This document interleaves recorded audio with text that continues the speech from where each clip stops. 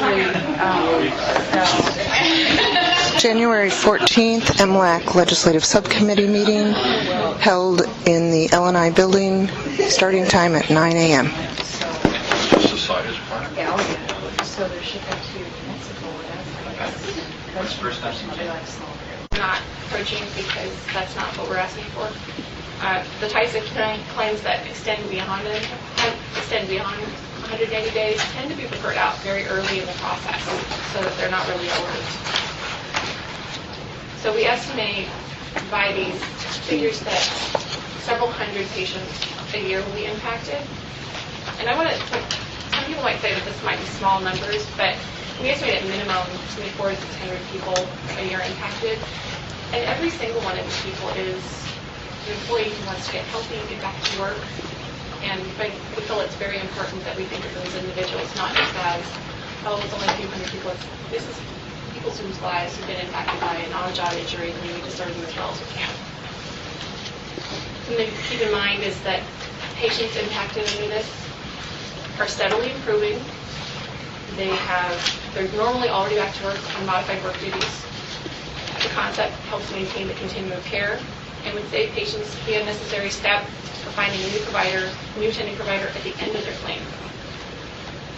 A brief review of claims for one insurer found that even by 60 days, most nurse practitioners, even with those with solo practices, have been in consultation with at least one other provider on these cases. It's most common with orthopedic specialists, neurologists, etc. So they're not working alone.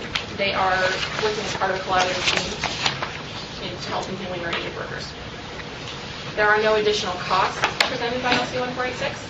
There would in fact be net cost savings to insurers and employers. Cost savings would be realized from the elimination of unnecessary referrals and resulting costs at the end of the claims. No additional time loss is requested beyond what is currently allowed. Specialists involved in these cases actually sign off during the global period of treatment if it's necessary, so we don't feel that it's necessary to request additional time off, and the insurers said that they weren't supportive of that. So NPs has shown historically, and the Washington studies that James is going to cover have confirmed, the NPs that manage these claims very professionally and work well in collaboration with the specialists to assist injured workers and close these claims efficiently and effectively. Our Ombudsman's office reports few or no complaints against MPs over the past several years, so we hope it will work 180 days. James Scott, any questions? James Scott, I'm a family nurse practitioner. I've been a nurse practitioner for about 15 years now. At Providence Newburgh, I've developed and opened the occupational health clinic there. I'm in Oregon. There are probably less nurse practitioners seeing injured workers because of the 90-day. The incentive when this thing goes to 180 will be more nurse practitioners willing to accept injured workers. The Washington State stuff I'll go over in a minute. When they implemented that, they saw the numbers go up. I believe it was around 10%. I'll go over more specific, 10-20% of claims accepted by nurse practitioners there. In that state, the nurse practitioners were already seeing injured workers, but they had to have this sign off by the physician. And when they changed that, didn't have to have that part of the law there, the numbers went on up and the access issues and everything went up, and I'll cover that more in a second. One of the things I want to state is that I think the issue we have here is more of looking as nurse practitioners as physician extenders versus looking at them as providers.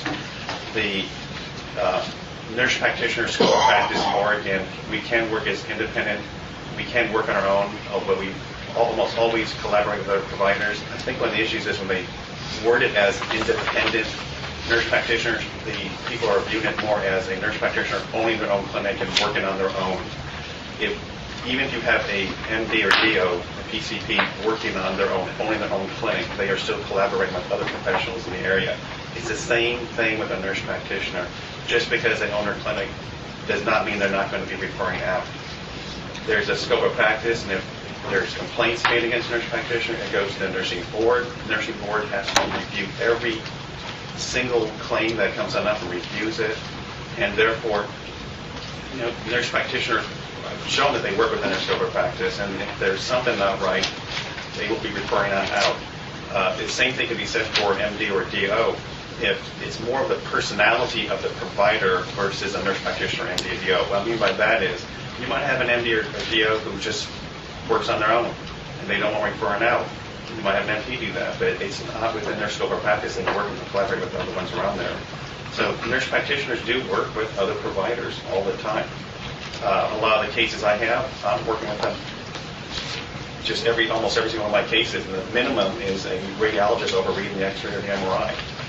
But the majority of my claims do have other providers, MDs, which are mainly orthopedic surgeons, neurosurgeons, and neurologists working with me on these claims. The issue that I find out is that I'm actually having PCPs refer to me because they don't want to see them in the area.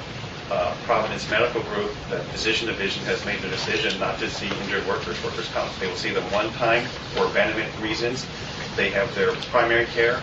They've got more people coming onto the panels. They need to focus on the ones that they have there for their primary care. And then so they have chosen not to do injured worker care. And probably part of it is the hassle factor for it. I don't believe it has to do with the reimbursement issues or anything like that. But most nurse practitioners, I think, would be willing to see more injured workers. Numbers will go up because if you have 90 days and you go up to 180, it's like, well, I can actually do something with this person instead of having to transfer them on out and restart the whole process over again. But the whole thing, again, is physician extenders. Is that nurse practitioners, we have our own licensure, we have our own DEA licensure, and we can work independently if we want to. MD can do that too, but we all work together on this.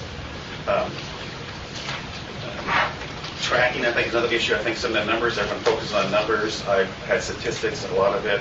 And I think the issue with the numbers that people will mention is the tracking. You have your tax ID number versus your national provider identificator number.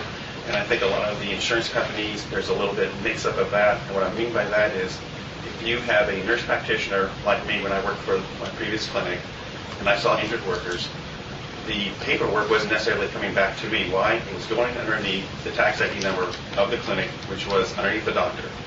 So what happened was the thing gets reported into SAFE or some other place, or I think SAFE uses MPIs now. But what happens is me seeing the patient get reported as the MD seeing them, because it goes underneath the tax ID number. So I think a lot of the numbers that you hear about MPs seeing patients is actually higher than it actually is, because a lot of nurse practitioners work more for a provider underneath the doctor. But they are collaborating with them, working with them, but the nurse practitioner is seeing them. But how can I word this? The nurse practitioner is seeing that patient there and is the one directly giving the care. And the MCOs a lot of times do not want to have an NP in the panel who works independently, owns their own clinic, on their own. Why? Because the 90-day rule right now.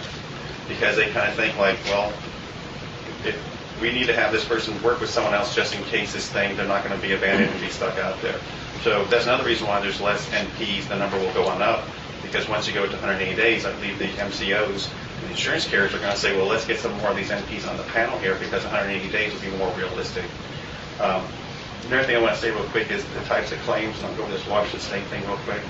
As an NP in primary practice, you do a lot of stuff. You might have somebody, my whole point is the claims are exactly the same just about. And my point is this, you might have somebody who slips on the ice in their deck and they hit their elbow. It's elbow contusion. They come into me, see them, do the evaluation, do the workup. You might have someone who's a security officer, the lights are off, they trip, and they fall and they hit their elbow, do something like that. They're the same type of injury. Majority of them are sprains, strains, contusions, lacerations. The Washington State report shows that too. The claims are almost exactly the same. So when someone says, well, we can't do this because of their claims go beyond 90 are more difficult than they go to a MD, the claims are the same. What happens is really the patient's pre-existing degenerative changes and issues. Everyone's different. You can't just say this elbow contusion is going to heal up in 1 month. A lot of times these people, when they first present to us, have been injured 4 or 8 weeks before they even see us. A lot of people, what they do is they go, I'll file my 801 claim, do the incident report, and then I'll wait and see if it gets better. If it doesn't get better, then they follow up. When they come on in, it's already been 4 or 6 weeks a lot of times when they first present for their care. The 180 days, I think the 90 days was a number that was generated to make all the stakeholders happy, but it was some arbitrary number that came out of nowhere that had nothing to do with medical literature or for specific reasons for reaching a medically stationary status.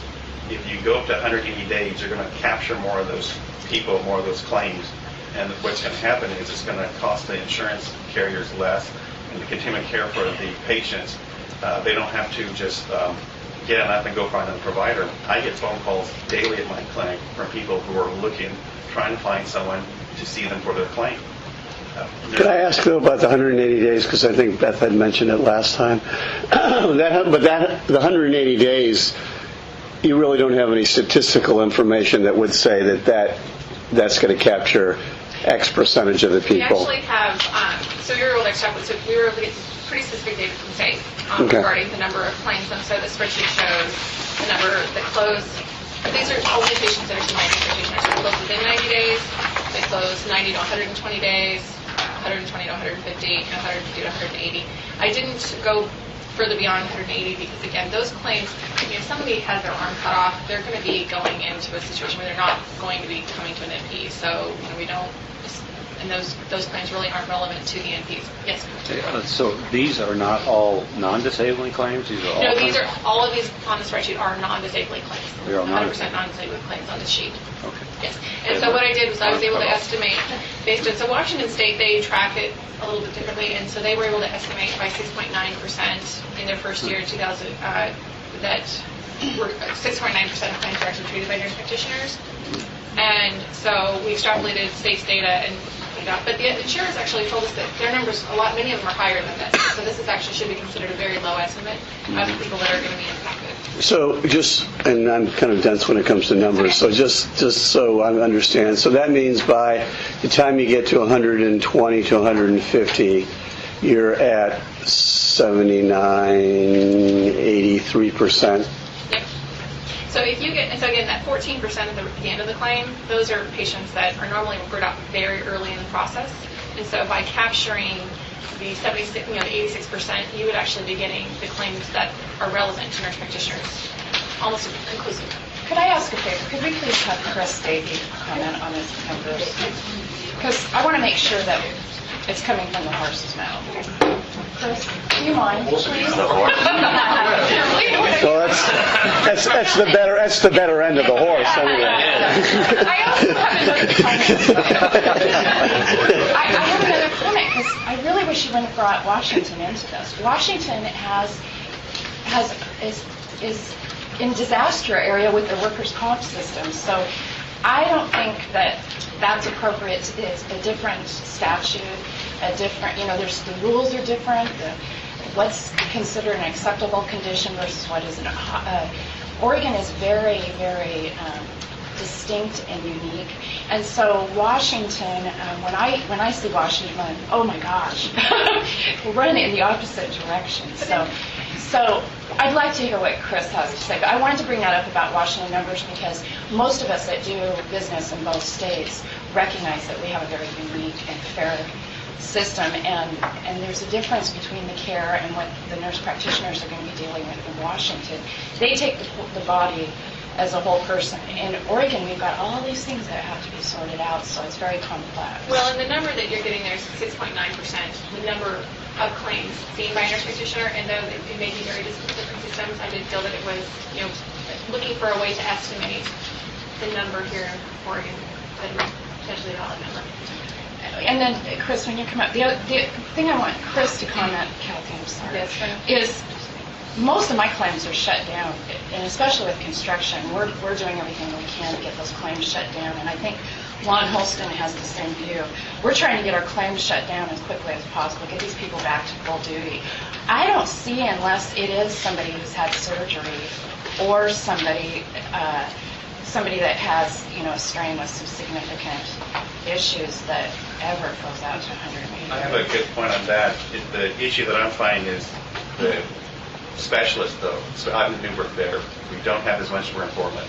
I have orthopedic surgeons there. If I say, hey, do you want to take over and be the attendant, or do you want to be the specialist on this? 9.9 times out of 10, they'll say, they'll be the specialist, not so the attendant.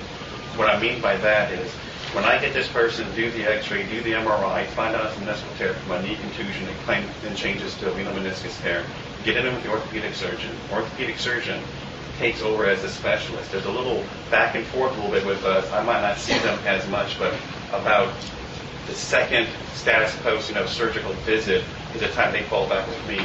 The surgeon's in charge during that global period for time loss, therapy, to ramp up their therapy according to the protocol for whatever surgery they had, and then also for any kind of modified work duties, time loss and stuff. What happens with that is they get through that global period. When they're through, they're surgeons. There's no more surgery to do, and they're going, oh, you still hurt? They might even repeat imaging. Oh, well, you know what? Go back and see James now and then. And then as the attending, it's up to me.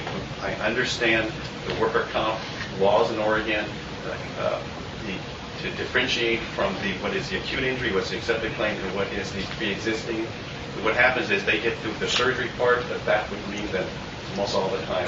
Back with me, they're through their global period. The person still might be in pain. They're back at full work duties. What happens, they might end up being there for 2 weeks, tweak it out a little bit. They might need a little more therapy. They might need a little more medication. And then I'm the one who closes out the claim. Those claims usually someone ends up getting surgery. The knee is usually stronger a lot of times. We're not talking more disability or anything like that. My whole point again in general was even the specialists do not want to be the attending on these claims. They need to have someone to be the attending on that. Is what happens a lot of times. Well, again, my point is that my claims are done before we ever get to 180 days for the most part, unless there is surgery. And most of our surgeons are the attending. I don't have that issue.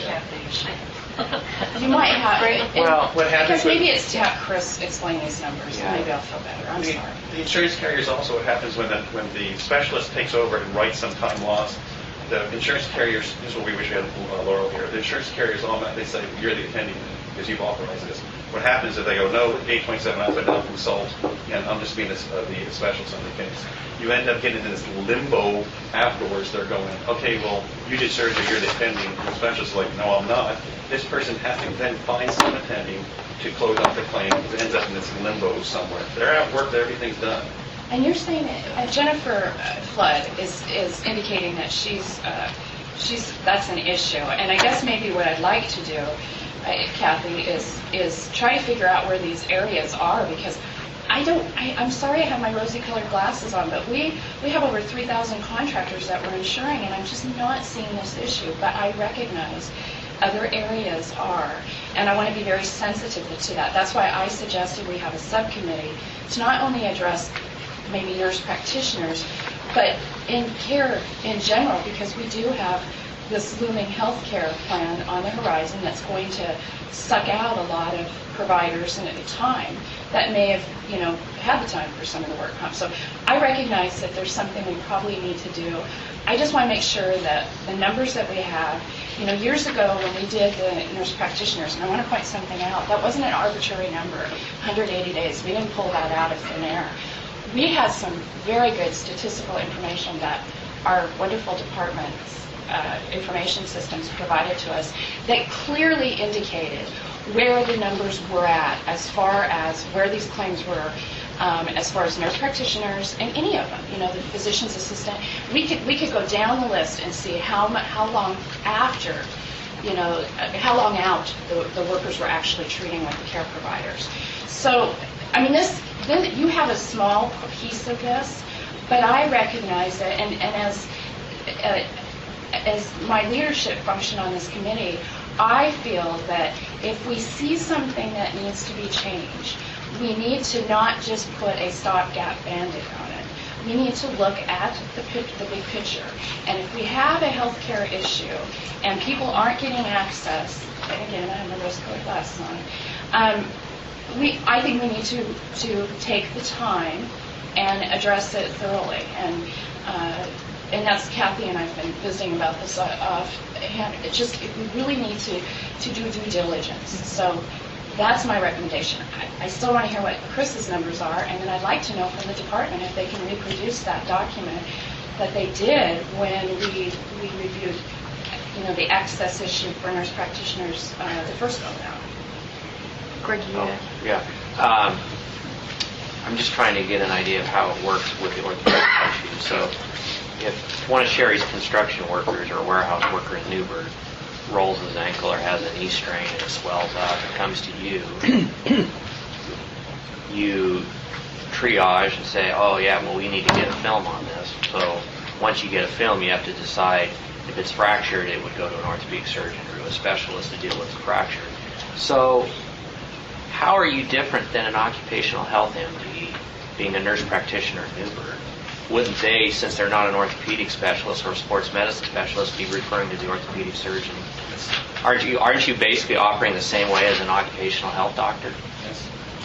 Within my scope of practice as a nurse practitioner. Okay. So it's all about access, is that we just don't have an occupational health doctor at Newburgh, other than you, to deal with this issue. Not necessarily occupational health. You have providers who just don't want to see worker comp. I believe I think the word I'm using is hassle factor is the main reason. Okay. So you pick up the stuff they don't want to do. Yeah. And I'm the only one there. And you're the only one who's willing and able and has a schedule to be able to pick it up. If there's a film that comes back that you thought this was a sprain, it's really a fractured ankle, you would send it to somebody in Newburgh who's an orthopedic surgeon. Depending on what type of fracture it was, if it's a toe fracture or a little chip fracture, those do not need to be referred on out. Just because someone has a fracture does not mean they got to be referred out. Right. Usually it would be you might do an x-ray, it was negative, they come back in presentation a week or two later, depending on how bad they are. If they're not improving within 2 weeks, 3 weeks, whatever, you get the MRI done, MRI shows something more. I go to the orthopedic surgeon would overread the MRI and say, you know what, I don't really think that's that bad there. You know what, fall back up to change over here. Okay. Or I might have somebody who has an issue back within their foot and their heel. What happens with that? I'll end up sending them to the ortho. Ortho's like, well, wait a minute, I can't do this. Goes over to the podiatrist. Podiatrist's like, well, I read it, it's not bad, go back to James. So a lot of times it's the consultation, not necessarily because someone has a fracture or a tear, does not necessarily mean they always need to have surgery. And that's where that is the consult specialist. Follow with me. If you don't improve in 2 months, come on back. Might be 2 months, imagine them. It's still hurting, it's not right. Then they go back over there. That's where the 180-day part comes in. So regardless, well, the scope of practice is different, but if an occupational health doctor had a fractured ankle, they're going to need 180 days, too, to go in and out of the orthopedic surgeon's office and back. Right. And also the part of the worker comp part is not necessarily the medical part, the pathophysiology for when does a sprain, strain, or contusion heal. It's more of the IME, what is going to be accepted for the claim part. And what I mean by that is, like right now, I've probably got 5 of these ones that come in. The IME came back in where I state this, the IME states the same thing, and the orthopedic surgeon I sent to also states the same thing. I'm as the attending. I've got 110 days the IME was done and came on in. I'm passing my 90 days. Mm-hmm. That person has to find someone else who's willing not just to take over the claim, but to agree with 3 other people. That is kind of hard for them to say, I'm going to go ahead and see and agree with it. So if between 90 and 120, this person is not a surgical candidate but needs physical therapy, who writes the prescription for the physical therapy? If the law was changed, it would be the attending is the one who writes it. Right. The surgeon only does it during the global period. Okay. That's what I wondered. So really, in essence, you're taking stuff that other people don't want to have access to, but we need to have access for our workers. Right, and I think if you actually make it more realistic from 90 to 180 with the hassle factor part of workers' comp, to make sure that these claims are managed right. Remember, nurse practitioners are not just medical providers. We're also trained as clinical nurse specialists. We management. Okay. We manage claims. That's what makes us really good at doing this stuff. Didn't I hear last time can't we request an extension from the 90 days on an individual basis? Little clip. Within an agency. That's what the Right problem now, is then. can we, Yeah. Like MCOs only, but MCO. one of the things is you can't be asking for kind of special on every claim, and the MCOs don't want to set policy on this. They want to look to MLAC for the leadership on it. Well, then, my recommendation is that we look at those MCO rules and see if there isn't something that can be more clearly defined within the MCOs. As part of, as what we're looking at as far as information, is why that I have always been under the assumption the MCO, as long as they're managing it, have the ability within their own guidelines to do the extensions. But if they're afraid to do something because they feel that they don't have the ability, we probably should be looking at that as well, because the MCOs, we really look to them for the case management and the expertise in the area of providers. So, I mean, that should be something added to the list of information. Well, there's 2 issues then. One is access, and the other is the number of days. Yeah. And I have the same problem in Big River. But I'm not convinced that extending the days is going to open access to our folks out there. I just don't, I don't know. I don't have that data. And I do wish Laurel was here. One of the things that she had said was that if it was extended to 180 days, that she and believes many of the other insurers would feel more comfortable adding NPs to their panels, so that in some of the counties we have no doctors currently, as the maps we had provided last time showed, but there are NPs in some of those areas. And so if we can encourage the NPs to be more willing to take on these claims, because at this point now, if they can only see a patient for 90 days and they know they're not going to be able to close out the claim, or if an MCO, doesn't have a doctor nearby who can take over that claim at 90 days, you're just like, they disconnect. They don't want to necessarily add themselves or add or be added.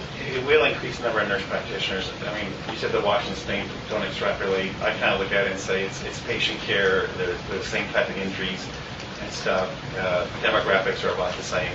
Is that when they in Washington State was just the signature part, had to have some provider do that. Just by having that part removed, it went up 10%. You're talking 90 days, 180. More nurse practitioners are going to be saying, you know what, if you give me the authority, I'll take it. But also the MCOs are going to say, this nurse practitioner, only 90 days now, we're not going to let these NPs work on their own. If you go 180 days, the MCOs are going to go say, okay, well, this is more reality check here. These claims can actually be open, taken care of to fruition, and then you can end up closing them completely. It's not that because you go 180 days, these are all going to end up being 180 days. It's more that you're going to capture more there is what's going to happen. The access, again, is the main issue we're talking about here. And I think there's, with the Office of Ombudsman, it's not just rural, we all know that, it's also urban, a big chunk of that. Well, I agree with Kathy. I don't see how by the number of days, you say it's an access issue, but really the 180 days is beneficial to you all. And I'm going to say the hard stuff here. I really want to make sure that, if we make any changes on this, that we're looking at the system as a whole. And this is about injured workers and employers. Those are the primary stakeholders in this. And again, please don't bring up Washington too. I have claims up there that just never end. And it's not nurse practitioners. It's just the way the system is. And so it's a very difficult system. And, we will probably agree to disagree that there are two different systems. And, Washington claims are very, very expensive if you do get somebody into the system, whereas Oregon has all these wonderful tools and resources that really motivate workers. Washington doesn't have the return to work motivations. They're looking at it. Gregoire is looking at it now, but they don't have that. So there's a lot of really good tools within Oregon. We do have it. I agree that there's an access issue, especially in these rural communities. I still fail to believe that there's an access issue in Portland, Oregon, or Newburgh. I lived in Newburgh. I can't imagine that there's that kind of, especially with all the facilities that have gone in down there. Now, I will agree that there are doctors that don't want to treat because of the hassle factor. We really, as a group, need to try to put our heads together and figure out this hassle factor, because that's not just an Oregon issue. That's a nationwide issue when it comes to workers' comp and trying to veer away from it. So the division has been working on that. Yeah, and so that's okay, and maybe that's getting an update from them, so we can address it as part of this subcommittee, that group. I bet Kevin Willingham could do that for us. And I'll address Newburgh in particular. We're down 4 primary care providers in that small community. To go see, I'm going to take my kids to a new doctor, not even a pediatrician, just a new doctor. It's a 5-week long wait to schedule an appointment. So when we say that they're not willing to, it's because they're overwhelmed. We do not have enough providers, even in many of these communities. And so it's not just that, the hassle factor, they're overwhelmed. And that's going to happen more when 35 million more people get on the healthcare roll. I just want to say something real quick. The Washington State stuff, it's not necessarily, I do value it because I think the main thing that a lot of this stuff shows here is there is not that much difference between the care you get from the MDVO or the MP. I think the system might be totally different. I agree with you on that. I'm not disagreeing, but a lot of this stuff here, when it starts talking about that claims were the same, that there was, no meaningful evidence with the percent of protest appeals or attorney representation. A lot of this stuff has to show that the care is the same. So I think the system's totally different, but I think these are of value because it shows that the care is the same, the outcomes are the same, and if the MDZOs have no time limit on them and there's a restriction, I think that is what is limiting a lot of NPs who want to see it. And also, if you talk about 180 days within primary care, I might have somebody who I see them for, ankle sprain or something like that. Pneumonia, pneumonia is not a good example, but ankle sprain, back sprain.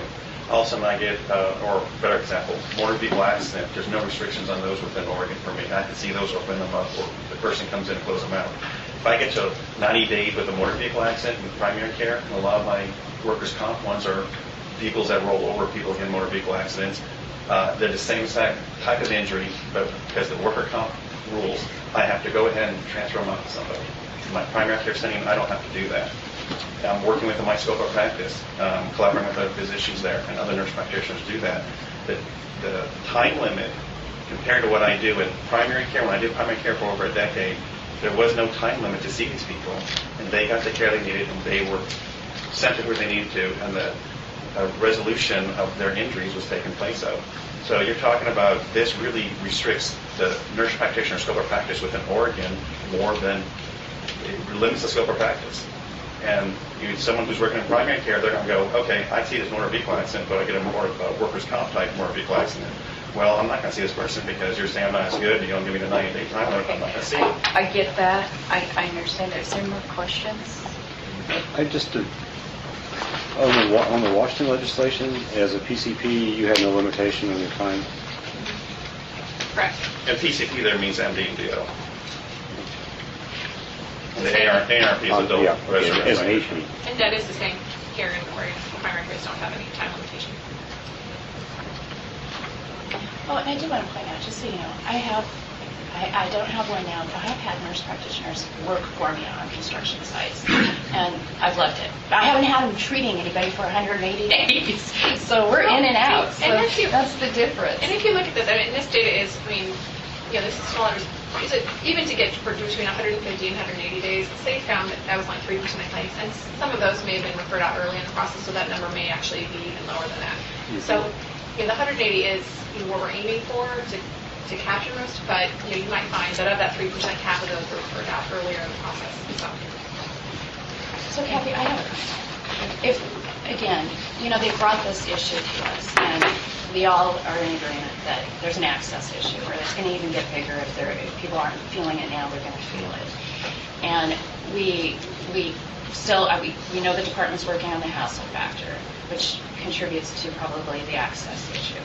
The MCOs are timid in how to set up their policies to allow for maybe some extensions, and that's why we had MCOs in the first place, was to try to sort all of this out, and make sure that workers were getting care and access to the providers they needed to.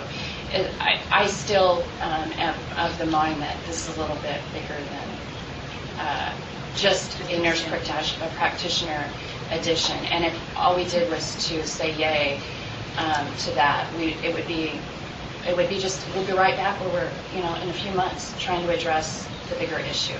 Which, if you guys truly believe it's access, then it's not just nurse practitioners that we need to have workers have access to. It would be the other providers on our list of changes that we've been making over the last several years. I know that there are greater things that could happen within the workers' compensation area. I know that there are other improvements that could be made. But I also know that by passing this legislation, we would be able to help hundreds of patients per year now, and be able to, at no additional increased cost to the insurers. In fact, there would be a cost savings. We can have a win-win for the patients and for the employers at this stage, right now, this session. And so I hope that we can. Just one thing real quick too. Adding on the other providers, I think the point I'd like to make is an MD, DO, nurse practitioner, medical providers. It's a big difference, I think, there between someone getting injured and some of these claims of someone going to a naturopath, chiropractor. Chiropractors cannot prescribe medications. pain meds, muscle relaxants, anti-inflammatories. Naturopaths are totally different scope of practice and how they treat everything.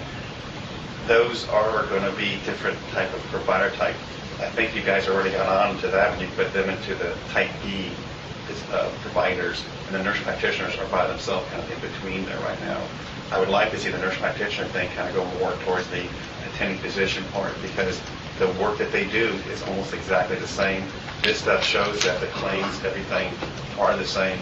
But I think, she's talking about access for more, or increasing the, I'm assuming, the time frame for naturopaths, chiropractors. I don't know, and then you might be adding on massage therapists, people who do Reiki, aromatherapy, I don't know. But nurse practitioners, MDs, and DOs are more in alignment than all the other providers.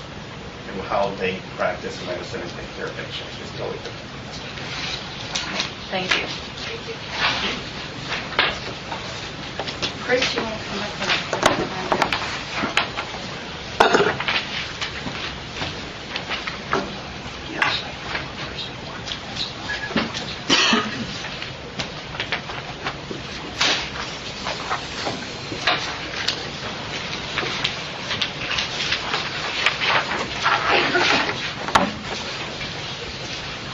Thank you. I'm Chris Davey from Safe Corporation. I spoke to you when this committee last met before Christmas on this subject, and I had some early numbers that I believe I just got that morning that gave some indication of the duration of treatment for nurse practitioners and other kinds of medical providers. And since then, had email communications with Beth about refining those numbers, and I was able to, earlier this week or maybe towards the end of last week, to get some numbers that I felt comfortable with, and that I then did share with Beth, and that she has incorporated into the handout that you received here. So let me give a little more explanation about that. In order to get claims that are mature and are as recent as possible, but have had a chance to sort of run their course, I didn't use 2010 claims, I used 2009. Obviously, somebody who was just injured at the end of 2010 hasn't had a chance to be treated for 90 days or 180 days or whatever. So we went back to 2009. During 2009, we received around 30,000 new claims. Now, Beth said that the numbers that she has produced here were for non-disabling claims. That's not correct. The numbers that are on this sheet and the other sheet are for all disabling and non-disabling claims that SAFE received. We received about 30,000. During 2009, 1,031 of those claims began medical treatment with a nurse practitioner. So the population we start with is 2009, who was the first attending or treating practitioner, and it was a nurse practitioner.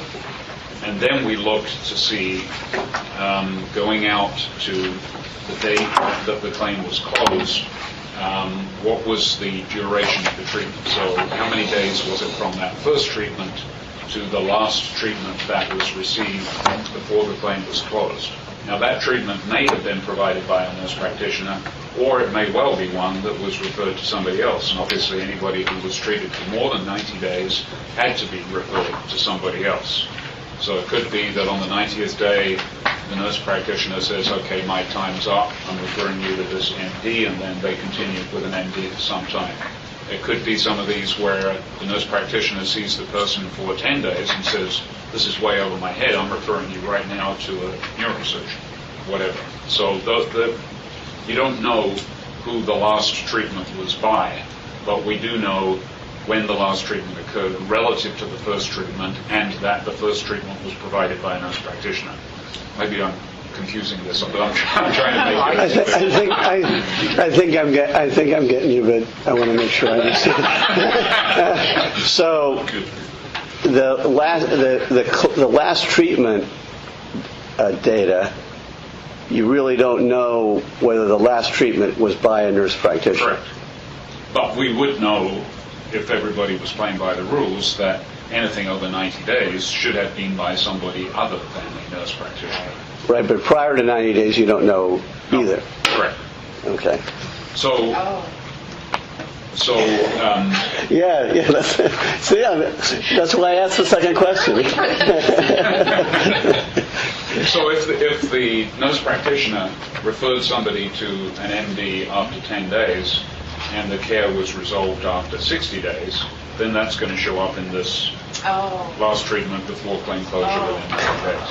Okay. So then just to summarize the numbers here, 74% are done within 90 days, who began with a nurse practitioner. And then if we go to the other extreme, the people who would not be covered by this bill are the 14% who are still beyond 180 days. What you got in the middle is this 12% group. So that's 124 workers out of our 30,000 claims, but 1,031 who began with a nurse practitioner who would be affected by this bill. But that's the maximum, because, as I said, some of these may already have been referred to another kind of provider before the 90 days was out. You look like you have a question. Well, it could be more than 124. You're just saying that because you're not counting any of the 74%? Well, the 74% aren't affected by the bill They're because close with the they're 90. Oh, I see. Okay. So it's all right. That's right. Right. So it's only the three in the middle. right. Okay. So out of that 124, some of them are people who have, before 90 days, were already referred to another kind of provider. Right. Also, anybody who needs to have time loss authorized beyond 60 days has to go to another kind of provider, and some of those will be in that 12%. And anybody who has permanent partial disability has to be rated by an attending physician. And I actually do have numbers for that. Out of those 124, 13 had permanent partial disability. Again, I don't know whether they ended up with a nurse practitioner. Well, they couldn't have done because they were over 90. an attending physician. Right. And they were over 90, yeah. So 13 out of those 124 actually were with an attending physician and had permanent partial disability.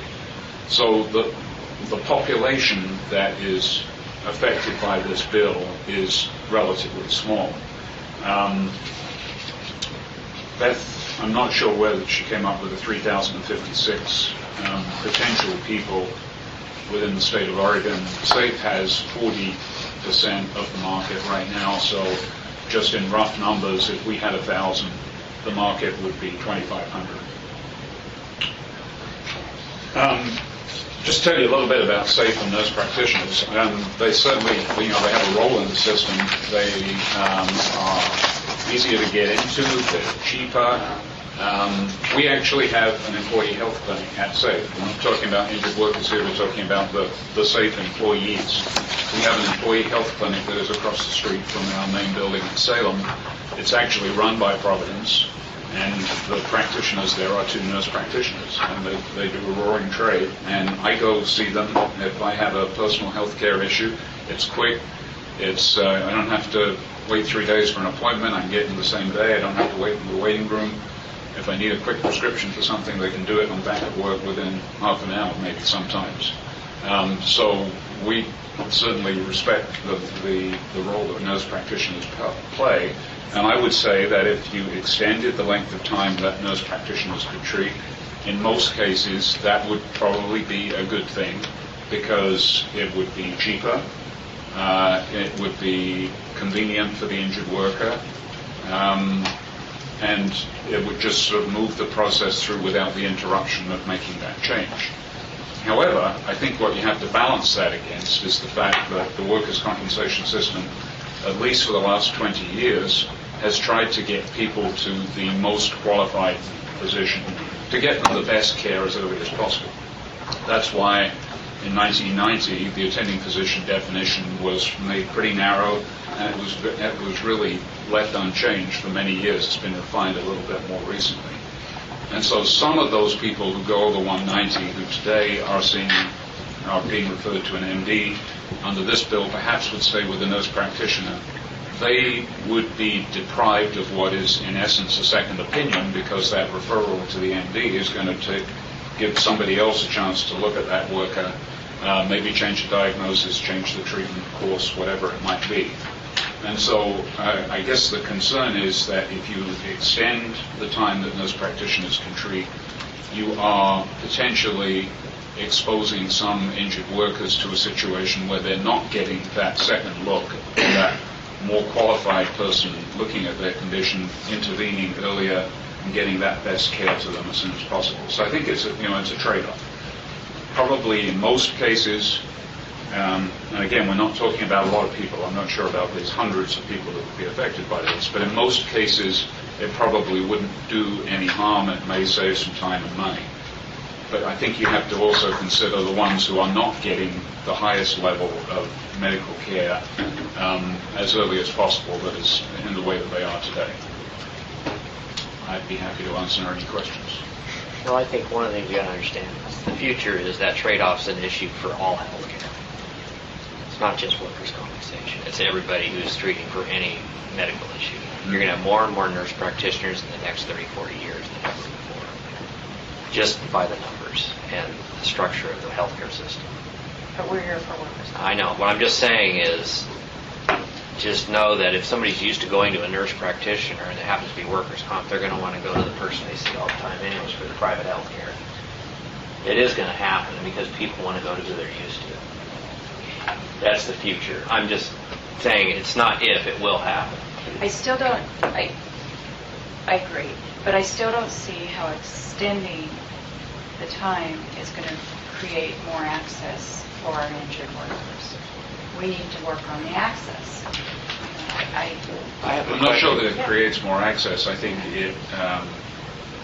it saves some time and some hassle in having to move from the nurse practitioner to an MD. You've still got to find an MD that's, today you've got to find an MD that would take the injured worker, and I don't have any information about the Newburgh area or what that situation is. If you extend the time, then of course that person, you just stay with the nurse practitioner a little longer, and you don't have to go find another MD. But this doesn't actually. It doesn't help the. This doesn't make any more doctors more willing to treat injured workers. One other question I have is a location. You may not know this either, but of that 14%, how much of that was urban versus rural? I don't know that. Okay. And that is a subject that came up, I believe, at the last meeting too. And I did point out in an email that I sent to Beth that when nurse practitioners first had authority to treat in the state, that was limited to rural hospitals or areas that are served by designated rural hospitals. And that was simply because there was an issue of access in rural areas, and we all know that. I mean, obviously it's much harder to find an MD in Burns than it is in downtown Portland. And so if you were interested in this bill and felt that there was there are some areas where it could be beneficial, it would clearly be more beneficial in a rural area than it would be in urban. So I think you could certainly consider whether you could do this in one part of the state and not in another. Chris, if you know, how has SAFE been balancing this health access issue? Are you identifying that there's some major gaps and that there is in access? Access, and that workers aren't getting the care that they need right away? And is it limited to maybe attending versus specialist care? I personally have had some issues where I've had to recognize that it's a little bit more difficult to get a worker into Dr. X versus Dr. Z, and you're working with the worker to find the doctor that will take him. But typically, that's an hour out of the day. It's not something that's taking a significant amount of time. Well, first of all, we have managed care contracts with a number of different managed care providers. Part of their responsibility is to make sure that people can find a doctor within their network. That works in some cases better than it does in others, but nonetheless, there is an intermediary there who is helping us to make sure that we can get care to injured workers as early as possible. But the access issue, I think, is worse than it has been. We've heard about it for years. For a while, it was, I don't know that there were necessarily the numbers to support it, but we've certainly seen in the last 3 or 4 years that there are parts of the state and certain medical specialties, and I would think of orthopedics as an example, where doctors have decided they do not want to treat injured workers anymore, partly because of the hassle factor. Presumably also because they've got enough business coming from other sources that they don't need it, and that the rate of compensation for them isn't adequate to cover what they perceive to be the hassles. So the Workers' Comp Division has a hassle factor committee that's been working on that. We, at SAFE, we have a strategic plan that we update every year, and it's a 3-year rolling plan. And out of that, we have a number of tactics that we want to accomplish within that plan. One of our new tactics for this year is to just address the hassle factor issue ourselves internally. Working with the department on the things that are going on there, but what are the things that we can do to go out and talk to doctors and encourage them to be willing to treat injured workers? And we're just going to develop a whole plan about what we can do to encourage physicians to be willing to treat injured workers. So it is an issue, yes. I hope you share that with the department. There might be some points there that help them. Well, we're just thinking it up right now. Okay. No, I think that's great. I like that. Chris, do you have any idea how the claims costs, the overall costs are affected by the 90-day clock running out and having to change providers, possibly duplicating some of the analytical part of it? I'm just trying to think whether there would be a way to do that. The numbers that I have right now don't include claim costs. So I don't have any ready data that associates what was the cost of the claims that are in the 3% or 4% category. I could look and see whether it's possible to do that. And then on the access, it sounds like you have some confidence in nurse practitioners personally and professionally. So when you do this outreach, this access, the point that was made here was that if there was 180 or 120, just an extension of time there, that they were allowed to operate as attending physicians, that would encourage more providers, nurse practitioner providers, to get in the game, so to speak. Do you think that's a valid point? I'm not sure why it would have that effect. Any more questions for Chris? Thank you. We've got one more. Courtney?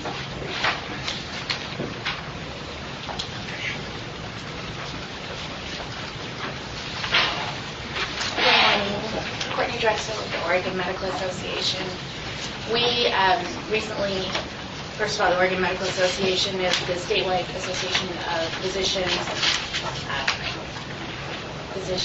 and medical assistants, or medical students, and physician assistants. And we have a workers' compensation committee of our own internally, and that committee is made up of physicians and medical students who see workers' comp patients on a daily basis. We met with the folks, proponents of this bill, just on Wednesday, and had a very good discussion about the issue. And in the end, our physicians aren't looking at this as a number issue.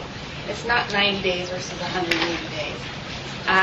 For them, it's the quality and the care of that patient and that injured worker.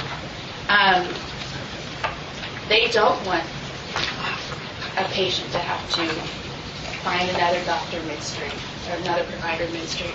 They don't want injured workers not to have access to care. And I should start off very broadly. Yes, the OMA is very aware there's an access problem, and we work on this issue every day. Not just here in our state, but federal. And we are looking at all different ways to make access for all Oregonians easier, especially as we get more people insured. We're going to have a problem. We all know that, and we're working on that. But for this particular bill, we don't think this bill really does anything about access, because they already have access to nurse practitioners. They already have access to physicians. We understand it's hard to find them, but they have that access, and the rules are clear. And again, we're not talking about numbers. We're talking about quality of care. So with that in mind, we are fine with extending nurse practitioners' days to as long as it needs to be. But what we would like to see is some kind of check-in, some kind of consultation, some kind of making sure we're all heading in the right direction. The two heads are better than one concept. And that's happening. An IME is that. A consultation and a referral to a surgeon is that. These are happening already. We just want to make sure that it's explicit, that is happening, and that we're just all on the same page with the care of that patient. And we're not missing anything. So, again, if it needs to be moved up, if we feel that's going to help get access, then let's do that. Let's just make sure that care is what it should be. Any questions? Well, I'm curious if you all have had a dialogue about the other providers. We talked about, like you indicated, you have the physician assistant under your purview. Have you all? We haven't had the large discussion. When you brought that up, Sherry, I think that's a great idea. I think, we should have a kind of a bigger discussion about these different numbers and who sees when and how many days and all that stuff, and really focus on the care. What's the best care for those patients? And we would be happy to have that discussion, be part of that discussion. Anything else? Thank you, Courtney. Big flood. Yeah, we have 3 more folks that just signed up to testify, and we're past the timeline. Do we keep We have going? flexibility, though. Yeah, we have a little flexibility, but I'd certainly move it along pretty quick. Brian? We're in a time here. For the record, Brian DeLeischman, representing the Oregon Nurses Association.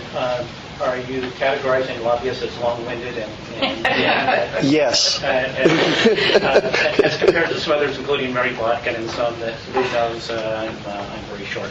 Let me respond to a couple of things. One is the second look feature that you're talking about. And SAFE brought up as a second look because you got 90 days and then somebody gets a second look. Let me first say that in any other health care system in the state, there is no required second look in statute. So let's just put that out. So a nurse practitioner working in a regular health care system doesn't have a second look. Unless within their scope of practice and their expertise, they say, listen, this patient isn't getting any better. I'm going to have somebody else take a look. That regularly already occurs both in the regular health care system or in the SAFE system.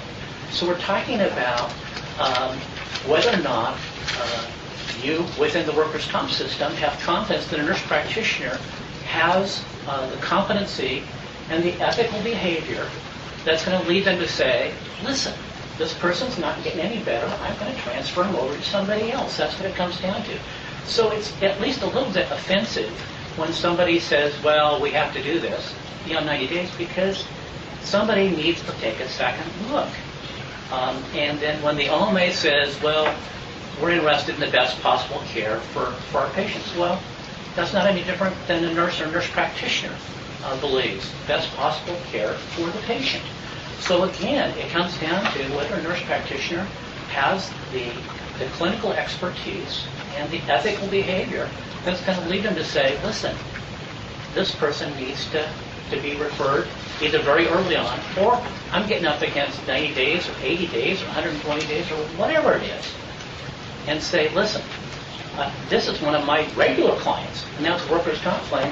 They're not getting any better. This person better be referred out. So, Well, Brian, and the nursing board monitors that.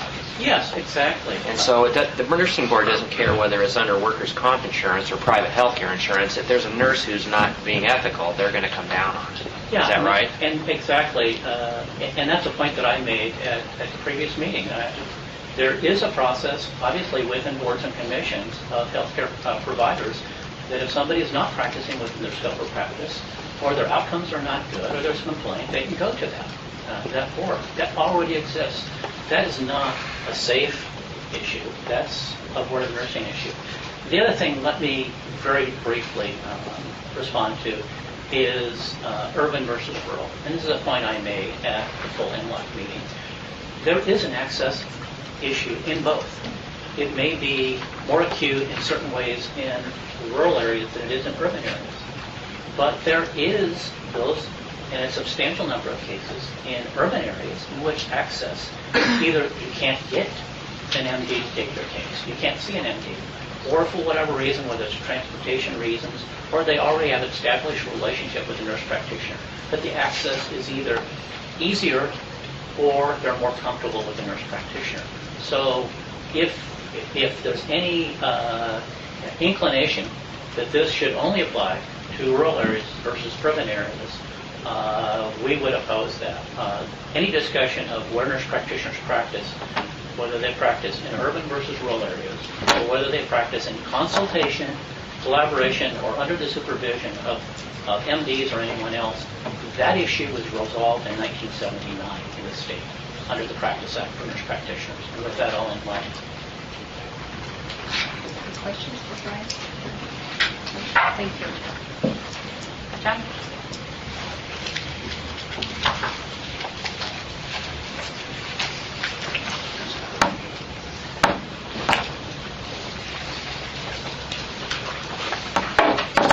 Thank you, Madam Chair, members of the committee. I'll try to go through this quickly. I passed out a memorandum. You'd asked the department to provide some data on the legislative changes that provided nurse practitioners the authority to act in the same capacity as an attending physician.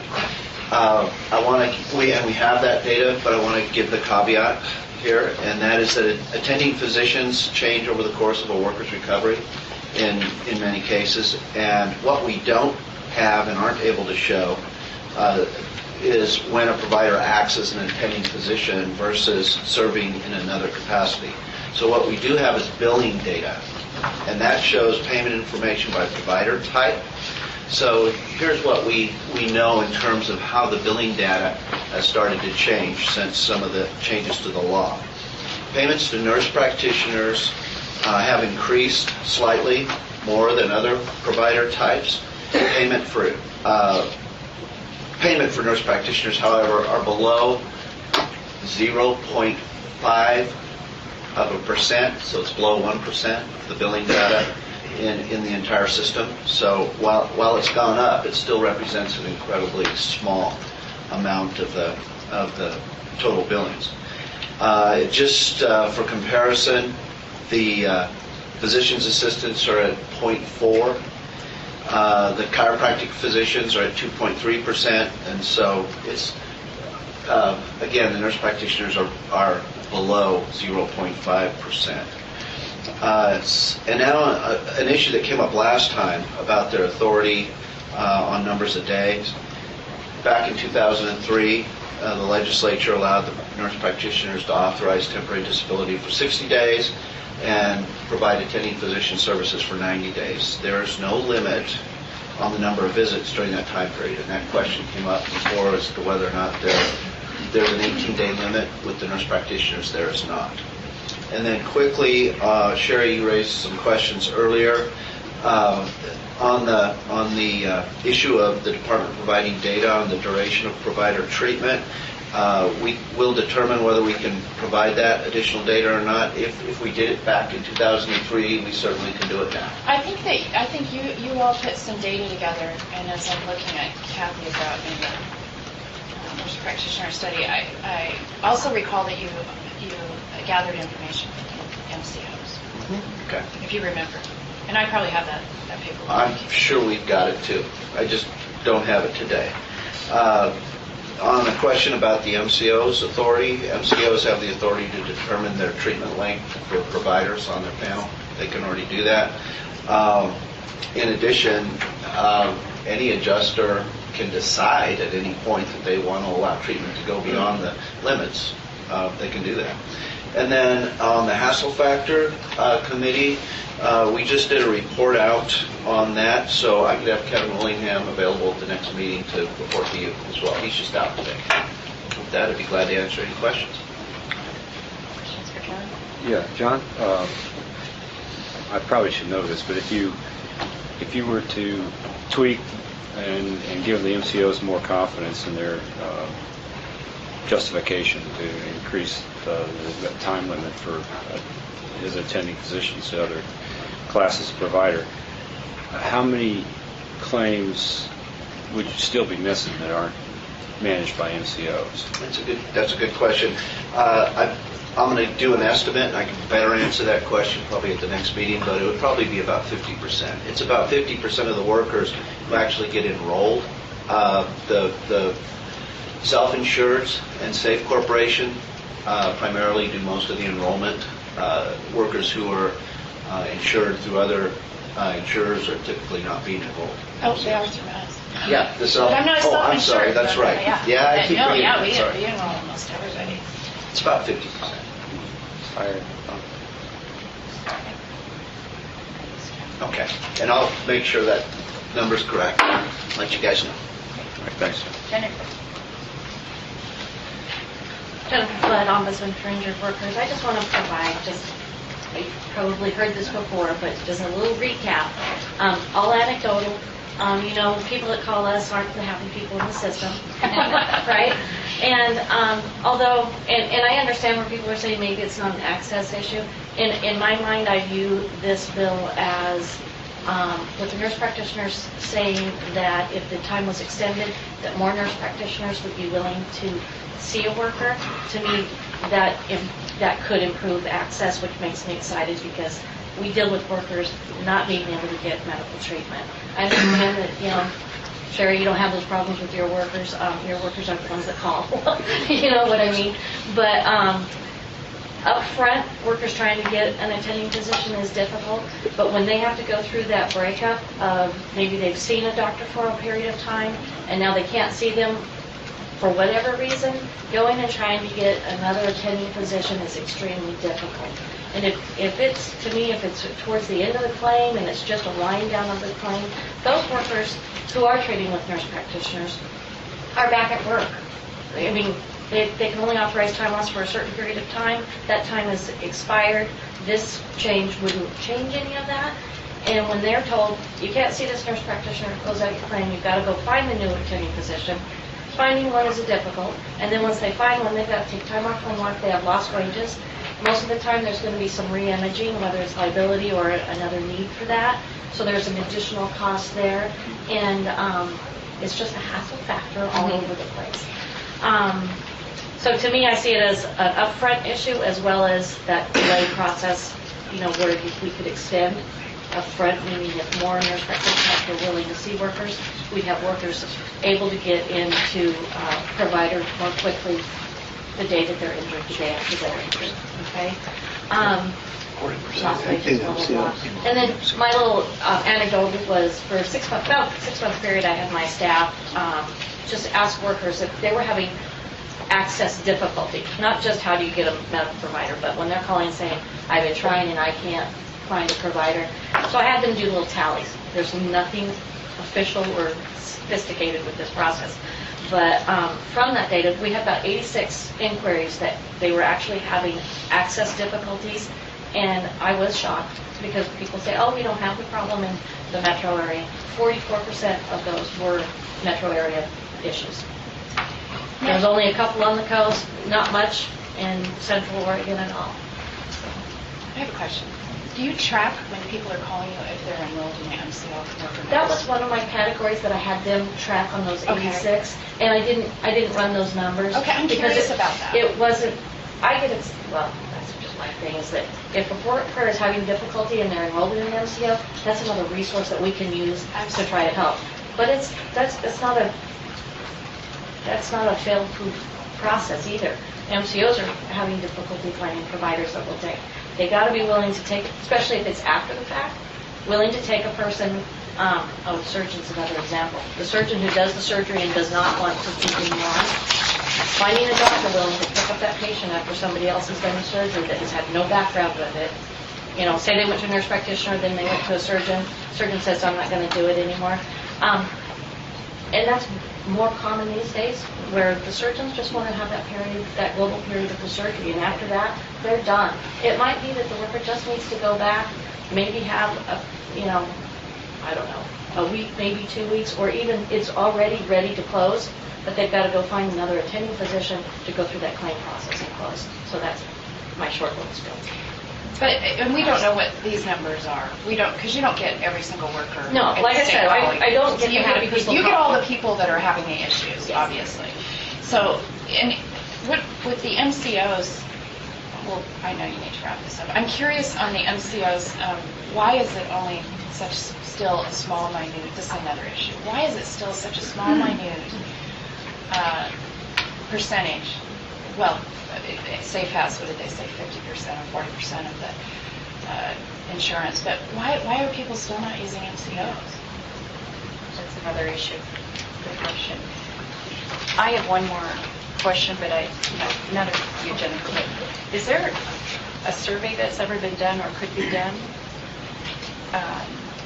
the nurse practitioners, to see how many would take injured workers if we extended the time? John, I know we had a survey, but it was of workers, not of providers, right? That's correct. I'm not aware of any survey we've done yet of the nurse practitioners themselves. Brian DeLight, representing the Oregon Nurses Association and the nurse practitioners, are a member of that. We do regularly do surveys of our membership, including specialists like nurse practitioners. I will have to go back and look about that particular question. I'm not aware right offhand if that's been a question that's been asked directly. Thank you. Anything else? I don't know what your next step is, but we do have to resolve this at some point. I'm still really, I need to read what we've got handed out. And I'm not sure we have all the data that we need to make a decision. Well, I personally think it's a bigger issue. I really think that we need to, there's a lot we talked about. I think I made myself clear. There's a lot of issues involved in this. I don't think it's just that, I agree with Courtney, I agree with Jennifer, I agree with Beth. It's an access issue. Even though I don't have the issue, it is an access issue, and we need to look at it. If we're going to make a change, why don't we look at the picture as a whole? We're going to have to do it. If we don't do it right now, we're going to have to do it by 2014. So I think we need to do due diligence. That's my personal. John? Yeah, I'll speak up to this. I support the concept, and I heard a lot of other support in the room. And I agree with you. The last thing I want to do is just now, well, it wouldn't be now, probably too late, but to have other classes of providers come right back to us and start this whole process all over again. You know, what you did with the nurse practitioners and how we expect the same treatment over here. And I don't want to go down that road either. But I also see this is a class of provider that's taken a lot of time and diligence to make their case, and it all makes logical sense to me, too. And I'm going to comment on that as it is a bigger issue of access, but nurse practitioners are aligned with MDs and DOs. They can prescribe medicines, they can treat, they have the connection and the linkage direct to that profession. Whether you agree with it or not, the MD echelon is how we deal with healthcare as the primary healthcare system for occupational injuries. And the nurse practitioners are the natural ones to take cases that the MDs are not willing to take because of the, quote, hassle factor. I don't see chiropractors, naturopaths. The others have roles, but not the same kind of role that nurse practitioners have to MDs and DOs.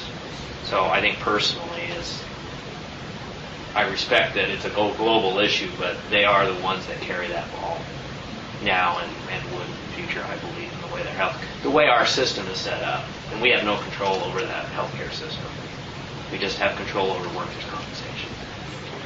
You don't have to make a recommendation to the full committee, but I think at a minimum, even if you're not going to do that, it would be, I think, making a report to the full committee at the next meeting and giving the rest of the committee kind of the various perspectives, and then I think that MLAC has to make the decision. But the subcommittee doesn't have to make a recommendation. Clearly, there's a variety of opinions. Yeah, there is. I'd like to chime in as well. This is Pam. I have heard everything, and I also know what's happening right now in terms of what it's looking like for the future of medical providers, both physicians, GPs. We're facing a huge crisis coming up in terms of the paucity of doctors that are going to be available, as well as nurses, quite frankly. So, especially if we're going to be looking at the future and looking at some of these rural areas, and if we can make it easier and perhaps, in fact, less expensive because and less of a hassle for the individual and for the system overall, if they're staying with one practitioner, if they need a nurse practitioner during their case, and if it extends a little bit past 90 days, they should be able to stay with that person. Anyway, that's my thought on it. Thanks, Pam. Well, I just support this. I want to give my bits in. I think if nothing else, it'll help alleviate the problem of getting the doctors to take the cases. I think there's more to it there. I don't think it's just, I know that they're working on it and stuff, but there's something big there. So, and I don't see any negative on extending it. Everything's positive. It's kind of like I take my car to a mechanic, and if I went and said, hey, you had it 2 weeks, I got to take it to another one, the next guy's going to charge me. He don't want the hassle either. So if you look at it in that simple term, so I support this. I think it's positive. I understand people may not want to jump in it to look at more and stuff, but I don't see much on the negative side, especially for a quick infusion. But that's my opinion. So I think we'll talk to the chairs about putting it on the next MLAC meeting, and I guess people just need to mull this over. Right. I think we'll make sure, because we don't have a full committee here, just want to make sure that the various perspectives are presented at the full committee. Did we ask Matt to comment on this at their next meeting? The last meeting? Did we ask them to do that? Because I really want to make sure when it's medical, getting more into it. Okay, I think you can adjourn. We are going to adjourn. Do you want to take about 5 minutes to regroup?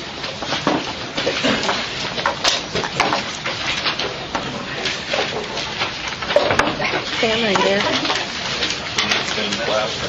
Okay. I'm going to put you on hold during this 5-minute recess. And probably right at the end of that 5 minutes, I'm going to try to get Lon back on the phone and see if we can get him back into the conference call, too. So, okay. Bye.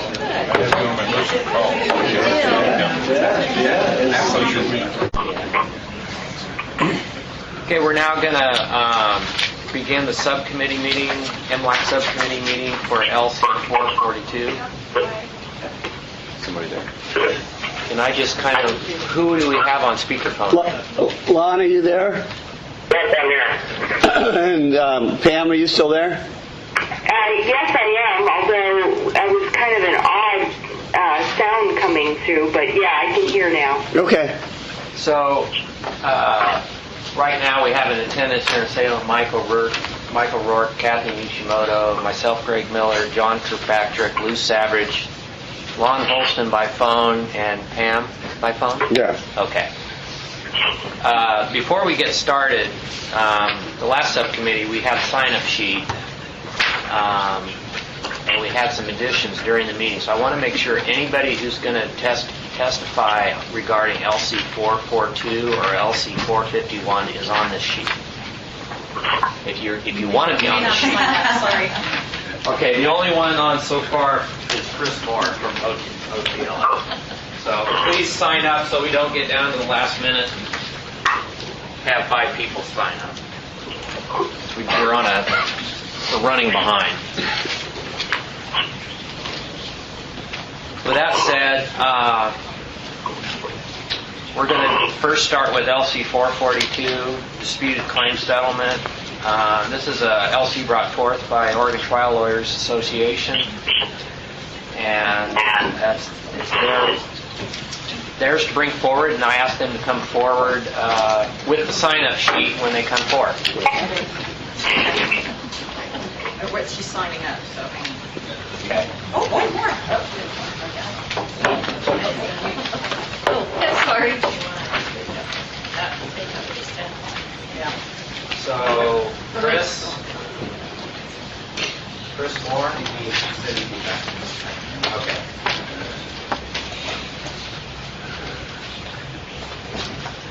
You have Courtney's testimony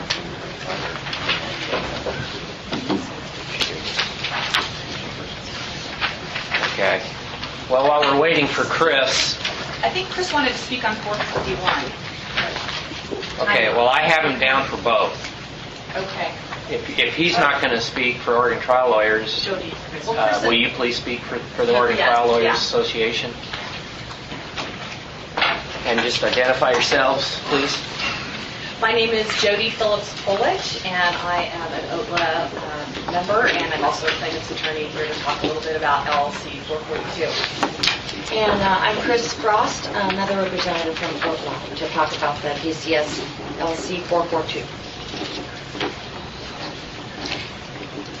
Well, we have, last time, as you might recollect, we had a presentation and some issues were raised. The current draft of LC 442 made some broader changes, some of which were brought up by Jennifer in terms of at the last meeting, after we took a look at that after the meeting.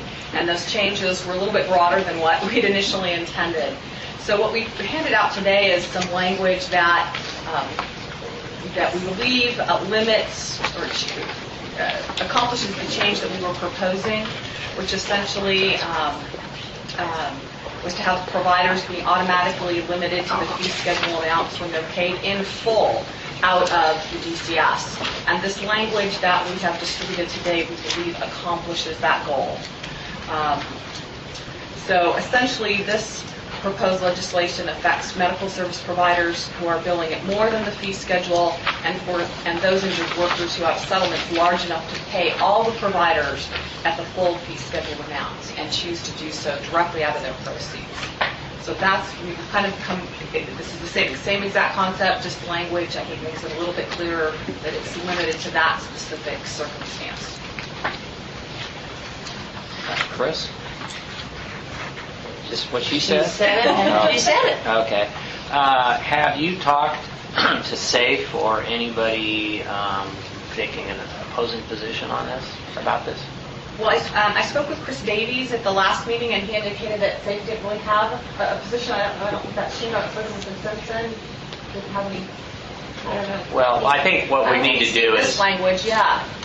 as a matter of, for the record, we need to have Chris just comment on whether they are pro or against this bill and let him talk about that. But that's pretty short and sweet. If it's all here, is this all we really need to look at? That's correct with the different language change. Okay. Yeah. Okay. Yeah. And Chris, have you looked at this? You just got it? In the last 30 seconds. Okay. I haven't quite absorbed it. Oh, okay.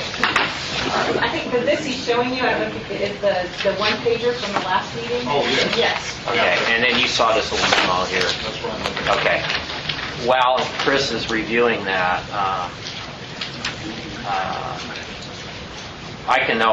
I'll speak to our counsel at Liberty Northwest. They don't have a problem with it as the way it was written for the last meeting. So that's good. Yeah. It's a good thing. And I know that you've got this in the written materials, but could you just summarize for the record kind of what you're trying to accomplish here? Well, currently, when we have a DCS,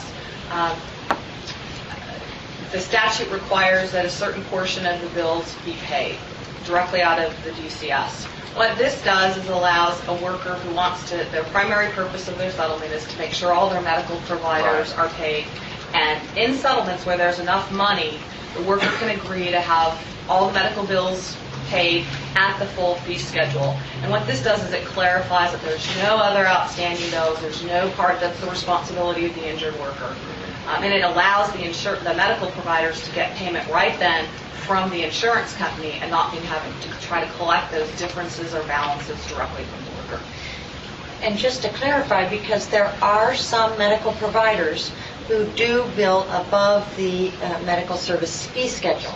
And under the current law, unless there's a specific negotiation between the claimant's representative and the medical provider under the current law can go back and say, hey, the audited or the fee scheduled amount is $600, but we billed $1,000 and we want that $400. So this eliminates that.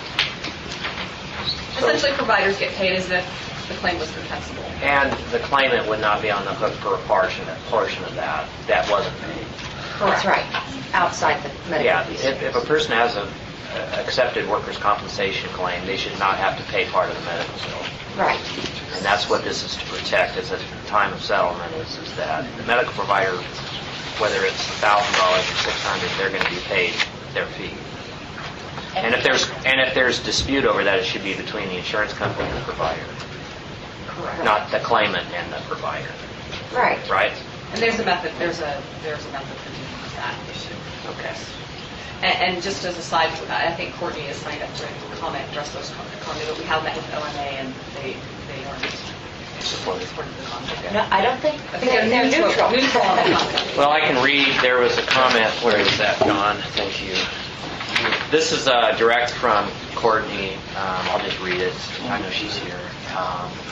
Regarding LC 442, she says, after thoughtful discussion with the representatives of OTLA and the OMA's committee members, understand that this legislation would affect only disputed claim settlements and cover medical bills at the approved fee schedule amounts.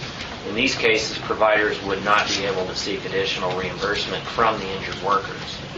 Our understanding is this legislation does not affect disputed claim settlements that are lower than the fee scheduled amount. In that case, physicians can, if they choose, seek additional reimbursement from the injured worker. It is also our understanding that this legislation will not limit physicians' ability to bill a secondary insurer. So that's in a nutshell OMA. So that's fine. Any questions for the Oregon Trial Lawyers Association? Anybody on the phone have a question? Lon, Pam, do you have any questions? Not for me. Okay. Not for me either. Okay, thank you. Appreciate it. So we have Chris Davey from SAFE, please. Thank you. I'm Chris Davey from SAFE Corporation. I think when this was presented last time, it wasn't very clear, and as Jody has pointed out, they tried to explain what they want to do, and I had not seen this until 2 minutes ago. My comment last time, I don't know whether I made this before the committee or to Jody, was it didn't sound to me like we had a dog in this fight. Reflecting on that a little bit, I thought we might have a dog in this fight if medical providers who treat injured workers whose claims are denied are not able to recover for the services that they've provided in some way, that it could add to that hassle factor or the limitation of access on physicians who might treat injured workers. If they think that the claim is going to be denied and somehow they're not going to get reimbursed for the services they provided in the way that they might have been able to if this hadn't been filed as a workers' comp claim, it could be a factor that would go into the weighing of whether any physician wants to treat an injured worker. And if that were true, then we would be concerned about there being one more thing that might cause doctors not to want to treat injured workers. Now, this is new language, and if the OMA says they're comfortable with this and that is not a factor, then we're comfortable with that too. The other issue for us is always just the mechanics of the statute and how it's written and how you're going to deal with every eventuality. And without really having a time to think about this yet, I don't know whether these words really deal with every situation. I'm assuming then what this means is that in that disputed claim settlement document, you would have to specify all of the bills that are being paid out of the proceeds of that settlement. And that if any medical service provider came along later,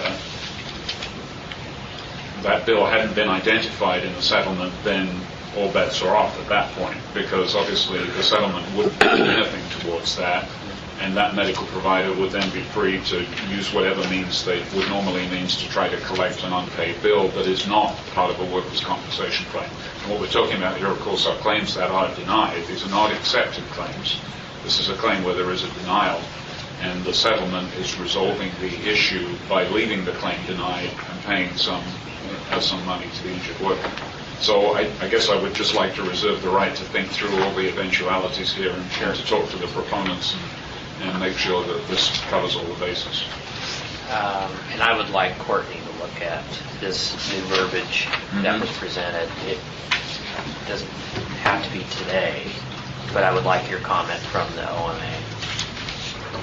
I think at least the words here say, unless the worker agrees to pay all medical service providers, really should say, unless the settlement identifies all medical service providers directly, and and covers it that way, rather than just, oh yeah, I agree, if any bill comes in, I'll pay it. So I'm just talking wordsmithing. Yeah, not to jump to conclusions here, but if you take it back and look at it and come back to the next full MLAC, would you be able to give a high sign or a low sign to us? Yeah. And Courtney, okay.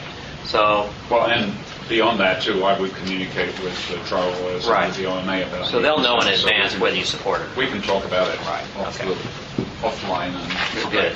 Because, we all want to be efficient. There's other bills that are going to be more contentious than this one. So, yeah, Chris, if that could happen so that we could have it on the agenda for the next full MLAC meeting, that'd be great. Yeah, I'm going to remind me when that is. 26th. Okay. Yeah. And then we should be able to, get it done then. Okay? Mm-hmm. Is there anybody else who'd like to speak in regard to LC 442?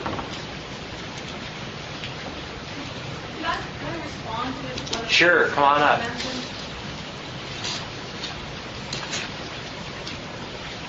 Just for the record, state your name, please. Jenny Phillips-Polich from OTLA. The only thing I wanted to respond to is that currently, when we have a DCS, all the bills that are being paid are identified.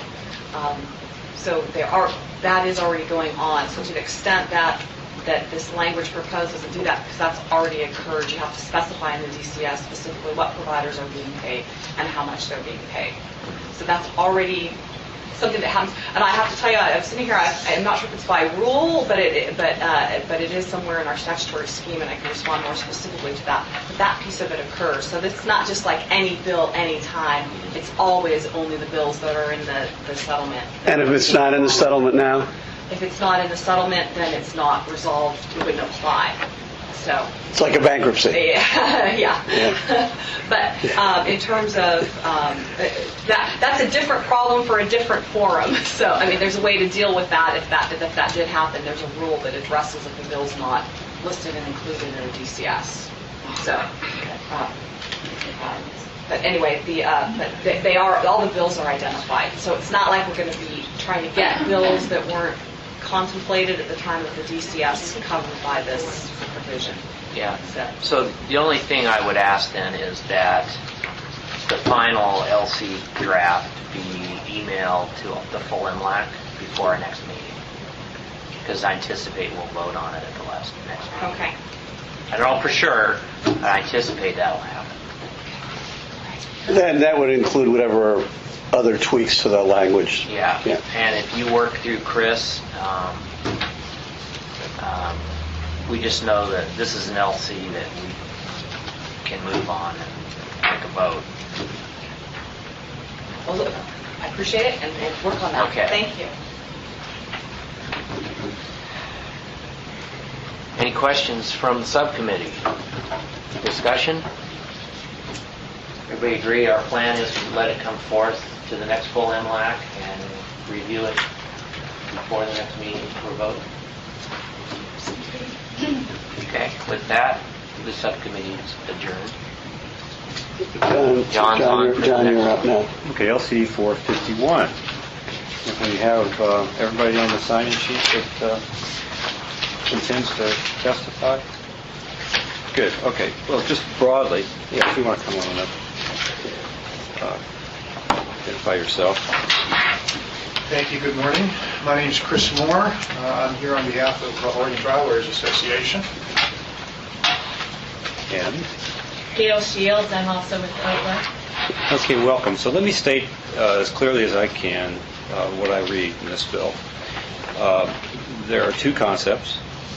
Okay, the first is centers on clarifying the cause of termination and why a worker would be denied TTD. And the other is asking to limit the amount of retroactive recovery of TTD to 14 days from where it now stands, which is could be as long as the claim was up to the point of so did I state that? I think that's essentially correct, yes. All right, so how do you want to handle this? You want to take one of the concepts at a time? Or you want to try to cover them both simultaneously? I would prefer to do one at a time. All right, great. It's your pleasure, whatever you want. I'd like that too. Okay. Which one would you like us to deal with first? The termination of employment. The termination issues, lawyers have a saying that bad facts make bad law, and there was a bad case that arose in, I'm going to say, the late 80s or early 90s, in which a claimant was brought back to work and engaged in some fairly reprehensible behavior while still on the property of the employer. The employer observed the behavior, terminated him, and there was litigation about whether the claimant was entitled to time loss benefits because the light duty job had been withdrawn. The claimant lost that case, but there was a legislative response, which is what we have now in our termination, in the termination statutes that we have. And unfortunately, there arises a fair amount of game playing out of that statute. Now, in saying that, I don't want to imply that all employers engage in the game playing, nor even that necessarily the majority of them do. But there's a significant number of cases that we end up with. And the game playing, I'm just going to give you a couple of examples to give you a flavor of it. There still is a temporary service or temporary employment company in the Eugene area, and it's actually all over the state, that brings its workers back in modified duty capacity.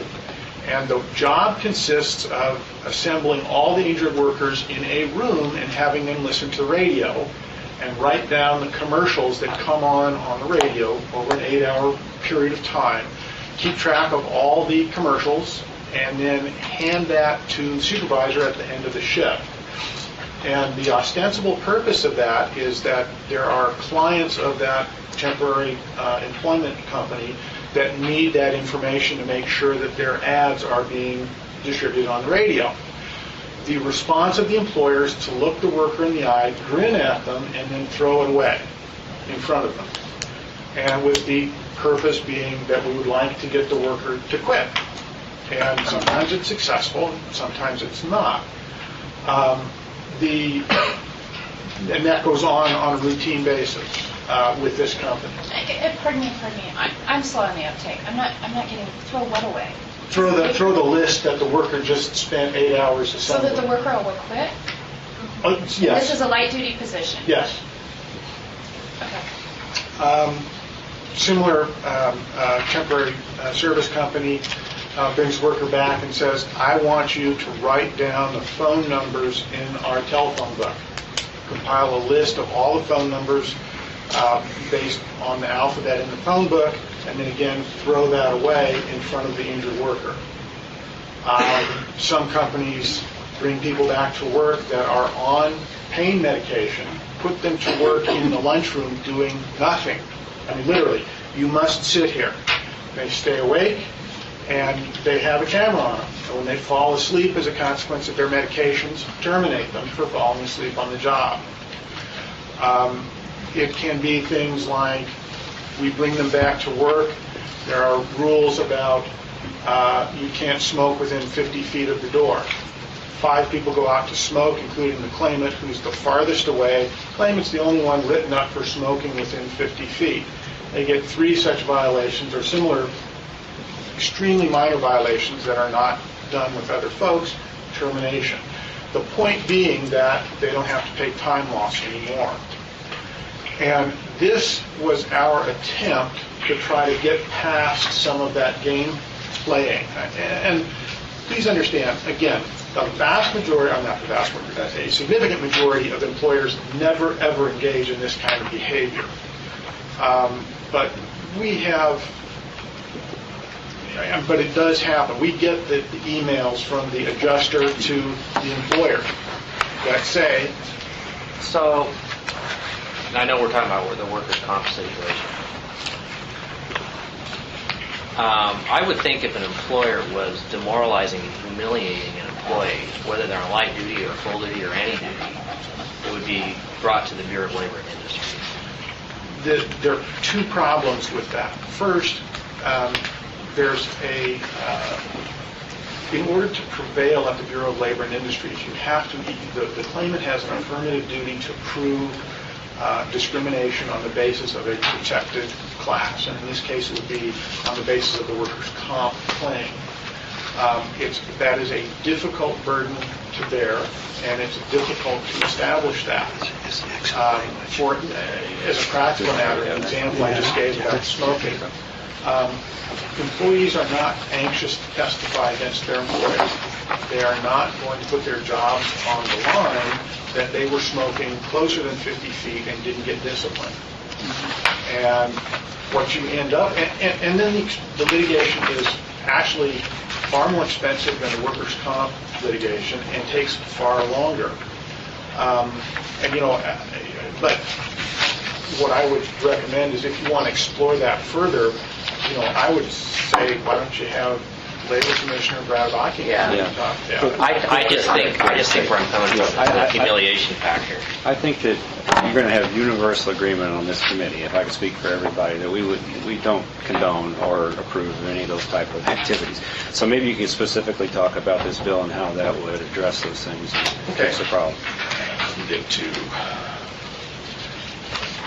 There are a couple of different ways that we try to do this. One is to make the termination, if you're going to terminate and terminate time loss, that we make the standard a different one than disciplinary reasons or violation of work rules or other disciplinary reasons.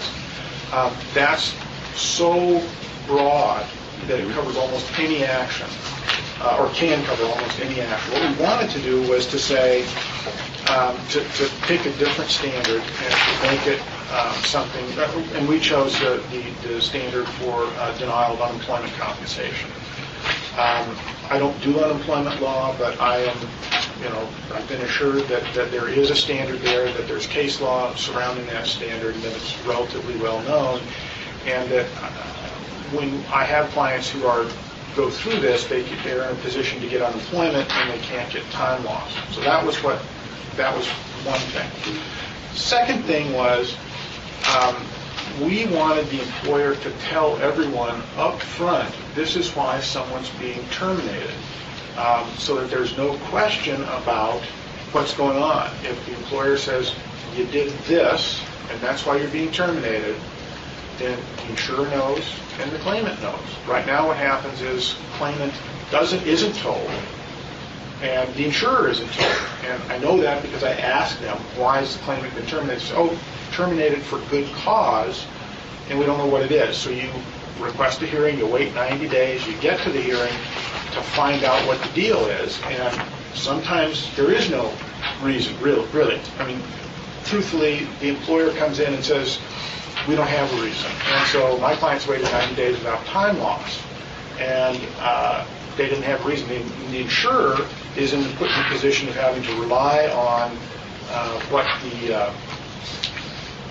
the employer tells them without getting a specific explanation. So what you're asking in here, it's stated in here that there has to be a written policy that's been triggered and a written statement of why the termination took place in their hand as they walk out the door, or 14 days prior, I think, as I read. Right. There's a couple other pieces to this. One is the written return to work policy needs to be in place at the time of the termination. Because, again, what happens is the day before hearing, that written return to work policy is put in place, and that's sufficient to deprive the injured worker of their disability benefits. There's one other piece, which is there really ought to be a time limit during which we can look at that termination. And this arises out of a case that I litigated up to the Supreme Court.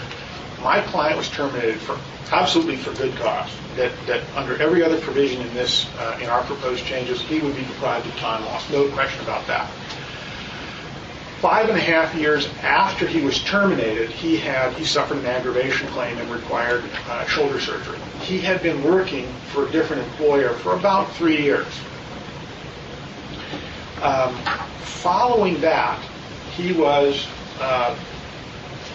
sent a letter saying, we would have offered you this job, but for the fact that we terminated you. Over 5.5 years after he'd been terminated, or hardly 4.5 years after he'd been terminated. And the practical reality is people and companies move on with their lives. And if you don't have an employment relationship, you're not going to have an. If they had actually had to bring him back to work, call me a cynic, but I don't believe they would have tendered the job to claimant who'd been working somewhere else for 3 or 4 years. And,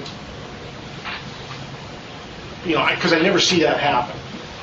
It never, ever happens that somebody who doesn't work for an employer suffers an aggravation and is offered a job with that employer in a modified duty capacity to reduce time loss obligations. So what we're trying to do is to as I say, what we intended to do is to try to eliminate playing games with somebody's lunch money or dinner money or rent money, however you want to characterize it. And this is our attempt. We're not wedded to any of the specific language or necessarily any of the concepts, but what we want to do is to reduce the temptation to leave. My client became homeless. He was living under a bridge. And, and I don't think that's a good result in that situation. No, and I agree with you on that. But so we just need to determine, how big is the problem? Does this address the problem in the correct way? Does it put an undue burden on employers by implementation? So some of the questions I have, you're going to use the same test for unemployment insurance. Can we get that? It's actually mostly written into the statute, into our proposed changes. Okay. One of the things. And where is that? Okay, I'm looking at page. The last page. Last page. Yeah. So is that language in fact the same language as in the unemployment statute? It's pulled out of unemployment statute and case law. Okay. So it's actually willful and wanton? Mm-hmm. Okay. One of the things we'd like to do is a significant area is when somebody has worked for a company for several years and have universally good reviews, and then they have one situation where somebody says, I don't like your attitude, you're lipping off to me one time, and they terminate them for that. that person would still be eligible for unemployment compensation, but would not be eligible under our current law for time loss compensation. Okay, so I get terminated. I apply for unemployment. I qualify for it. I get TTE going back to the time of termination like it never happened. I'm sorry. Is the first test going to be whether or not I qualify for unemployment? No. I think that will continue to be as it is now, where that's a separate determination made by the employment division. We deal with the workers' comp board, the claims adjusters make that decision initially, and if the worker's unhappy, we can appeal that and go to a hearing. I think that's the same plan. And part of that would be driven by the Department of Employment. They have a law that prohibits their decisions coming into any other forum and being relied on to make any decision anywhere. So.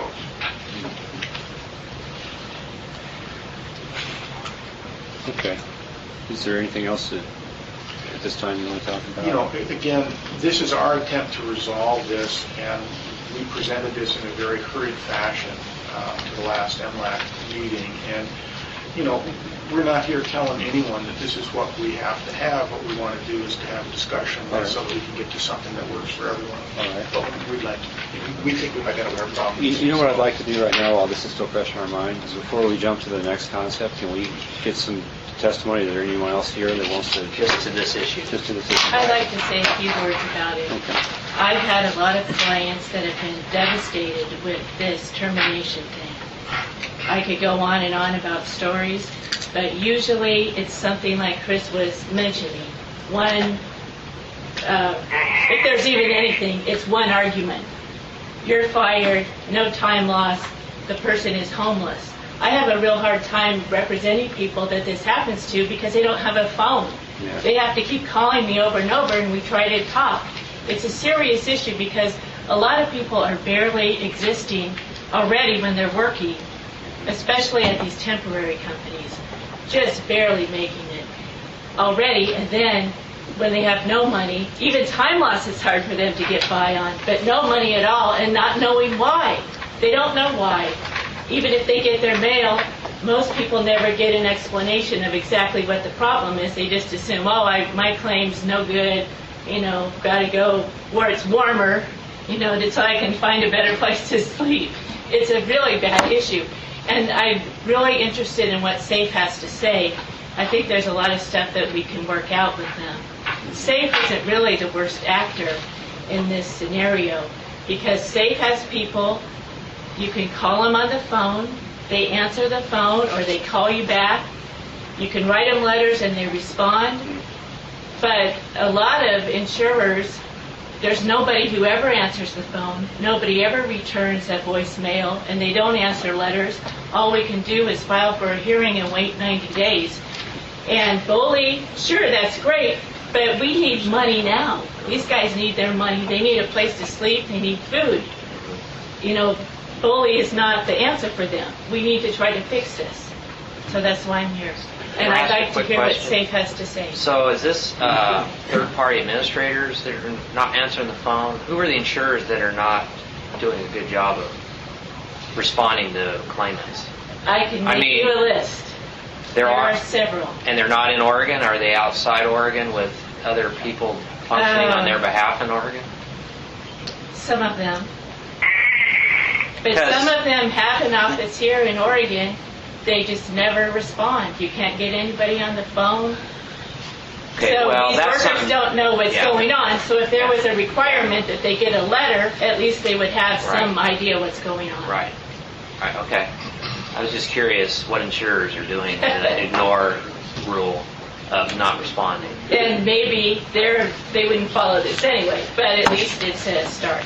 If there is a potential. Oh, by the way, I first want to point out, Chris, you did take that as a compliment. You weren't the worst.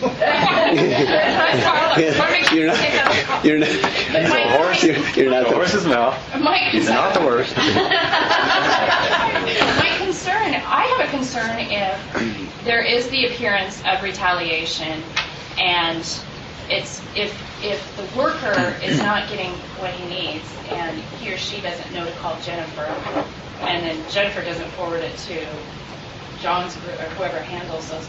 mean, isn't there another avenue before you start changing verbiage in the statute to deal with the situation? Because it sounds like some of it is poor communication. Now, we have a different situation because we have union contractors, so we don't have that issue because, you know, they have to know what's wrong with the steward's going to call you the business agent. But obviously there's another world out there. And I would think that there's some kind of venue for if the worker is being retaliated against. So you don't have to go through bully. If you don't think it's a bully issue, why isn't the department stepping in to help assist with the issue before it gets so out of control? So if a worker, this is frustrating, if a worker, because I don't want to hear about somebody being homeless and nothing's being done. That's what the department is there for. That's what they're there for. Well, if there's a way to take care of this, I'd like to do it. But the reason I'm here is I've been doing this for, 20 years now, and I hear this all the time. Well, people are calling me all the time. Well, I'm here now. So Let's try and fix it. The challenge is going to be, Yeah. to admit there's a problem and determine the scope of it, and then see if this is, the best direct way of dealing with it, without getting too out the field with the employment division and bully. I mean, those are all important issues I want to hear more about too. But if we could just try to keep that focus here, is this something we can work with? We got some leverage here or not? Fine. And what I was going to suggest is, Chris, you were going to come up and speak to this. Was there anybody else other than Jennifer that was going to speak to this bill?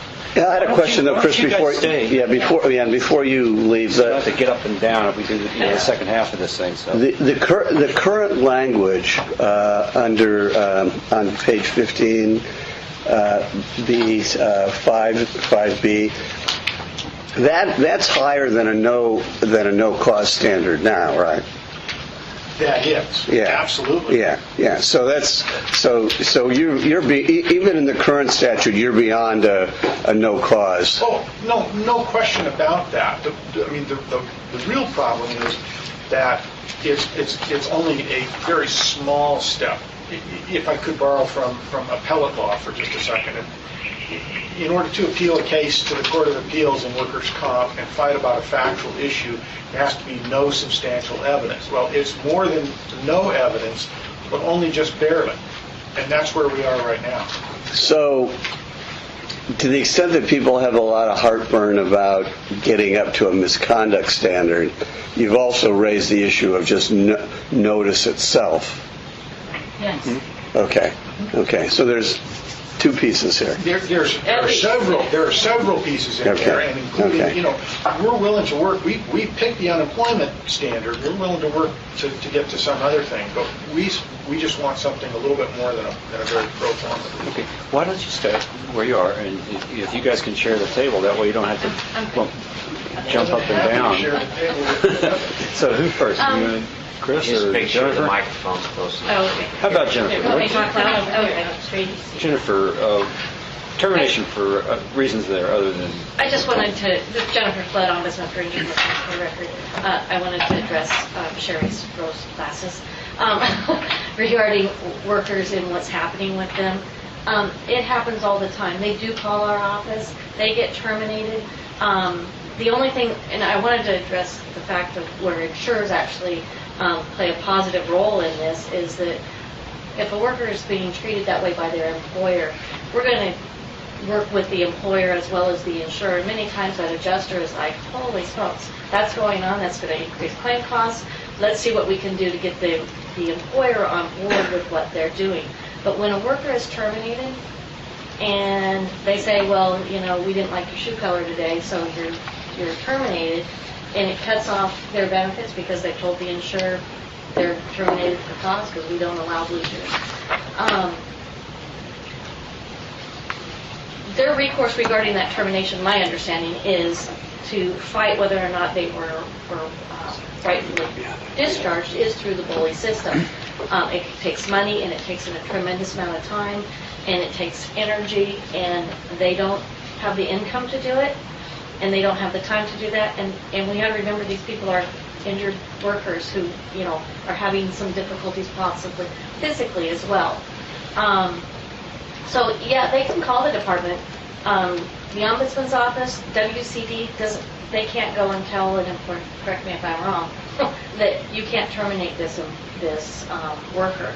We can call and say, are you aware of the laws? Are you aware of the workers' rights? And you might want to really consult with your legal counsel regarding the employment, and check out the BOLI website. I can't tell you how many times I say to employers, you might just want to check out the BOLI website to make sure that you're in alignment as well.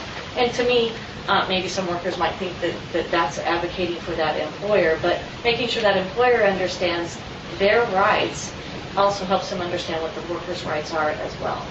But those workers, as soon as they're terminated, whatever the reason, their benefits stop. Jennifer, it's probably a generalization, but I would assume that you get more calls from workers who are working for smaller employers who don't have HR departments, who don't have systems in place. I don't have the breakdown. I would say that that's probably true. We get a lot of union calls, which then we got the union contracts and that kind of stuff to help us out with these types of situations. Right. But the smaller employers who don't have the HR systems in place. And again, and you guys have heard this many times, is that, or you have the worker that they're thinking they're going to be going down this road, they realize they're going to hit some roadblocks, so they back out of the whole workers' comp system. They don't file their claims. They don't, go down another subject. But I wanted to express the fact that it does happen. There isn't much that I'm aware of that the Ombudsman's Office or the Workers' Compensation Division can actually do legally in those situations. We can try to facilitate better communication, but you get the employer that says, I don't care. Go ahead, send it to BOLI, see what happens. And that guy will never have a job. Either if it's an industry type thing, it's difficult for them to get jobs in other places that are in the same industry. Okay, a lot to absorb here. Chris, you want to jump in? Yes, thank you. Chris Davey with Safe Corporation. I was interested to hear about Chris's examples of make work activities. I've not heard of any of those.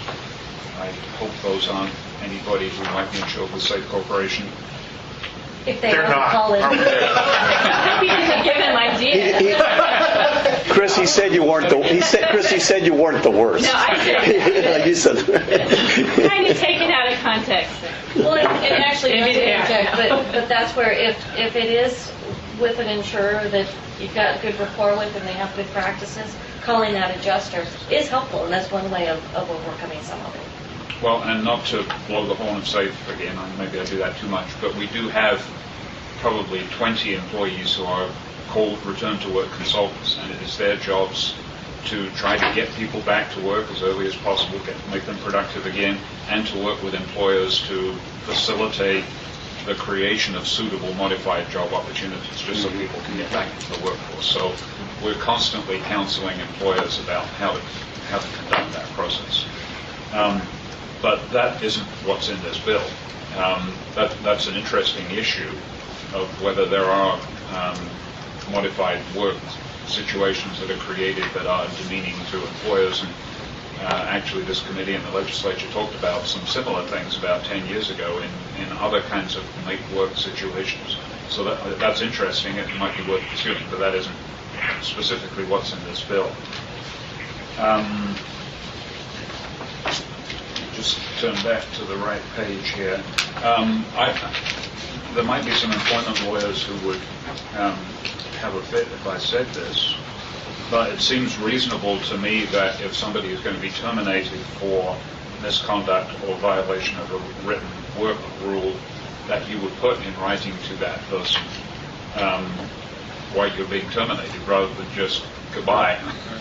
Particularly if the insurer or the self-insured employer is going to rely on that as a basis for terminating time loss or not offering a modified job. Now, there may be reasons why lawyers might recommend to employers that they not be very specific. There probably are. But at least as a layperson, that seems reasonable to me, that when somebody is discharged, that they would at least have some notice of the reason why they're being discharged. The other thing that seems reasonable to me is that the policy of offering modified work should be in existence at the time that the person is terminated. And when I first read this bill, and the way the bill is written, it says employer has a policy of offering modified work, had such policy in effect at the time the worker was employed. And I read that as meaning on the first day that that person was employed. But I hear now that that's not the intent. And to substitute, you have to have that policy in effect on the day the person was terminated, rather than, I think Chris has used an example before of somebody dreaming up the policy the day before the hearing. That seems reasonable to me. But beyond that, there are a couple of things that don't seem quite so reasonable.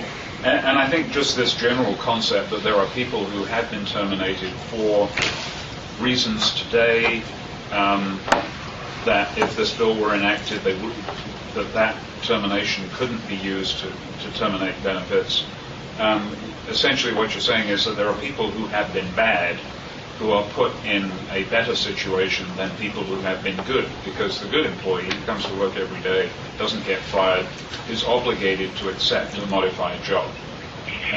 The person who has been terminated for a reason, a disciplinary reason or a violation of a work rule, would be in the more favorable situation of having to say, well, I don't have to come to work, or else the employer would have to re-employ this person that they already terminated because they violated a rule. Otherwise, that person who has been bad gets to stay home and watch TV or whatever they want to do, but the good person has to take the job and come back to work. So that doesn't really seem too just. And then I don't know anything about the employment, the standards for qualifying for unemployment, and presumably these words and principles have been tested. But it does include a statement here that misconduct does not include an isolated instance of poor judgment. Well, I talked to some of our employees, some of our lawyers, about what that meant. And one of the lawyers said to me, well, if I didn't like you and I punched you on the nose and I got terminated for hitting you, which would be reasonable, that may have been an isolated instance of poor judgment. I only did it once, but it was a bad thing. Or if I was out on the road overnight trying a case in some remote place and I went out to a bar and I had one too many drinks and I was driving the company car back to the hotel and I had an accident and I was found to be over the legal limit, and that's the only time I ever did it, well, I'd be fired for that, and rightly so, but it could be construed as an isolated instance of poor judgment. So I think those are arguments against some of the specific wording in the bill. Pleased to hear Chris say that this is a starting point, and maybe there's some common ground about some of those things. Chris, is there a standard letter? When you are notified by the employer that they were terminated and TCDT would be terminated at that point, do you the SAFE issued any kind of a standard letter saying that, stating anything about the reason for the termination, or do you even get into that? I'm assuming that we have a letter that we would send to the injured worker that says, but for your termination, you would have been offered this job, and because you were terminated for these reasons specified in the statute, your time loss benefits will be reduced or terminated in accordance with the modified job that your physician says you would have been able to do if it could have been offered to you, something like that. But they're not going to get into the reasons for the termination and the Right. validity of the termination. SAFE does have a letter like that, and it doesn't say, usually doesn't say why they were terminated. Right. And that's why I'm saying SAFE isn't really the problem as far as the notice. At least they send out a letter. Yeah. Well, actually, all insurers are required to inform a worker if their benefits are being reduced or stopped, that they're being reduced or stopped. Well, and it's the employer's responsibility to send a letter saying you were violated, your termination was because of X, Y, Z, not just you're terminated by. But I don't think employers have to put it. Well, I think that it's an employment law issue. An insurance company's just saying, but for, the but-for letter, you would have had a job, modified duty, your doctor approved it, we would have paid you modified duty wages, whatever the employer's modified duty wages were, whatever. You were fit to do the job, and you would have paid that, so we don't have to pay you time loss. I'm going to suggest, as chair here, that because we still have the other half of this, the two concepts here to go through, and the time is rapidly running out on what our agenda said we had, that we can't resolve all these issues today. I mean, it was a good opportunity to get them, fleshed out a little more from a couple different perspectives. So unless there's something that someone's just really crying out to ask or to interject at this point, I'd like to move to the second concept, and then we'll try to explore that as much as we can in the time we have left. Is everybody in agreement with that? Okay. So that brings us to... Excuse me, since this is sort of a natural dropping off period, I do need to leave the meeting right now. So thank you very much. Thanks, Pam. Thanks, Pam. All right, so now we're going to talk about retroactively terminated. So you're going to talk some more. On this piece, you're going to mull over what we've been... Okay. Yeah, before we get out of here, we'll come up with some kind of game plan for the next step. But I just want to move and make sure that we at least get a chance to visit the other half of this since you're here, and we're all here to talk about that. So, okay. So, wage replacement benefits to injured workers, as far as limiting the retroactivity of recovery of overpaid, what are considered to be overpaid benefits. Okay.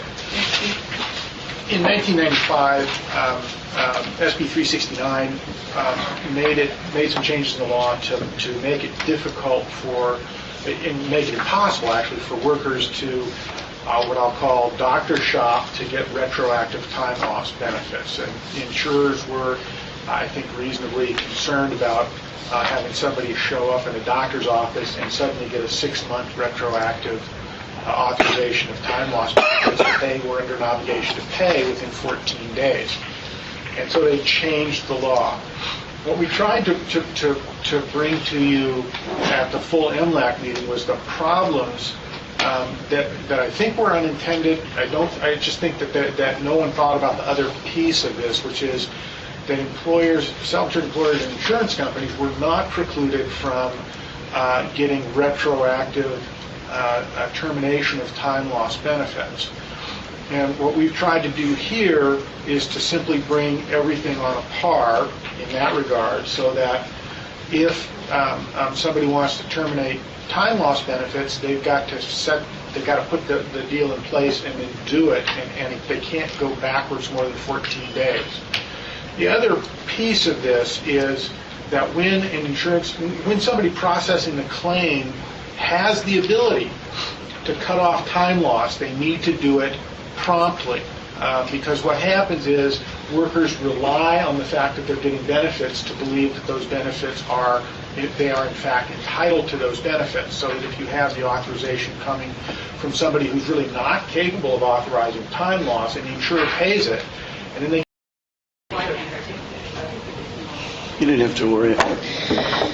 January 26th, MLAC full committee meeting.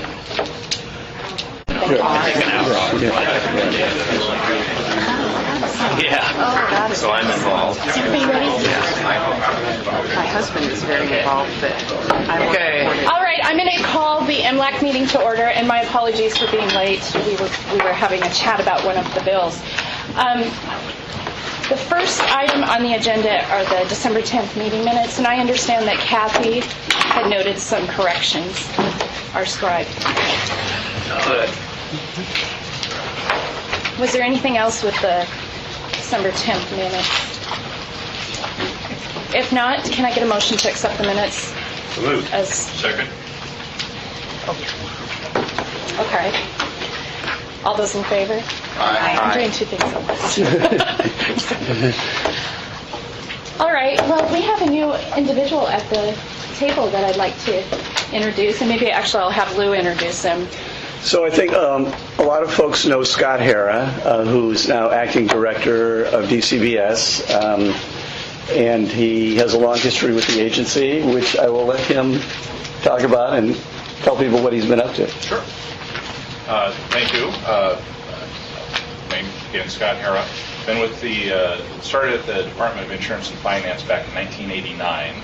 So that was before there was an MLAC, and I remember the state of workers' compensation in the state of Oregon at that point in time, and it wasn't a very good place to be as a state. And through the workers' comp reforms of 1990 and the establishment of MLAC, we have a good story to tell over the last 20 years. So I greatly value the role that MLAC plays in workers' compensation in the state of Oregon, and appreciate the service that all of you provide as guardians of the workers' comp system in Oregon. I spent 18 years at this agency as the budget manager and then as the chief financial officer and the head of the Fiscal and Business Services Division. Then spent the last 3 years as the director of the Oregon Department of Administrative Services. They let me out on parole here recently, and I have to be back as the acting director of DCBS. And we are anticipating the governor's decisions on agency heads here in the near future, and so hopefully I'll be able to stay on in this capacity for quite some time. I hope so. Thank you. Welcome. Thank you. All right, so next we're going to have the department give us their biennial report. Mike. And as always, we appreciate these reports and everything that you offer up to us. Thank you. For the record, I'm Mike Manley with the DCBS Information Management Division. And in your packets, you should have the 2010 report on the Oregon Workers' Compensation System. This is the 10th edition of this report. It was started as an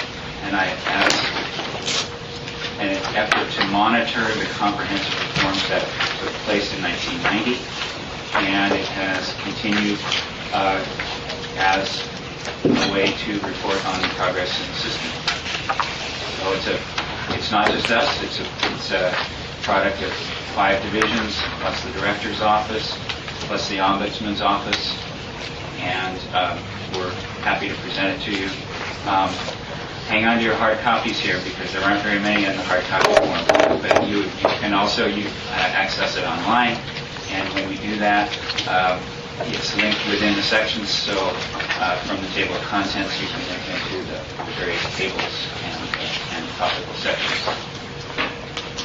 It's organized in 9 topical sections plus sections for the history of legislation and significant court cases since, I believe, 1987. So with that, let's get you into a few highlights in the report. And I'll just work my way through these here. Let's start with safety and health, which is page 10 on the report. The good news, injury rates continue to fall. So the total cases incidence rate was 11.1 in 1988, now 4.4 in 2009, which is our most recent year of data. The accepted disabling claims rate has gone from 3.8 to 1.2 over that same span. So we're currently at our lowest ever accepted disabling claims rate. So that's the good news. The bad news is that some of the change over the last few years is due to recession. When there's less economic activity, there are fewer claims. And so while we like to have some credit for reducing those injury rates, unfortunately reduced economic activity, that's part of that also.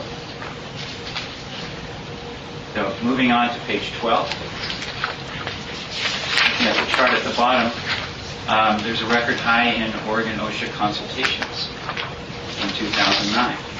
So despite that lower economic activity, there's continuing interest in those consultation That's fabulous. services. That's a fabulous program that OSHA provides. Skipping ahead a little bit to page 22.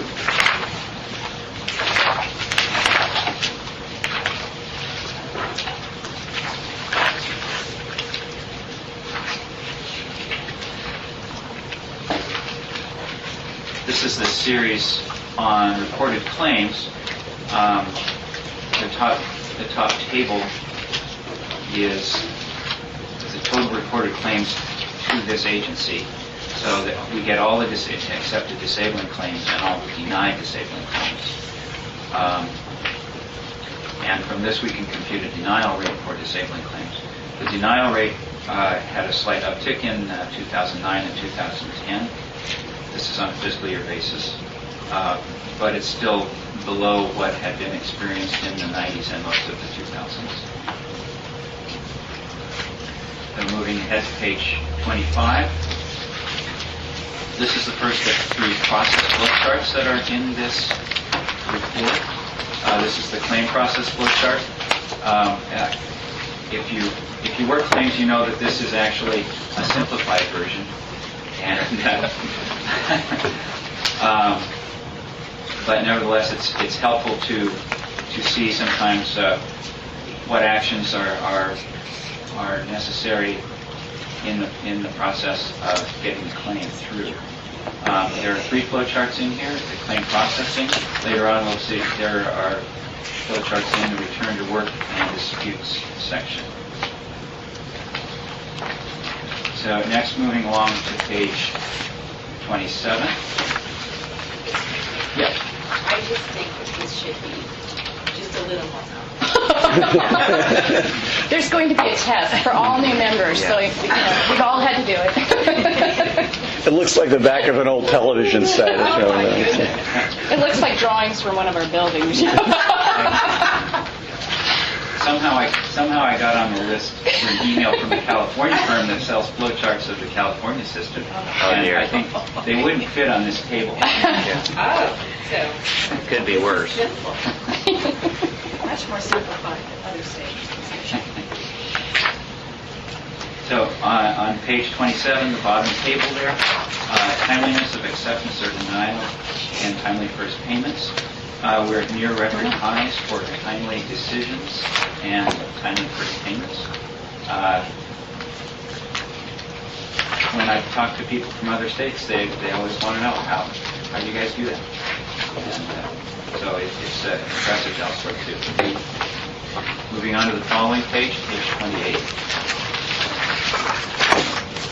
We're looking at the various ways that claims end here. So this is the concept of claim resolutions, which includes claim closures and CDAs, closures after reopenings. One trend that I'd just like to note: a record share of claims were resolved by CDA claim disposition agreement in 2009. Even though it's still a small minority of claims, it's up to around 7%. Moving ahead to page 32.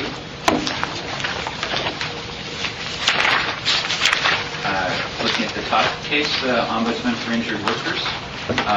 Their inquiries have been flat over the last few years, but still remain over 10,000 per year. So interest in their services remains quite strong. Moving ahead to page 37 now. We're into the medical section. And look, I want to emphasize on this, there are many different ways that you can split out the medical costs and services. And these are just 2 of those here. And on the previous page, the pie chart gives you some idea of the composition of these various payments by provider type within the system. And you'll note that there are actually 2 kind of other categories in that chart. Up at the top there's the remaining provider types, and at the bottom there's the other medical providers. But the slice at the top, the remaining provider types, 7.6%, are detailed in the note at the bottom of the pie chart.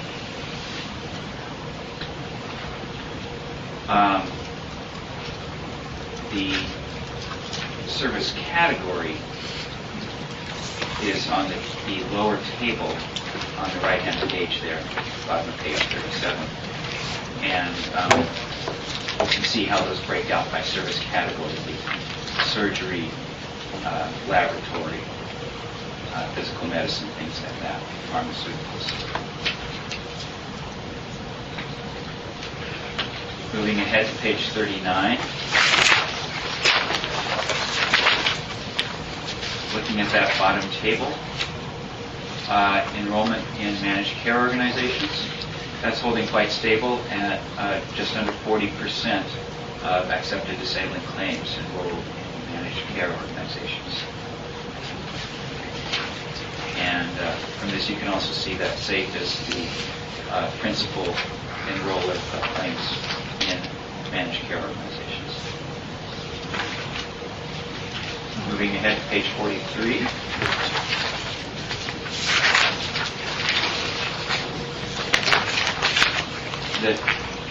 The top table there, indemnity and medical benefits paid, that shows of the total paid as reported to us in the year, what the split is between indemnity and medical costs. And you can see that relative share there has been quite stable over the last 5 years or so. It's 47% indemnity, 53% medical. And then in the bottom table on that same page, you have indemnity benefits paid for accepted disabling claims. And I would direct you to the right-hand column there. The average benefits per claim are actually rising.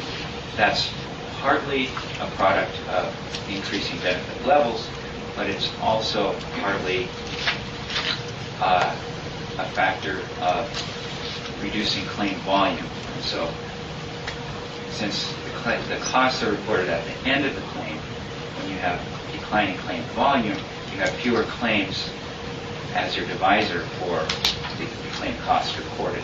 And so you end up with a higher average benefit. Moving on to the next page, page 44. We see that same effect that I just described in the duration data. So if you look on the lower chart there, the lower table, the second data column, the initial claim closure, that's the average days of temporary disability paid at the time of claim closure. And you can see that there is a fairly substantial upward trend over the last couple of years. Partly that's effect of the recession in the sense that it's harder to get some people back to work sometimes when there's reduced economic activity. But the other piece is that with declining claim volume, you also have a smaller proportion of short duration claims. And so it's really a combination of those two factors, and we can't sort that out in an individual claim. Looking over to the next page, you can also see paid temporary disability days, kind of summing up that is also increasing since the recession. So moving ahead then to page 49. We return to work session. Oh, and we just passed another flow chart on the return to work process. Pam, there'll be a test on that as well. Yeah. So I would actually direct you to page 49, the chart at the bottom there, the employer and injury program. The placements, even though they were down in the most recent year, 2009, were actually quite a bit above the 03 to 07 usage level. So the employer of injury program continues to be quite well used program in returning injured workers to work early on.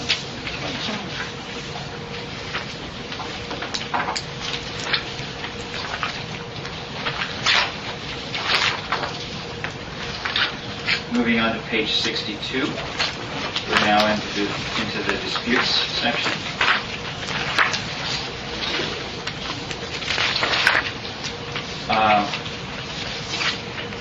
Since there's various types of disputes and they occur in various venues, it's really kind of difficult to accumulate the total number of disputes, but generally things are holding steady or going down. The chart at the bottom of page 62 is claimant attorney fees in the system, and that was a record high in 2009, about a 5% increase over 2008. Moving on to the following page, page 64.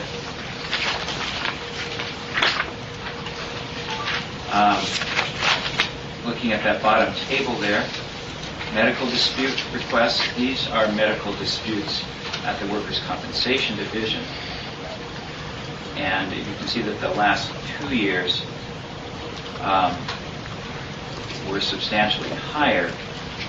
Many of these are disputes in the fee area, so there would be disputes between a provider and a payer as opposed to a dispute between the worker and insurer. But I think also, since the Workers' Compensation Division is using alternative dispute resolution means to resolve many of these disputes more promptly, you have quicker resolution, but it's also a little bit easier to bring a dispute because you have a prompter resolution, and so there may be less disincentive to bring that dispute forward when there is an issue. So moving on to page 66.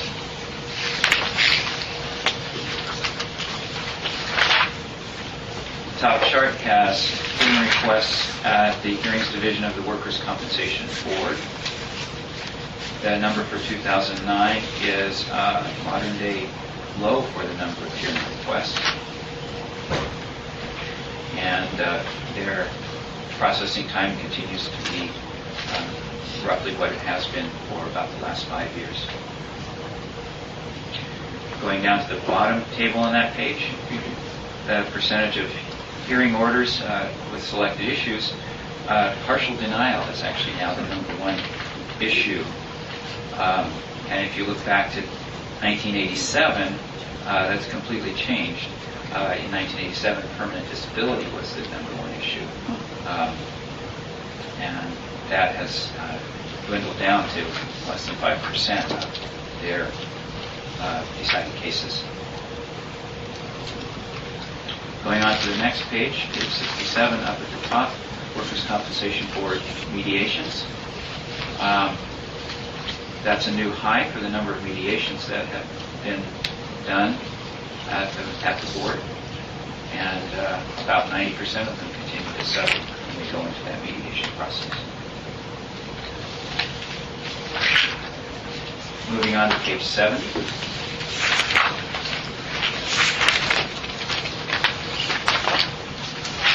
The top table there is disputed claim settlements. And these set a record for 2009 in terms of the dollar amount, $31.2 million. That's consistent actually with what I showed you on the previous page with the both on the mediations and on the partial denial issues, because many of these settlements are on partial denial issues. And then also on that same page, the bottom table, the number of CDAs has increased in the past 3 or 4 years, as has the total dollar amount negotiated in those agreements. Next, moving on to page 74.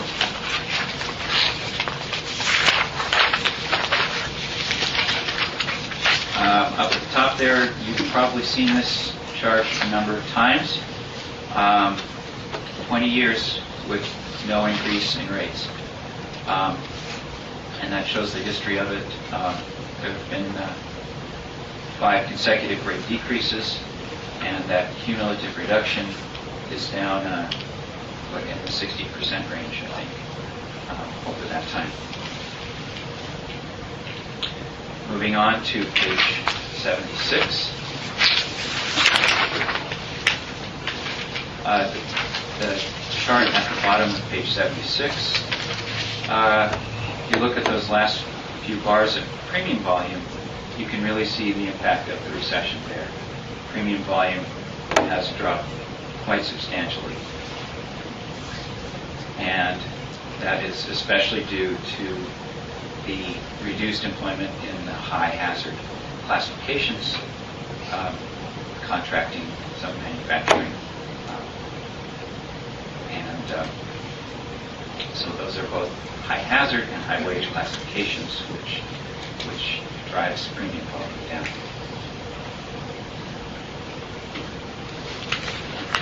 So with that, I hope you can look through this when you get the chance. We have a system that is the envy of a lot of states, and it's a product of a whole lot of people, many of whom are in this room. And we don't mention a lot of names in this report, but let me take the opportunity to mention one here that has really been very influential, and that's Bob Shipwreck. And so we have a lot of negotiation, deliberation, study, leadership over the last 25 years, and the system that you're seeing is a product of that. And so we have a good thing going. We have to keep working at it. It's impressive outside the state, and we get noticed. So with that, I'll take any questions. I just appreciate this data. I mean, this is what makes Oregon different. We can make policy decisions based on the facts instead of who's got the best lobbyist, you know, like they do in Florida and Texas and California and other places. It's really important, and that's had a lot to do with what shaped the system here. I mean, why this committee works. You know, our mantra, what's fair and what's right, and we use the data, can't dispute it. And so that's one of the things. I hadn't been to a work comp meeting, a national one, in some time. I think I've told the committee and the public this. Back when we were all struggling with comp in the late 80s, I was going through these things all the time, trying to figure out what we could do. And I mentioned the 3 states, Florida, Texas, and California. I attended one in Boston here a while back where we talked about how successful Oregon was after, well, Jerry Keene and I were on, we presented for Oregon. And afterwards, what was the next topic? How to control costs in Florida, Texas, and California. I said, nothing's changed in 20 years. And they were still talking about the same problems. It was just amazing. But it is interesting to look at this and see some of the things that we did 20 years ago and how it's happened. But it's very good. It's going to be important to tell our story at the legislature because we have a lot of new legislators this session. So what has come out of this report will be really useful when we make the rounds. And we've spoken to some of the folks on MLAC about visiting legislators, and we're coordinating that. So hopefully within the next 2 or 3 weeks we'll be able to do that. Super. Thanks, Mike. I did have one. Yeah. I have a question too. Go ahead, John. Me first. Is there some data here that shows the percentage of CDAs that were negotiated between denied and accepted claims? Well, CDA, there has to be an accepted portion of the claim. Only an accepted portion of it. You're thinking of Right. the DCS. That's it, on a denied condition. That could be a denied claim. That's the difference, the verbiage. I'm just trying to make some sense of this.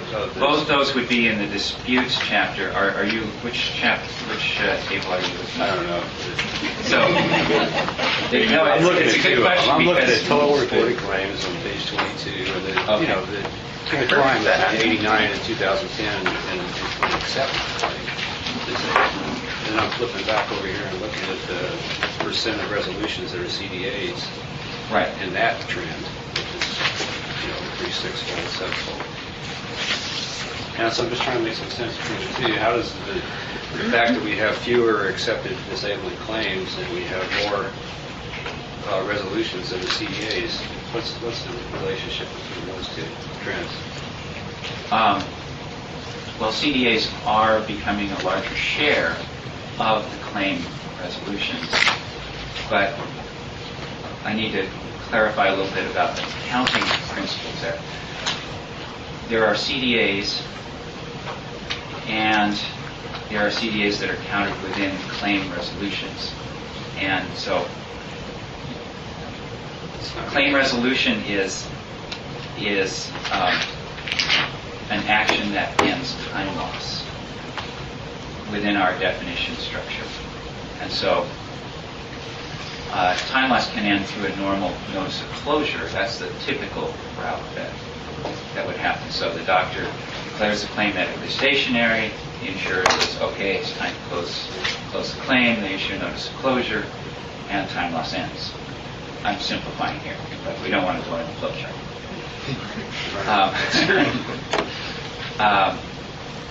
But in some cases, the parties get together and say, maybe we can negotiate a CDA instead of going through the notice of closure route.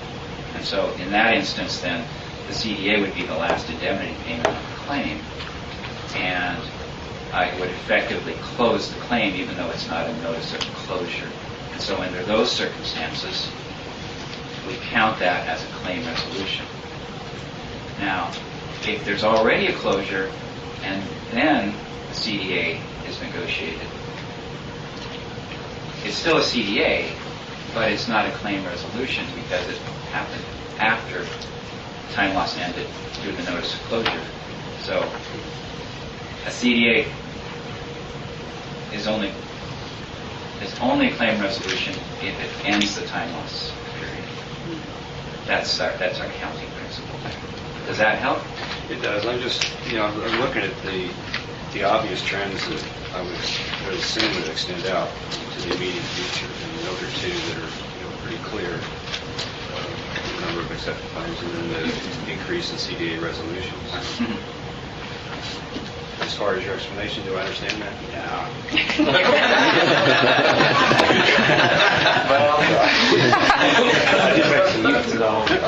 I'll go study. Jerry Keene's in the office. He could probably offer you a class on that. That's his new thing. So, right? Thanks, Mike. I just had one question, Madam Chair. One statistic that I was looking for, and you actually brought it up, and it's an issue that I have an interest in, and I know Sherry does too, and that's occupational disease. The denial rate on those claims is about a third. Not today, but, and I don't know how long, I'm about to get term limited off of this committee, but can you break down those denials as to what is going on in the disease area, where you've heard of my complaints about my folks who have repetitive motion claims that often get denied. Can you break those down so we could take a look and see if there's something there that the committee should be aware of, and say, would it take a change or not, or at least we would know what's going on with these types of claims? And maybe it's completely justified. I'm not saying it isn't, but I'd like to know what happens with those claims, because it's a source, it is the one big source outstanding in the system that I see. So. And then you wanted to go Well, somewhere else. with it. my concern, and I actually have a case that's going to be heard at the Supreme Court, is the notion that a worker files a claim and he is able to go work for another employer doing, maybe light Right. work, and that we're then attacking that, and I'm sorry, it feels like No, an attack, I- that employer that's willing to keep the worker working. So if there's a way to show when the claim is filed versus if there are claims that are then being taken on to future employers from the date of injury, I don't know, but I think that's significant. So, That's a different issue. no, it's occupational disease. Is it still occupational It is, disease? Oh, because okay. what they're doing is they're denying the claim and they're pushing it forward Oh, to okay. another employer. We consciously So- said the worker should continue working, but we know that The intent. there's going to be a problem. But it's the last injurious exposure that Sherry's talking about, and she's not wrong. I never. But it's a policy question. Yeah. Somebody's got to pay for this because we know and I'm going to take the position. There's no denying that it's work related. Let's just start with that. The bricklayer that's lifted blocks for 30 years. But The concrete finisher that's worked for multiple, every day is working for a different employer. Who gets that? How do you figure that out? And that's like the $64,000 or $1 million question. it's worth examining, yes. Look, responding to Bob's picture, but it also touches on Sherry's. One of the things that we don't distinguish in these denial rates is the reason for the denial. So if it's a denial of responsibility in an occupational disease claim, which is long latency, that might show up as part of the denial rate as opposed to a denial of compensability. Okay. And sometimes it's difficult to separate those out, and the detail's not necessarily available in the statistics that we have. So we can certainly look into those OD denials, Right. but the degree to which we can get into the nitty-gritty is somewhat limited. Right. I think just being able to have some kind of picture, and then maybe we can go from there. If there's some additional data that might be helpful. I know that your resources are very tight, so just so you know, we acknowledge that. So it's not something that's on the hot plate, especially with the legislative session, legislative session. So, okay, great. Any other questions or comments? Thanks. Yes, Mike. It's a great report. Oh, I'm sorry, Mike. I can't see. That's why. I'm sorry. What? Do you have a question? No, thanks, Mike. Oh. I'm just talking to myself. Great job. Yeah, great job, Mike. All right, so hassle factor, my favorite topic.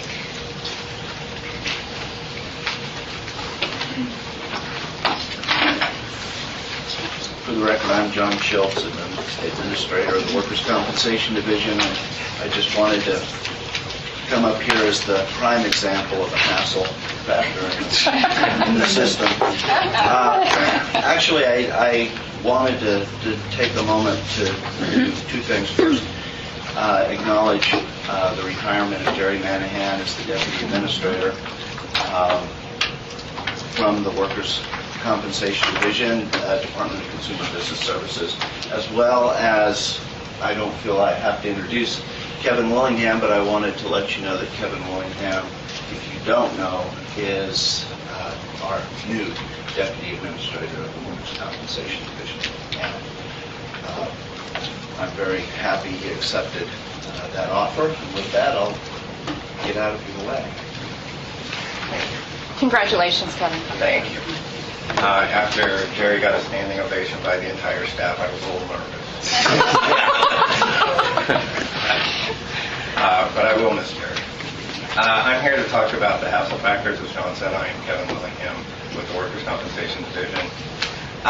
We've had a subcommittee, or an advisory committee, working on hassle factors for the better part of a year to identify hassles that physicians see within their practices and discuss those with other participants within the system. We started it because of current and future problems with workers accessing medical care within the workers' compensation system. Recent complaints from workers and employers highlight this access problem, and we have received reports of workers attempting to establish an attending physician relationship even in the Salem area, and they're not able to find primary care physicians who will take workers' compensation. The Ombudsman has reported access in other areas as well. For many of us, workers' compensation is our universe. It's what we work with every day. It's what we see. For physicians, it's 1 to 2% of their patient volume load. So they're looking at patients that don't necessarily have the same requirements that workers' compensation does. The law does not require providers to treat physicians or to treat patients for their workers' compensation claims. We've even found in some areas primary care physicians who have contracted with managed care organizations will limit their practices to what patients they will accept when it comes to workers' compensation claims. The most frequently is they'll accept existing patients, but they won't accept new patients. In 2006, 50% of the physicians surveyed by the Department of Human Services stated that they limit their practice in some way or are not willing to treat workers' compensation claims. Just over 73% of those physicians reported that it was the administrative hassles that were very important in their decision to stop treating. In addition to that, the Association of American Medical Colleges determined that Oregon currently has a moderate medical access issue, and that's a look at the whole state. It doesn't break it down by urban and rural. So if you did a county breakdown, it would be disparate within that. It's also determined that from 1995 to 2007, there have been a sharp decline in the number of medical school graduates becoming primary care physicians. In 2007, less than 20% of the graduates said they would enter the market as a primary care provider. As Greg Miller has pointed out to the committee before, the federal health reforms will likely increase competition for primary care physicians as there's an estimated increase of 32 million Americans who will be fighting for those appointments. In addition to that, we have a new generation entering the medical field that have grown up in the electronic age, and they are less likely to embrace a paper-based practice, which is workers' comp is very heavily paper-based. So looking at the current situation and what we can see coming down the road, we went out and first interviewed primary care physicians and found out what they believed were the hassles in the system. Then we assembled the advisory committee and really boiled it down to three areas, three basic hassles.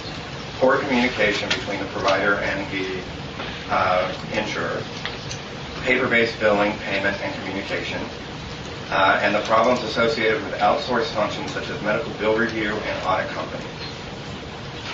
The committee first addressed the issue around communication and the explanation of benefits. When a doctor provides a bill to an insurer, the insurer will pay and include an explanation of what that payment represents. The committee's recommendations are now included in the proposed rules that we just had a hearing on the Division 9 rules. And we've received very little testimony on the proposal by the committee, and I believe that most of those will probably be included in the permanent rules. The changes to the explanation were designed to improve the communication between the insurer and the provider without the need for phone calls and other activities. You send the bill, the insurer can read the bill, know what it means, you send back the explanation of benefits, and the provider knows what they're being paid for, and you improve the communication. A next step in the process will be to assemble an advisory committee to consider electronic communication. A lot of providers are focusing on e-billing as a top issue for them. They want to bill electronically. There are some things that we have to do to try to coordinate with the Oregon Health Authority because they're also going to require electronic reporting. And we want to be as close to that as we can possibly be so that insurers aren't having to program twice and report two different ways.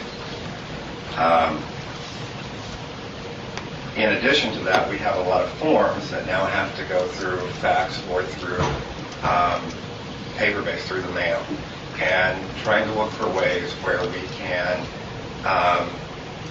make that electronic so we can continue that electronic communication and make it quicker and easier for everyone.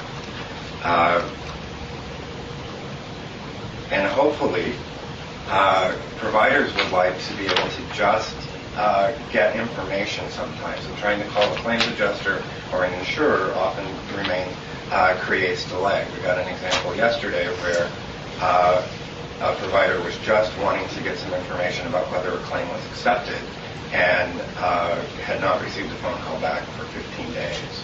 So trying to access that treatment. So that e-communications piece is going to be a really big piece and it's going to involve a lot of folks.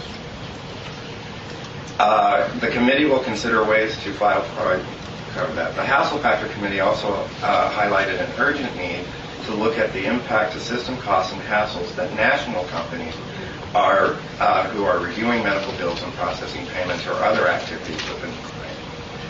Many providers commented on the need to hire staff to do nothing but review workers' compensation bills to identify who is responsible for which part of a workers' compensation claim and to get their questions answered. I believe that we've only scratched the surface of the hassles that are out there. I think as we continue this work, we will dive deeper into very substantive hassles that are beyond communication, but actually workers' compensation is different than their other practice, and it's harder for them to comply with all the legal and regulatory requirements with workers' comp. We have been encouraging the assistance of system participants, and they have answered the call. They have come to our meetings, and they have provided input and participated, and we're very happy with that. We would welcome the leadership of this committee to further identify problems, analyze the root causes, and determine options for strategies to overcome them. We want to reduce hassles to improve system outcomes both for employers and workers, implement a manageable, supportable, and comprehensive plan to achieve positive and lasting results, and to implement a plan to evaluate the impact and degree of success of the plan implemented. We expect this will be a multifaceted approach and that no one solution will address all the hassles. We need to be open to learn what works and what doesn't work, and assisting workers, assuring that workers have access to high-quality providers. And that's really all I prepared. So I can answer any questions you might have. Questions? So you surveyed just primary care physicians in this?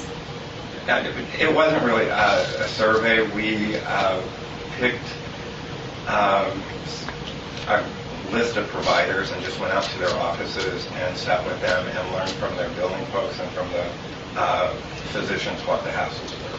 It was more of a one-on-one focus group, if you will, and we brought that information back to the file. But it wasn't a big survey.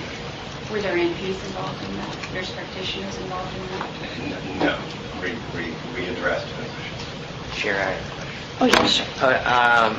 So on this get back to the primary care physicians. So if they have an existing patient, what I'm hearing you say is that if they've established for months or years with a patient for whatever reason, not just workers' comp, they're willing to accept a work comp claim.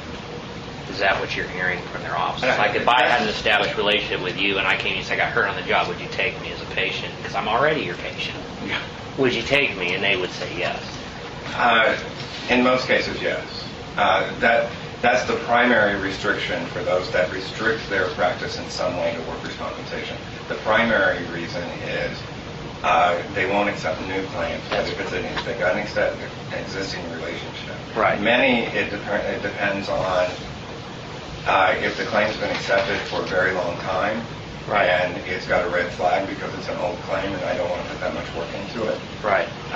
then I'm not going to see that. Well, and one of the problems I'm seeing with the system is that some of the workers, at least that work with us, is they don't have a primary care physician assigned. They go to the urgent care, the ER, if they have a problem. So when they do have a work comp claim, they're looking to go somewhere.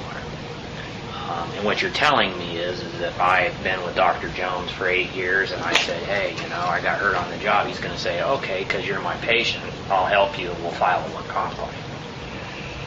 But if I'm new, they're going to probably turn me away.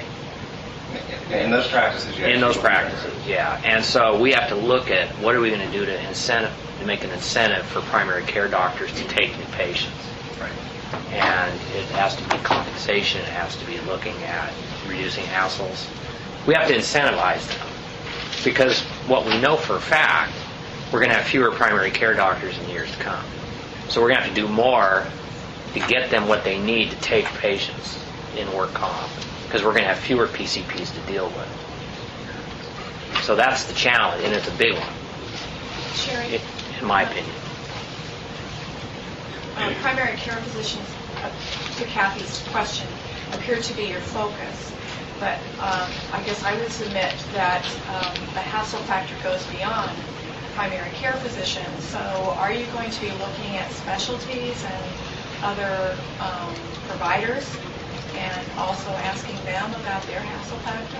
And, once we completed the initial survey, we tried to reach out to a number of different provider types to come to participate in the advisory committee. I can't, off the top of my head, tell you if any of those showed up. But our outreach is really the hassle for the primary care physician is going to be the same for the nurse practitioner or the physician assistant or a specialist. The administrative hassles are the same. I asked my physician because he works in a large clinic in Salem and they will not accept workers' compensation patients. They will accept existing patients, but kind of off the record, what he told me was, if I come to him with a workers' compensation claim, I'm going to get referred out real quick. And when I asked the reason, do you not get paid enough in workers' compensation? And no, it's not the pay. It's I can't justify the need to spend more time with a workers' compensation patient than I do with my other patients. They deserve the same amount of attention as any patient. So I just can't justify all the extra time I spend with workers' compensation. So Sherry, just so I can be clear, these numbers you threw out, were these just based on the sample you took when you said that 56% of the PCPs refused to take workers' comp patients at all? No, that's a fairly old survey from 2006. And it was a comprehensive survey.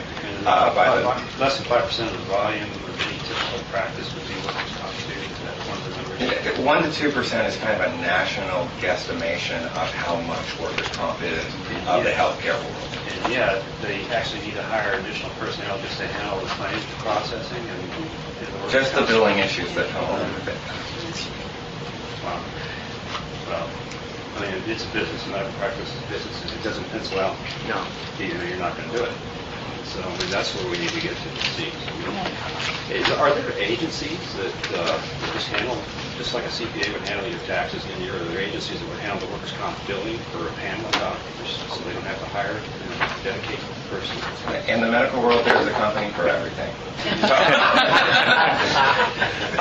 There are. Do is pay for it.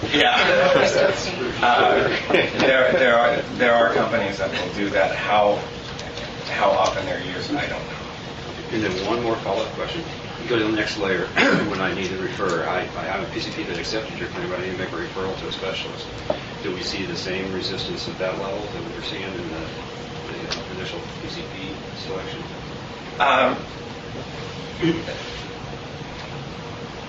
We don't have any data to substantiate that, but the suspicion is yes, there are specialists who won't accept. I have specialists that will accept as long as they're not the primary physician. Well, yeah, They there's just less wanna- paperwork. they If you're a just wanna- surgeon, you go in and do surgery, and it goes back to They the want to primary. treat the client and be done. Yeah. Sherry, I have a question for you. Okay, so you're saying that you chatted with your physician, and I'm a little confused because he said, well, it's not the, it isn't the pay, but he couldn't justify the amount of time he himself is doing, but he is taking with the person, or is it his support staff doing billing stuff and that kind No, of it communication? was him filling out all the additional paperwork that comes with the patient. But he gets paid for that. In some cases, yes. In some cases, no. If it's a required form, they do not get paid for it. If it's something from the insurer or from the MCO, they may get paid, they may not in different areas. So It's putting the compensation aside. He'd rather be seeing patients and doing paperwork.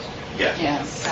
For him, pay was not the issue. It was all of the additional paperwork and hassle, phone calls. And an example of this is you've got the insurer. The insurer may contract with an MCO, and the insurer may also have a nurse case manager. And you've got the MCO and the nurse case manager contacting the doctor regularly, as well as the insurer, to get information, oftentimes the same information. So they're responding a lot of times to multiple parties on the same claim. it's just, yeah, okay. A lot of paper. Because they'd rather be with the patient. Yeah. And I'd rather see them with the patient. Makes more sense. All right, any other questions for Kevin? Congratulations again. Yeah. Thank you very much. I hope more 4 days. All right, so the next section is the legislative subcommittee report, and Kathy indicated that the subcommittee is not positioned yet to make a recommendation to the full committee, but you do have a couple people that want to testify, so I'm going to go ahead and allow for that. And this is on the nurse practitioner bill, LC 1486. And so Ramona with OHS. And David, you might want to come up as well. Then we have you both up here. Competitors at the same table. How can that happen? Oregon Health Systems, and then Complete Quality Care. 2 MCOs, and Complete Quality Care is an old, new MCO. New, old. Everything old is new again. Yeah? For the record, my name is Ramona St. George. I'm the president and CEO of Oregon Health Systems. We're a certified MCO in the state of Oregon. We provide coverage in all 15 geographic service areas in the state, and we are the only MCO who does so. So we cover all of the rural areas as well as all of the urban areas. I'm here to offer comments in opposition to LC 1486 in that I don't think it's a necessary change.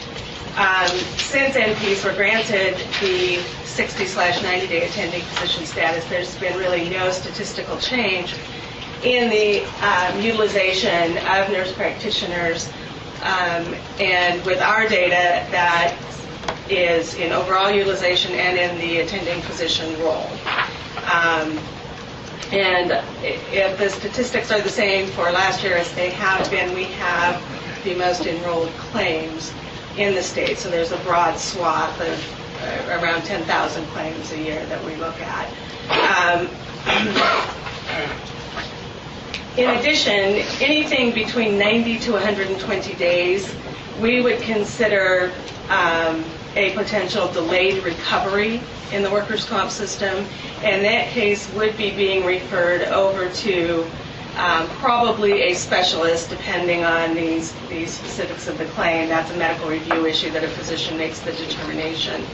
But after that 90-day point, we're likely going to be making referrals into the specialty care arena in any rate. Kevin talked a bit about the hassle factor and access issues. I did some looking at our statistics as far as access to care, and let me preface this with, yes, it is sometimes really difficult to get a patient seen, particularly in some of the areas we serve. But of the cases that we were unable, or the worker was unable to find an appropriate treating physician and contacted the department, it was 0.08% of all claims that come into our building. So even though it is difficult and sometimes we have to cajole and beg, we do find access for these folks. In addition, we are talking about a physician access issue, and that is what we need to address. And the appropriate way to address that, I don't feel, is with nurse practitioners. We need to find ways to make the system more attractive to the physicians to act in the attending physician role long-term for the patient. That isn't going to end at 90 days, at 120 days, at 180 days. And so putting a Band-Aid on it with the utilization of nurse practitioners or physician's assistants is not going to be the solution. I think we're looking for an easy fix to a complex problem, and our resources would be much better spent really looking at how to address the issues that deter physicians from treating workers in the system. I'm also concerned that when we did allow the 90 days to the nurse practitioners, the very next session we again expanded that to include podiatrists, naturopaths, chiropractic, and physician's assistants. And I'm one of those dinosaurs who was around prior to 1990 and dealt with the system when we really had no limitations on the definition of the treating physician, and we are quickly headed back down that slippery slope. And I'm concerned that if we continue down that road, we will no longer be the gold standard in the workers' comp world in the country.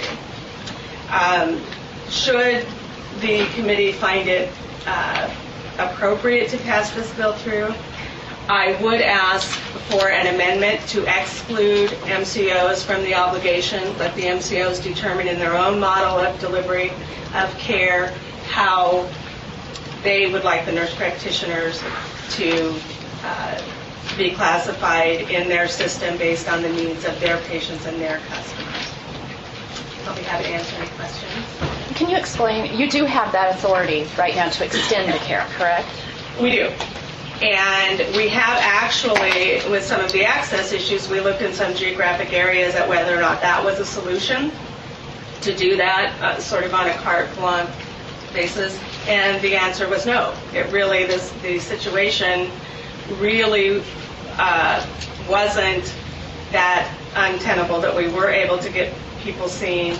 And again, that the cases that we were having the trouble getting people seen were not cases that would probably be appropriately treated by a nurse practitioner. The kinds of cases that we find resistance to are cases that are in litigation, cases that are enrolled in the MCO when they're 2 years old and they're now a failed back, or they're addicted to opioids, or they're very complex, and we really have to beg people to take those, but we do. There are some cases in which we will authorize treatment out of network with a worker's attending physician, even if the law does not require it. So if they're treating with a specialist, we're not obligated under the law to authorize the person to continue there, but if that's in the best interest of the patient, given all of the factors, medical access, etc., we can also do that and keep it within the terms and conditions of the MCO. Thank you. Any questions? What percentage of your case, well, you say they have about 10,000 claims a year, is that what you say? Yeah. Are handled, at least in the first 90 days, through a nurse practitioner relationship? I apologize. I had rather short notice about this, so I didn't have my office run all of our statistics, and some of that billing data is not in our system. I would have to get it from the carriers who process their own billings. But Just a ballpark. I would guess it's less than 0.5%.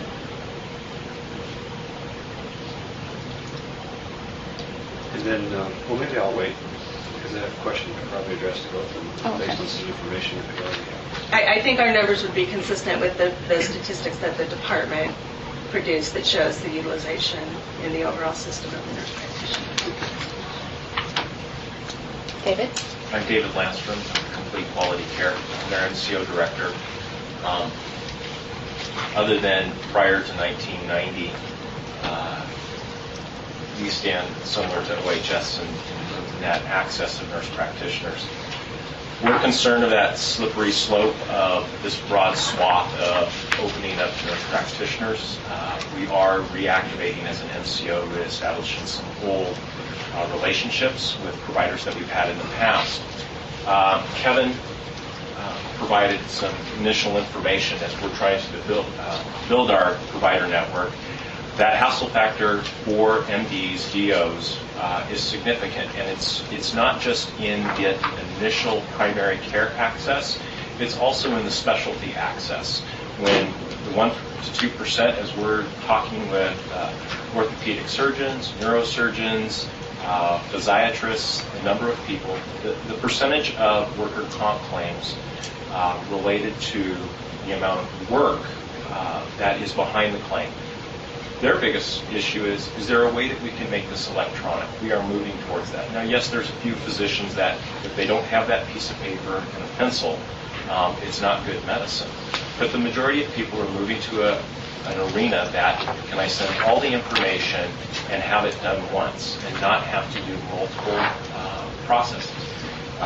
That's where we're developing ours, is what can we do to reduce that hassle factor.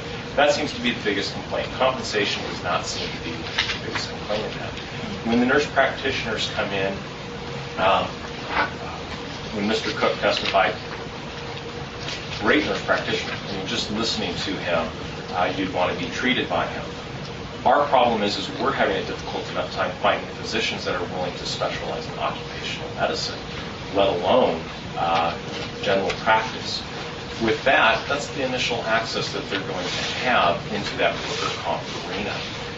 When a number of our providers are now getting out of occupational medicine, either going back to family practice and not wanting to see occupational medicine, but move out of the state to find some other adventure to do, that brings up a concern for us. And just adding more providers to the system in the nurse practitioner doesn't necessarily address that issue of access.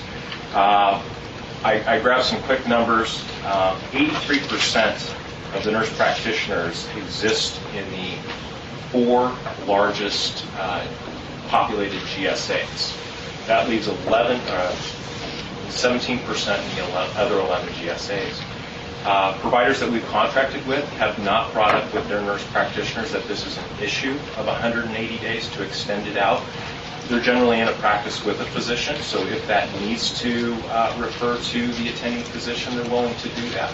Again, the MCO does have the right to extend out that privilege greater than 90 days.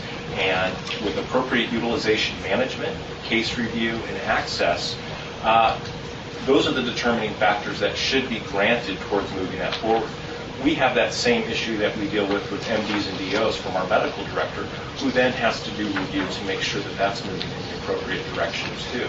So it's not just limited, and I'm not trying to just tag this on nurse practitioners, but it is that access issue. It was testified. I came to a number of the hearings, kind of sat in the background to try and get a feel of what was going on. Previously, CQC had testified when this was initially brought up about the concern of just extending it to 180 days and not actually moving that person through the continuum of health care and maybe not getting the referrals. The percentages just didn't seem high enough to wanting to extend this to nurse practitioners.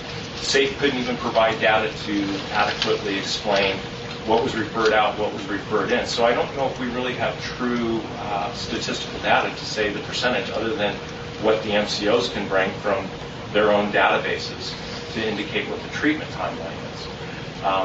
At this time, CQC just does not see a benefit at extending that timeline to 180 days to do the ultimate goal, which is return to work. That's the first thing that is established in workers' comp. And to be able to move in quickly, and if there does become a point, utilization management should review and say, the treatment course isn't working, you need to be moved to a specialist or moved on to another provider for evaluation and treatment. So either way, would that treatment time be greater than 90 days? I have a comment. I think that both of you have indicated that you do recognize the access issue, and I don't know if you've been looking out towards the future with the health care plan, and if you're taking that into consideration as you're trying to build up your panels or in your reviews. Can you address that? Is that something you're taking into consideration at this time? Not just nurse practitioners, but overall the access issue. It is, although we are somewhat limited in what we can do because we are hampered by fee schedules. So compensation is not really something that's on the table to speak of. We also, the hassle factors that I hear most about, I really don't hear the billing issues other than, gee, why can't we bill electronically and why do we have to provide chart notes? But what I hear, for instance, when we want a second surgical opinion, physicians don't want to do them because the next step is they're going to get deposed and they're going to get questions or letters about compensability and combined conditions and a major contributing cause. Those are difficult questions for seasoned claims people. I've been in this business for 30 years. I started really, really young. And, 14 there. I was 10. And I still have to sit down and really ponder through it when I'm looking through a file or I'm trying to separate out the work-related versus non-work-related. So a physician who does this, orthopedic surgeons, the percent of their practice is significantly higher than 2% in workers' comp. I would guess it's probably somewhere between 15 to 20 is a number that I get quite often from orthopedics office. But even physicians, especially the physicians who are the specialists, don't understand that, don't want to deal with it. We have looked at opportunities to have gatekeepers, where you have an occupational medicine person that remains the attending physician and handles all of those attendant issues, and they get referred to the specialist for the specialty care, and then they go right back to the attending for return to work and claim closure, etc. The problem is that that specialist still gets the questions about the causation and the physical abilities. And so those are the hassle factors that I certainly hear more about. And we can do a bit about that in using our medical staff to work with the claims staff to interpolate some of that data or that information out of the medical record. But as far as reaching a claim determination, our opinion has to wait.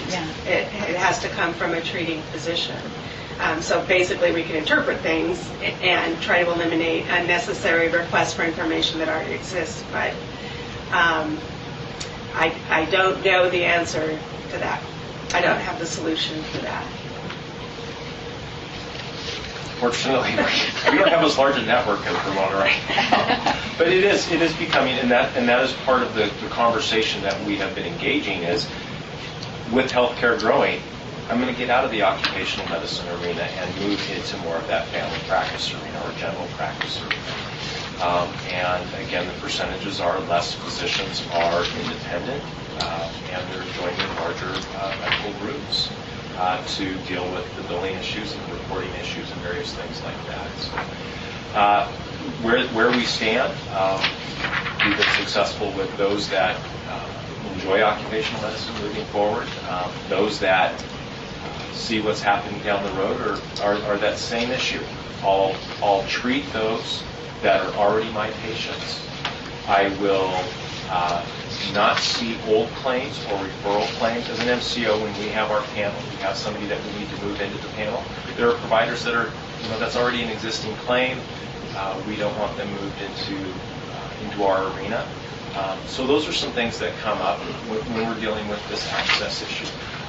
But that's our job. We need to move forward. We're bound by timelines of when these people can have access, when their treatment needs to move forward, and that requires more work on our part to make sure that that's done. That's a really good point. There are timelines. And I think we forget about those timelines because we're thinking, oh my gosh, they can't get into a doctor. But there are specific guidelines within which they have to be able to be seen by a provider. Yes. And you're able, in what percentage, have you had anything that you've failed on? Like you said. I've had one. Okay. Where in almost 20 years now of business, that my staff dropped the ball on it. But it's more legwork. There's some more legwork involved than there used to be. Yeah, and that's our job. Yeah. I mean, we have a statutory and ethical obligation to ensure that patients receive timely and appropriate care. And, that's what my staff does. And, that there's not an option. Yeah. You find an appropriate provider for that patient. Okay. I just want to kind of come back to this nurse practitioner.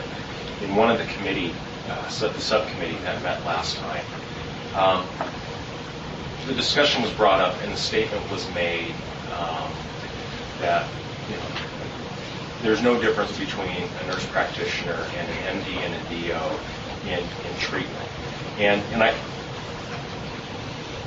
our team at CQC, our medical director, CEO, and the rest struggled with that statement, just in the fact of there is a difference, and it's established both through what they're allowed to do, as well as the schooling, training, and education that comes behind that. And it's the other statement was that nurse practitioners are less expensive when accessing the worker comp fee schedule. And if it was based purely off of cost, then yes. But the other statement was made, and I can't remember which committee member made it, but that we were supposed to strive, and it might have been you, that we were supposed to strive towards the highest quality care for the worker comp. I know that a couple of you in previous committee meetings have talked about your involvement with EMS. And when EMS went to a whole new system with paramedics from the 1, 2, 3, 4, they went to a basic, intermediate, paramedic. The idea was that the rural environments would have these intermediates at a less cost. What happened is that when they redevised that system, the look was at the cost, not at the training and the skill that goes behind the program. So over the last 10 years, they've been expanding the level of the intermediate because it's less expensive than hiring a paramedic. And that's been the basis for it. What I'm afraid is that we're going to move forward that this is a cost issue and kind of overshadow it with that it's an access issue. When some of the numbers are showing that it doesn't seem like there's that much of an access issue or a treatment timeline issue with the nurse practitioner. So where they're a totally different related field, it can become a slippery slope, and we lose sight of what we were originally trying to accomplish with providing access to the most qualified individual.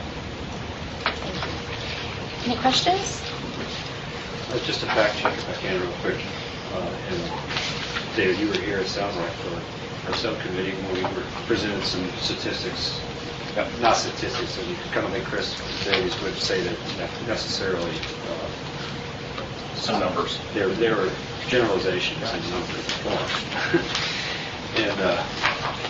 And there's okay. So I keep hearing, let's still to the nut of this thing. I keep hearing two primary arguments in favor of this concept, and one of them is access. If we allow nurse practitioners to have an expanded time frame, then you're going to encourage more of them to enter the workers' comp arena.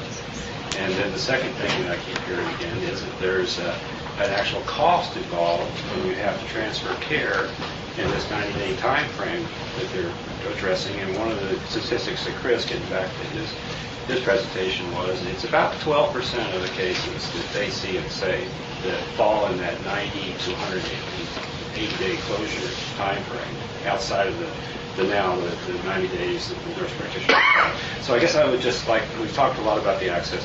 What about, I apologize if you already covered this in your testimony, but can you get back to that number? Is that a valid number, 12% of people now they're going to have to go back to another care provider, maybe re-enter their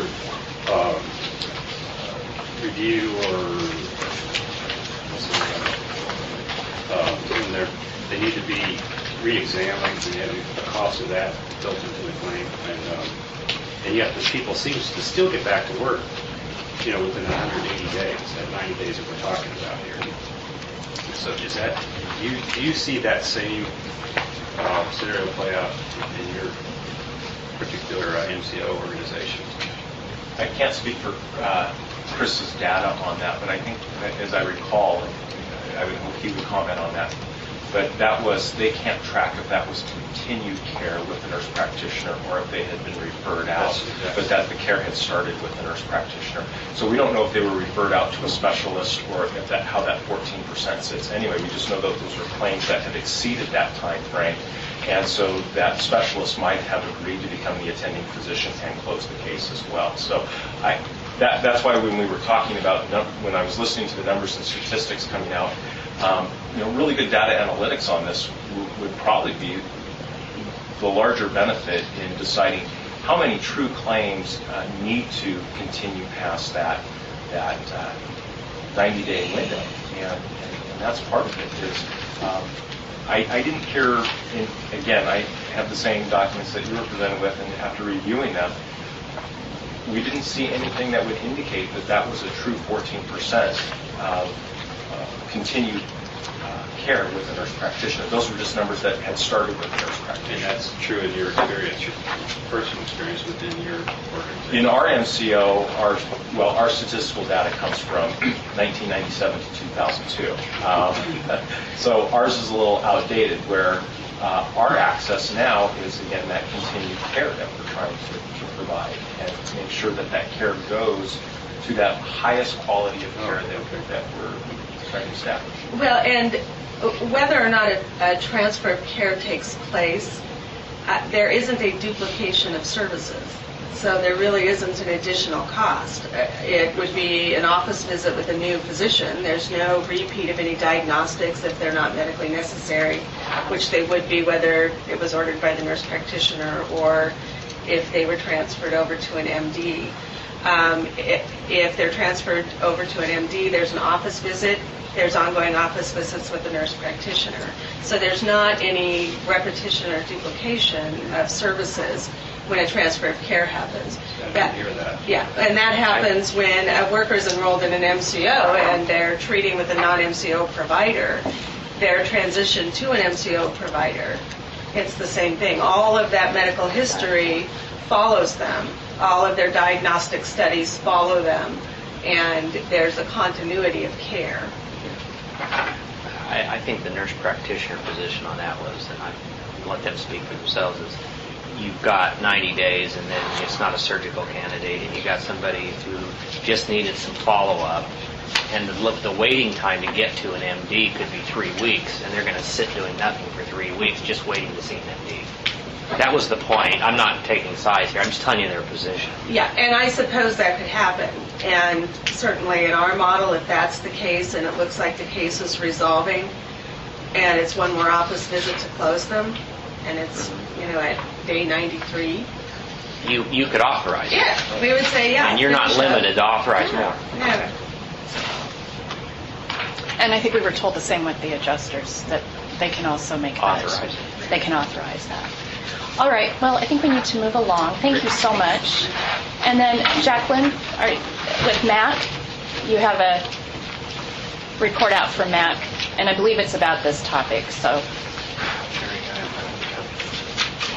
Thank you. Have a great day. Thank you. Jacqueline Seward, Oregon Workers' Compensation. And the committee asked me to take several items back to the Medical Advisory Committee, and one of them was on this concept. There was a lot of discussion around it, and in the end, the committee voted unanimously to support the OMA's position that they don't have a problem with the extension to 180 days, but what they want to make sure is after 90 days that there's a second look if there hasn't been one before. That could be either an IME, a consult with another MD or specialist, and they even offered the suggestion of doing a chart review with the option to do an exam if the chart review wasn't sufficient. How involved have they been on the hassle factor committee? Dr. Braddock has come to a couple of the meetings. Okay. So not extensively. Okay. Any questions? Thank you. Okay, so that wraps up that topic, and we're going to go on to Senate Bill 173, disputed claims settlement with the OTLA. Is there a subcommittee report? Yes. Subcommittee there seemed to be some agreement with OTLA and SAFE and the insurance industry about this is a doable thing. A couple of minor things need to be reconciled. And we asked them to take a look and get back over 2 weeks and come back. So I'd like if...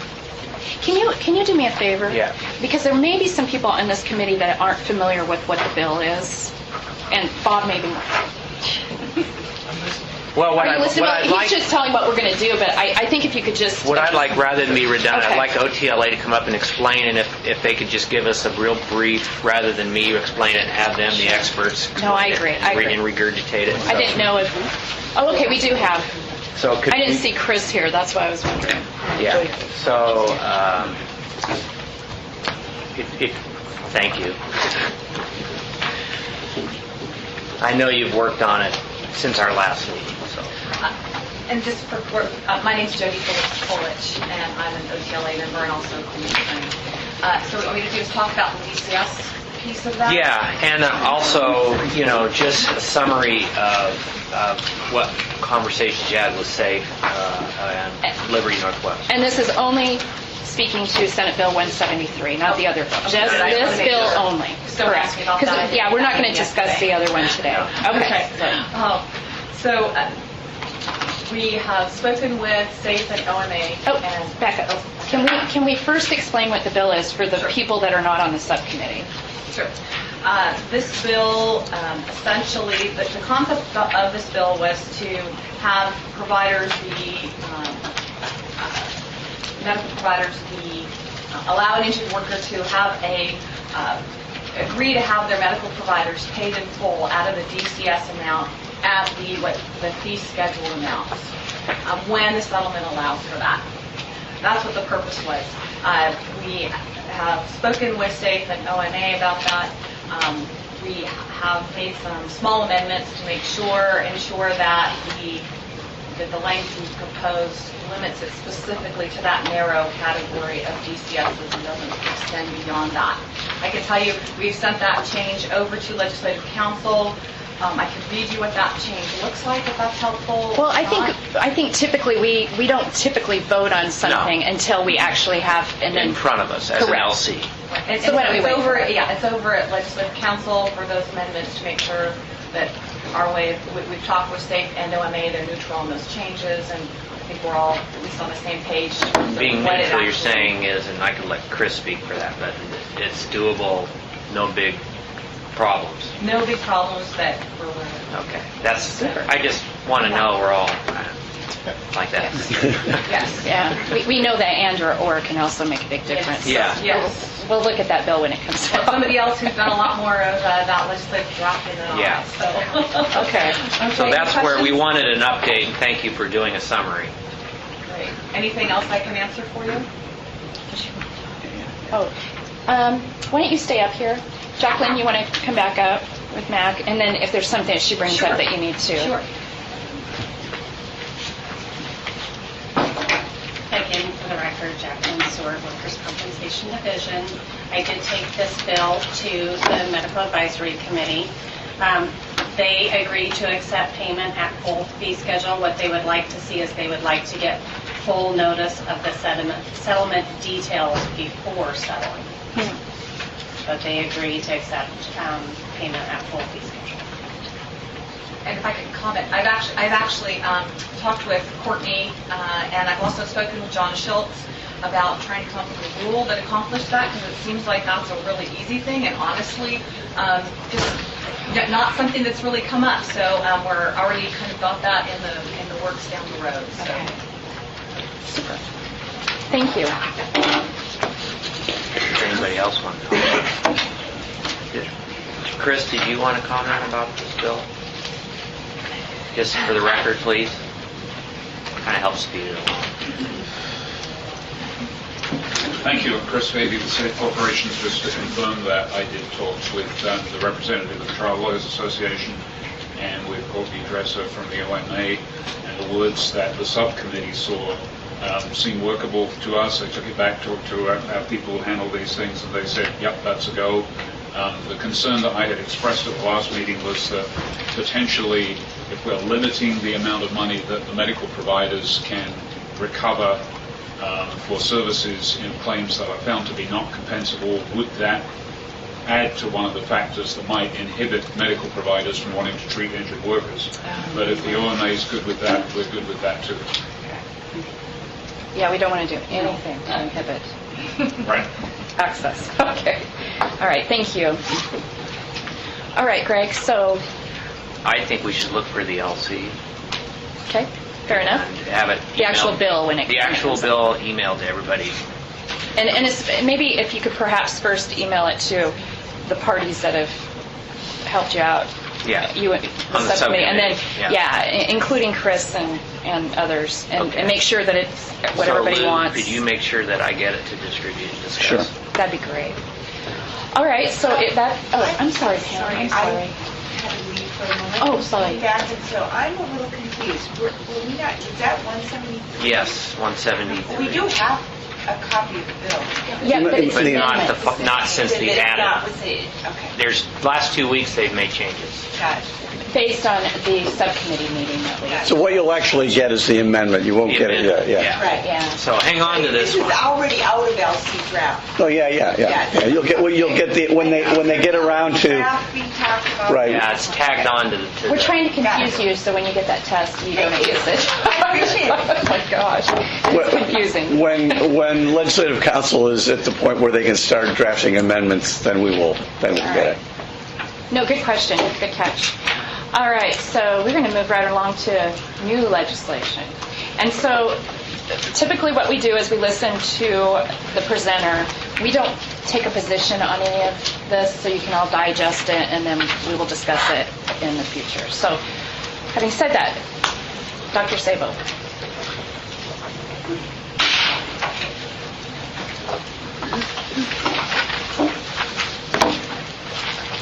Dr. Gordon Sabo, representing the Oregon Chiropractic Association. We have 4 bills for your consideration.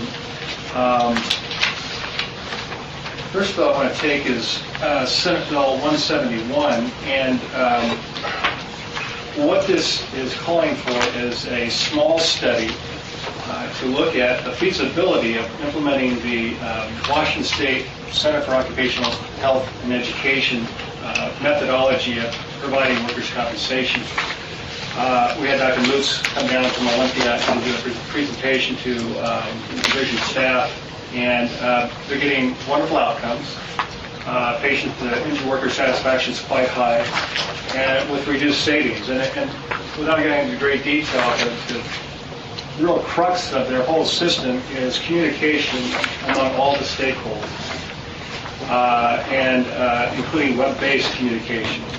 And facilitators and educational programs to the providers. But the bottom line is that Washington State uses no managed care organizations. And now the managed care organizational folks, the representatives can correct me, but I still believe that there's no clear evidence, any study that has significant statistical competency that has shown, in fact, managed care organizations that saved money or improved outcomes. I do have a comment. No, I have a comment. They do have, and it's, I believe it's with the building trades and several other entities, labor organizations. There is a occupational health managed care component now within Washington State. We don't participate in it, but there is, and it's been out there for a while. I can't give you dates, but just an FYI, that is out there, and you might want to get with the Department of Labor and Industries in Washington because they're trying. Governor Gregoire is trying to tout that as something that could be very viable across the state. And I have not looked into it personally, but you might want to look at that a little bit further. So there is something out there. Well, I know by Dr. Moots, who is with the Labor and Industries, and what he told us. And so what this is just a small study, a feasibility study. Cost would be somewhere between $50,000 and $75,000 of looking at the feasibility of implementing the CROI system here and looking at the outcomes. House Bill 2319 is relative to the age-old problem of independent medical exams and what we believe to be a biased system. The 2004 study, which was produced by DCBS, as you recall, the examiners themselves believed, it was over 50%, 52, 53% of the examiners themselves indicated they believed the system to be biased against injured workers, and the problem continues. What we're asking for is a new system that would utilize an external review of the particular file. The insurer would have one IME. The injured worker could order an IME. If the two differ, then it would go into the external review system. This would be a single blinded external file review system. And the rationale for this is that, first of all, there is no incentive for the reviewer to render a opinion that would favor the insurer. They don't know when they are going to randomly be selected again. And by being single-blinded, if it's a colleague or, say, a neurosurgeon or chiropractic physician, and I know that individual, the treating physician is blinded to the reviewer. And so it takes the monkey off the reviewer's back to say what they really believe after reviewing all the evidence, all of the file, and making the call. And the hope would be if we can, in fact, show that the system is less biased, then there would be less incentive for injured workers to get legal representation and would address the issue of bias. Now, something very similar was suggested by DCBS, the staffers who put this together, because the clear bias, the concern was who gets to select the examiner.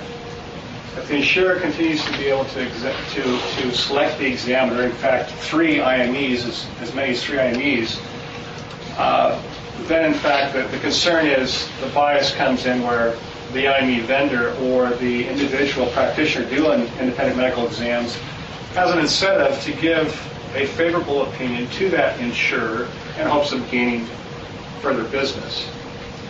So the idea of this single-blinded file review would be to take away that bias. Can I go on? Or? Yeah. Did you skip by 172 then? Well, I'm going in a different order. That was 2319. That was House Bill 2319. All right, Pam. Pam, do you have anything? Well, I'll wait till the very end to go through. Well, maybe I think going through each bill at each time as opposed to... Which bill did you have a question about? Oh. Of the 2 that he just spoke to. This what you're talking is 2319? Yes. Yes.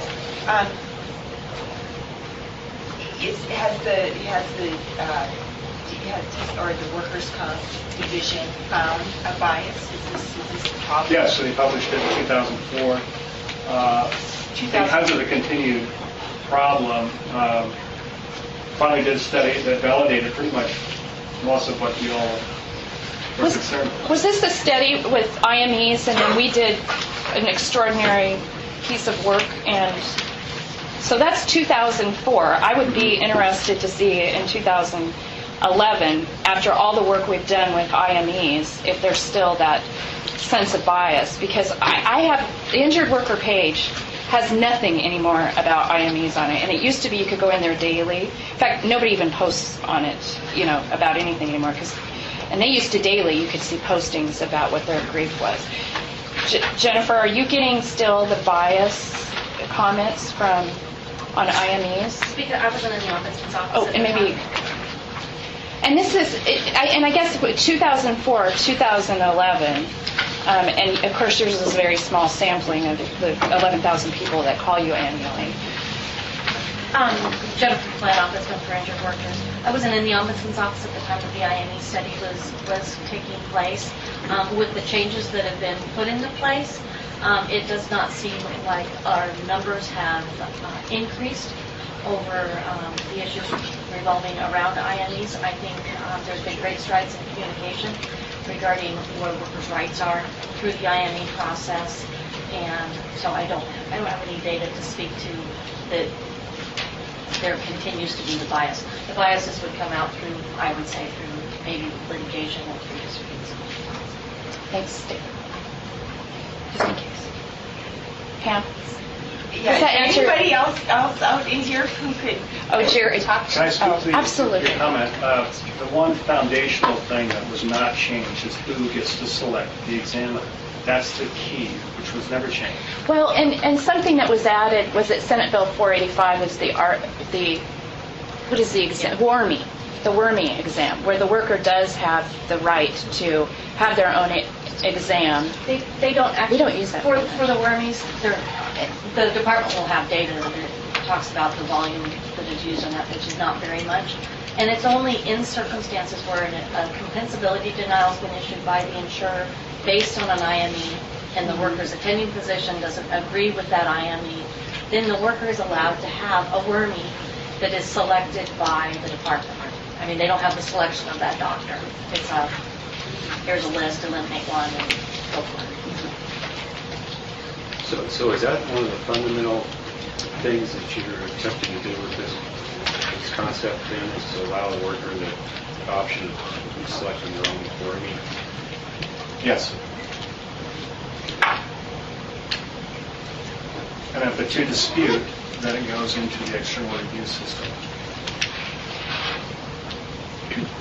Okay, it looks like while we're on this, Pam would like to hear from Jerry Keene. We've also got other people. Okay, we've got other people, but specific to this bill, Jerry, do you want to pop up here? And then Hasina and Chris, it looks like, also want to speak to it. So, Vern, why don't you just stay there, and then we'll just let the other two or three come up as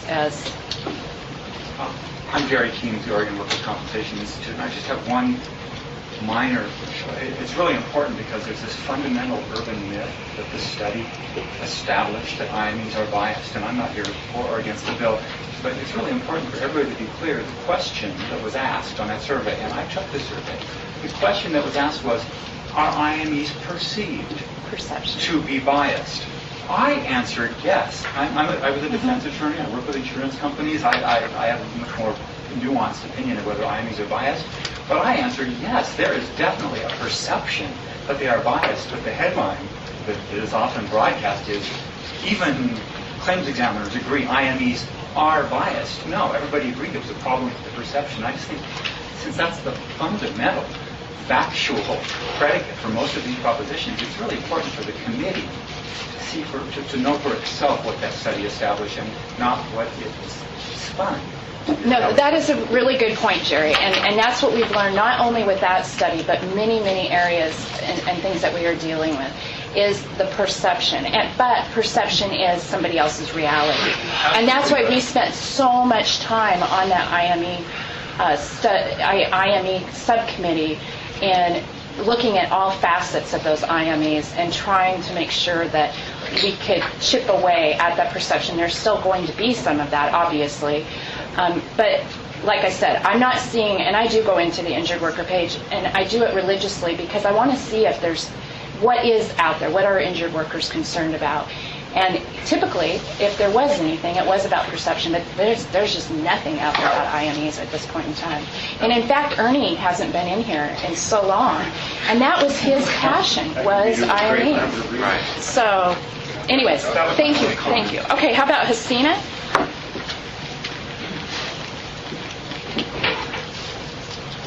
Hi, good morning. Vern, you aren't in the electric chair, I promise you. It probably feels like it, but we might as well try to move this along. Hi, good morning. For the record, Hasina Squires on behalf of the Independent Medical Examination Association. I feel like lately I come up here because we're just doing Groundhog's Day with firefighter cancer, occupational disease presumption, and here I'm back talking about this IME issue. So I represent the Independent Medical Examination Association, which is an association that consists of IME facilities that facilitate IMEs, objective medical assessment, Sunrise Medical, Star Medical, impartial medical opinions, exam works. Those are my clients. And yes, the department did conduct a study, and Jerry is right, there was perceived bias, but there was a large outcry and a large political movement to regulate IMEs. And a very significant piece of legislation was passed out of that, Senate Bill 311. Our association was very instrumental in working with the department in crafting that piece of legislation. There was give and take on both sides. And ultimately what happened was Senate Bill 311 was adopted, and the bill sets up a list of who can qualify, training requirements for physicians to qualify to conduct IMEs. Exit surveys will be distributed to injured workers. So there is additional data outside of that 2004 study, both from the department's perspective and then also from my client's perspective. We have conducted independent surveys. So the department had a chunk of surveys in. Kevin Willingham, actually, some of you weren't at this meeting, but it was a couple of meetings ago, Kevin Willingham did come and present to WCD about what's the status of affairs with IMEs, and it was very clear that there didn't appear to be any complaints, as Jennifer from the Ombudsman's office had said, with IMEs and potential bias. Your department surveys aren't actually completed at the same rate as ours, so I can tell you for 14-month period. So every time one of our IME facilities runs an IME, we're handing out a survey. How long did the doctor spend with you? What were you treated professionally? Were you satisfied?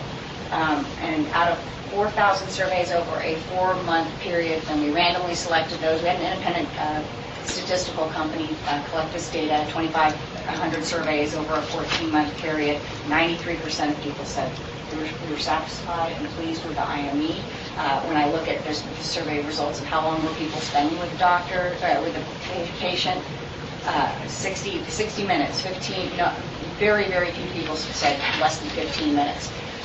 So only 4% of our people surveyed said that they had any complaint, and typically the complaint was distance. It's hard. And we're getting back to the access issue. So we do not feel that there is any, what we've done is improve the system, work with the department, work with the injured workers. Part of the problem that we find we're facing now is this access issue. We instituted training that doctors had to comply with. The notion that a trained medical physician is just going to render a decision based upon a relationship that they have with either a trial lawyer or an insurance company is insulting to every medically trained professional in the state of Oregon. I just denounce that type of behavior, and I can't imagine that any physician would sit up here and admit to it, and judging from the surveys that we have seen, there doesn't seem to be a problem anymore. Hasina, is there a way to get a composite of the survey that you folks did? Yeah, our survey is identical to the WCD exit survey. We just had a couple of additions that we wanted, like how many minutes did you spend? So ours is actually more extensive than your exit survey. And we continue to hand that out. I've got the stacks and stacks of them. So would you be able to get that to us? Absolutely. Okay. Thank you. Can I ask Questions? quick, yeah. Your clients, do they operate both for the insurers, and are they available as a resource to workers for worker requested medical exam also? Yeah. Yeah. Yeah. So I consider the IME facilities to be more of a buffer, so the insurance company isn't directly contacting the physician. The IME facility is facilitating getting all the records, putting them all together, working with sort of in the middle, the middleman or woman. Oh, I'm sorry.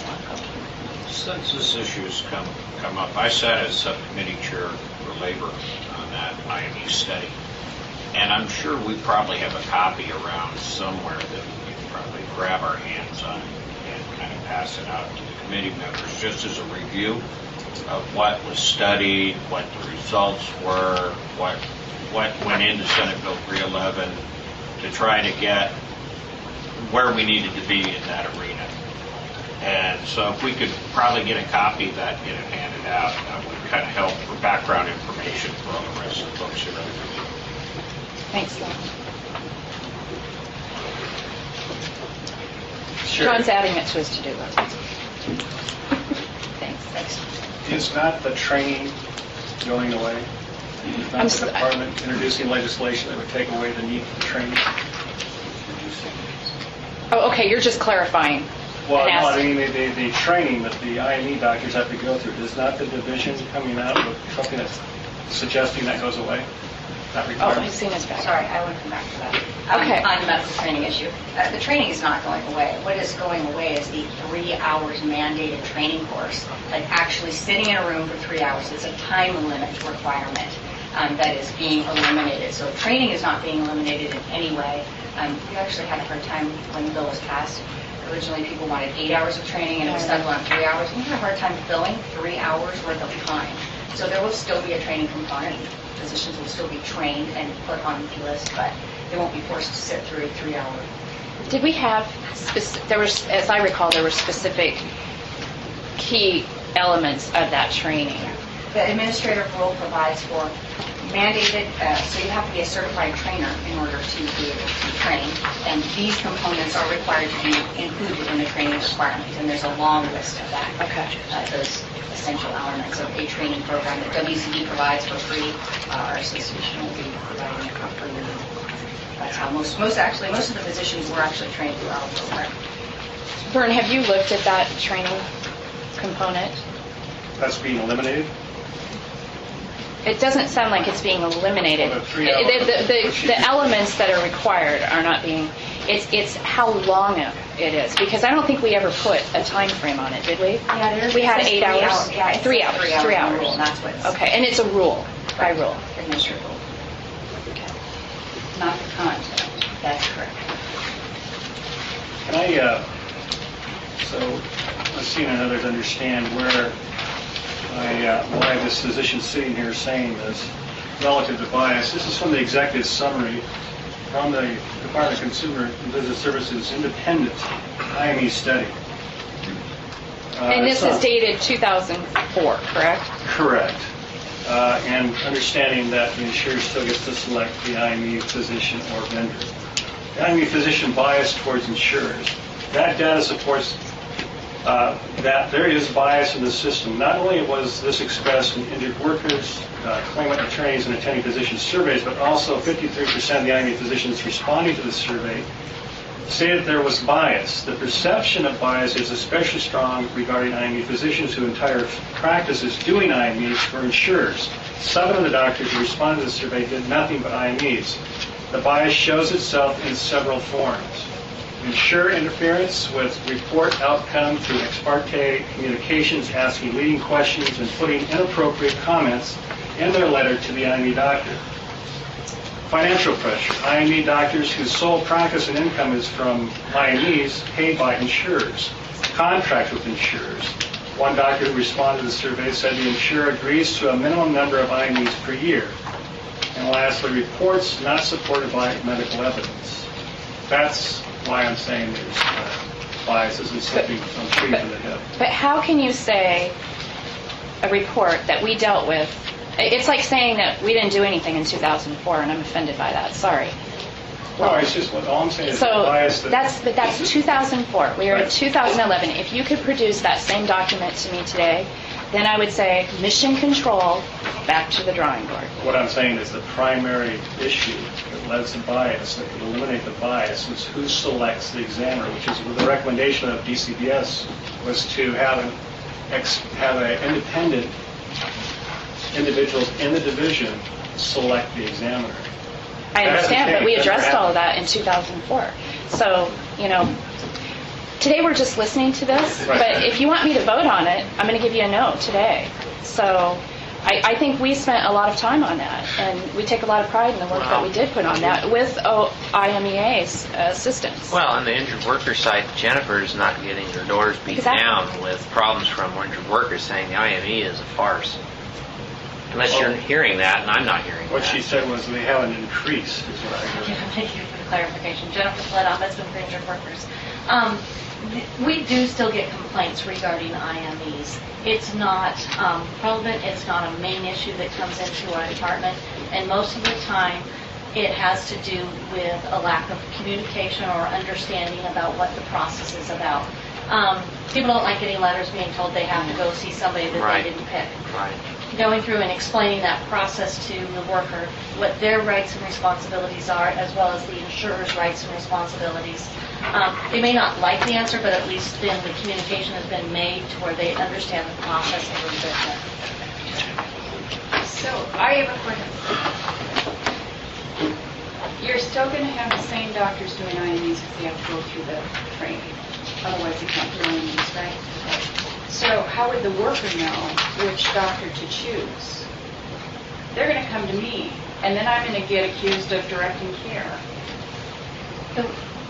I'm guessing here, I'm going on my memory, is that the WRME selection currently is from the same list of doctors who have been qualified as IME doctors, so they have that same background. So how does the worker know which one to choose? It just goes to IME? Currently, the department chooses. That was part of the work that we did with IMEs. Well, actually, the WRME was way back in Senate Bill 485, wasn't it? The WRME? That's a long time ago. Thank you, John. I know. But we have that process, and we didn't touch that process when we did the IME study. We left that process intact. So, all right, Chris Davey wanted to speak to this issue.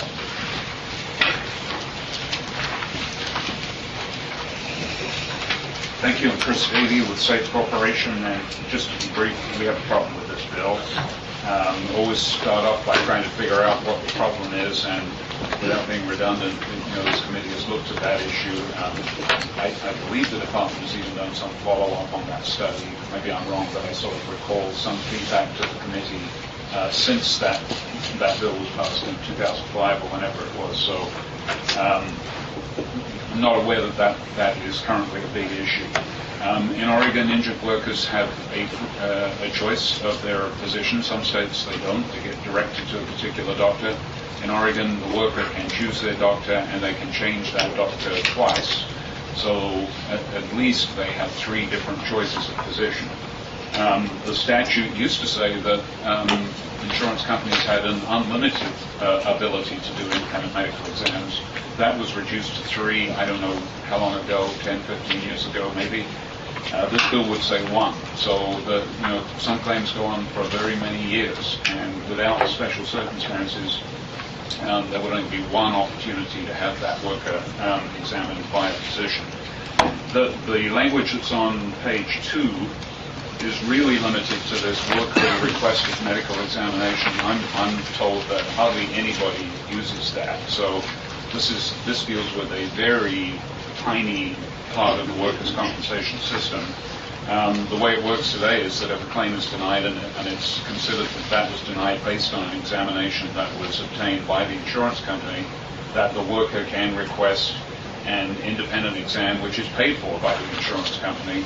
The doctor comes from the list of approved independent medical examiners.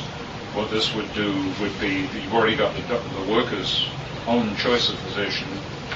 You've got the IME doctor for the insurance company. Now the worker would be able to have another exam at their request, paid for by the insurance company, I assume, and then another one that would be the independent one, so it's almost like we're building up the dueling doctors routine again too.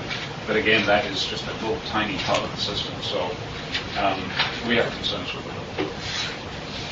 You know, and just to clarify, that's what California does, and it's a nightmare. They have AMEs, QMEs. Yeah. It's a nightmare. I have a question for Chris.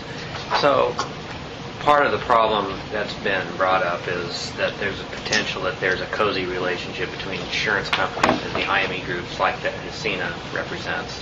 Can you just take us through your relationship with those groups and how they're compensated and how your adjusters pick which ones to use? And can you just give us a general sense of, from an insurance perspective, how that works? I'll just give you the Chris, it's something else. If we're going to pass out this 2004 study, they went into in-depth as to how those relationships work. So that's also going to be in that, and Chris can give his version, the safe version, but they went into, correct, that went into in-depth as to how the whole IME process works. In 2011, today, it's the same as it was in 2004. Yeah, we haven't, we've changed.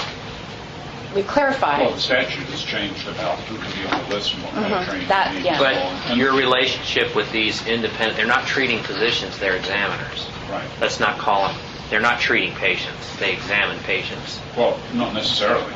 No, there are some of them that are set up in a practice of just doing these kind of consulting exams.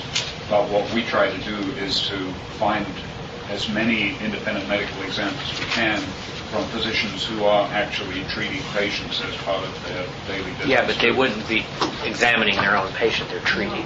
No. What I'm saying is the exam itself is an independent, objective, neutral exam. It's not making any kind of a connection to the ongoing treatment of the worker. It has to do with doing an independent exam. And so I think what I heard Dr. Sabo say is that there's the image that there's a bias, that it's perception or whatever, that the insurance company has some control because they're paying these people and they can give them more work if they have favorable recommendations or results of examination.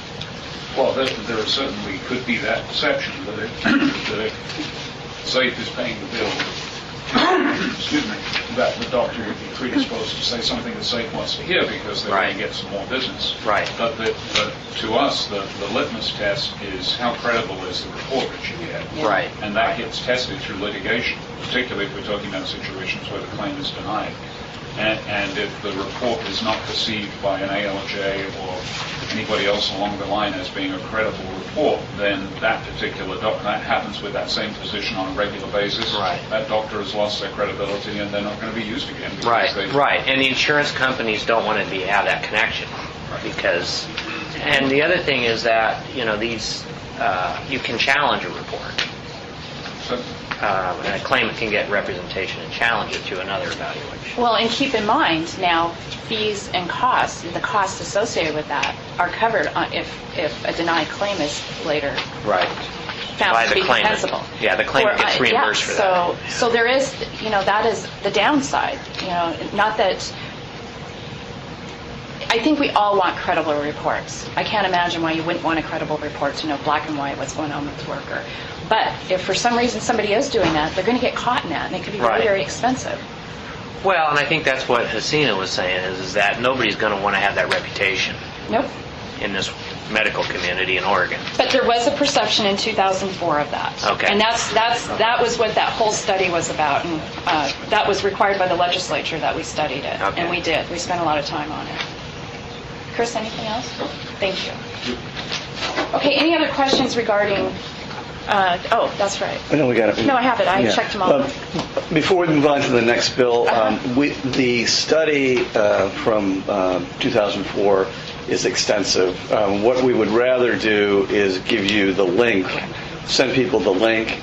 We also have if you want the hard copy of the executive summary, we can give you that, but we'd like to be able to save trees if we can. Just send you the link. Is that okay? Sure. Electronic communication. Yes. We have to walk the talk. Yes, please. Thanks for that clarification. All right. What is next, Dr. Sabo? Well, the Which number? 2346, House Bill 2346 is a steering issue. Employers, some insurers, requiring injured workers treat with a particular provider, clinic, and the continued problem with that. Now, in 2008, we had examples of correspondence of injured workers, providers, and then again in 2009, and we have a new booklet of examples of complaints from providers and injured workers and where their employers told them that they had to go to a particular clinic or doctor for treatment. What this bill does is, again, it seems as though you have to tell individuals 7 times, I think that's the number, before they actually recollect that, in fact, this is the rule, that the injured worker gets to choose their provider.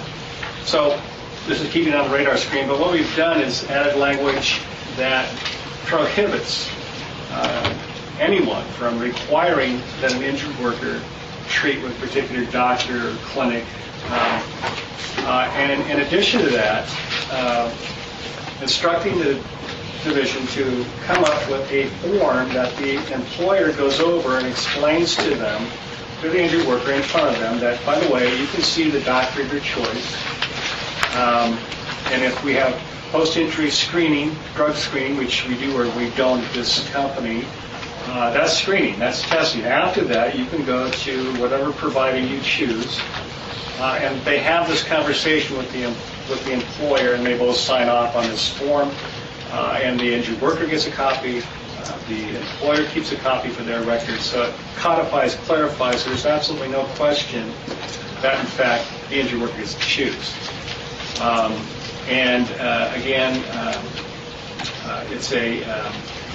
Again, it is continuing, and we're hoping that this would help to end the steering of injured workers.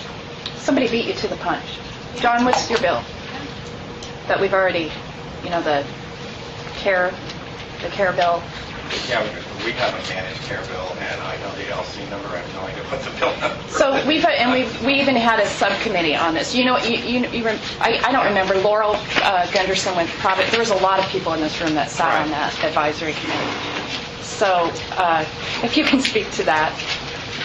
I am sorry. That's all right. And I apologize. I do not, Kevin Willingham again. I do not know the bill number, and I should because I'm 2093. 2093, I'm told. I know the LC number. We have a bill to address issues of companies and individuals who are directing care to set up a penalty or sanctioning process so that we can go to the individual in order to do that. We did meet with a group of folks to address some concerns, and I think we've done that, and we're submitting some amendments to that to clarify that when the attending physician refers to another physician, that's not necessarily directing care in and of itself, or an on-site medical facility when a company has a policy to go there and to assess or evaluate the nature and extent of the injury in and of itself is not managing care. Or if you've got an injured worker in an emergency or trauma situation where they're not capable of stating a preference, then it wouldn't be directing care by taking them to the nearest hospital to get treatment. That's a no-brainer. So those clarifications have been added to the bill, and essentially what it does is if we find that someone is directing a patient or restricting choice of providers outside of a managed care environment, or removing or requiring the physician to treat within established guidelines, then that would be considered managing care. And rather than trying to go back through all the entities and trying to find who the insurer is and who the claims processor is, we would go directly to the entity that's directing the care. And the penalty is the biggest hammer, but it's any sanction up to and including a civil penalty. What is it? Is it 2,000? It's consistent with other civil penalties that are listed in the rules, which would be penalty up to $2,000 per occurrence. That's the current penalty. Well, I mean, but this clarified what directing care was. There was one thing I had interesting, just as a side note, that there is a occupational health facility that has it. It's kind of weird. They have a contract with one of the emergency rooms that all injured workers are supposed to be directed to their occupational health facility. And we never addressed that. And it came up again just recently. I was visiting with Dr. John Braddock, and he reminded me of that little situation that's going on with one of our emergency rooms. So that's directing care to me. If somebody, and I It's want to not say, from the employers, from the no, department. it's coming from a medical facility, and it's like, holy moly, how did they get there? So anyways, does that clarify for you, Vern? And maybe you can spend some more time with the department exactly. Maybe they have some notes from those meetings and stuff, so you can see what the effort that went into that. And those amendments will come back to MLAC when Ledge Council is able to draft them. Okay, so there was some testimony on that. Laurel, did you want to address that any further, or has this other dialogue on 2346? Is that 20? No. Yeah. No. You have something additional? No. Okay. No, Okay. just the 2093 is already there. Yeah. Okay. And Chris Davey, the same thing. All right. So. As long as we have Kevin up here, Kevin, if you could comment on Senate Bill 171. I'm sorry. Lon has a question. I'm sorry. I've just got one small comment. This is an issue that has been coming up for quite some time. In my mind, sitting on the committee, I can remember years ago we talked about this direction. We rechanged brochures. We went around. We did everything but send smoke signals and send out carrier pigeons to try to let folks know, hey, this is unacceptable behavior. I just hope that this bill is going to be strong enough with the language in it that it wakes some people up, because I'm getting complaints in Portland on a pretty regular basis of folks telling me, well, they're directing me or they're telling me I have to go here. And these aren't to MCOs. This is to OCMED centers down the street or whoever they've decided to have do their UAs. And it's like, oh, yeah, we want you to go down here. These folks are good folks. They'll take care of you. They'll bandage you up. They'll do whatever. So I just hope the language is strong enough that says, and I'm not really sure what the vehicle, because I haven't reviewed the bill yet, and I will do so now. But I hope it's strong enough that we're going to get to the bottom of this, because this has been something that's... Well, let's clarify, too. Let's make sure we're very clear, because there is a difference. We have tons of construction sites, and I have tons of construction workers who do not have a primary care provider, including MLAC. I do not have a primary care provider. If I got hurt on the job, what's the easiest access? And that is occupational health facilities are easy access. If I want to go to somebody else, I have that opportunity, and so do all of my workers. They can go wherever they want. So there is, sometimes there is also a perception by workers when somebody makes a suggestion that they have to do that. And I think there's a very fine line there, and that's when we're working on this and we have these discussions in this advisory meeting. If we recognize that there is that perception by workers out of specific employers, we need to address it right away. We'll be able to, and we will have the vehicle by which to do it now. So there is a fine line there for that. And I think it's, there's occupational medicine. I'm not sure why people aren't getting to Vern's group. Because that's okay, and I'm glad to hear that. So I just want to make sure that we're clear. There is a fine line, and not if people perceive there's that perception. Well, I need a clarification. This is not emergent care. So this is an emergency in our bill. That does not constitute steering or directing. That's very clear. Our bill, when we clarify, yours does this, the employer has to have a discussion with the employee and explaining to them what their rights are. So there's no gray areas whatsoever. This is about requiring, mandating they have to go. Yeah. They're not saying this is the Augment Center, or this is the urgent care center we recommend that we have good results with. That's not the same thing. Thank you, I appreciate We're that. talking about requiring. And, you know, I still wish that we had, you know, because you bring this forward, and it is frustrating. And it's frustrating on your end, it's frustrating on all of our parts to hear it constantly. I'm hoping the vehicle by which the department's bill has for us is that we can address those individual situations, because one of the problems is when you get right down to it, it's he said, she said. So if we see a pattern by certain employers, then perhaps it can be addressed, as opposed to, you know, the carrier, because it really does come down to the employer. And I think sometimes it's a foreman or a supervisor who is just, you got to go here. This is what management requires. When if you were to talk to management, no, that's not what they told.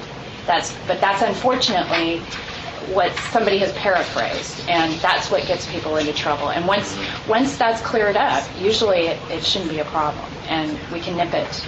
And just outreach and communication, I think, hopefully training, will help alleviate that problem. So, Madam Chair? yeah. I'm curious if you weren't aware of Dr. Sabo, this is it House Bill 2093? Is there a chance that we can maybe look at that and see how much of 2346 is satisfied by that? Is there still a chance to amend 2093 to maybe include, you know, if you guys are thinking about merging? Yeah. I mean, if this is the first time you've become aware of that, I think you guys need to... First time I became aware of it, yeah.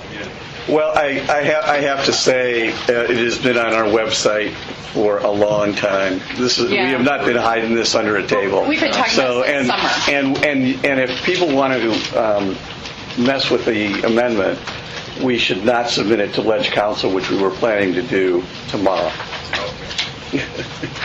You know, we spend a lot of time on it. But Vern, I would recommend, out of courtey, that if you could look at it, it's on the website, or get one of the gentlemen. I met with DCB, I met with division staff about our bill.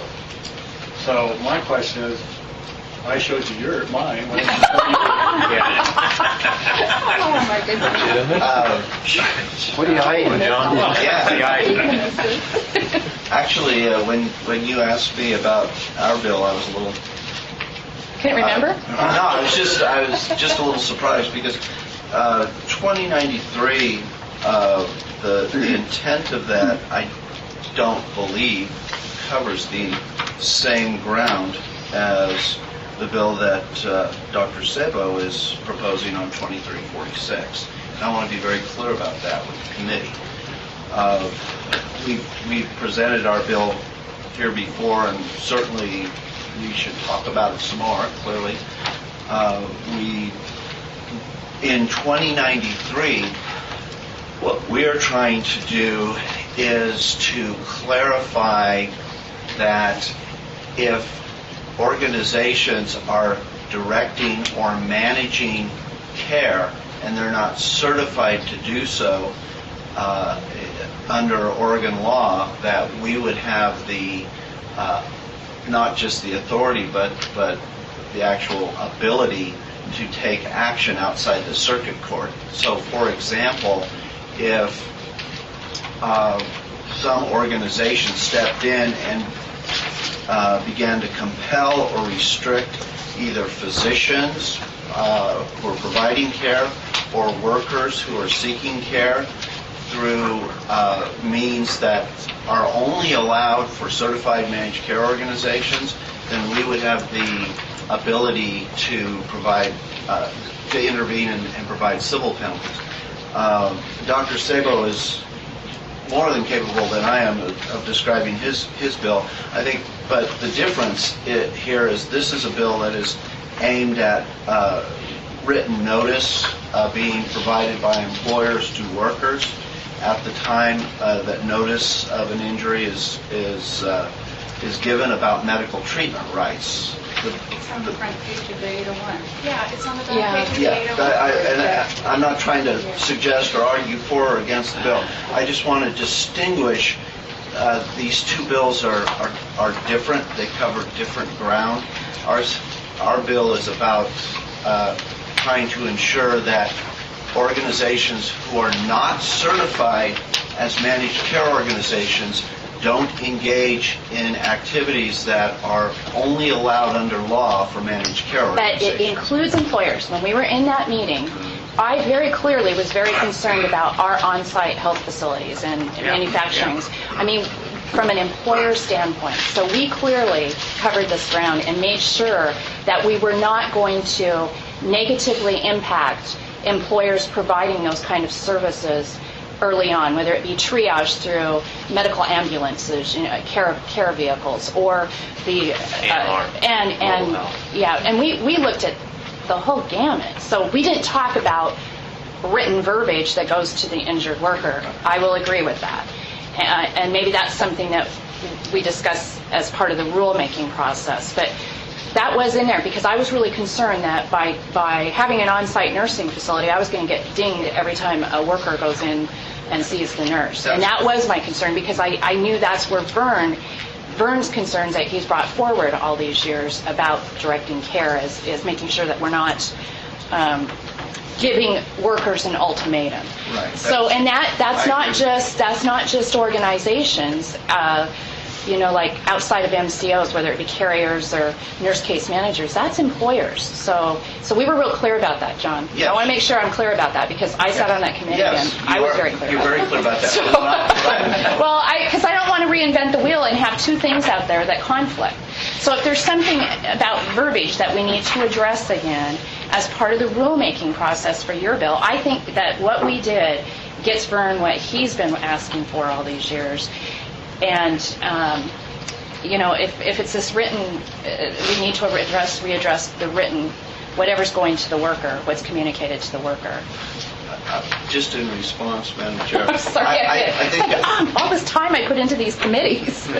I think we were very clear coming out of that meeting that you were asking that our bill did not dictate to employers about on-site first aid, medical care, and we tried to stay away from that entire area. And the thrust of our bill was in regard to managed care, correct, organization behavior, and whether or not organizations who are not certified could engage in behaviors to compel physicians or workers, which I think is the thrust of our bill. But your bill, and everybody that sat there knows that it could affect employers in directing care. I mean, that is very House Bill clear. 2093 is much broader in its application than just a situation of an individual or a company directing a worker to a particular provider, but it does encompass that. It's Correct. much broader than that, but it will. It offers an administrative remedy when we find that did occur. Okay, so, I'm not sure what we want to, specific to Vern. I would like you to take a look at what the work we did with the department, and maybe if we need to have an additional dialogue. But I feel comfortable with the bill that we're sending over back to LC. Well, the amendments is what you're asking for. Maybe not this written stuff, but it is addressing that It's issue. critical. We're going to give you an example of an on-site nurse at a company in Albany. And there's something wrong with an on-site nurse. What's wrong is when the injured worker went there, and this was a patient of mine, went there, asked if she could go to her medical physician, and was told, no, you have to go to the Ocmed Center. Would not allow her to drive herself there. This was not a life and death situation. It was a shoulder injury. And drove her to the Ocmed Center. Now, that is inappropriate. And she asked to be seen by somebody else. She was asking if she could see her medical doctor. Okay, that's an issue, and that's addressed by Well, that's us. where this form, the employer said, look, by the way, after the triage from the nurse or the company doctor or whatever, you can continue on with whoever you choose. Because the problem is continuing. You've got a hard copy of complaints. And so we're just hoping that would, again, address the issue. But is this This is both workers and providers. Is that what you're saying? And just like anything, Okay. writing to legislators, for every individual who takes the time to do that, there's many others who don't, who have the same situation. So the communication is enhanced through the division bill. Right now, the 801 has that, but it's small print, second page. It's not enhanced through the divisions bill. It would be through. This is, Yeah. this is what the Oh, worker thank you. is given. Right, and it's on there. You have a right to go to your own doctor. Yes. Except that they're not getting the form. They're not getting the form. Well, is a bill going to change that? Well, this would, where the employer has to have a conversation, sit down and have a conversation with the injured worker. How can they not get the form if they sign the 801? Well, because is it not optional whether it's printed on the back side of the 801 or not, or given separately? The administrative rule allows it to be printed on the back of the 801 or to be provided separately, but it's required to be provided. Yeah. It's required to be. We're getting injured workers coming. I'm getting injured workers in union practice that say that they were never told. And the next step beyond that is the actual fact they're told just the opposite. They have to go here or they have to go there for treatment. Well, none of these workers ever testify. I really wish they would come in, and I know that it takes time out of their day, but because I can't tell you how many times we tell somebody something, and I am just as guilty as you all know in this room. I don't listen to everything that is said. I just jump to the next conclusion, and that's what happens, you know. So I kind of let's have you guys go offline and look at this a little bit closer, and because I think it does what you want it to do. It's not a form, but it does what you want it to do. Okay. Is there any testimony specific outside of that on this bill? I was going to ask Kevin to address Senate Bill 171. First one. Okay, the first one. Yeah, that's the. Well, we haven't talked about 172 yet. The MCO timeline. No, we haven't. Either way. Can we do that and then go back to if there's any questions about any specific bill? Well, I mean, we have a specific comment on 171. Oh, okay. Yeah. Well, I thought Kevin just needs to stay there because all of this pertains to something in his expertise. Yeah, like 4 days of knowing everything. Yeah. Well, most of this is medical, so that's your old job, right? That's not the new job. In relationship to Senate Bill 171, Dr. Sabo met with us several months ago to present his LC to us and to ask us to give him some feedback on that bill or on the LC at that time. And we, as we do with many people when they're in the LC, we promise confidentiality in those discussions. Dr. Sabo referred to meeting with us. So when you look at Washington in relationship to the Cohe project, it is a single-payer system. And in a single-payer system, to do a feasibility study would be a lot easier because you could duplicate it. Oregon is much different. A primary component of the Cohe system are real-time computer systems that talk to one another to get claims filed faster and get results back faster. In order to do that in Oregon, you have to coordinate that ability among many, many insurers and TPAs. So the feasibility study isn't as simple as looking at what Washington did. And Dr. Sabo reported he thought that it would be $50,000 to $75,000 to do that. We sat down with the bill and we sat down with our IMD folks to look at what it would cost us. We have to go from the assumption right now that we do not have capacity to take on extra work within the division because of the cuts that we've made. So we have to look at any bill that adds cost to us as something that is in addition to what we do. And looking at that and looking at the number of limited duration employees that we would have to get to do this study, we figured just in personnel alone, it would cost around $750,000 to do that study. I see to that. You should just let me go on to 172.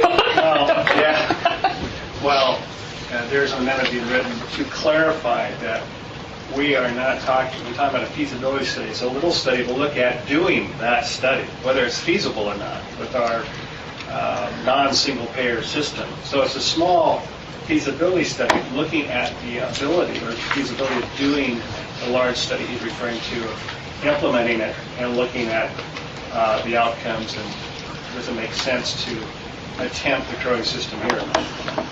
So the language of 171 would change with the amendment? Right. It would clarify that this is about a little feasibility study, looking at the probability of whether or not we could do that large study, which would cost what you're referring to. Well, Scott's not here, but I will tell you how unhappy the department would be about spending a significant amount of money in this budget climate. Yeah, Sherry, Well- Madam Chair. I've just been saying all the difficult things. I'm so glad. $3.6 billion budget deficit right now, and we're asking for any kind of feasibility study at all. I'm sorry. It doesn't fly here. The study would be funded by the worker benefit fund, not the general fund. Let's do another bill. Okay, all right, moving along. 172.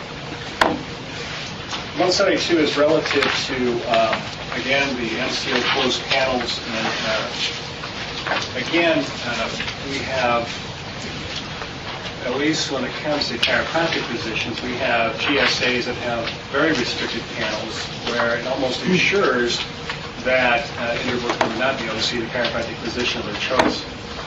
And I'm sure that applies to other providers, although statistically I haven't looked at the numbers of providers. But to give you an example, in Central Oregon, I've got 70-some chiropractic physicians. There's either 3 or 4.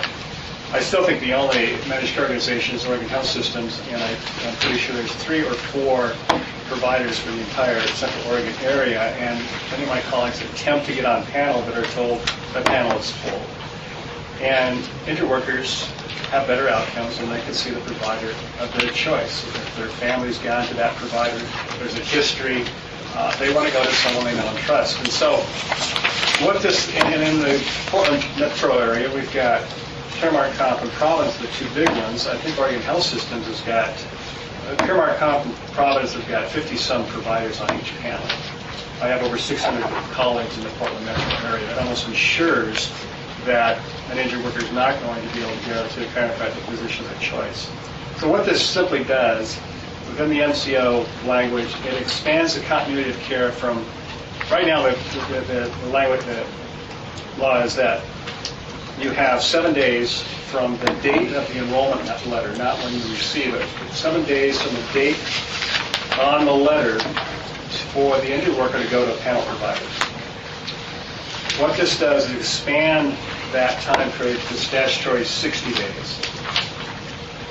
And for the great majority of individuals with musculoskeletal complaints, we're going to fix them within that 60-day period of time. Anyone who is not at MMI within that period of time, by the very nature, is a more complicated case, and then they're rolled into the MCO. They have to go to a panel provider, more clinical eyes review the case. So it would be it addresses the issue of closed panels, which almost currently ensure that an injured worker is not going to see the provider of their choice. And as I say, I've got other GSAs I could give you examples of very small numbers of colleagues on those panels. So that's the bill concept, that is to address that issue. The outcomes are always better if the injured worker can go to someone they know and trust and have a relationship with. I'd love to show you my statistics for Washington where there are no MCOs. Where there are what? Where there are no MCOs. You know, I can have and I used this when Beth gave her testimony. I can have a claim for that runs $15,000 for a tendonitis claim in the state of Oregon, where we have MCOs helping us to manage. And that same claim, $273,000 in Washington, where there are no MCOs. I do not have claims where in Washington under $100,000 if there's any kind of complications to it. So I have a hard time with. I have a hard time with that statement. But I'm going to let there's some people that want to testify. Laurel Fenderson, Chris Davey, and Ramona St. George with OHS. I really appreciate MCOs.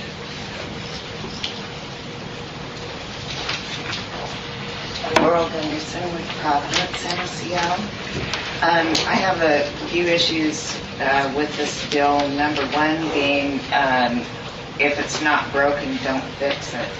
We might see one injured worker a year, maybe, I think it's even less than that, who actually comes to us and says, I don't want to change providers when they're seeing a different chiropractic physician. In outlying areas, we do actively recruit all the chiropractors that are there, and we've got no issue with trying to get all the chiropractors that we can in the outlying area. And the fact is, within Portland, we don't have any access issues to chiropractors. We don't need additional, and we do currently, I know we've got over 50, I can't remember exactly. I shared this with MLAC in the past year, how many we had, and I can't remember what it was, but it's just, we don't have any issues going on with this. To effectively manage care, the key to it is to start managing care early in the case. If you don't get in there, right away, then by the time 60 days are gone, it's lost a lot of the time. In the first 60 days is when you're going to be doing all the physical therapy and diagnostics, and if injured workers aren't required to change within that 60 days, then the employer's not going to be able to take advantage of the discounts that the MCO has negotiated with panel providers for diagnostics and physical therapy, and that really adds up to quite a lot of money. There's also the issue of surgical global periods where a non-panel physician might do a surgery in that first 60 days. The most global periods are 90 days in which the care is provided by the surgeon. Often, if an injured worker has had surgery by one surgeon, other surgeons don't really want to take over after another surgeon has done a surgery and possibly made it more complicated for a panel provider. Also, transferring care after treatment has started, it gets tough. If you've got a treatment plan all set up by one physician and it's time to enroll in the MCO and the treatment's already been started, it's disruptive, and there's no real reason to get into that. Like I said, we're not having issues the way things are now. I know that, or at least from my perception, it seems that the economy has hurt some providers that aren't traditionally covered by healthcare insurance, like chiropractors. If you don't have a rider, I don't on my insurance, and so I would have to pay out of pocket to see a chiropractor, and acupuncturists, some other healthcare providers. Since the economy's been so bad, I think it's hitting them hard that a lot of people aren't seeking that type of care because they don't have the pocket change to do it now. And so I know we get lots more requests than we used to for chiropractors to join the panels. However, the more, we have to pay to have each one credentialed. The more providers you have on the panel, the more expensive your panel is to manage, and the economy is tough for us too, but I don't see any reason why we need to kind of slide those costs and put that on the workers' compensation system. I feel bad that a lot of people, have their issues with the economy, but workers' comp in this, the way it is now, with MCOs and people transferring into the MCOs in a timely fashion, works just great. Is there anything I can answer for anybody? Thanks, Laurel. That's what I was trying to say. I really appreciate MCOs. Thank you. Chris? Sorry. And then after that, it's Ramona. Chris Mabey again, Safe Corporation. I'll be brief. Trying to get to, again, what's the problem that we're trying to fix? Sounds as if the problem, as Dr. Sabo perceives it, is a lack of chiropractors on MCO panels, and without addressing whether that's right or not, the solution that is suggested is we'll just ban all managed care for 60 days. Obviously, I can't speak for everybody, but the system has decided that managed care is good for all of the parties in Oregon. The statistical report that you looked at right at the beginning of this meeting showed that I think SAFE enrolls 60-some% of our disabling claims in managed care. And so this is sort of like the sledgehammer approach to addressing the problem, and so we have a concern about that. Thank you, Chris. Questions? All right, thank you. Ramona?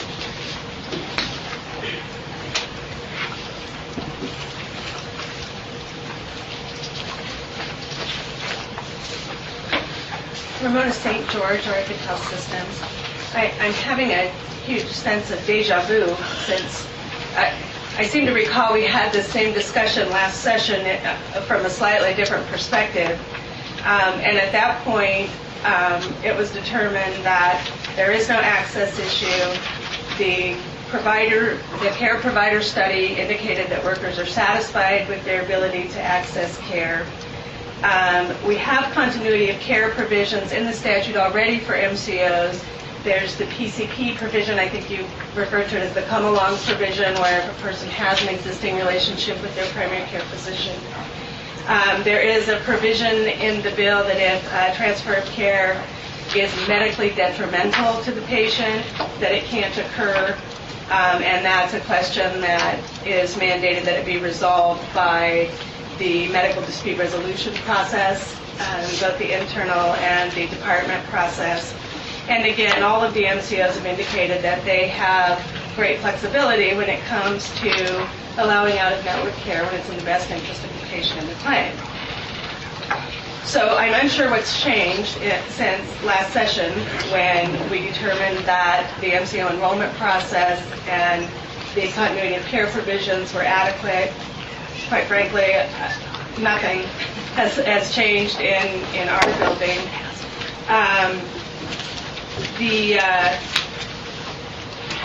If we're going to mess with the point of time at which a worker comes into the MCO, my recommendation would be that we modeled after other states and everyone's subject from day one.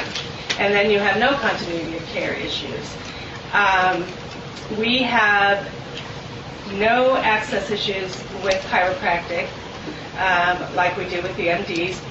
We have very few patients who either are enrolled and are receiving chiropractic at the time of enrollment or who opt for it after enrollment. And we allow chiropractors full attending physician status in our MCO. So I agree with Chris Davies. It's an elephant gun approach to not a small problem, but a non-existent problem. Questions? Thank you. Vern? Yes. You're the man. It's been tough. I apologize. No, it is what it is, and it's in a few years. So, as far as access problems, would you like to hear from the workers? I would like Would you to. make time for that? I would like to hear not just with. This is at some point in time. I'd like to hear more, and maybe it's a sidebar discussion about access issues in general. I think this is going to be the topic of discussion for us for quite some time, and I want you to be part of that. I want all the entities that are treating injured workers to have a voice in this access issue. I don't think it's this session is the key. I don't think this bill is for this session, but I think that. I appreciate you coming forward with issues. And I don't want you to think that every time you come in here, Sherry's going to say no, and, because I feel like that you could be thinking that. But I do appreciate and I respect your opinion and your work that you do. And so I want you to be open-minded when we are discussing access issues as to how the chiropractors can help us with that. This isn't the bill by which it's going to happen, though, I don't think. But I can't speak for the committee. I just, okay. So. Well, I have one last comment I would say is that the access issue of community workers trying to find a medical physician that can then refer back to us is probably very problematic. I have a state worker who went through the normal medical treatment, including physical therapy, and then came to me. I got her about 80%. And the only thing left was a shoulder issue. And with the kind of work she does, she's going to need palliative treatment. She's been looking for weeks to find a medical physician that would take work comp and then would refer back for palliative treatment of her shoulder. Okay. Quite frankly, I don't think it's even going to happen. She's still looking. And so there's a huge access problem. Okay. I appreciate that. Anything else with regards to your bills that you want to point out? We'll have a link to the study. All right. Thank you. Thank you. Now, there's one bill that I don't want to discuss today, but I want to hear more about, and that is this notion of doing away with the Ombudsman's office at DCBS and, formulating an Ombudsman office somewhere else in the vicinity. So I would appreciate it if the department would talk to us about that bill the next time, and then... We'll also try to get a sense of how likely that is to move forward. Because we really appreciate our ombudsman and the work, and it's a unique office, and I'd hate to have anything happen to that, any kind of changes whatsoever. Who's offered that bill? I think there's a number of co-sponsors.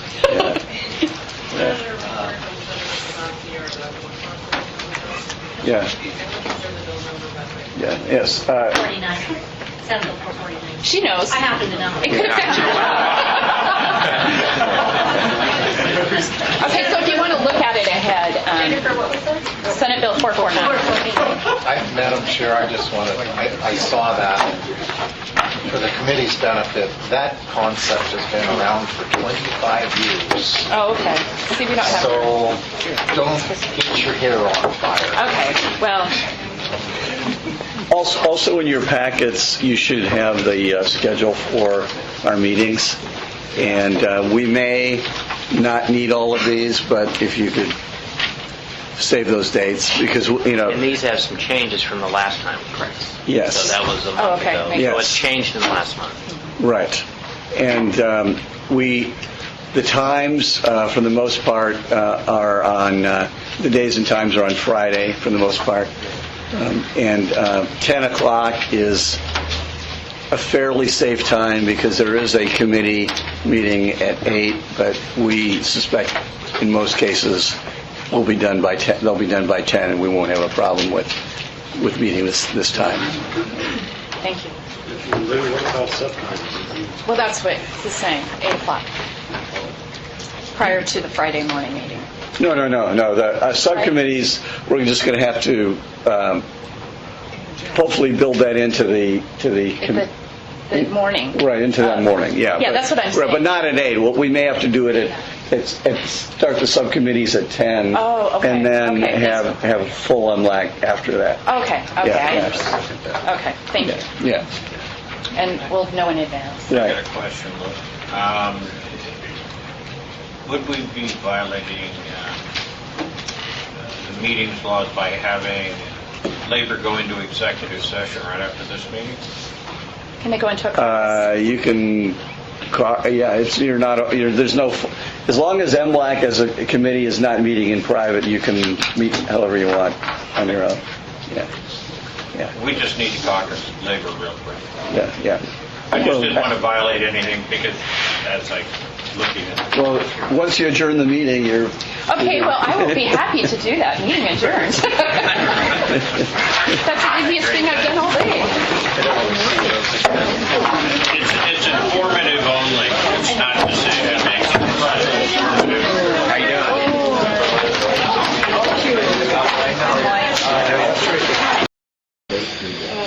MLAC meeting, February 25th, 2011, 10 a.m.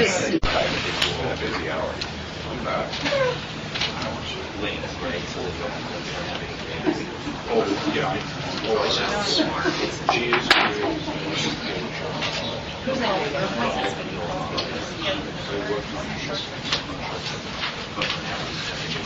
Flying out of court. You are? Today? Did we hear from Tracy? I did not. I'm ready. Turn it. We'll call the Management Labor Advisory Committee to order. Today's February 25th. We've got several bills to address today.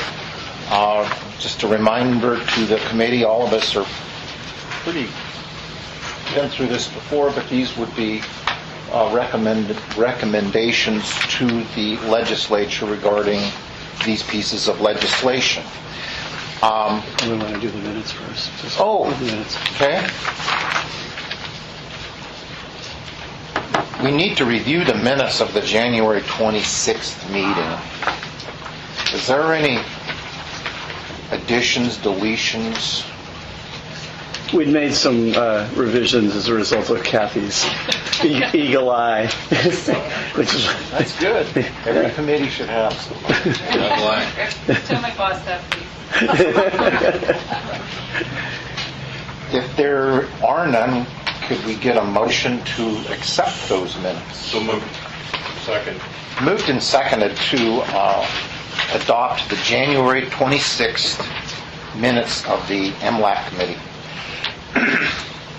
We need a roll call on that? No. I don't think so. Motion carries. I guess we should vote, though. All those in favor say aye. Aye. Opposed? Hearing none, so moved. Great gavel. Ouch. I know. That hurts. Did you not spur my ring? On House Bill 3212, we are at a bare minimum today on both the management and labor side. There was some issues on this bill. The committee has decided to put this off until the next available meeting, which I hope is very soon. 2 weeks. In 2 weeks. And I would like to also encourage to make sure we get the members here to vote on this and whatever other bills we're going to have in front of us. I don't know if they still want to testify. I was going to ask, we're not going to deal with 3212, but we do have two people who signed up. They perhaps came some distance. I don't know if you would like to say anything. Absolutely. Come on up, Brian. Good morning. Good morning, members of the committee. For the record, my name is Brian Delashman, lobbyist for the Oregon Nurses Association. I believe at one of the previous meetings, Sherry had asked me about studies and whether we've done some studies with nurse practitioners and access. And I just wanted to remind this committee, and hopefully your staff can resurrect this. I went through my old files. There was a study done by DCPS in 2006. The report is July 19, 2006, that came out as a result of the change from 30 days to 90 days back then. And it did a pretty substantial survey of nurse practitioners across the state. And in reading through this, I think there was a couple of things. I would encourage you, before you take a vote, that you read this, because I think there's some very positive things in this. On page 9 of this, one of the questions was change in the number of injured workers seen by nurse practitioners. I think that addresses the access issue. Post that change, increase was 32.2% of nurse practitioners saw more workers' comp patients post that. Didn't change 61%. So addressing the access issue, I think that kind of hits it. I did want to address, I know that there has been some comments about we're really dealing with a very small number of people here. And we fully understand that. But I guess the point that I want to make is it's not small if you're the injured worker.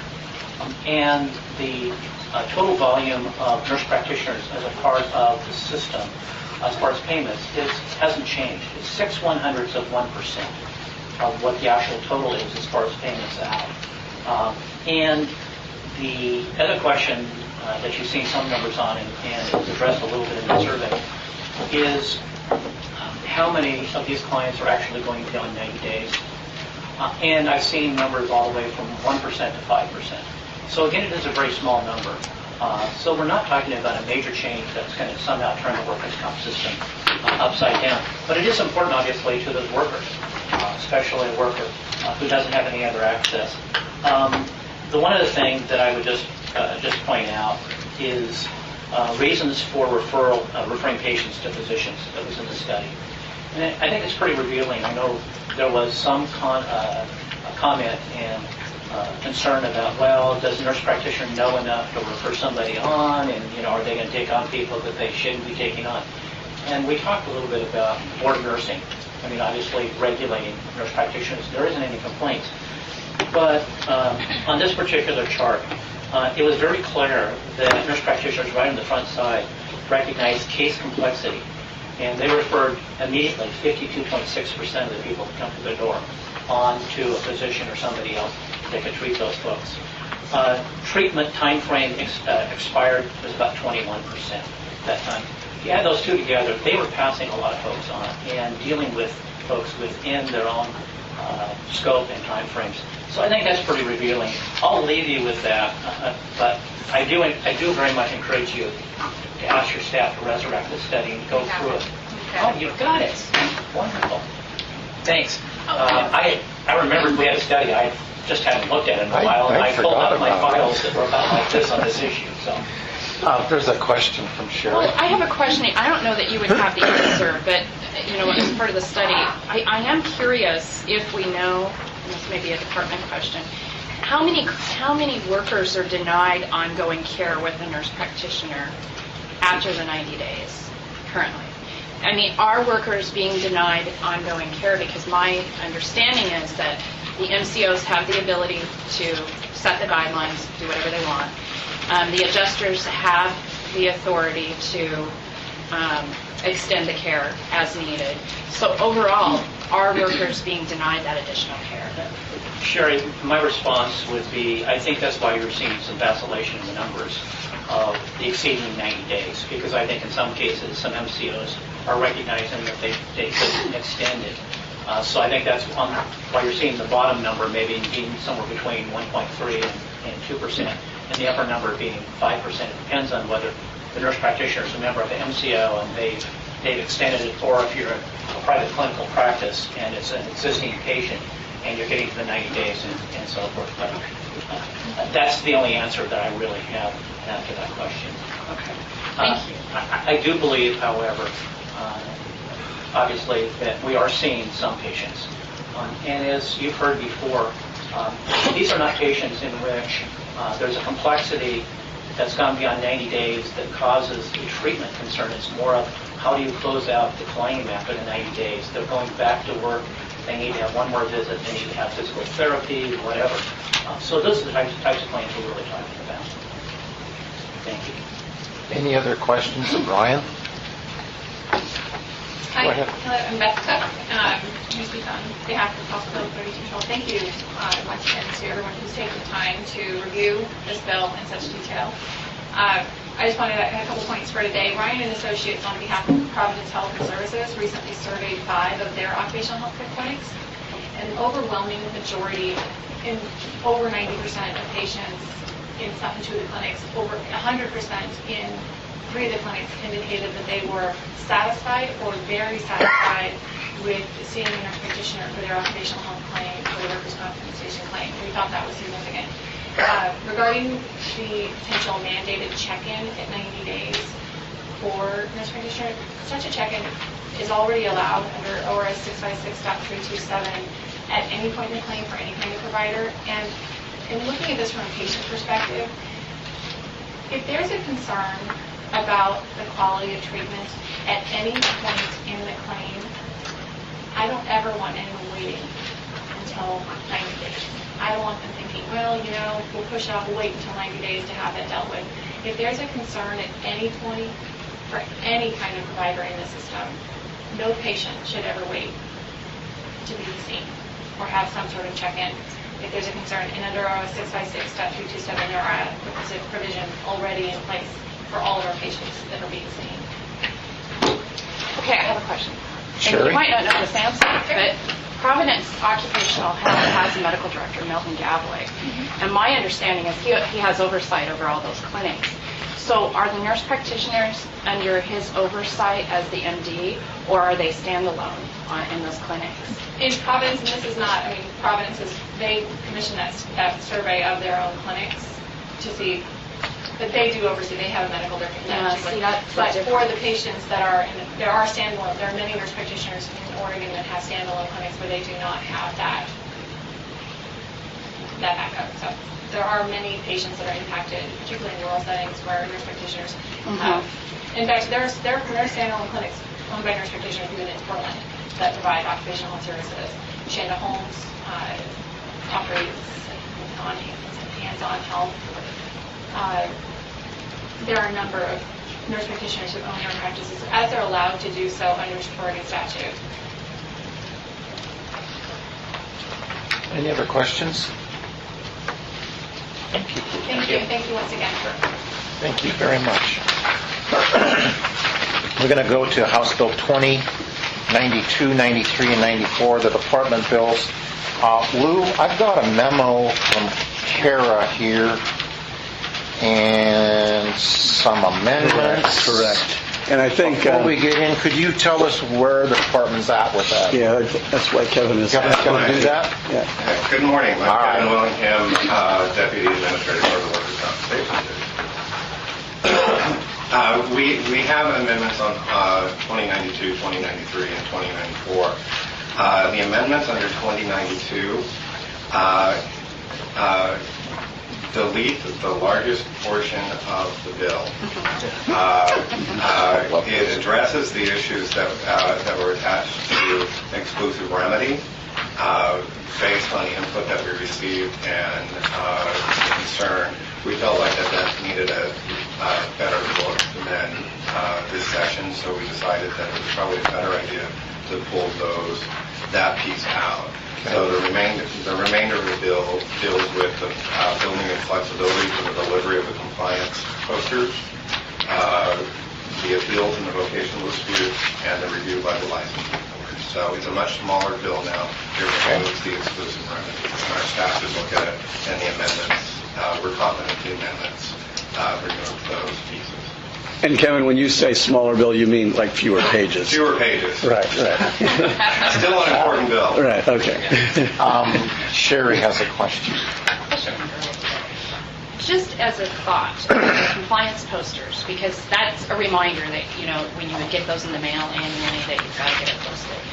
So how are you going to, and we're a large employer, we should be able to manage getting a poster on the wall, but for those employers who perhaps need that reminder, is there going to be like a reminder email, or, because we get those, as those posters come in, we post them immediately, so I'm just kind of curious.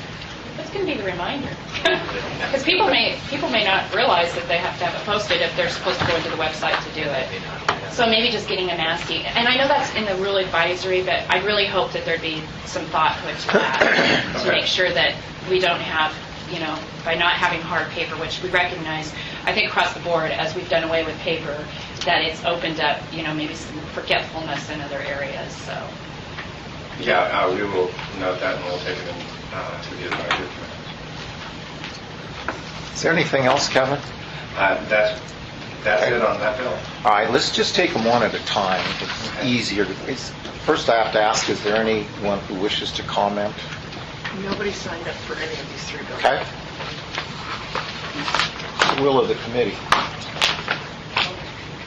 I'd like to make a motion to move 2092 as amended, or as amended forward with the recommendation to the legislature for it to pass. Okay. Is there a second to that? Seconded. Moved and seconded to move House Bill 2092 as amended over to the legislature with a pass recommendation. Any further discussion? Hearing none, we will call a roll on that one.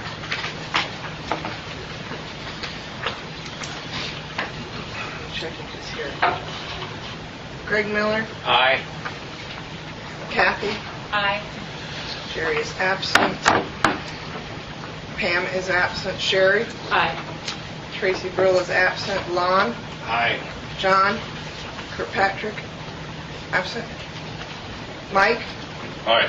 Bob Shipwreck, Aye. so passed. Motion passes. Okay, Kevin, 2093. We also got amendments to the managed care provisions that we're proposing to put in. The amendment is representative of agreement of folks that got together to discuss this bill and the concerns that they had with it. And the amendments essentially limit the penalty that can be assessed against someone. It allows that a physician who merely refers to another physician is not managing care and cannot be penalized for that. That having an on-site nurse or on-site medical facility that will, when a worker gets injured at work, to do the triage and determine what level of care they need and if they need to be transported, that is not a violation that would be penalized for. And if a person is in an emergency situation and can't state a preference, then merely transporting them to a hospital or other medical facility will not be managed care and will not be penalized. So that's essentially what the amendment does. It will still give us the ability to, when we see activities that are restricting a worker's choice of provider when not enrolled in a managed care, would be a violation if they're holding doctors to specific guidelines and withholding payment or contractually compelling them to do certain things. That would still be managing care. Sounds like you tried to address the issues that were brought up, and it's to me, just for myself, just some common sense clarifications of the law. Any questions or comments? Kathy? This is just my brain. What if our employee, we tell them you go wherever you want, you have your choice, and they say, well, I don't have a position. What are my choices? And that would be acceptable. I mean, if the worker's asking or if it's merely a suggestion, then it's not a restriction. If it's you can only go here, then it's a restriction. And that's the discussion we had in the advisory meeting. If you can only go here, because a lot of workers, and I always say this, I'm really bad about primary care myself, I don't have a doctor, and so when they're in the heat of the moment, when a worker expresses a desire to go to a specific provider, immediately that worker has the right to go to that provider at any time. So that's important, unless within the confines of an MCO agreement, if it's that's initiated. Well, currently the only provider in Hood River that will see injured workers is occupational health. Nobody else will. So when they say, what's my choices, I'm like, well, you can call your doctor. I don't have a doctor. There's... They go to the Dallas or They will only see, that MCMC has an OC Health, and the physicians up there, I've called every single clinic up there. And even the MDs, I've called asking and begging them to see our injured workers. They won't see them. They refer them to the OC Health, either at MCMC or province. Well, we've seen that just in Salem, that it's very limited on who will see injured workers. So I'm not going to get in trouble when I say, well, your choice is Hood River or the Dalles. You got it on the record, though, Kathy. That's why I'm on a record. It's in the minutes now. Thank you. Any other questions or comments? Did anyone from the public wish to comment? Okay. Which of the committee? I'd like to move 2093 with the -1 amendments to the legislature with a due pass recommendation. Is there a second? Second. Moved and seconded to move House Bill 2093 as amended to the legislature with a do pass recommendation. Any further discussion? Please call the roll. Greg Miller, Aye. Kathy, Aye. Sherry, Aye. Lon, Aye. Mike, Aye. Bob. Aye. Motion passes. Okay, Kevin, they got you up again here. Yes. 2094. 2094 addresses alternative dispute resolution at the reconsideration process at the claim closure. This committee requested that we make the following changes, that we use consistent terms throughout the bill so we know what it means, and that we clarify that settlement documents mean an approved settlement from that. Though that's what the amendment contains, we put that amendment through. Originally, we had discussed allowing 2 periods of Extensions. Two extensions. Yeah. And based on input that we had, we decided that we would leave it at 1. There were concerns that the reconsideration process would be extended, and it was originally put in to speed up things. So we thought it best at this point just to contain 1, see how that does, and if it works well, then great. If we need to make tweaks, we'll. Okay. Any questions or comments to Kevin on this? Anyone from the public who wishes to comment? Okay. What's the will of the committee? I'd like to move 2094 with -1 amendments to the legislature for do pass recommendation to this committee. Is there a second? Moved and seconded to approve House Bill 2094 as amended to the legislature with a do pass recommendation. Any further comment? I just wanted to say I hope you do monitor that extension, both to see if it's good and if it's bad. Yeah. Because I have some real reservations about the route we're going here. So We will do that. let's just see what happens with that. All right. Call the roll. Greg, Aye. Kathy, Aye. Sherry, Aye. Lon, Aye. Mike, Aye. Bob. Aye. Motion passes. Thanks, Kevin. Anytime. Good job. Okay. 2346. Mr. Sabo, did you wish to comment?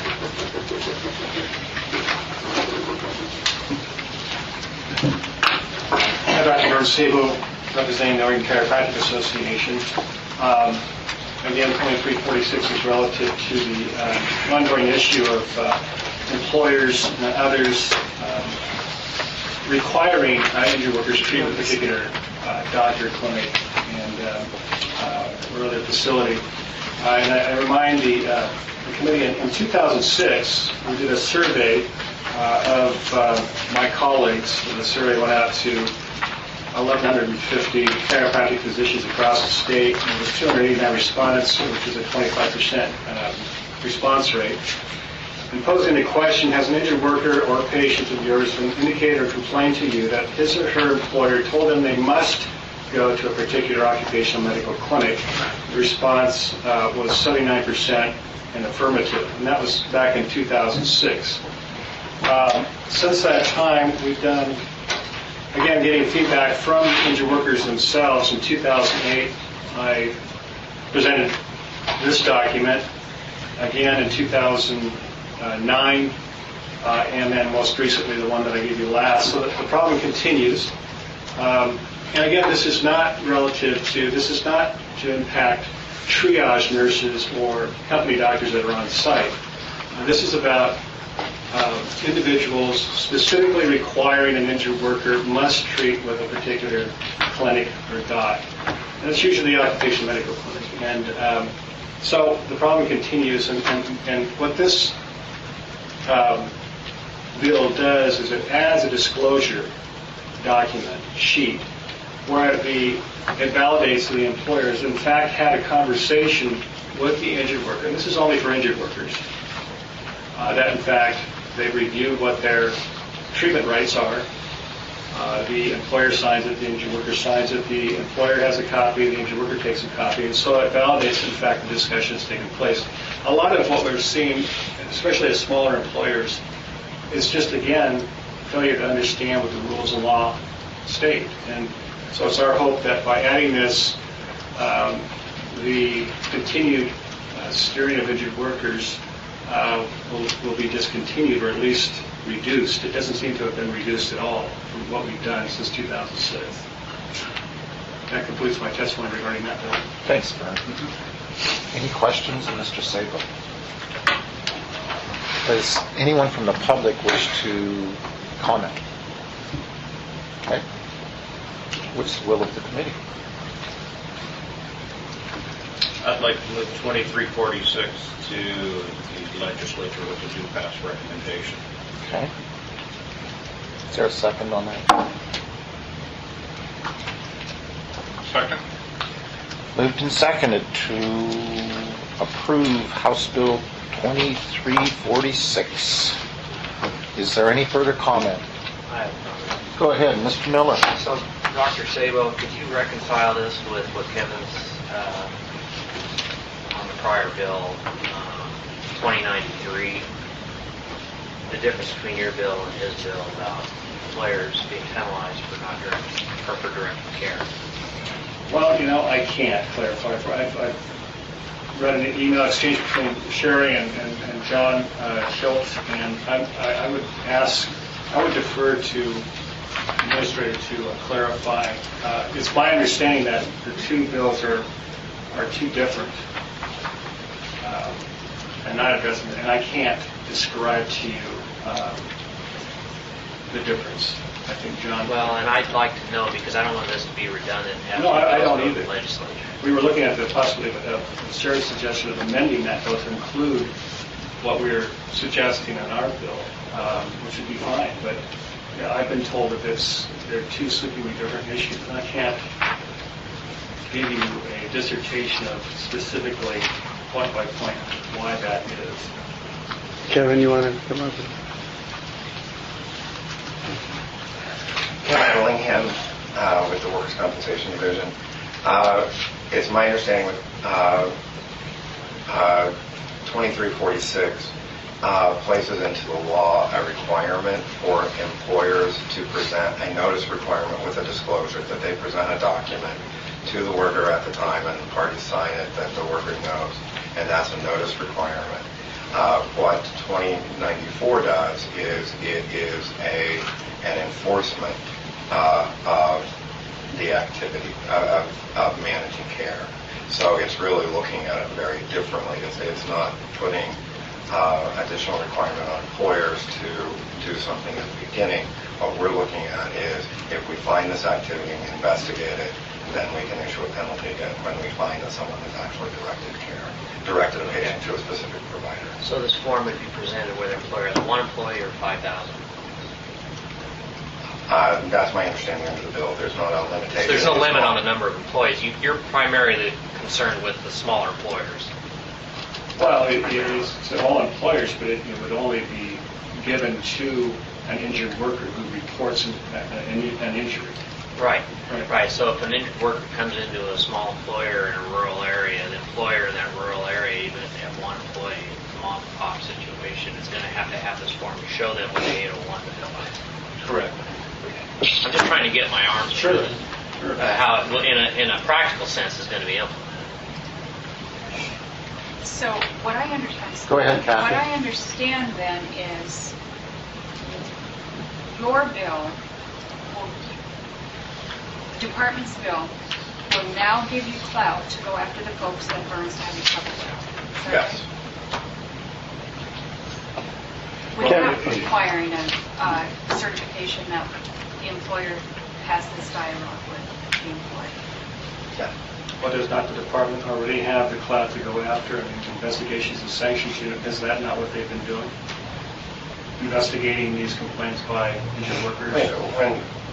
When an employer is restricting or directing care and directing a patient to a specific provider, under current law, we have the ability to issue a sanction against an insurer or an employer. What 2093 does is to allow us to expand that. So if it's a TPA, if it's anyone, if it's a company that places someone within an emergency room and is directing patients as they leave, it's much broader in its look at managing care. Does that answer your question, Kathy? Yes, it does, but something else that came in my mind is, and it might have to do with the one we just sent through, what happens, Mountain Meadows has an on-site care facility. Well, no, they're not workers. They're skiers, never mind. Never mind. That's okay. So it's not direct care. Mr. Chair, what other? Well, Sherry had a question. Well, I do. I have a question because, okay, so we have the enforcement, and you have, a ream of paper there of complaints. How come those complaints haven't made their way to the department so the department can address it under their current ability to address and fine people for directing care? That's, I guess, my concern about this form is we've seen this ream of paper, although it's been taken away from us. So, the documents, because they've got names on it. Right. So, right. Anyway, so we didn't really get to look at it. Well, we saw the 3 prior reports. Yeah, but I guess my question is, how come this ream of paper hasn't been investigated so that we're not having to deal with another requirement, another piece of paper for an employer to have to deal with? Is there any kind of, Vern, are your people contacting the department when they get one? I think that would be the greatest thing. Immediately, since they're hearing about this stuff on a regular basis, as opposed to forms and everything else, when there is an infraction, how come they are not contacting the department and filing a complaint so the department can be proactive instead of reactive with this bill? Why aren't we being proactive all along and addressing it so that when you bring this to us, we can say, Kevin and John, how many of these complaints have you investigated and what has been the result? Has it been just miscommunication between the employer and the worker? Or maybe the worker is saying something to the chiropractor that is not accurate. It's a perception, because we all recognize that perception is everybody's reality. But are you getting any of those calls? Well, are you addressing? Well, I want to ask him if he's getting any of the calls, or the department.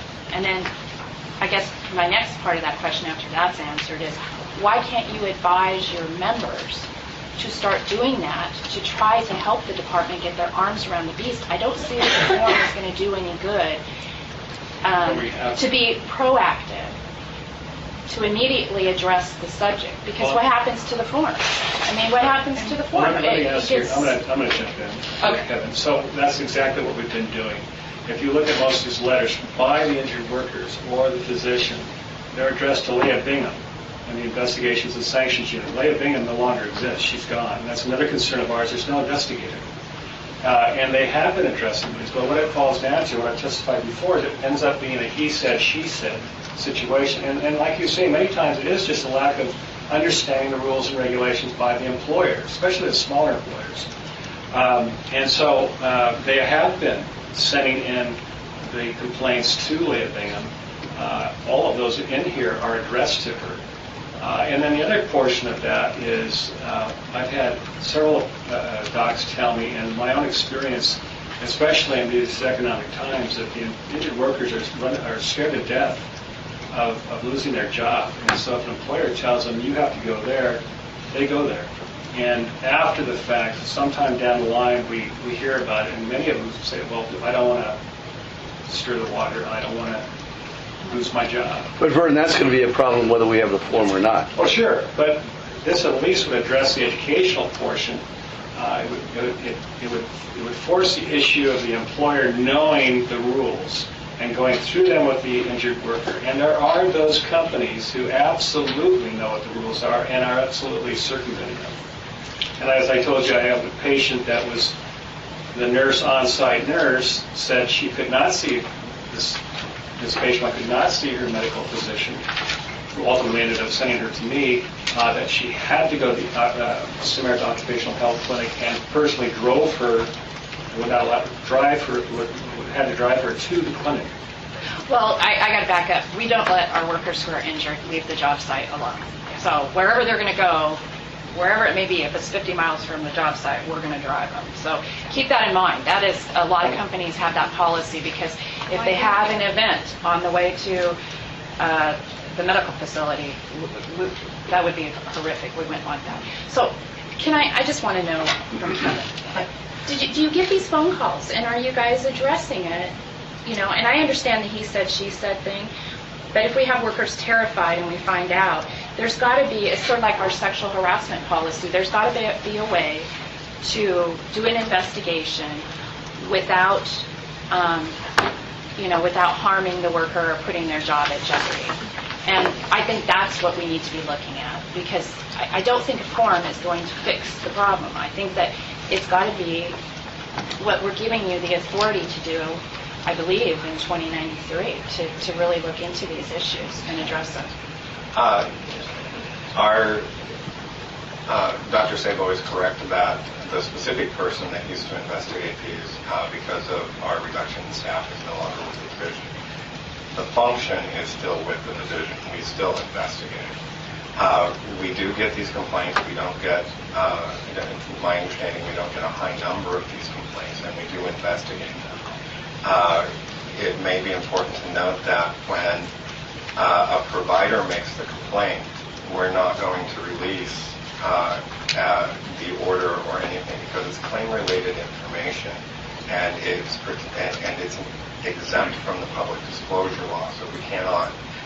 The reason for your materials going away is because of that, because it has specific claim information in that. But we do investigate them, and where we find that there has been direction of care, we do take an action.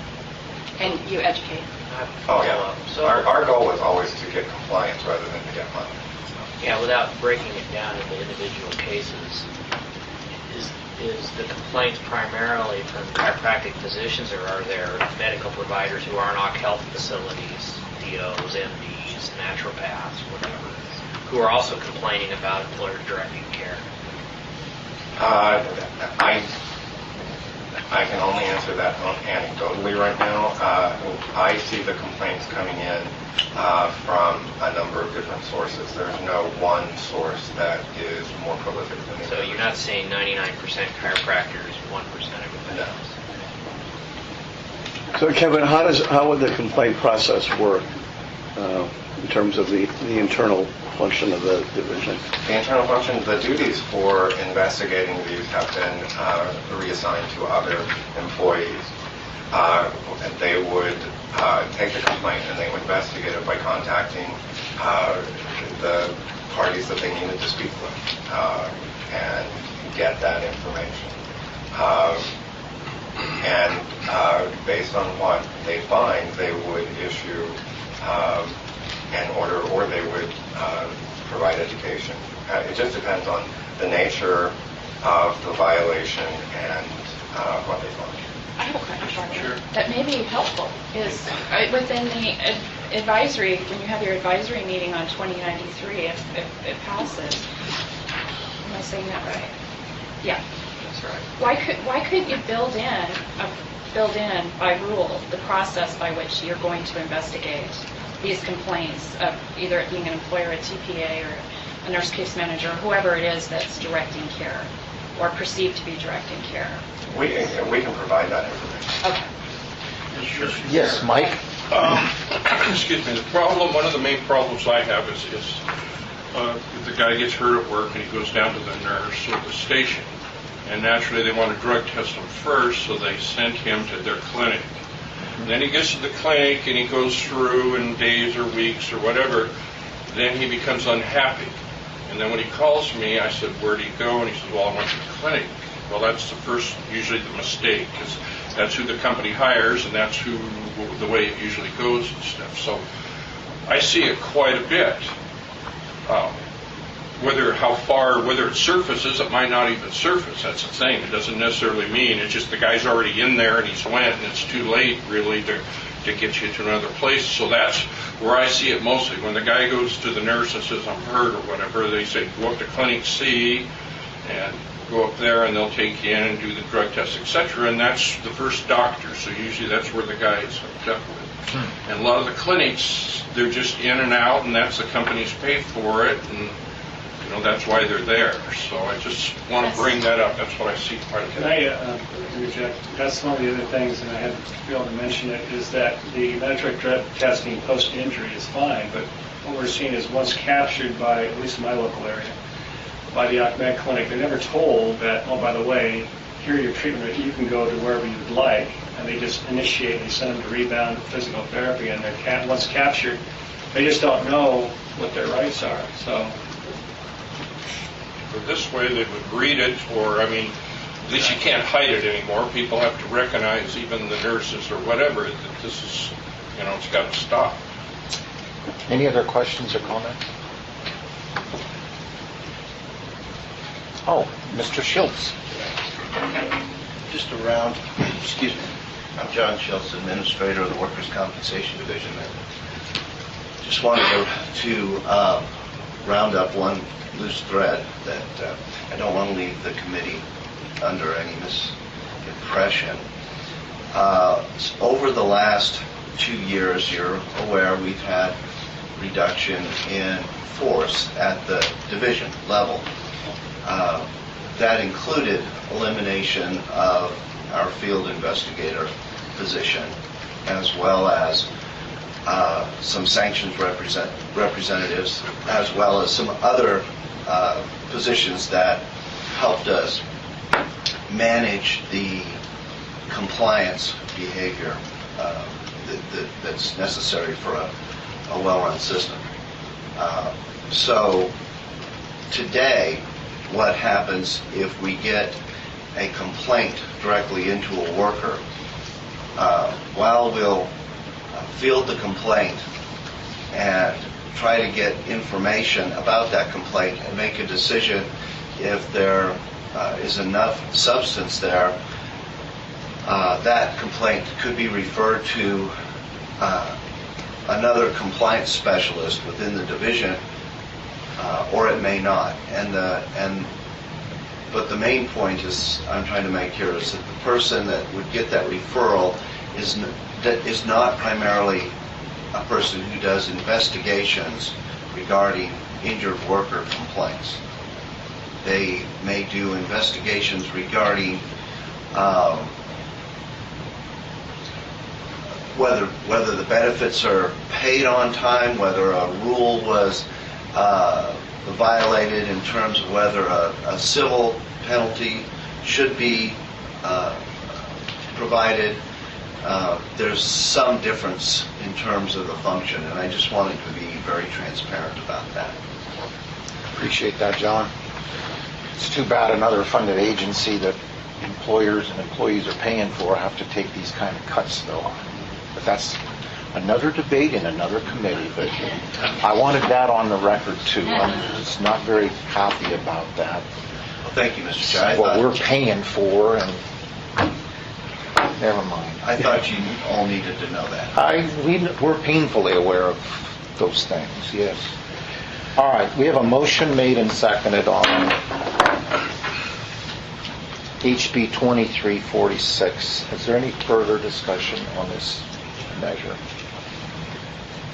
The only thing I'm going to say is I'm going to very reluctantly vote for this because I think there's a better way of doing this, Vern. We got too many notices and forms now. And I'm thinking about when I was out there pouring sidewalks and you get something in your eye or something. I didn't think my foreman's going to have this form to give me, but I just hopefully if this goes forward that a better way of doing this will be figured out. Anyway, call the roll, please. Greg? Nay. Kathy? Nay. Sherry? Nay. Ron? Aye. Mike? Aye. Bob? Aye. Motion fails. Okay. Vern, you're up on Senate Bill 171.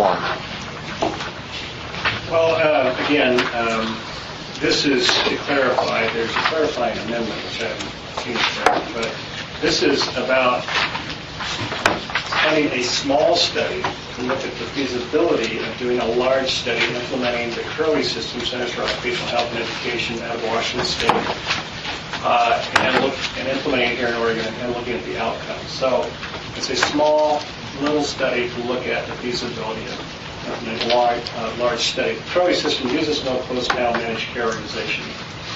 And really the foundation of it is communication and education of all the stakeholders within the system. And the outcomes seem to be pretty good. At least my testimony will be for answering the question. Vern, you mentioned an amendment to this? Well, yeah, to clarify, Charlie Cheek was working on it. Oh, okay. We don't have it then. No. Okay. And it just clarifies that this is a small study looking at the feasibility if the large study is even feasible. That came up in our last hearing. It's not mandating that you do it. It's just a study whether you should do it. Yes, Feasibility study. Any questions or comments from the committee? Have you, based on the fact that you're scaling this down, or maybe that was your original intent, have you talked to the division about a price tag on this? No, their original price tag was on the assumption that we were asking for the large study, which was not. And as you recall, our conversation with Dr. Moots, the researcher, decided a feasibility study to look at whether a large study was feasible or not. That's the way to go. The only input I've gotten relative to that is from him, and he believes it would be in the $50,000 to $75,000 range to do the small feasibility study. Any other questions or comments? Well, I just have a comment. Yeah. I don't think it's Go ahead, bad. Sherry. I don't think what Vern wants to do is a bad idea. What Vern, it just isn't the right time. John and I got chewed out by one of the senators for the premium assessment increase. And, it was a very uncomfortable meeting. And I can imagine us going and indicating we need money, and the department doesn't have it. I mean, money's not there.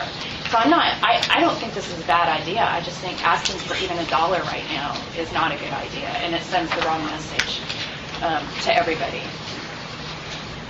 Any other questions or comments? What's the will of the committee? What's your sense of the amendment? Is it significant? Well, I would do just what I'm saying. Just clarify that what we're asking for is a small study, not the large study. And I guess the only other question I have is whether the division itself has put any kind of a price tag on it yet. We have not seen the language. We've not seen an amendment yet, so it's difficult to assign a price tag to it. Our concern is the resources that we have are dedicated to the services that we're providing now. To have an additional responsibility is going to be a fiscal impact.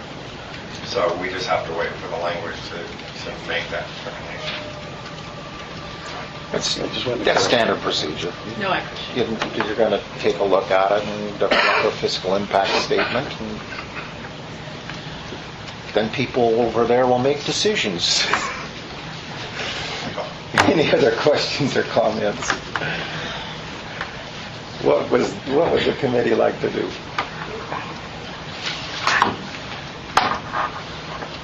I feel it's a little early for this bill. We don't have an impact statement. We don't have amendments. We don't have anything. I'm really, really aware of the fiscal restraints and some of the other things. I also got to spend time over there at the Capitol, and I'm actually a few pounds lighter. So I'm not sure this bill hasn't landed in front of us too early. We haven't seen an impact statement or an amendment, and historically we've said, wait, we want to see the package before we vote on it. Well, I have a question. You mentioned, Vern, about using the worker benefit fund. Correct. So I just don't think that the fund is designed for that purpose. I think the worker benefit fund is designed for all of our programs that support injured workers getting back to work. And of all times, now is not the time. We're broke as a state. We can't afford to be spending money when we don't have it. Well, the presumption is, if our supposition is correct, that the outcomes for injured workers would be improved, and the outcomes for businesses reduce medical costs in particular, and also disabling claims, then it would be money well spent, in theory. And I agree, this is not a bad thing. It's just, a few minutes ago, we just heard that the department doesn't have that designated person now to help go after the employers who are doing naughty stuff. And we're going to ask for this kind of money. I just can't. Well, there's not the money to go around. Any other questions or comments? Just for myself, I think it's a great idea. However, we could move this, but the Ways and Means Committee is going to be a vast wasteland this session. And but anyway, is there a motion to move this or not? I'm not hearing a motion, Vern. So let's. Do you want to wait or do you want to? It's the will of the committee. Okay. I just raised the issue.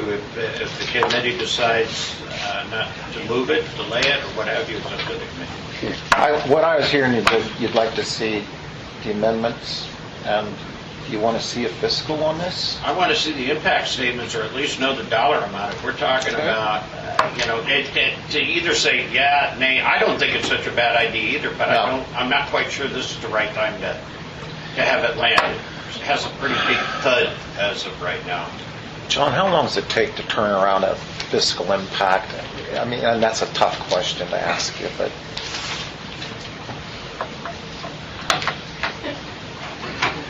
Mr. Chair, John Schultz again, and members of the committee. Usually within a few hours, but that depends on the difficulty of the subject matter. This is probably a little more difficult, on the difficult end of the subject matter, but I think we would be able to, with help from some of the other states that have gone down this road, be able to put together at least some ranges rather quickly. It's also very helpful, of course, to have the policy well defined, so that we're looking at, we can really hone in on what we're specifically looking at, as we would need to price out options. That would add a little bit of time to it. But I guess the best answer I can give, Mr. Chair, is when the policy decisions are well laid out, coming back in with a pretty good range of costs on a fiscal analysis isn't that hard to do. A study to determine the feasibility of the study, or the feasibility of this approach, is a little bit less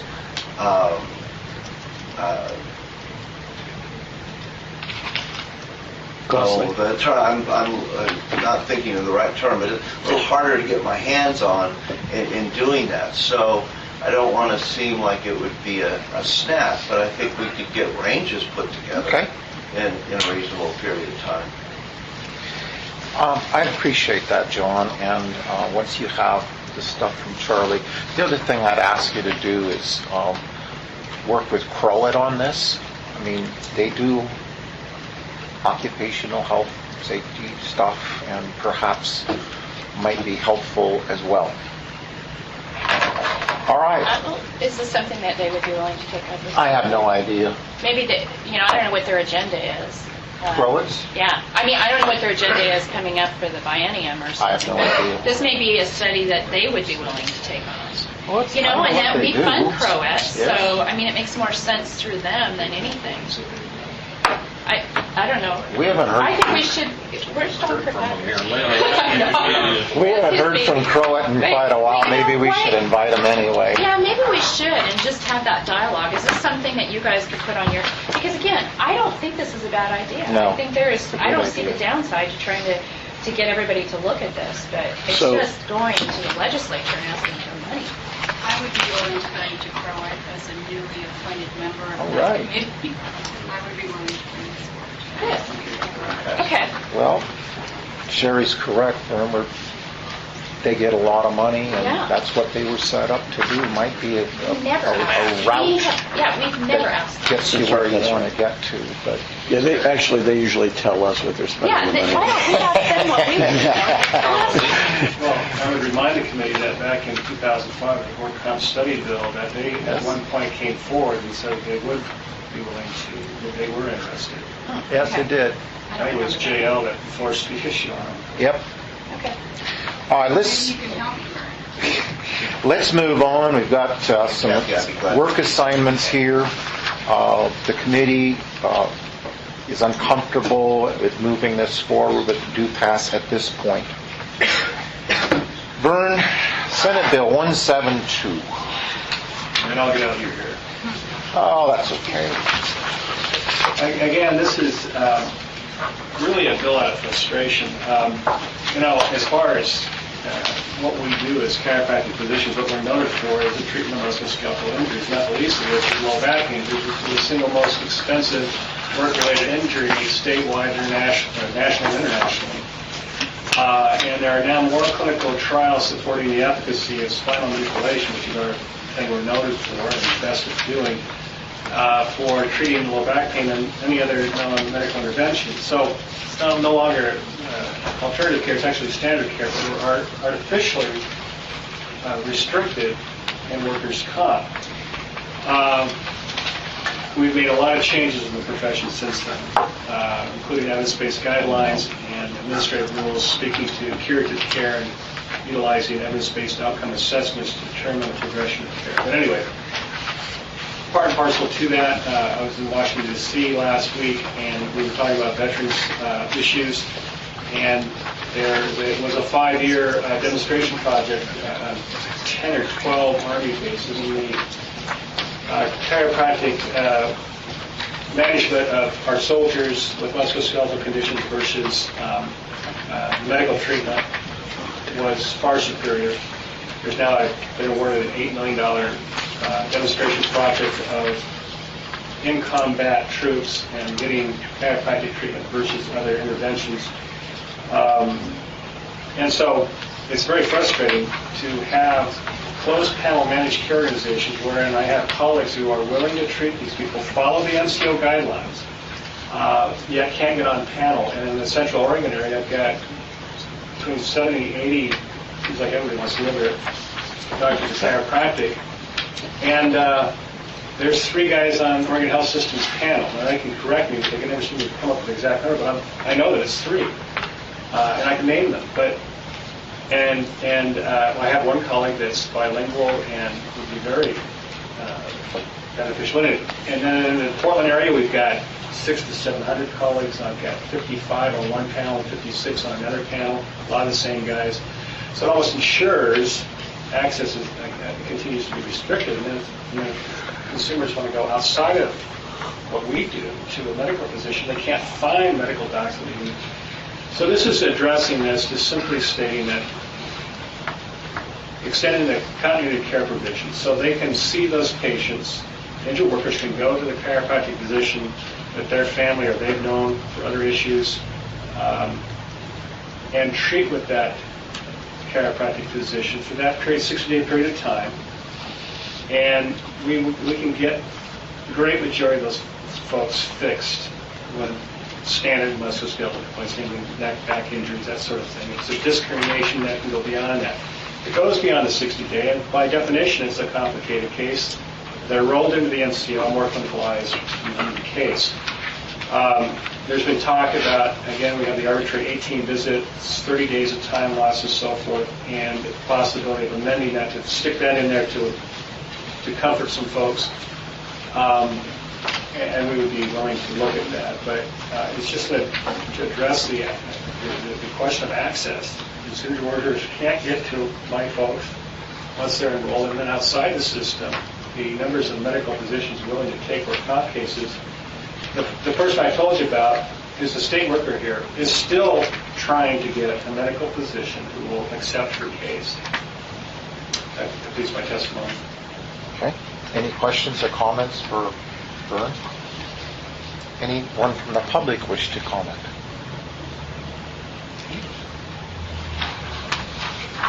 What's the committee want to do? Oh, we do have somebody coming out. I'm sorry? Oh, my goodness, what happened to you? It was a housekeeping injury. So what- I've now resigned from So it wasn't on the job? No. Okay.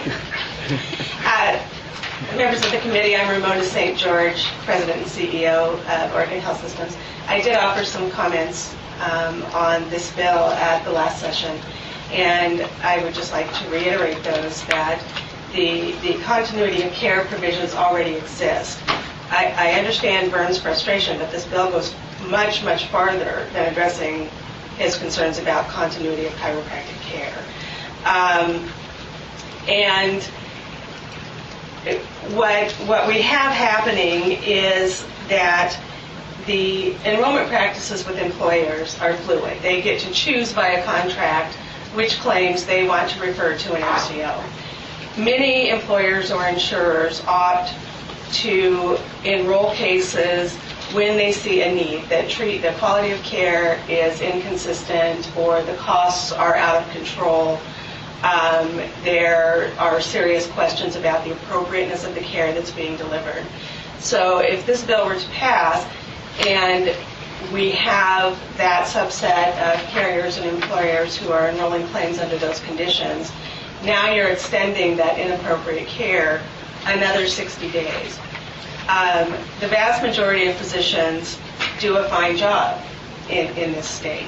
However, every physician who works for me comes into my building and says, I don't know why managed care exists. Within 2 weeks, they go, oh, I get why managed care exists. There's serious quality of care issues out there. This bill would allow those very issues that managed care is intended to address to continue. And as far as someone not being able to find an MD, if that person were in an MCO, we are bound to find treatment for that person within 7 days of the patient acknowledging or advising us that they need care. And if we don't, we're penalized. And so I would encourage Vern to have that patient contact the department or their MCO and ask for assistance in finding that care. Any questions? Thank you. Thank you. Okay. What's the will of the committee? Talk to me. Is there a motion?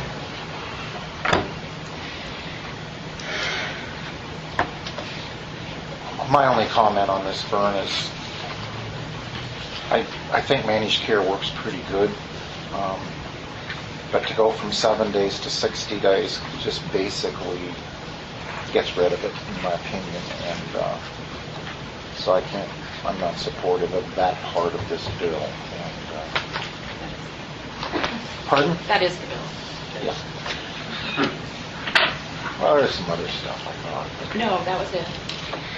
So I talked. Anyone else from perhaps management? Do you have... Okay. There's no motion, so that fails. Thank you. Thanks, Vern. 2743, Tom Barrows.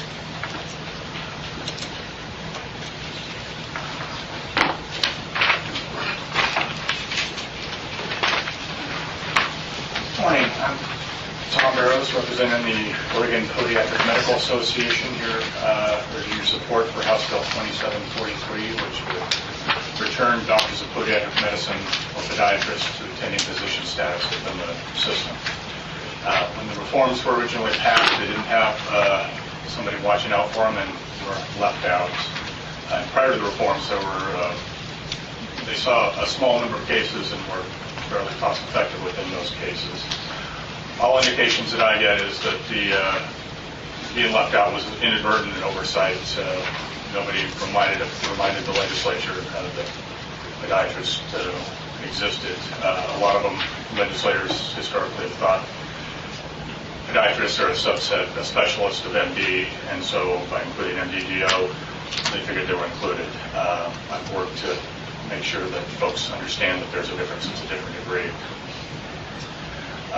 The problem is that now when an injured worker goes and sees a primary care physician, can't necessarily get the remedy that they want, so the physician will send them to Dr. Podiatric Medicine.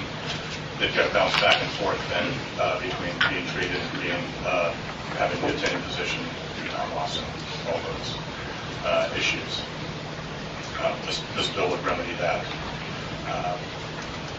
The training for a podiatrist is similar to an MDDL. It's 4 years postgraduate.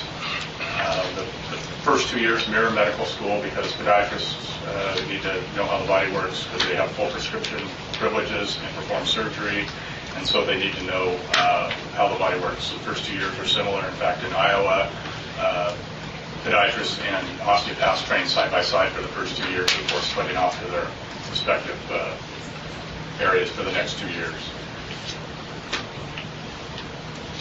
As I said, podiatrists perform surgery, prescribe drugs, and treat by any means necessary. They just have a scope of practice that's limited to a specific part of the body, but within that scope, they're unlimited in their treatment options. And along with a few ankle orthopedists in the state, podiatrists are the foot and ankle experts for foot and ankle injuries and foot and ankle care. Podiatrists are regulated by the Oregon Medical Board, which was until just recently chaired by a podiatrist. The OMA and the Osteopathic Physicians and Surgeons of Oregon said that they're okay with this bill. There is an amendment, and I hope you have it, and I want to thank again the Workers' Comp Division for catching this oversight. When House Bill 2756 was passed in the 07 session, it created an obligation for podiatrists, along with others, to do some additional training or certification that would be redundant with the passage of this bill, so the amendment simply takes them out of that provision from 2756. I'd urge your support of the bill and be happy to answer any questions. Well, Go ahead, Mike. Yeah, I would give myself as an example. Years ago, I had problems with my feet, and I went to my MD, and I ended up at podiatrist. And then had to go back to my medical doctor to get released, etc. And so for over the years, I just go straight to the podiatrist now, so I cut that out. But I thought a few years ago when we did this, we added podiatrists in with MDs. I don't know how we missed that, but I mean, that's who's going to do surgery on my foot. He's much more experienced than my MD. So when you go out to that specialist, that's why you're going, and he knows more than the MD, so it's just silly for me to have to go back to get my MD, who's got to call the foot doctor to get the okay to release me. So. Why'd you guys forget them? I'll tell you why, because we figured that they were already included, because they're medical doctors. Because I remember we talked about it. Well, that's what Lisa said too. That's Oregon's licensures, which is probably number one in the country, is leading in confusion. But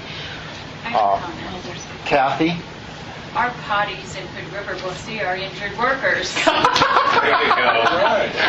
Wait a minute, what did you just call them?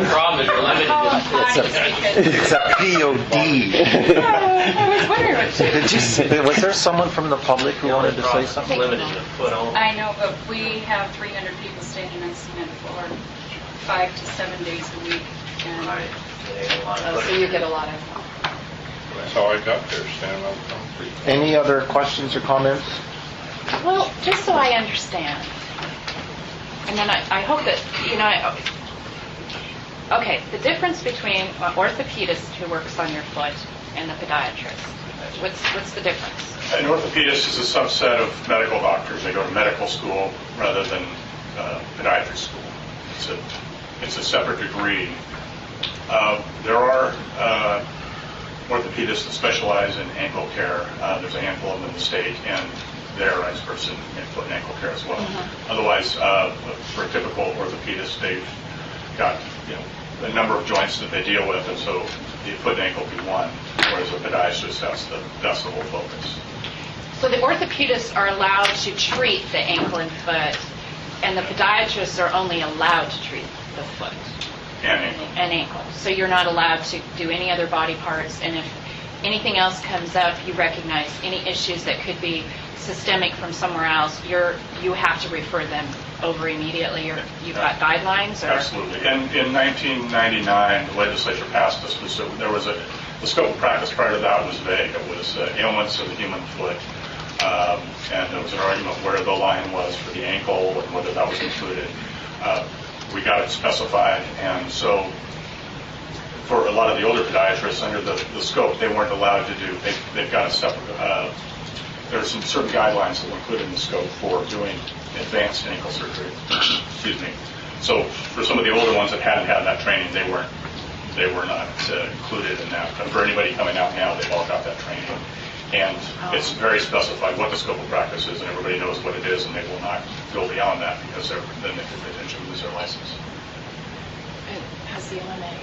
Has the OMA weighed in on this? The OMA has indicated to me that they're fine with the bill. Bob, I just want to make sure, because on the face of this, it's common sense, but I want to make sure if Ramona doesn't mind commenting one way or another, and I apologize, you've got to come up here with your foot. Who are you? Who's treating you, by the way? The irony of my life is never ending. What kind of doctor are you? I come with a broken foot to testify against a podiatrist. So, a little historical perspective. You all know I'm just a dinosaur in the system. I actually sat on the first Management Labor Advisory Committee. And the fact that the podiatrists were not in the major reform bill in 1990 was not an oversight. And in fact, they came back in that next session and asked to be added back as attending physicians, and it was declined. So a little historical perspective on that. My objection is partly harkens back to the reform bill in that I think continual whittling away at it will put us right back where we were, and that we're seeing an erosion of the limits on the definition of attending physician that were intentionally created when the state was in a crisis, and that has resulted in Oregon becoming one of the leaders in workers' compensation and held up to the rest of the country as a successful model. I have some objection to having listed as attending physicians practitioners who have such a limited scope of practice, particularly in workers' comp. There is a high incidence of combined conditions.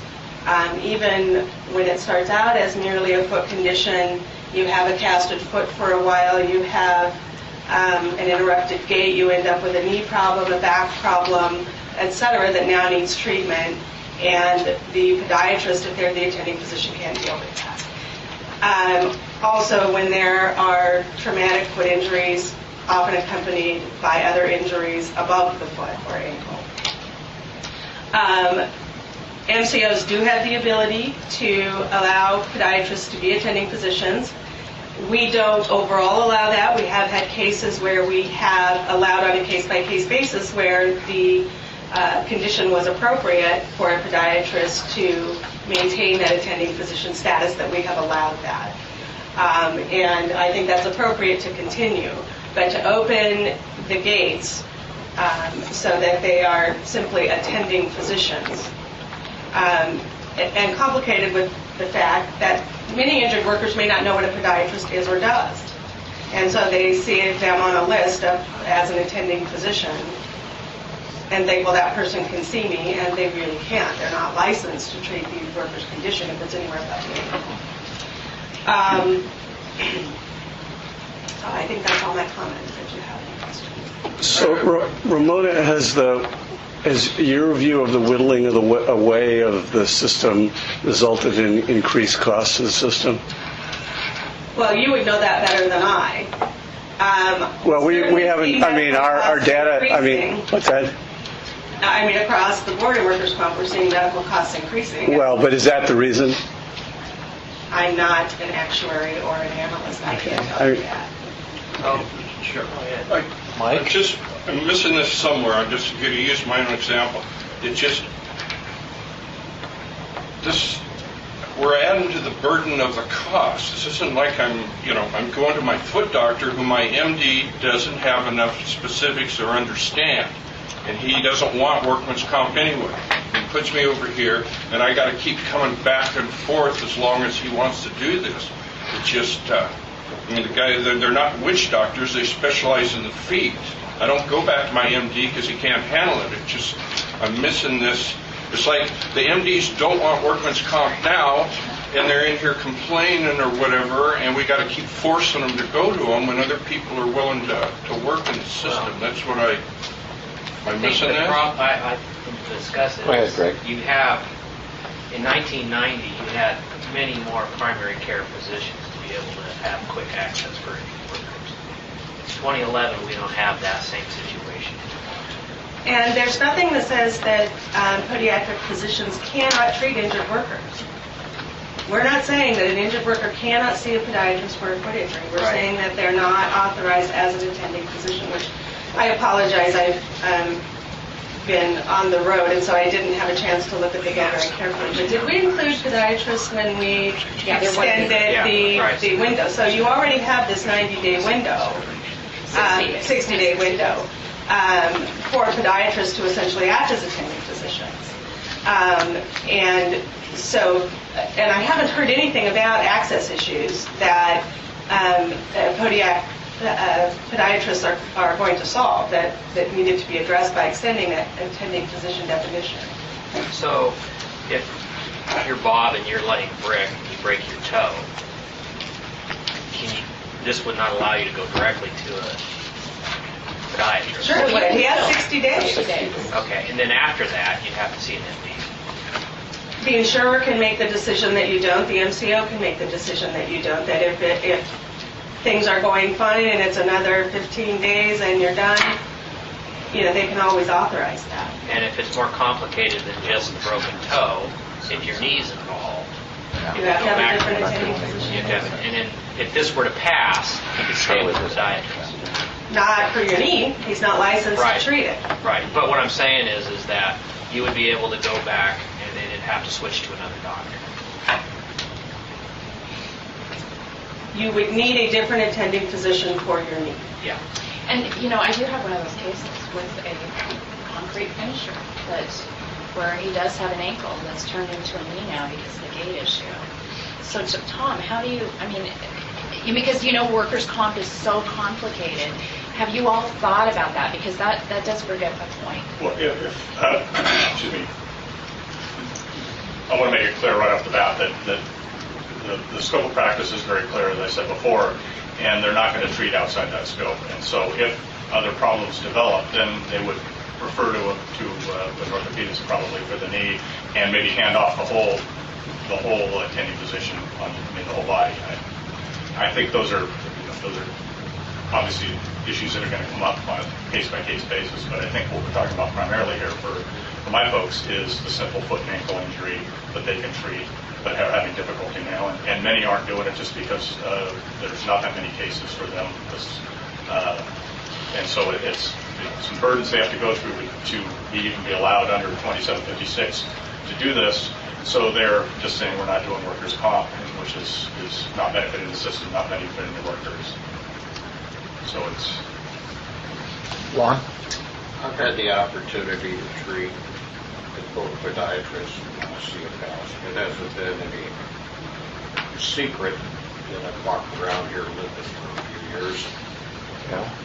We talk about hassle factors, and we talk about trying to get people in the system, and we talk about the whole scope. I view this more as a hassle factor issue than anything else.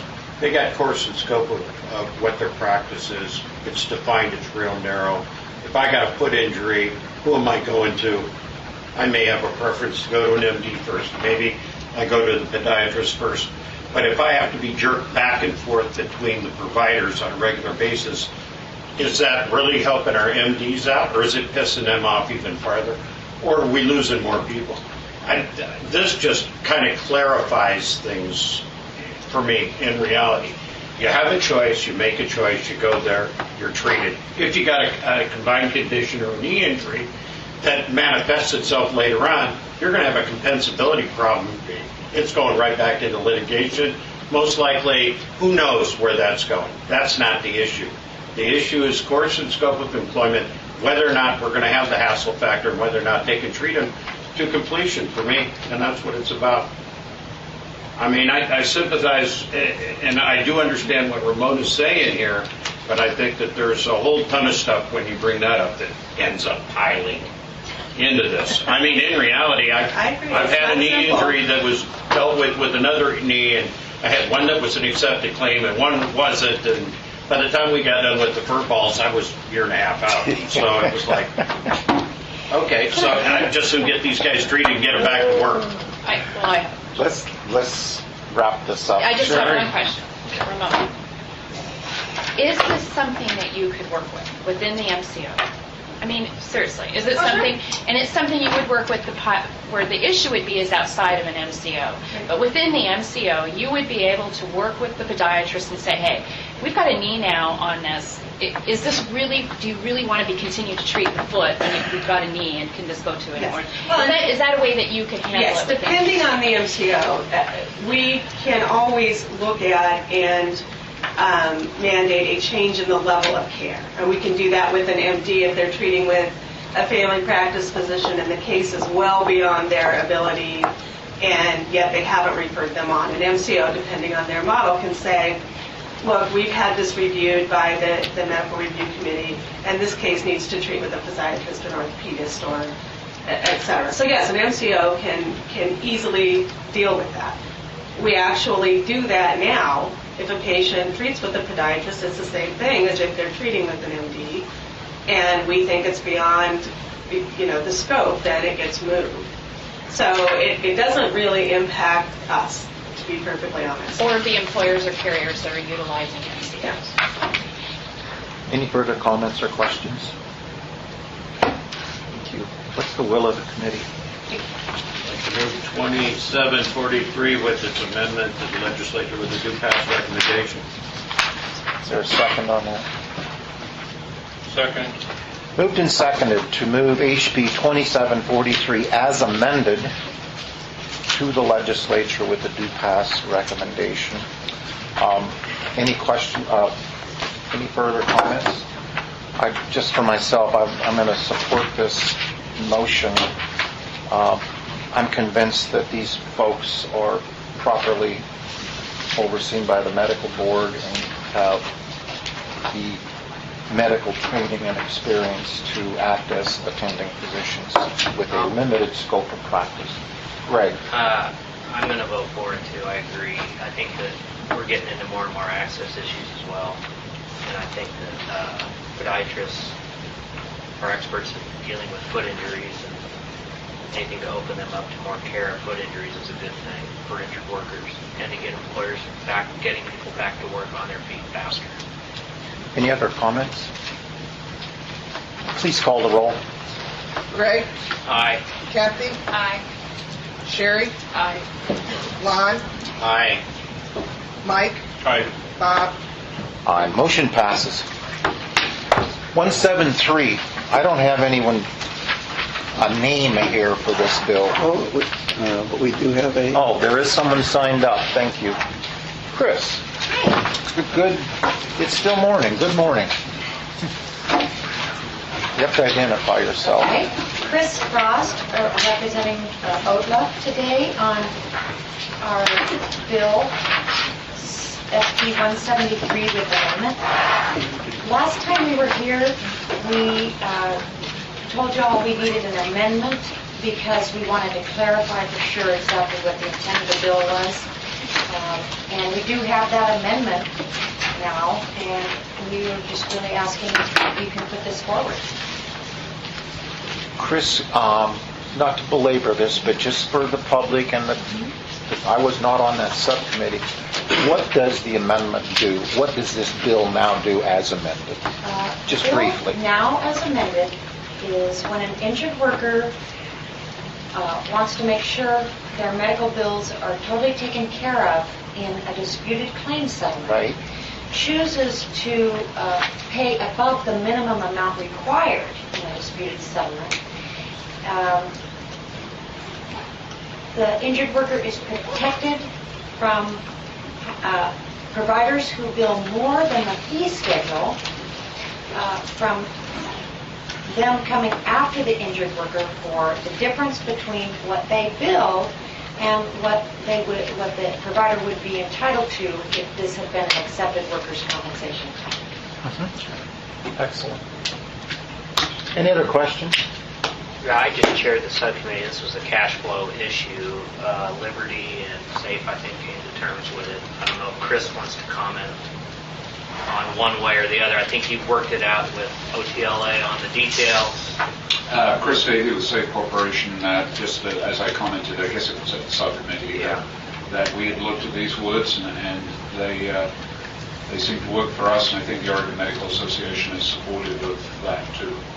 So, yeah, we're fine with the amendment that Chris has here. Any other questions or comments? I just want to, I really appreciate what you said there, and since this is our last bill and I'm chairing, I'm going to take a minute. Most of you know I just had a pretty major surgery. My hospital bill was just over $50,000, hospital alone. My good third-party administrator hired by the employers and the union cut $23,000 off of that bill as total. Many were just bogus.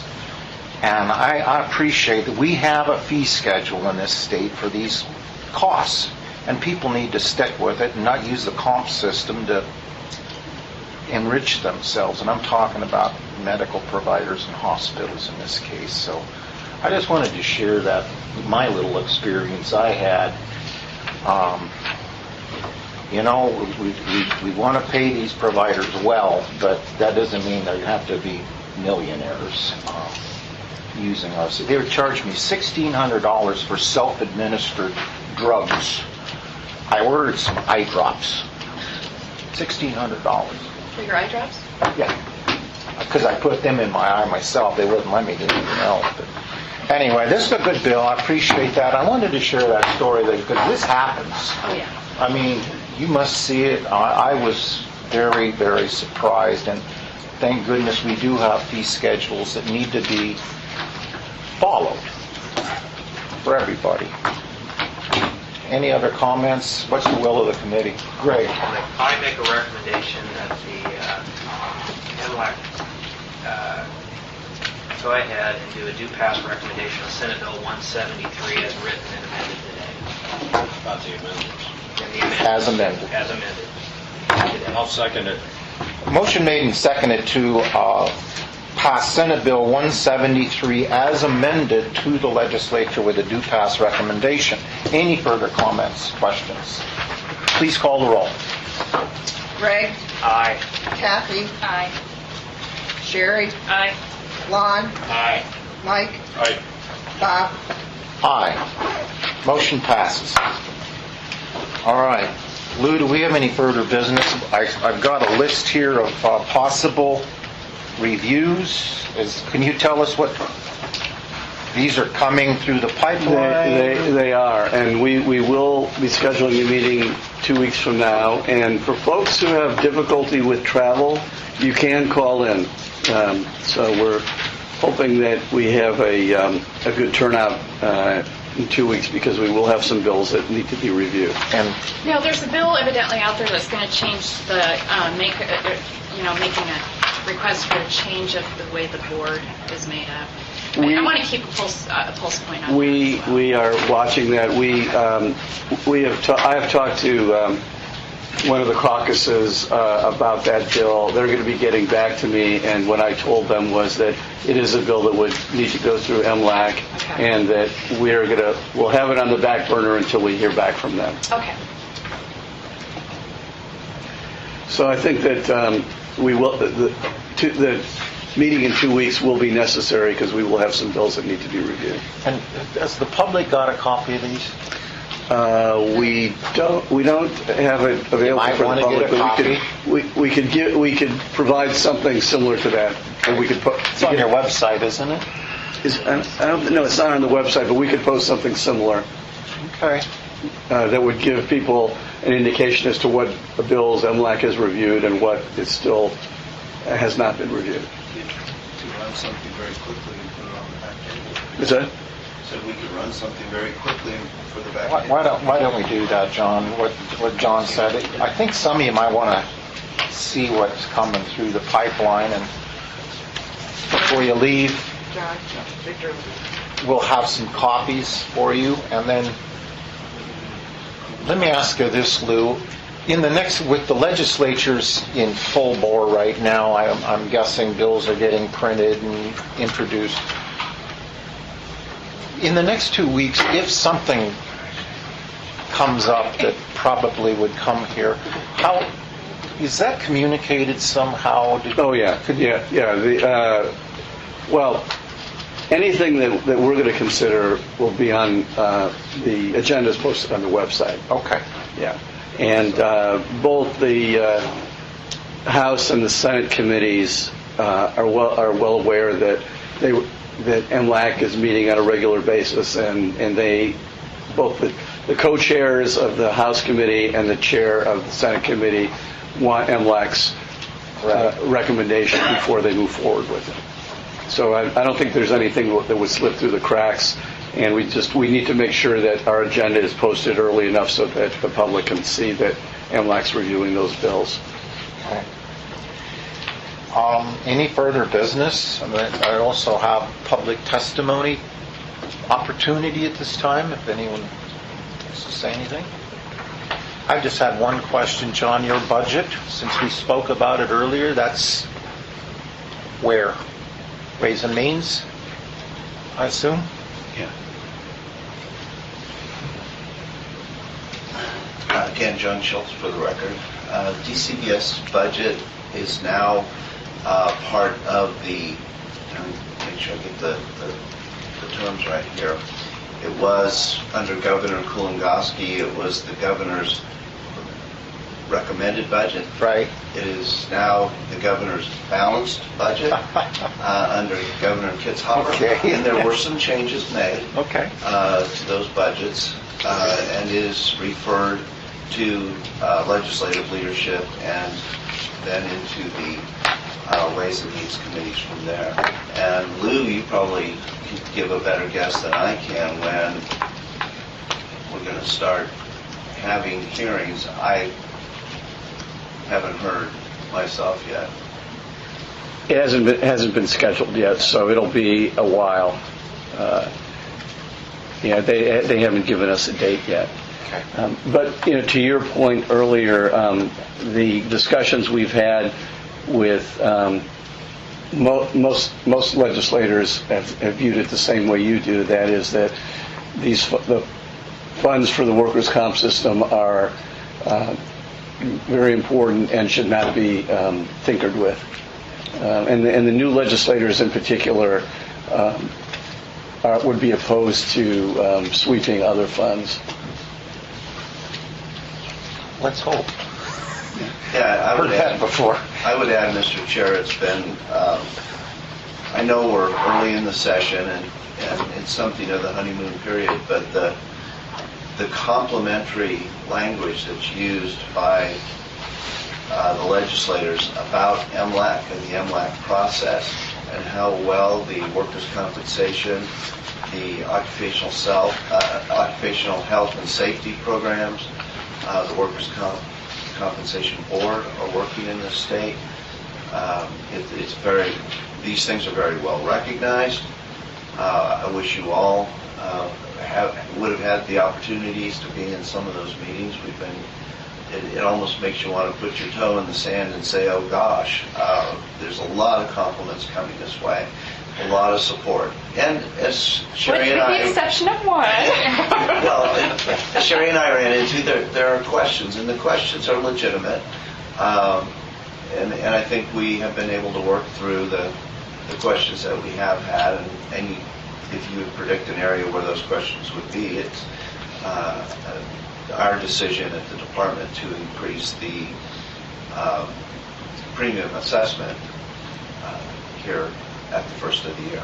But we've been working through quite a few legislators, getting them up to speed on what you do, what the process is, and what we're looking at in terms of what's on the workers' compensation agenda.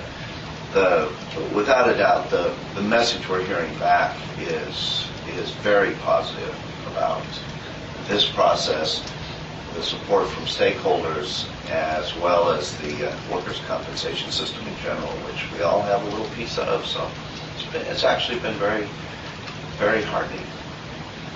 Yes, Lou. In my participation over there, I just wanted to break into tears when I got in my truck because of all the positive things I heard. Okay, just to reinforce what John's saying, I'm telling you, it was. It was. Well, that's good. It was very nice. I haven't stepped in there since they started, so today will be the first. Any other questions, comments? Thank you all very much. Got a lot of work done today. 2 weeks, please clear your calendar. We've got to have quorums for these meetings. Yes. Absolutely. And we are adjourned.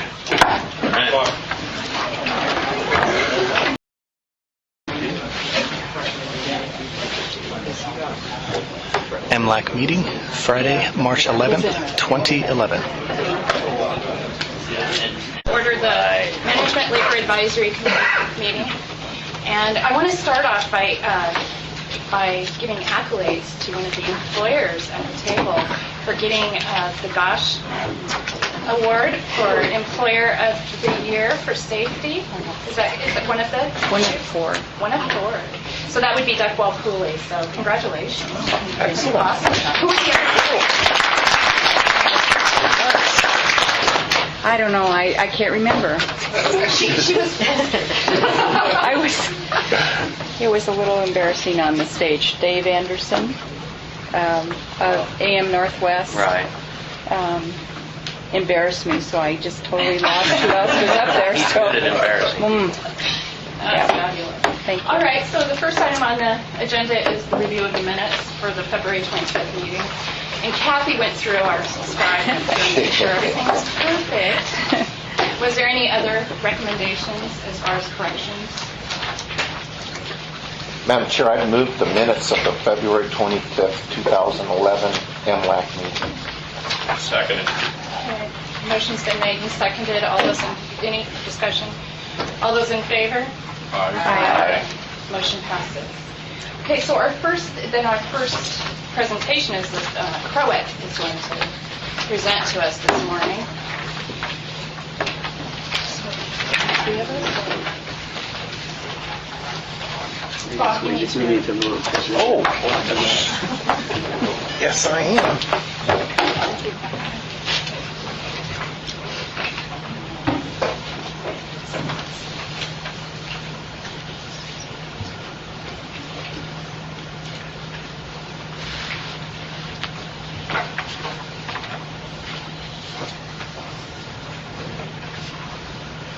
Well, thank you very much for the invitation.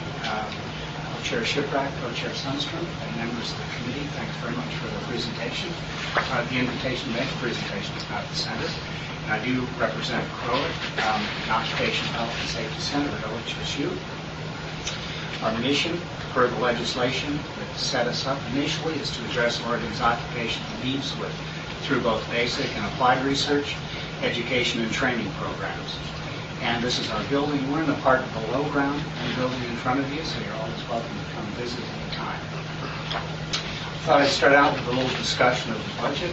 The last time we appeared in front of this group was actually in fall of 2008, so it's been a little bit of a while. So went back to that time. And as you look at our income from the workers' comp income, which is the lower yellow bars, yellow squares, and then diamonds represent grand income.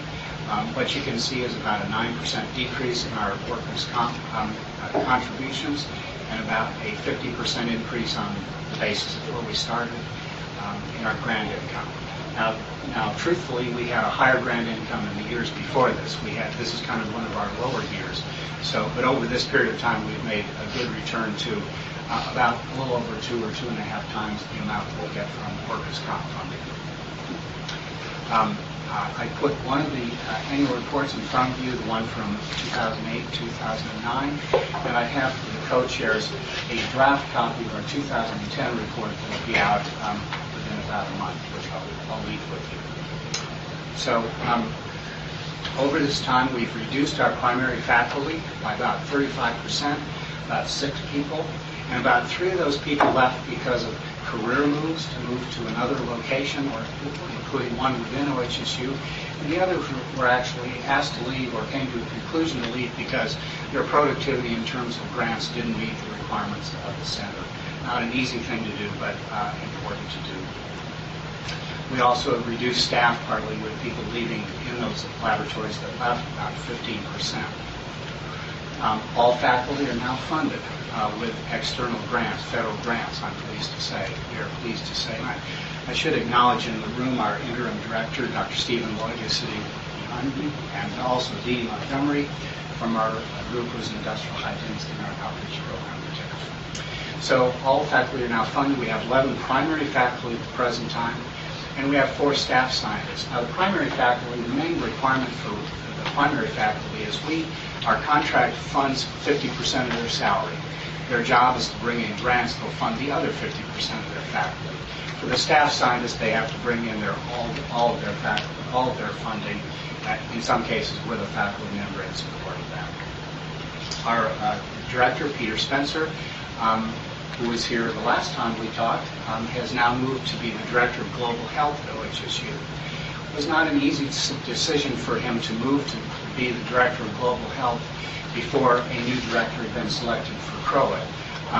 But he felt that it was the president had asked him to do this at OHSU, and that it was a good time, and that perhaps by leaving it would open up and a new director would feel comfortable coming in to start with sort of new programs and so forth, and feel comfortable with that.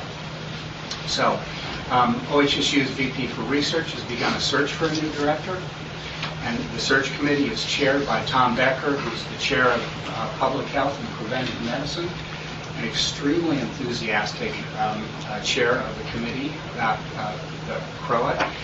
There are also 8 highly respected OHSU faculty from around OHSU.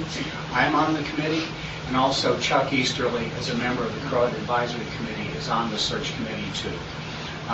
And Chuck and I, our role is to make sure that the kind of person that's selected for the new director reflects the mission, understands the mission, and would be the kind of person that the stakeholders of the state would want running the center, in addition to OHSU's desires to have a top-flight scientist, so that both those requirements will be met. We have actually enlisted a science headhunter. There are such people. And we have contacted a number of people, and between we and she, there are about 125 people who have been contacted. And at this point, although they haven't been presented back to the search committee yet, she believes that there are about 4 to 5 pretty strong candidates from major universities that have really excellent background experience. And I know one of them is quite good. I happen to know that one of them is among that group. So let me then shift to the CROA program areas. Back in 2008, this is what you would have seen in terms of research and education and outreach as kind of our major areas of emphasis. If we now switch to 2011, we've kind of created a new, rethought things and focused things, or developed the theme of creating a healthier workforce as being kind of the major theme of the kinds of grants that we'll be trying to go after to support, to accomplish our mission. So this is kind of the thematic approach that we're taking in a number of our applications. We've also, it isn't too obvious here, but we've kind of reduced the emphasis on injury and repair of the nervous system and muscles, which really reflects less funding in this particular area. And then we've added an education and outreach and emphasis on what we call collaboratives, and I'll talk a little bit about that later if you're not familiar with them. We have two of them that we're working on. So now let's give some examples of things that have happened in the last couple of years, some of the projects that we're conducting at the center. And one of them is on agricultural exposures and health effects. And the goal, let me go back to that one. On the far left is Diane Roman, who's the person who's running this, the PI of this project. And what this project is doing is testing the hypothesis that pesticides tracked home from work were affecting the health of the children at home. Diane formed an advisory committee of growers and workers, so people who are in agriculture and people who are both on the sort of management or grower side and people on the worker side and then academics, of course. She's recruited a cohort of 300 families of agricultural workers and growers in this agricultural community east of here. And she's examined take-home pesticide exposures by vacuuming carpets and looking to see how much pesticides were in the carpets. Now, in another project, we've done something very similar about 8 or 10 years ago. And basically what it says down at the end is there are less pesticides in the homes now. And there was a very large sample of homes that were collected. So this is really very good news. There is less take-home pesticide exposures than there were, which means people aren't tracking them from the workplace as much. Is likely causing the change. She then surveyed about 500 community members on concerns about pesticides in 2009, and this was conducted at the county fair in that county to see what people thought about it. And the surprising thing to us was that the community members were not more concerned about pesticides than the agricultural community members, the people who were the growers and the workers. They were equally as concerned as were the community members that it could affect their health long term. So it represented an uncertainty about and a worry about the possible effects of pesticides. Not a surprising result overall, of course. So the following year, 2010, went back to that same county fair and it got about 300 people and provided training on pesticide safety both at work and at home. And this was the outdoor location where we did that work. Diane did that work. She also tested the children in this large cohort of families to identify possible adverse health effects due to their exposures to pesticides, and actually concluded at the end of that study, although the analysis is still ongoing, so there's more to be learned from this, is that actually the more important factor that was affecting their performance on the test that they were given may have been stress rather than the pesticide exposures, which is the thing that she was looking to identify.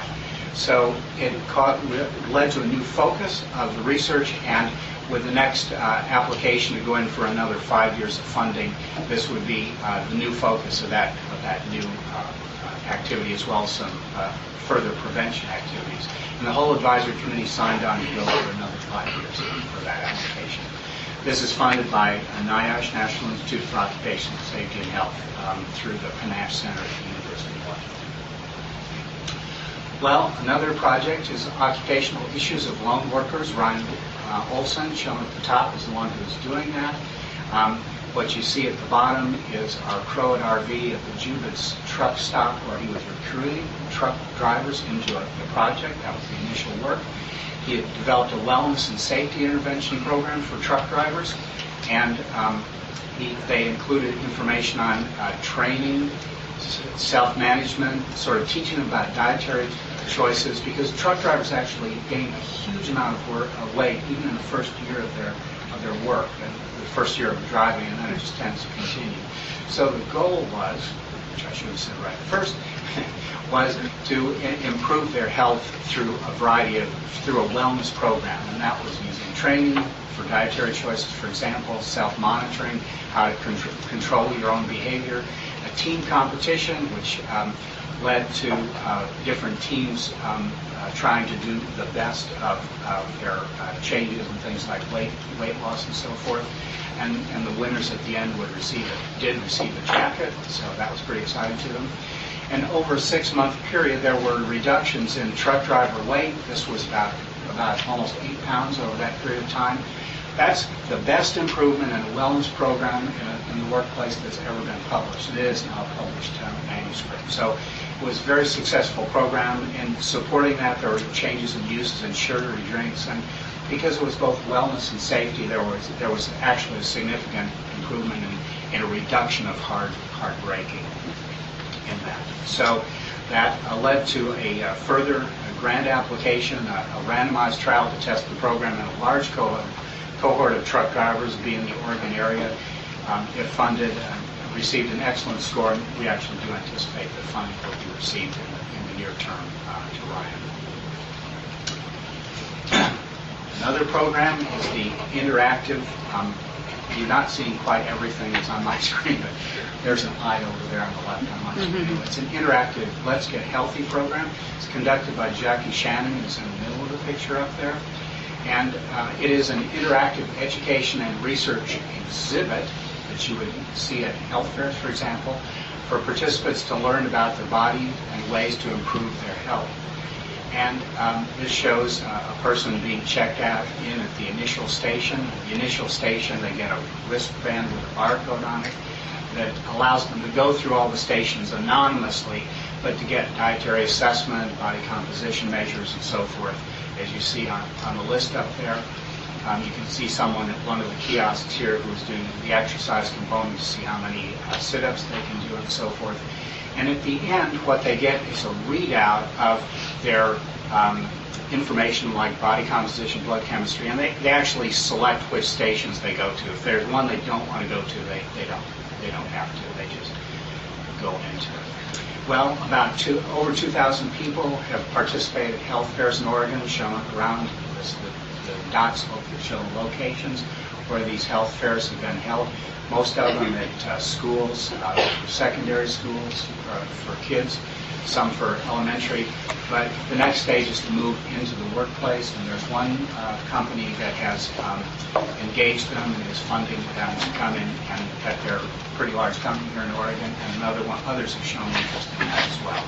So this is part of our Creating the Healthier Workforce kind of initiative. This is funded by the National Center for Research Resources and National Cancer. Another project, Safety of Home Care Workers, or HCWs. We've heard periodically, from time to time, reports of violence towards home care workers. These are the people that go into your home, take care of a maybe aging parent who doesn't need to stay in the hospital or can't, and needs to be at home but needs some support, some medical support.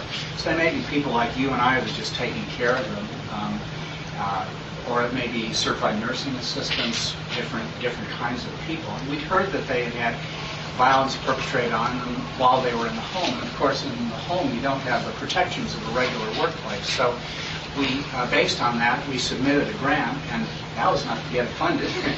I was doing this along with my colleague Nancy Glass, who's in the middle of the picture on the right over there. And we put together an advisory committee that includes members of the Home Care Commission, including the head of that, SEIU, which is the labor union for home care workers, Labor Education Research Center, and Home Care Workers and Consumers. So those are all the people who are involved in the advisory committee. And they're pictured there. They gave their permission for me to take a picture for presentations. So that led to the development of some survey questions and holding a series of focus groups with home care workers. About 83 did participate in the focus groups. We also had, it's actually 12 caseworker focus groups. They're the people who kind of are between the patient and the home care worker, and they're sort of supporting the patient. So there are about 99 of those, and we had about 11 consumer interviews.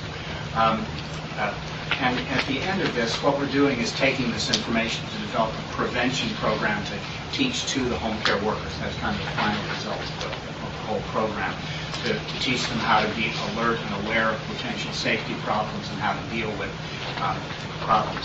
But the first question is there really violence that's really happening, and how much of it is there? And so based on the focus groups that were held in these locations around the state, what we found was that 44% of them said yes, they had experienced in the course of their work an event of physical violence. And examples that were given were actually quite serious. And so while we heard only one or two examples of this in sort of anecdotal reports from people, it's clear that there were quite a bit of that.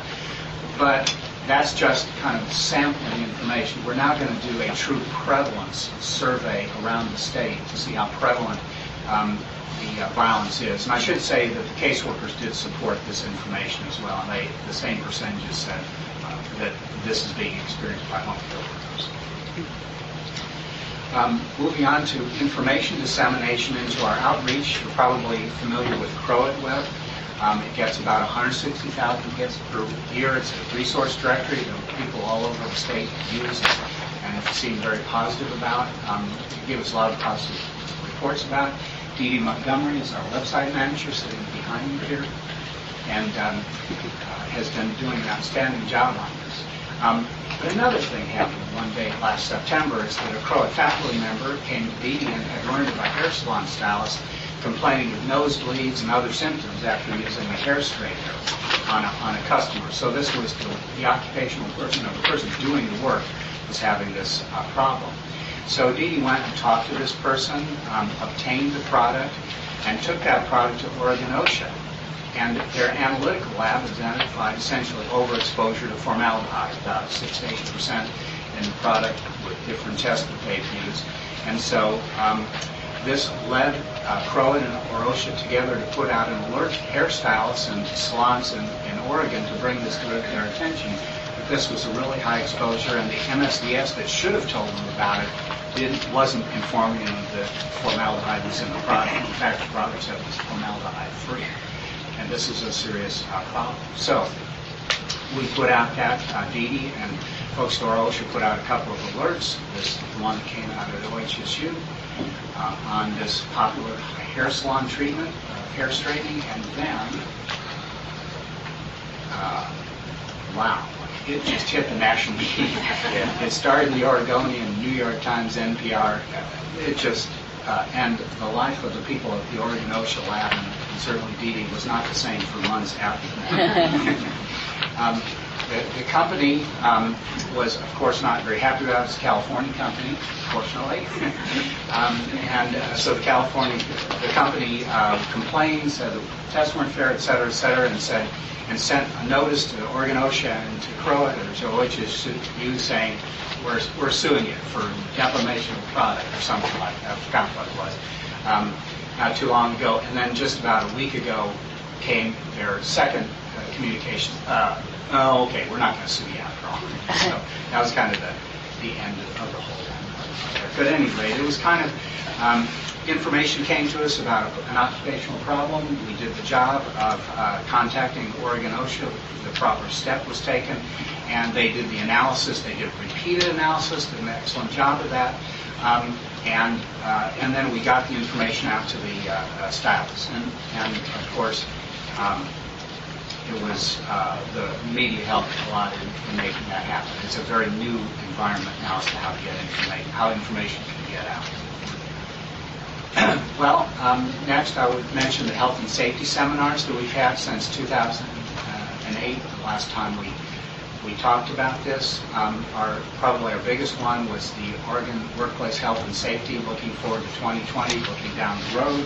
What are the occupational problems we can expect? And the picture there is of John Howard, who's the director of NIOSH, National Institute for Occupational Safety and Health, who keynoted and gave just an excellent, invigorating presentation at the meeting. And people are still talking about how much they learned from that and thinking about issues down the road they want to address. These meetings are co-sponsored in some of them by Portland State's Occupational Health Psychology Program, as they contribute importantly to the development of the plan. And the 2020 meeting was co-sponsored by Oregon OSHA as well. And our next one coming up on June the 3rd, for those of you who might be available, there's a little card in front of you that will is sort of an advertisement for that one, is Health and Safety Wellness, Innovative Communications and Messaging. And we're going to lead with a keynote presentation from Matt Klum of NIOSH into the wild and new world of social media as a means for getting communications out to people about safety. And we also have a very interesting presentation, I think, by Dr. Salvador from University of Washington, Tacoma, that has done some meta-analyses along with colleagues at Louisiana State on interactive training methods and the effectiveness of training methods. And I believe they were just presenting this information in Congress last week. So that's coming up. We encourage people to give those cards out to people. For people who work in the government or in labor unions or in small businesses, it's only about $25 to come to the conferences. And those of you that have a little bit larger businesses, more like $65 or so too. So we have also, I think I should mention, our summer intern program. It's been going a long time, since 1995. We get now about 100 applicants per year. They have to be Oregon residents, or their family have to be Oregon residents, or they can be going to a school in Oregon. The faculty select about 10 to 15 interns per year. The interns work on a project over the summer, and they work in a world-class laboratory, doing world-class research that will be published, that will help them go on to graduate school and interest them, hopefully, in doing occupational kinds of research, things relevant to the workplace. So that's kind of our goal out of the whole thing. And at the end of the summer, the interns develop a scientific poster presentation in which they present what they've been doing on their summer vacation, as it were. Of course, the faculty help with that. And then the faculty come to the posters and ask them questions as if they were at a scientific meeting. Here's one from, I think, a year ago, 2009. One of the faculty members is saying, now, what did you do here? And so they're answering. At the end, they're very excited about what they've learned and the experience that they've had. And this is just our class from, I think, a year ago, and where they came from and who they were. So, very exciting program for us and for them, and that we're really very proud of. Now, the collaboratives, I mentioned before, we have two collaboratives that we have that we're working on. The OES collaborative is the Oregon Young Employee Safety. So a collaborative is where we don't have funding for a particular program, but people think this is an important issue that we need to address. Youth safety was certainly, of young employees, was certainly an issue. In this particular collaborative, here are the organizations that have sent people in every case, and in some cases have sent funding to help do some of the activity of the collaborative, and they come together and meet monthly or quarterly in some cases, and work on things that will address whatever the issue might be. And just to talk about OES, one of their activities, going a couple of years now, is the video contest, in which kids from schools in Oregon and the teachers from schools they're encouraged to create a video that brings sort of kids talking to kids. Basically, they have them focus on a safety message. So here was the advertisement. You have to be flashy when you're kind of doing things with kids. And there was the advertisement. And so this year we had 49 videos submitted. The cash awards were distributed to the top entries with matching awards to the respective high schools. Not a lot of money, but money that they can put into their program. And the kids get individual awards, but the schools get money as well from this. The top videos were available on YouTube. For those of you that are on YouTube on a regular basis, you can find the videos on there. And they've had a lot of views so far to date. And also the winning videos were successfully used during the OES-sponsored workshops and classes to middle and high school students during spring 2010. So they take the videos back to the schools and they use them as talking points to get people talking about safety issues. So it isn't just the 50 videos that were submitted. They go back to the schools and they're in the classes, because oftentimes teachers just don't have the time nor feel comfortable with developing full programs about worker safety. So this kind of gives them something to talk about and something that's interesting to the kids, because kids have created things that are interesting. top 2011 videos were shown to the health and safety professionals at GOSH this week.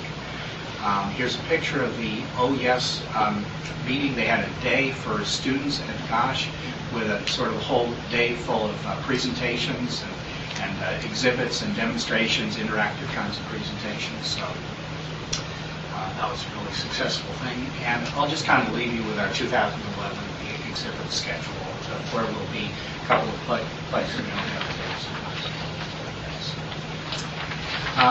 That kind of brings you up to date on some of the activities that we've been doing. Hopefully I stayed within my 20 minutes approximately. And you have more information and details on these things in the annual report that's been passed out to you.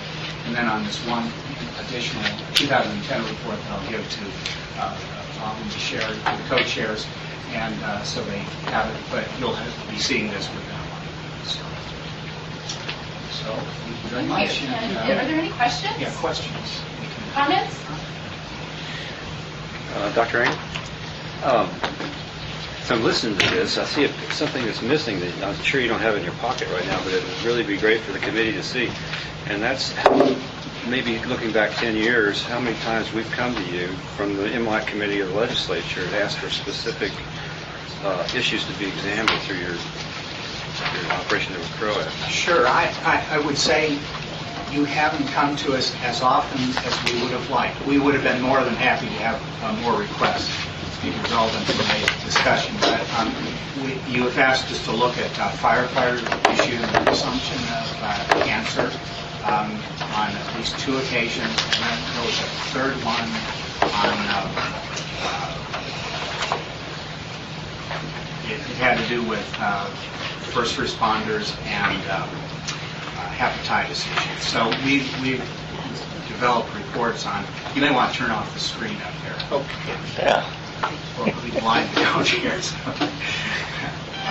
So we have done those. We have provided reports on those, and we're very happy to take on those kinds of activities.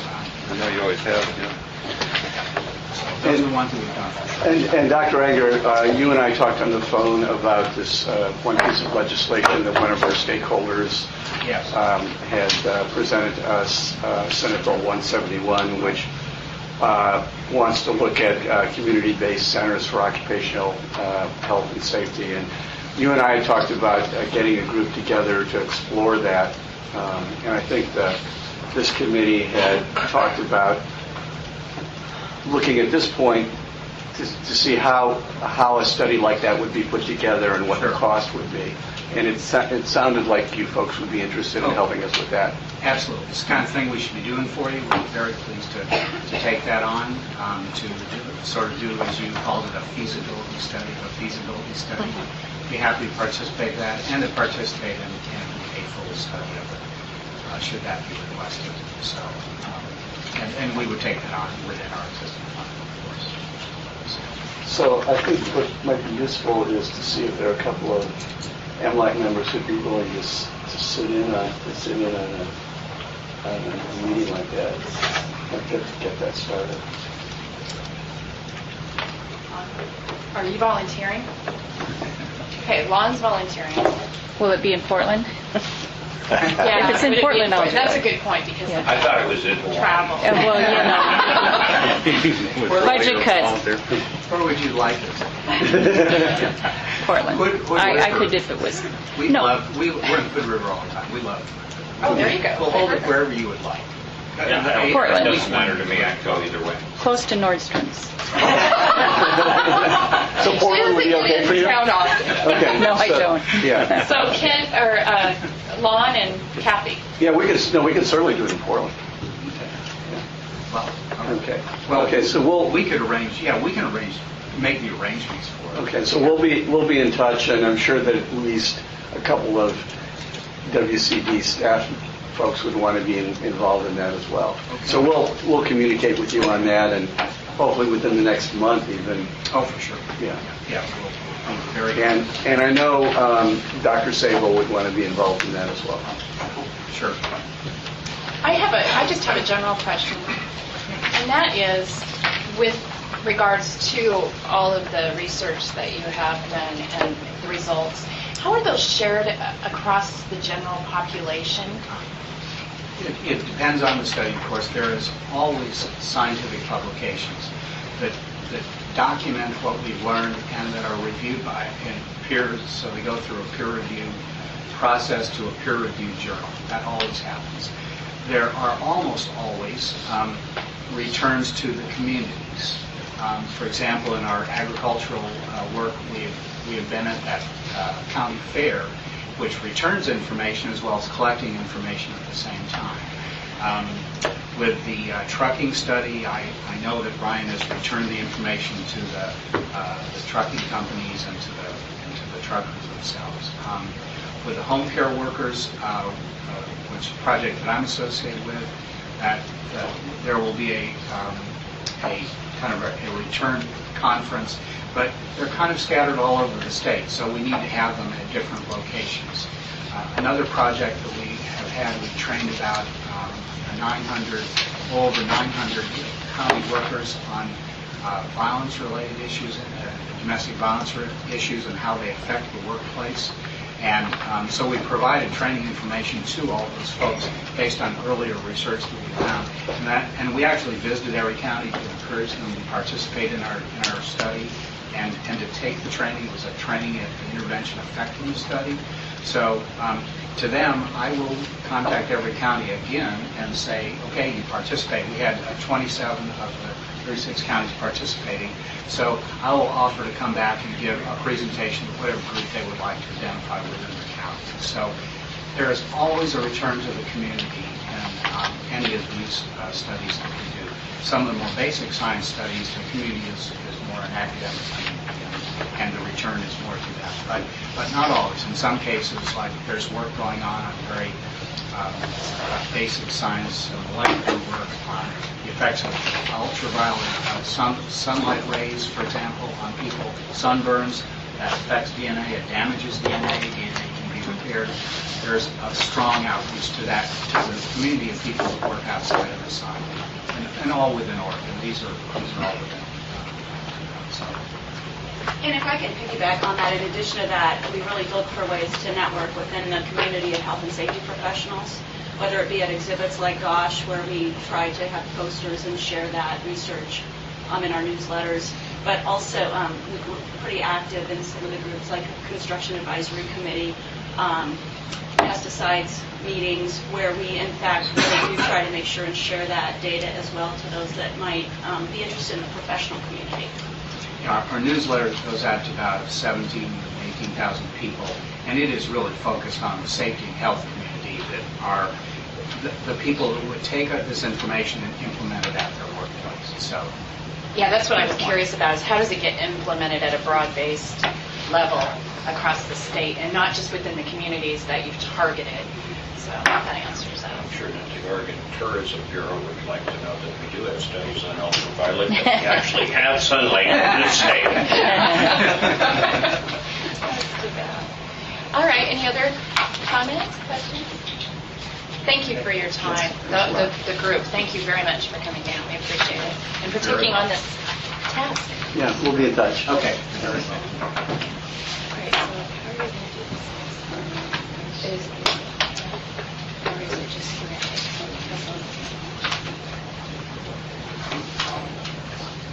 Okay. Okay.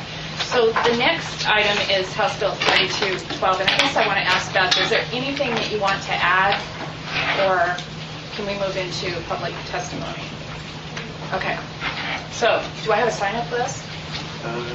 Doesn't appear to be. I know that there's letters in our packets. I don't think there's anybody, no one has signed up, but I know that.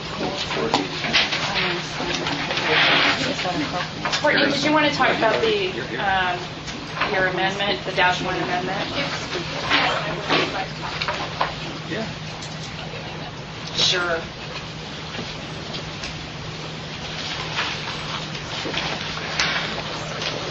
Chairs, member of the committee, my name is Courtney Dempster. I represent the Oregon Medical Association. And for the record, the Oregon Medical Association is opposed to House Bill 3212. we have an amendment if only you feel the need to move this bill forward through the legislative process. However, the amendment needs some fixing. But the concept is the same, and the amendment would basically address the need for collaboration between the nurse practitioner and the physician past the 90-day mark. To just review the file, review the case, have a discussion, and make sure everything's on the right path. Or, if not, make sure that the patient gets to the appropriate provider at that time. But once again, this is, for us, not a bill that should move forward at this time. What we would like to see is a more comprehensive approach to the access issue. And this is not even a band-aid to that problem that we have with access. So that's what we're hoping to happen. So if there is a more comprehensive approach to address access, will the OMA assist MLAC in that process? We are committed to that. All right, any questions? So the language that you have for the amendment is not what you wanted? Not exactly what we wanted. It needs to be a little clarified. A little more. There needs to be an actual physical conversation. Okay, Right not now just it's a review of the review. file. Yeah. Okay. A more collaborative approach for anything after 90 days. And once again, this is probably not necessary since the NCOs have the ability to do this on a case-by-case basis. Madam Chair. So I just want to clarify, because I'm sorry, I was shuffling papers in this court. I have some notes here from our January 14th meeting when you testified. And what I wrote down was that you had no problem with the extension at that time. But With the 90-day, with a look at, with a check-in. Okay, so this is consistent with what you're saying this morning? I think, after further review and further time with our folks, and more importantly, after what we've been told about this is an access solution, we want to be clear that we don't believe that's true.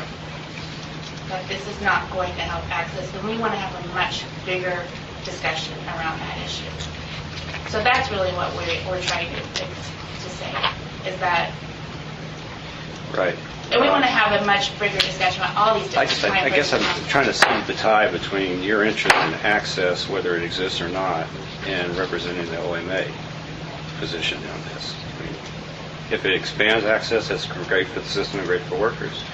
If it makes no difference at all, it has no impact on your members of your association. So I don't really understand that argument. Well, it does, because our members are concerned about the well-being of all these patients, and we want to make sure that they're getting back to work and getting the care that they need. Right, so...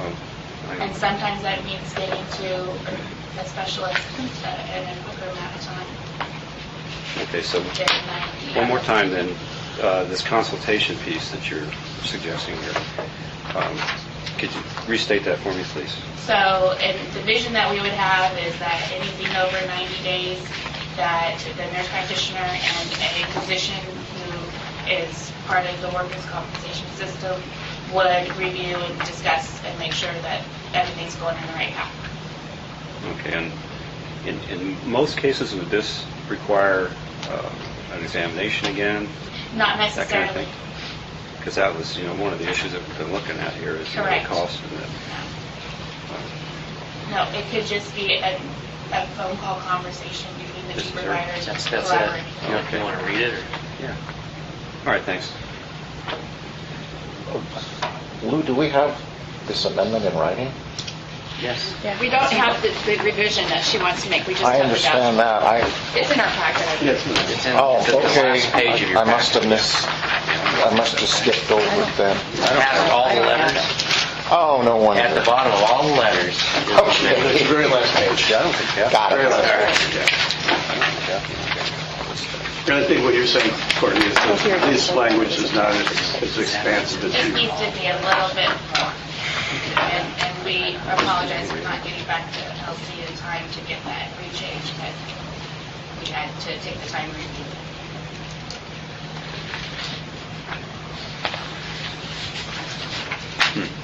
have a question. So I just want clarity. OMA does not feel that this really addresses the access issue, correct? And I think the history says that too. When we expanded from 60 to 90 days, it was an onslaught of claims with nurse practitioners as using a decision that's relatively the same. And I think the other folks that need to be at this table are the MCO directors, and making sure they have nurse practitioners on the panel, and why are they not?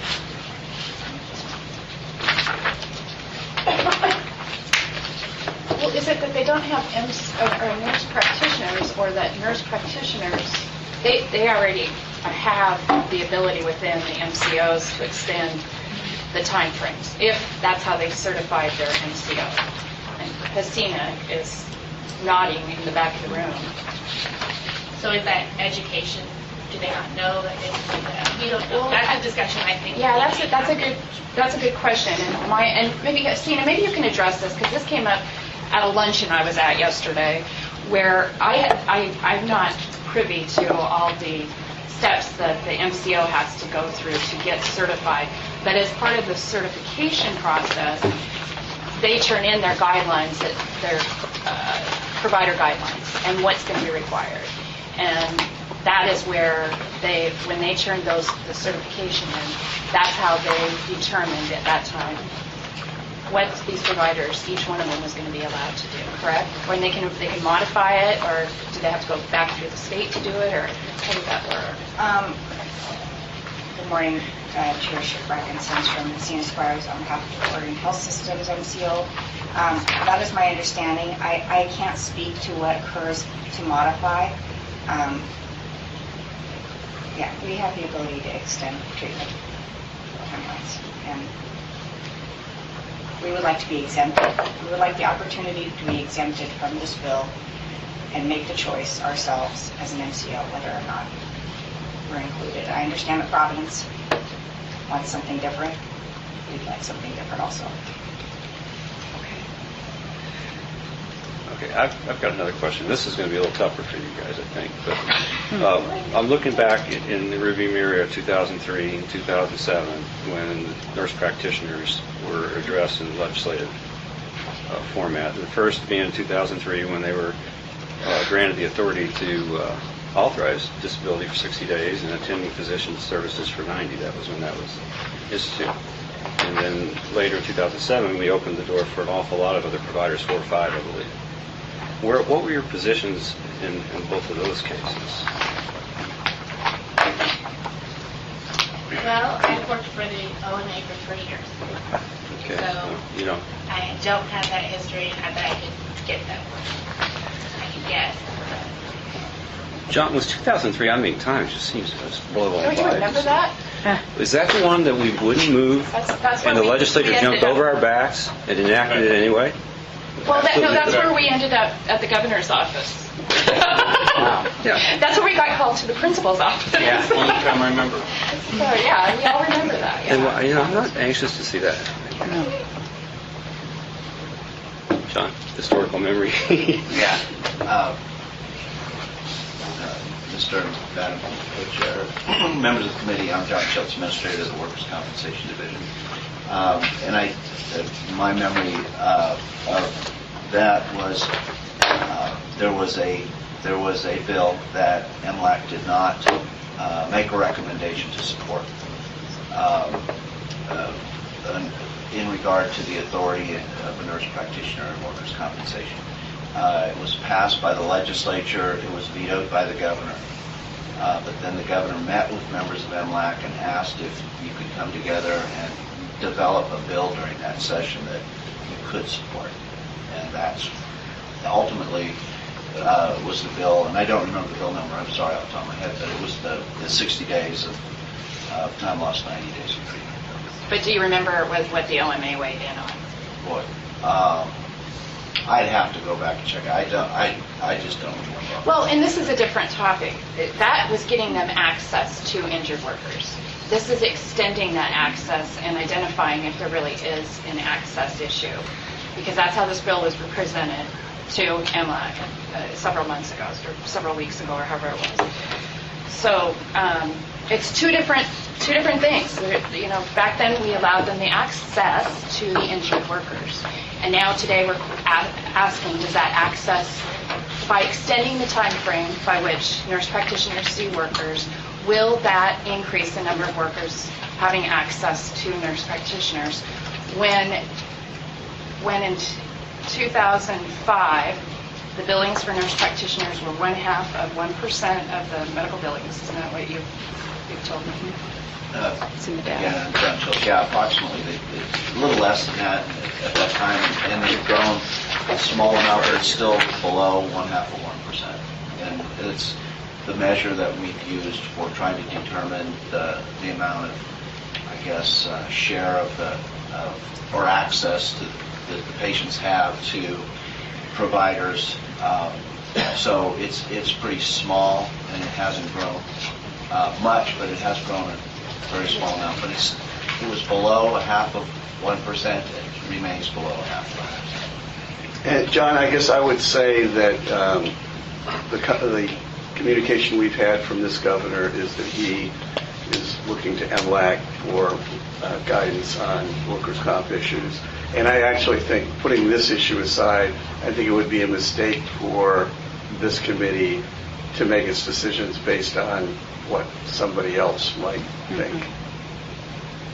Oh, well, Kathy, that was your subcommittee, and I want to, we haven't given you an opportunity to talk, to tell us what,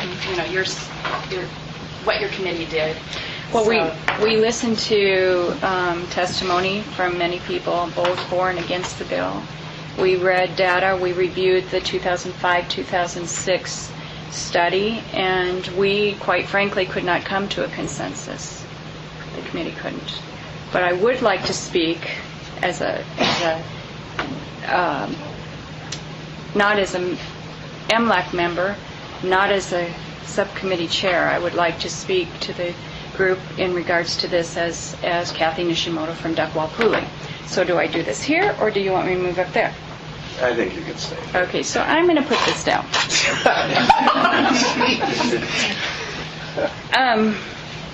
So that's clear. I'm speaking as Kathy Nishimoto from Duckwall-Pooley.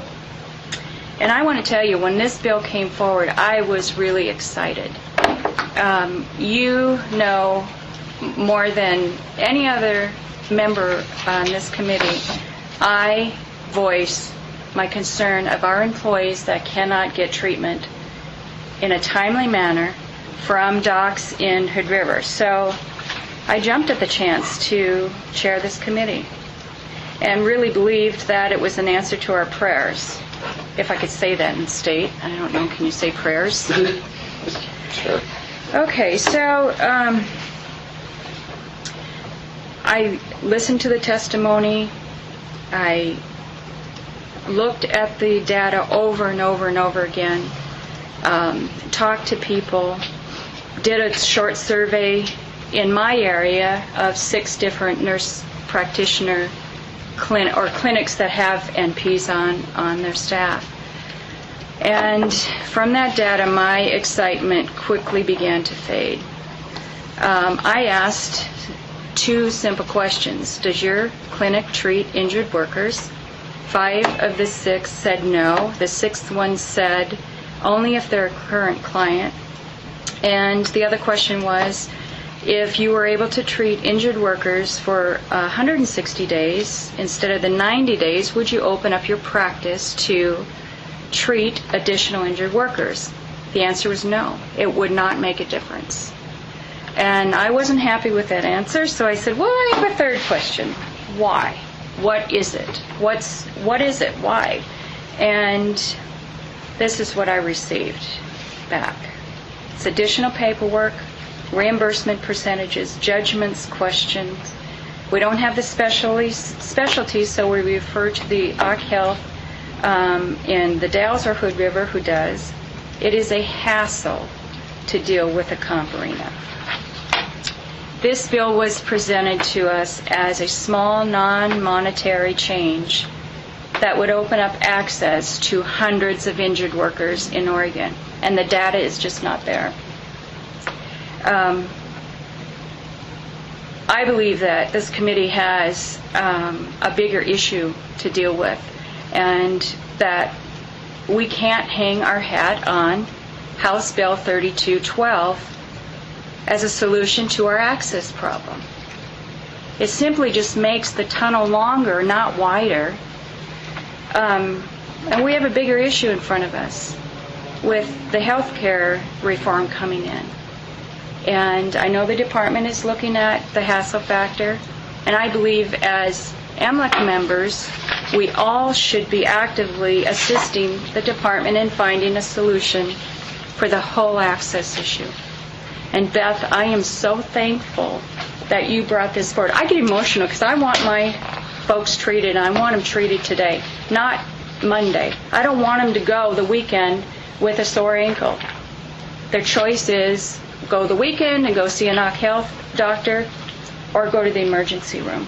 So thank you for bringing it forward, but I just don't think this is going to help our access issue. Are there any more people signed up to testify? Well, that was the thing we didn't. Oh, looks like Brian is. Thank you, Kathy, with that well committee. Thank you. Brian Deleichman, representing the Oregon Nurses Association. I had indicated I wasn't going to testify, but then when the OMA decided to testify, I can't resist the opportunity. Obviously, I can answer a couple of questions. When this bill, the original bill in 2003, Chair Sundstrom, you asked what the OMA, or somebody asked what the OMA's position was.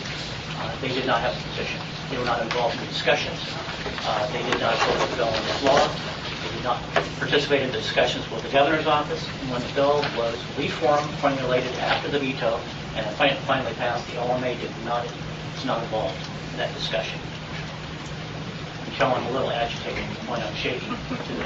I've been doing this 33 years. I am a little agitated on this. We had a meeting with the Oregon Medical Association on this issue about 8 weeks ago. We had the discussion. The amendment that they're putting forward at this point, we had the discussion. We rejected that as an unnecessary burden on the practice of the nurse practitioner, and actually not cost effective. It increases cost. We rejected at that point. To this point, the Oregon Medical Association has not provided us with whatever language or potential language that they're putting in front of you, so we were not even given notice that they were going to put this language in front of you today.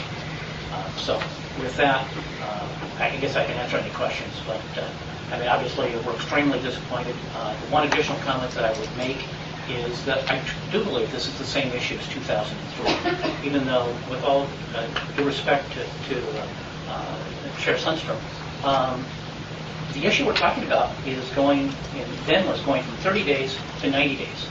We're talking about going from 90 days to 120 days, or 180 days. It's not a different issue. It's the same issue. The only difference between what we talked about then and what we talked about now was additional time loss. But it was the same issue. It was what is the right length of time that a nurse practitioner should be able to treat a patient without having to refer them out with additional costs. Again, I will acknowledge very clearly that we're talking about a small group of folks that go beyond that 90 days.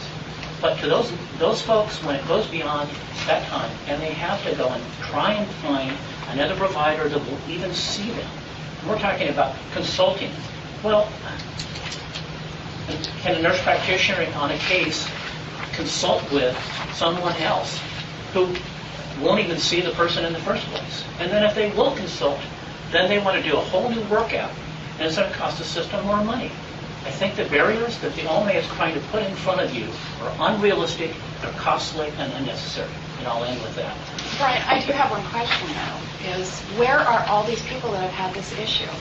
It's hard to have, when we have to make a decision and we don't have any testimony from actual workers who have had a problem getting to that next provider.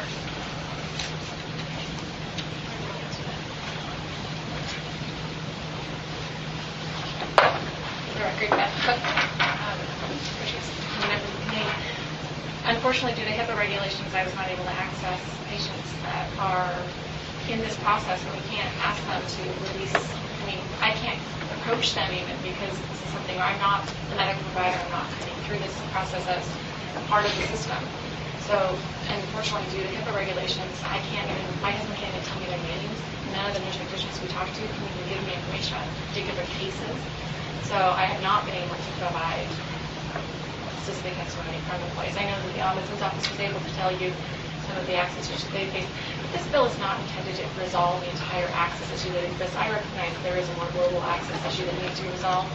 This is a very small number of patients that will be impacted, but again, it's a win-win for the system, I believe, in a way that, you don't get that many opportunities. There's every piece of data that we have shows that the nurse practitioners are providing very consistent, high-quality care. Under ORS 656.327, they already have at any point you need to check in a chart review, or you can send at any point the patient, the insurer, self-employed insurer, or the director of BCS can even step in if there's any kind of concerns. And I would argue that 90 days for checking if there is a concern is an eternity for the health and welfare of these patients. If there's an issue that really does need to be addressed, we should never have somebody think, 90 days, there's going to be a check-in coming in at 90 days, I'll take care of it then, because that can have direct ramifications to the health and welfare of our injured workers. So I would never want to see, because I relate my personal story of you I had an injury where I was misdiagnosed initially, and it took 8 weeks. So that could be, I consider it a health and welfare issue. 90 days is an eternity. We already have under statute the ability for a check-in at any point within the claim by a number of stakeholders involved, and I would prefer that it stay under that current statute. Thank you very much for taking the time. Thank you.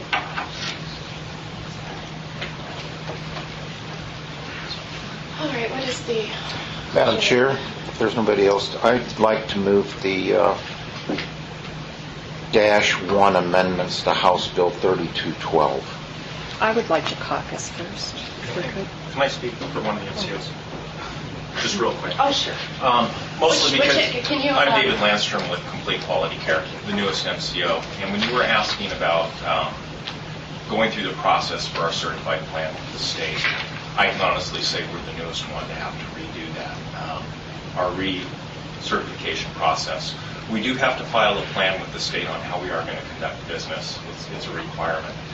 And again, you're right. I don't think that this nurse practitioner extension is an access issue. What it should be looked at is a continuity of care issue.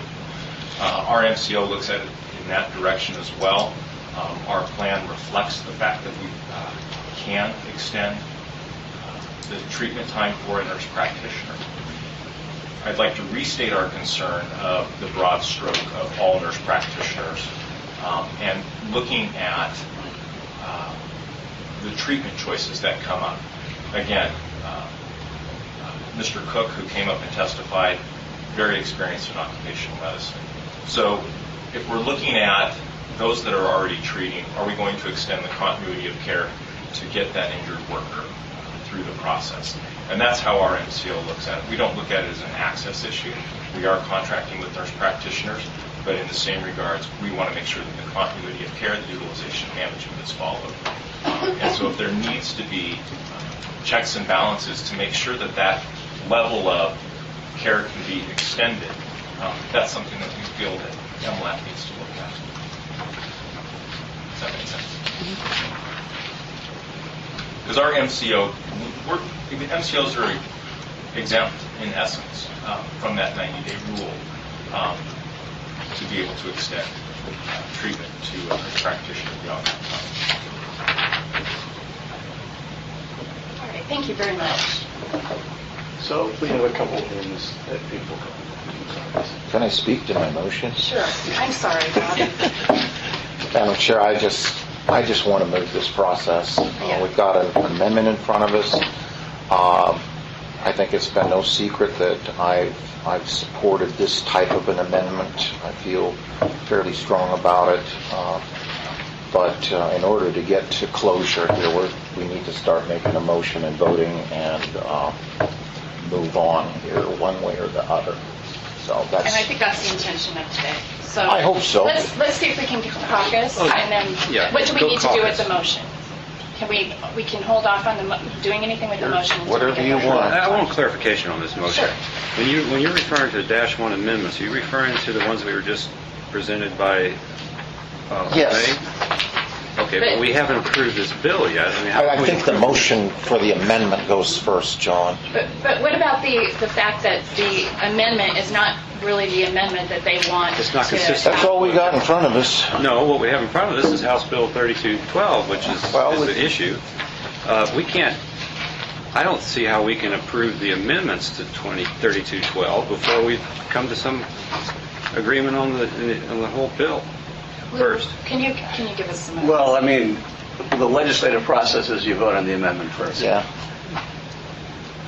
And then you can either vote the bill up or down. Exactly. Based on whether you approve the amendment. No, I'm concerned because we're not addressing the Well, you have to look at it in the issue context that of the the bill. sponsors are here asking us to do. And they have not agreed to this amendment. So, I mean, that needs to happen over there, it seems to me, not in this committee. Maybe we need to hear from the sponsors first before we approve something that they are not. Well, I mean, I opposed to. suppose that if they don't want the amendment, That's what we need to hear. That would impact how people voted. Yeah, seriously. Pardon me? Yep. So I'm. So the I'm at a- issue is House Bill 3212, not the amendment. I need. Am I right? Lou, I need some guidance you can on how this works. I think you can still vote on whether you would approve the bill with the amendment. But see, that puts you in a position, if you don't approve the amendment, of voting no. That's right. That's right. Okay, And that's well, how then I'm it- going to propose a motion, when we get back, that we support House Bill 3212 as presented, without the amendment. We have two motions? You can substitute. Okay. Oh, say that again. John can substitute a motion. Okay, so the motion. What is the motion we're going to talk about? If we're going by Roberts or not. Yeah, it's Robert's. Robert's rules. Yeah, whatever. Actually, it's a different one, but it's pretty similar. But he can substitute. Yeah, I think the easiest thing to do would be people need to decide whether they're going to support the amendment, and if they don't, the vote will either go up or down, and then you vote on the bill itself. Okay. Okay. Seems backwards to me, but So. It really so is. What do I have? Well, you have Bob's motion to support the amendment, but I think you want to caucus first. So, but he talked about the substitution. Yeah, So this, well- I'm confused by this process. So Bob's first, he's second. Bob's first. So first, okay. Well, All right. So. Dan's right, I didn't hear a second on my motion. Okay. Maybe moot, John. Then I guess the next motion would be to support the bill itself. bill itself, and then let them propose the amendment when they get over to the building with the statue on top. They can still do that. They'll probably come back to us as to whether we would support it. It's okay. Yeah. Let's vote. So now, You're voting on House Bill you're voting on the bill. 3212 itself is on the table. Do you still want to caucus, or do you want to just go ahead and vote? Manager. I'm ready to vote. Pardon? I'm ready to vote. Okay. I don't think I got a second. I'm all confused. Did I get a second? Okay, that's my motion, that we support House Bill 3212. Okay, the motion's been made and seconded. Discussion. Yeah, I'd like to at least go on record to say that the thing that I'm concerned about is this a big issue for workers' comp? Is this something that is a big systemic type issue? And John, you were saying it's 1/2, 1%, is that right? Of nurse practitioners that have claims, right? No, the billings, 1/2 of 1% of the billing. total medical costs in the state of Oregon related to workers' comp are nurse practitioners. Okay, and then in terms, is that right? Okay, and then of that, there's only even a much smaller number that need to go beyond the 90 days. And the 180 days, as I recall from Beth's testimony at one time, is sort of an arbitrary number. In 180 days, and there's not. And to me, that's not very scientific, you know. And yet I've heard, well, they only might need a couple more visits with a nurse practitioner in the continuity of care. And I'm for continuity of care. But I'm also hearing that it is possible for the nurse practitioner to contact the insurer to say, look, you know, this situation, you know, they're going to be good in a couple more visits, they'll be good to go. And I've also heard that, you know, within 90 days, if a person, you know, that's pretty much, they should be back to work, or, you know, very soon thereafter, or right around that time period. And I guess I'm not feeling comfortable in terms of, do we want to make this is, you know, these are system changes that sometimes have unintended consequences. And so I'm concerned about making a broad system type change like this without doing further investigation. And I think we do a pretty good job of vetting these issues as a committee and coming up with something that really is going to meet all the needs out there. So that's my big concern here. It's not that I'm not really certain this is an access issue at the very beginning. I think there are other different access issues. Continuity of care is important. I just don't know that it's really affecting that many people in our system. Do we want to make a huge system change that could have unintended consequences, perhaps, or start pushing the system? You know, I have to weigh that, and that's what I'm doing in my vote today, just so people know what I'm All right. Oh, great. Yeah, I was just getting back to, we still haven't heard from workers on this issue, and I understand there's HIPAA rules, but there are some exemptions with workers' comp rule for people to testify in front of MLAC who are injured workers. So in the long term, you know, with help from the Ombudsman's office, if there is an access issue, we're going to need to get those people to testify. Right now, we've heard nothing. HIPAA is exempt from work comp and rules like this. We've had tens of hundreds of injured workers here to testify. There are ways to have people come here and testify without violating their HIPAA rights. Because it's a workers' comp claim, it's not a personal health claim. So that's all I'm saying is I think that we need to hear from injured workers, and my position is very similar to Pam's, is that if there's truly an access issue, we got to hear from injured workers in the long term. And today we haven't heard any injured worker testimony on this issue. So, Madam Chair, just for the edification of the guys who weren't on this committee in 2003, I got to tell you, well, first of all, I think I'm a little confused about the role of MLAC. It sounds like we're trying to enact legislation here, and we're not. We're a filter. We're supposed to just kind of take all these issues and between all of us, whether we agree completely or not, decide whether they're worth the argument over there, where the actual work takes place. 2003, we couldn't do that. And they went over our back. It's the only time, I've been on this committee since 1992, 94, something like that, quite a few years. It's the only time there are all those years that anybody's ever gone around MLAC because we couldn't come up with a decision. We have a letter here from one of the co-sponsors and one of the chairs of the committees over in the Senate in support of this bill. Now, if you want to go on record as opposing what he's asking the opportunity to look at over there, that's fine. I personally don't want to go there. John, which Larry? Who's Whitleather? Senator George. Larry George. He's actually not a co-chair of the committee. Not of that committee. Well, not of that committee. He's one of the co-sponsors. He says in his letter, unless he's confused. The Labor Commission, we have a lot of testimony from SAFE, from other providers, from Providence. I don't need to make that final decision. I just need to give them the opportunity, the sponsors, the opportunity to make that argument over there, amendments or not.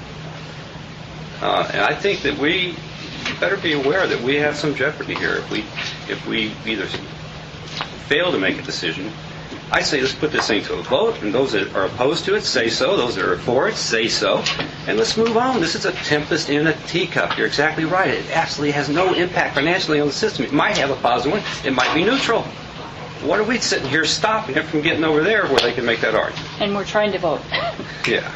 Well, and I think I want to say that our role is to be a resource and to vet these issues out. And I think that's what we're doing, John. And I think we've done enough. I agree. So, are we ready for a vote? Victor, you want to call the roll? Sure.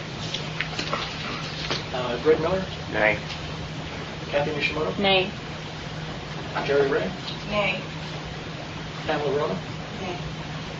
Sherry Sundstrom, Nay. Tracy Brill, Aye.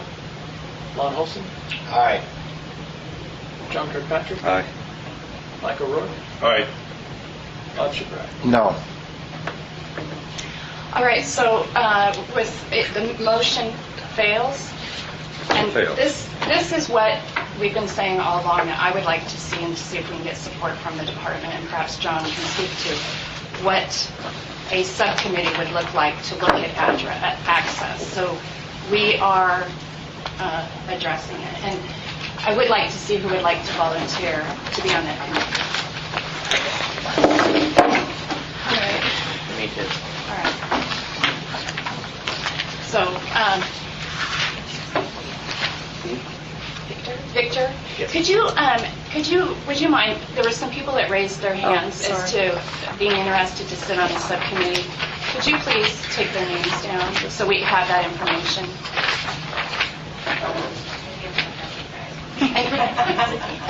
So it's, I don't know where Victor knows who everybody is. Well, Has to be looking at the name tag. yeah, I do. That's a 10, by the way. Got it? Okay. All right, and I also want to take the time to thank Beth Cook and Brian for bringing this forward, because it really has set us in motion to do something that is definitely important, and with all the testimonies that came before us, it was clear that there is an access issue. The Ombudsman told us this, SAFE told us this, the ONA told us this, the MLAC has told us this, and I think that there's an overwhelming support for an access subcommittee, and I would hope that everybody participates in that subcommittee so that we can clearly be 2 steps ahead of the game, and for the healthcare reform and whatever else is before us. John, what would a subcommittee look like? Have you had any opportunity to think about that? Again, I'm John Schultz, Administrator of the Workers' Compensation Division. Yes, Madam Chair, I put some notes together in case this came up, expecting it would. Starting really from what the goal of a subcommittee would be, I think would be to make workers' compensation a line of insurance or business for providers that they want to participate in to a far greater degree than what we're seeing today. So just as a basic goal concept, I think that would be the starting point. And there would be, I think, several steps or parts to that process. I think the subcommittee would want to look at developing a statement of what the current access problems are that we have in Oregon and in our system specifically. A statement of what we anticipate the future might bring in terms of further threats or weaknesses in our ability to assure that our workers are able to access quality care, things like that you've already mentioned, several of them, and there may be more, things like actually expanding health care insurance at the national level in a way is going to mean more competition and provider waiting rooms for time to see providers. We have fewer medical school graduates willing to practice primary care. We have an aging workforce, aging population. My understanding is that we will access the bulk of our health care and the later quartile of our lives.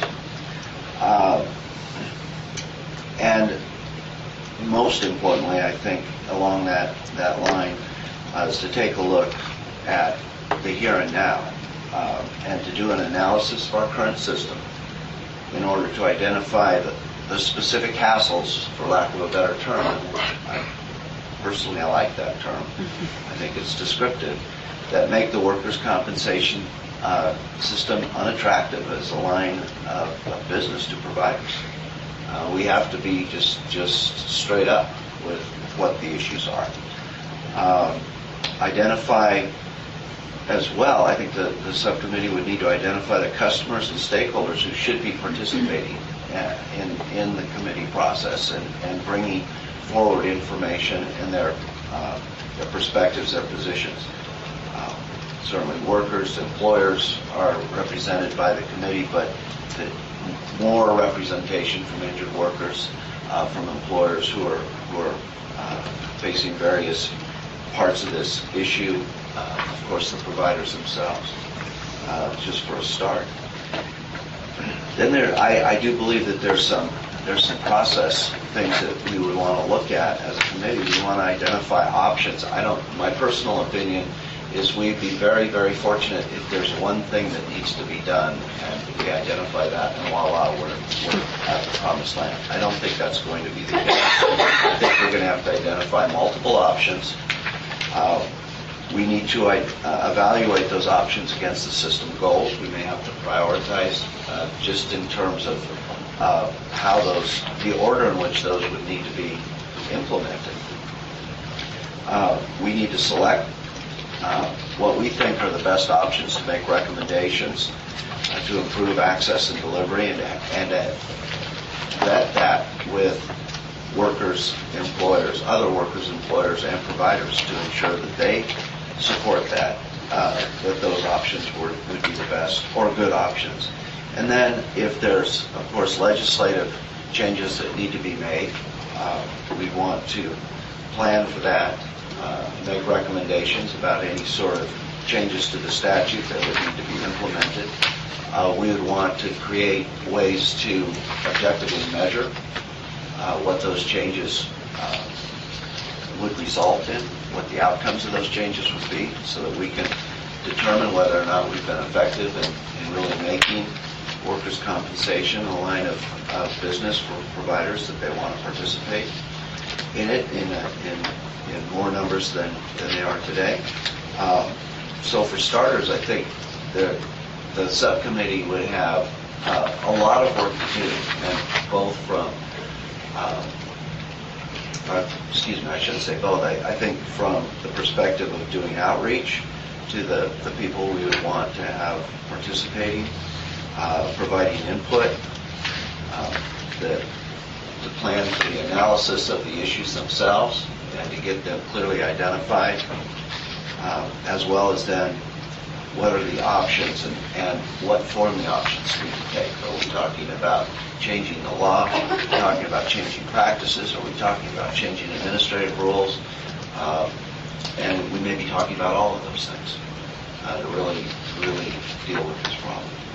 So for starters, that was the list we put together for the committee, and we do not anticipate this would be a quick process, but the sooner we start on it, I think the better off we'll be. But it's more, in my opinion, in the nature of the impairment rating project that's underway. It's not one of those things that you can just jump into and create an instant solution. Although there may be things that we could do immediately. There could be low-hanging fruit out there that would help immediately. And that would be, I think, up to the subcommittee to decide in terms of how to go about making recommendations for change. Are there things that could be done immediately? Are there, in other words, short-term ideas, more mid-term, and then long-term ideas as well? So my recommendation to the full committee would be to create a subcommittee to do exactly these things, and I think we could provide a more formal charter to the committee, which the committee could take and actually we fit to the committee's liking. And I'd be happy to answer any questions. I have a question. Getting back to injured workers, can you see an injured worker being part of the process?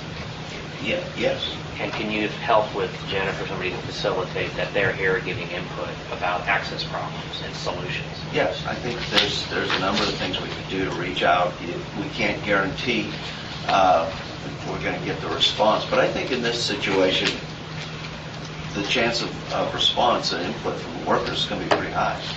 They're the ones who are having to make do with the access issues we have. So, well, we know we're going to hear from providers. That's a given. What I don't think we've heard is proof that we can actually get and hear from injured workers. I think with some effort, we could determine a plan to do outreach with workers that would be effective and, simply put, absolutely legal. I don't see any barriers to it.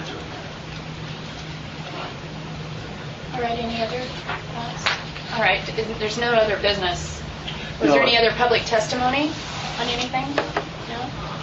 We on the calendar, we had a meeting scheduled for 2 weeks. We are not going to need that. We do have another meeting scheduled for April 8th. The number of workers' comp bills that have been introduced has slowed down. There are a couple out there that we're not sure whether the chairs are going to want, the co-chairs are going to want our input. So we'll make that determination for the April 8th meeting. Okay. And maybe have some reports back on a couple of the issues that we talked about today. All right, if nothing else. Bob, is this your last meeting? I don't know. It's up to... Well, I just don't want you disappearing without hearing. I just want to know whenever the Senate meets for confirmation to appoint my successor, and I understand they don't know that answer. Right, that's right. So, yeah. There's a good chance that you'll be here for the... I think so. Kara would bring some donuts. No, we can't do that. Apples. Yeah. Fruit. Apples and oranges. Great. All right, meeting adjourned. Thank you, everybody. You guys understand, I just wanted to finish this. I'd start. There's time to make mistakes.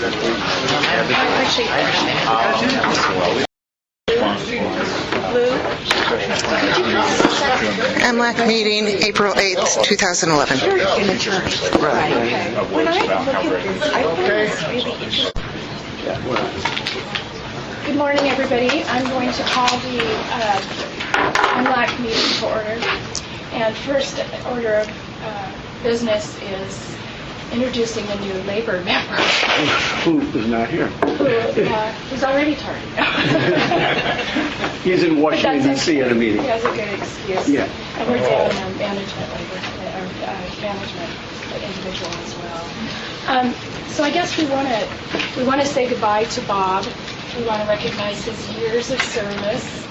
And I know personally it's going to be it's definitely going to be a challenge going forward because he is our memory bank. And so all those questions I always ask about, why did this happen in the first place?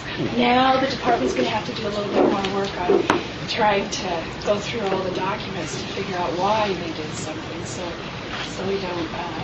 We still have his cell phone number, though. Is that going to still work? Is that legal? Yeah. Oh, cool. Well, and in recognition of Bob, we have a plaque to give to you.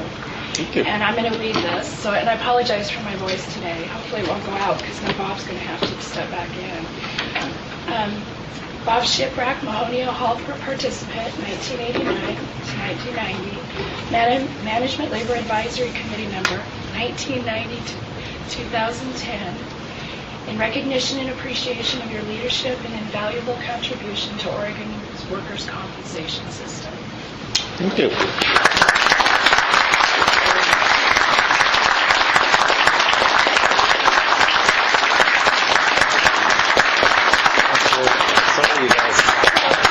So there's a lot of people in the room today, and I would like to ask if there's anybody that wanted to say anything special to us. I'll bet there is.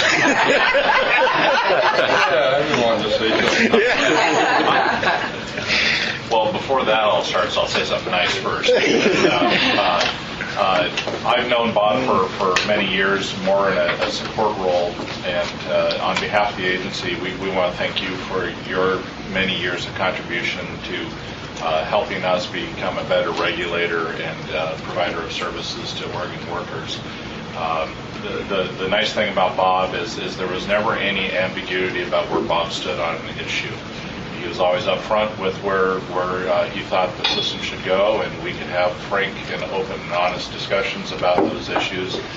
While we might not always necessarily agree on those issues, we always knew where each side was coming from, and that's very much appreciated. So thank you, Bob. You're welcome. All right, anybody else at this table? I would.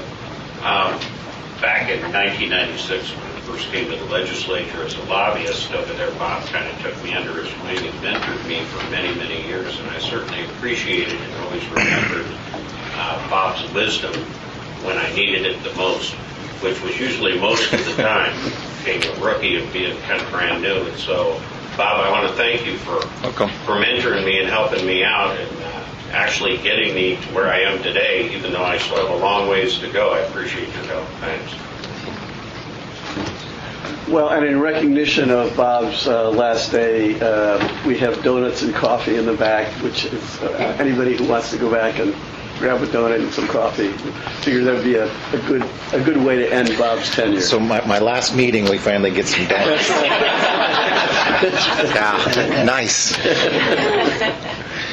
I want to just say thanks to all of you. I've been on a lot of committees over many years, and this is my favorite, believe it or not. It's very tough, contentious, complicated issues, but this committee, and I've said this publicly before, really is a model for state government that we're now modeling. A lot of our committees are modeled after MLAC, and it's working really, really well, where you get people together, citizens together, and come up with solutions to problems, and it works well. And the only other thing I was going to add today is I hope that we've been talking about, I still want to continue seeing progress made on so many of the things that we've done. But two things stand out in my mind that we've talked about, and I just hope the committee will continue following up on these. One is the last injurious exposure rule that Sherry brought up. I feel that should at least be examined. That decision was made back in the 1970s when it was simply sometimes you win, sometimes you lose, and that was the way that decision was made. Carl Frederick told me the whole story of that. He was the labor lobbyist at AOI at the time. The second thing I would hope that the committee would continue working on, an issue that I've spent years trying to think I fixed it, but it's still not right, is repetitive motion injuries and illnesses, occupational disease, where people who spent their entire careers doing a particular function and then that body part is worn out shouldn't have to prove that work didn't cause this condition. And I just wish we could do something with that. That was always the intent, and it's never been right on. The last thing, I'm doing some part-time work with a lobbying firm who works for a lot of physicians, HMO, or not HMOs, but managed care organizations. And we've already had a meeting with the department over the hassle factor, which I feel very strongly about, and try and see if we can figure out from the physicians what it is that would make them want to take more injured workers, and that's something that, of course, I've all of us feel strongly about that.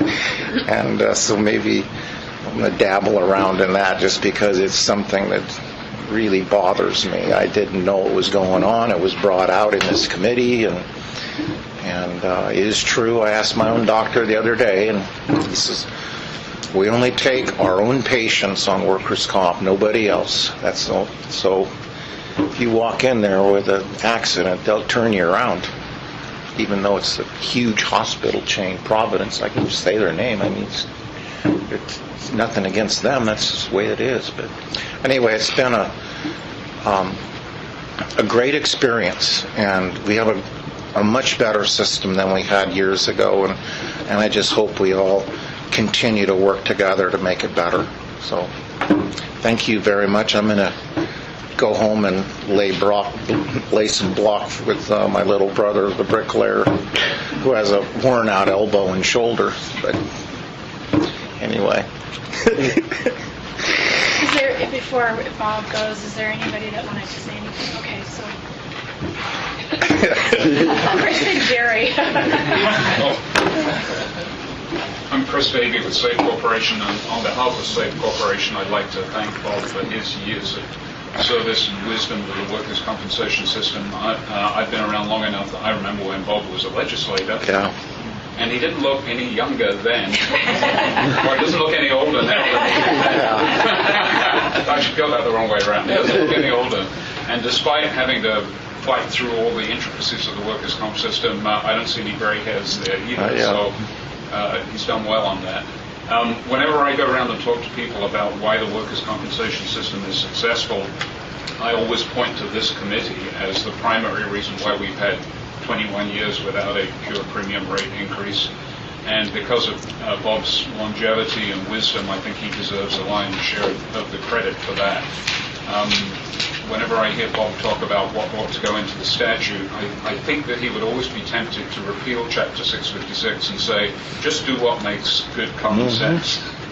Unfortunately, the lawyers won't let us do that, but I really like that sentiment, and so, again, on behalf of SAFE, I'd like to thank Bob. Thank you, Chris. For his years. Thank you.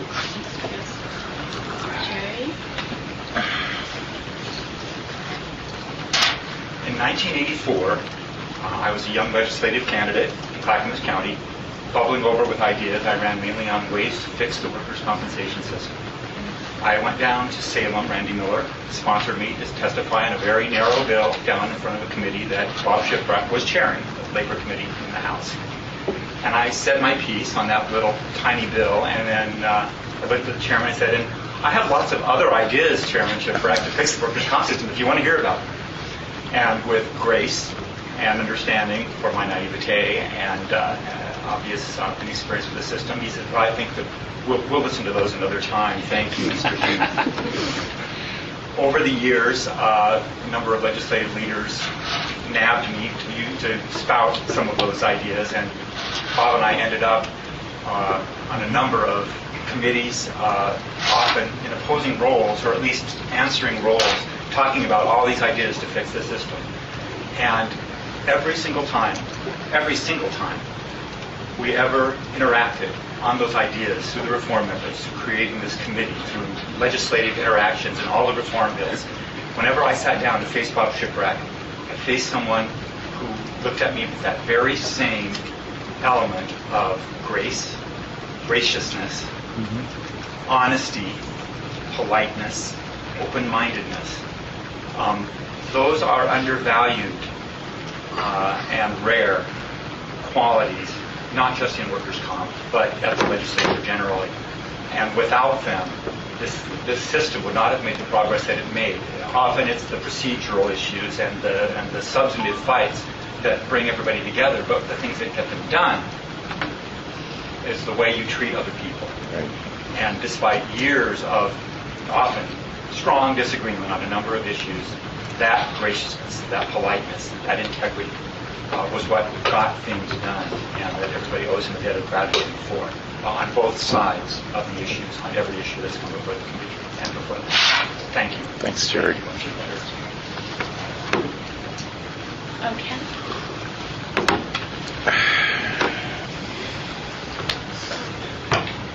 Thank you.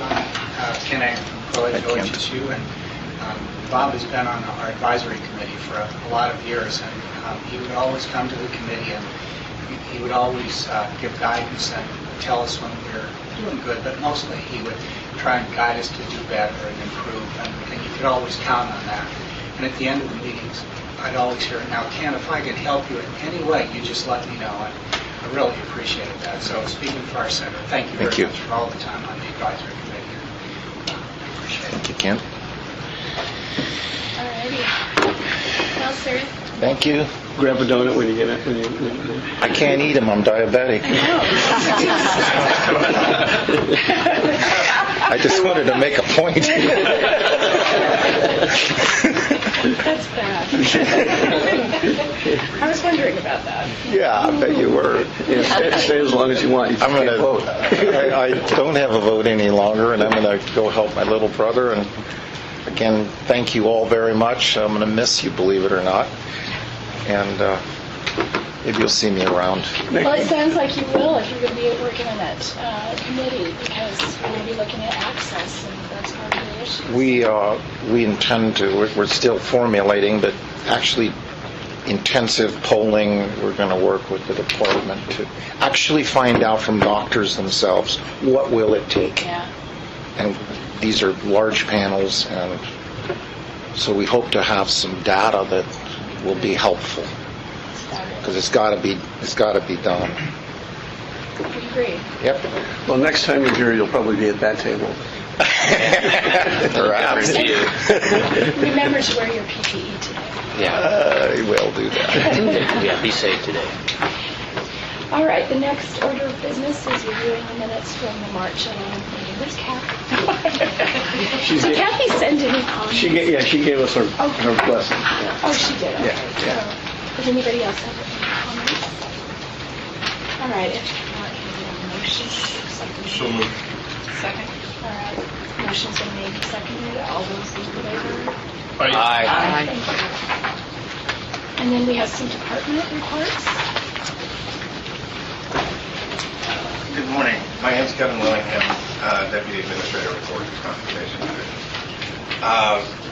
Two updates real quick. One is on the preparing for the study on the Centers for Occupational Health Centers, the COHE project that we talked about last week.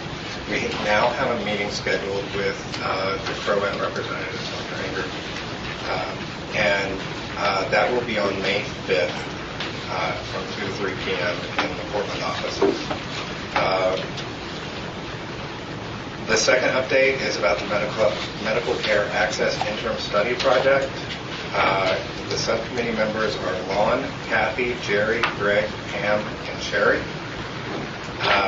Sherry joined late, but the division's medical section will provide the support to the subcommittee, and the project team will present an outline of a project for your approval at the April 22nd meeting. Just wanted to mention some other projects that we're working on that can feed into the access issue. We're working on a physical therapy study to determine the effectiveness of physical therapy related to certain diagnostic groups within the workers' compensation system that are used most frequently. That report is expected about May 1st of this year. We're also working on a project for physicians' role in return to work and stay at work to identify and evaluate common and special causes within the system to contribute to less than ideal outcomes. Right now, the team is receiving surveys back from physicians, and we didn't do a targeted group of physicians in the system, and not surprisingly, some of those surveys are coming back that they do not treat workers' compensation patients.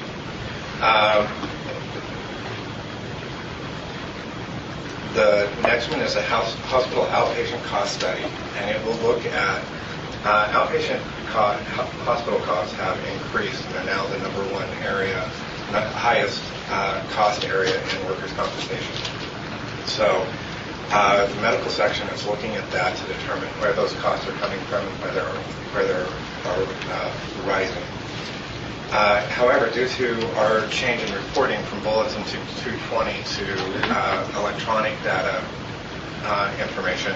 We're getting much better information that isn't able to project backwards. So it's going to be about a year before we have 8 data points that we can look at by quarter to see what where the costs really are and what the trends are. And the last project that we're working on that would relate to access would be the electronic communications. As Bob said, doctors and insurers are identifying this as a high priority project for the division. And we call it electronic communications because it's not just, we've expanded it from electronic billing to include forms and just sharing information about claims.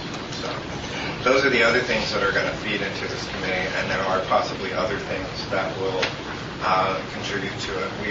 We expect sometime this year to get a survey results back from the Oregon Health Authority, from the Office of Health Policy Research, that will have some access questions in there. They won't be limited to workers' compensation, but we can narrow it down from there, we think. So hopefully we'll have lots of good information for you, and this will go forward. And those are the 2 updates that I have. I'm happy to answer any questions. Thanks, Kevin. Questions?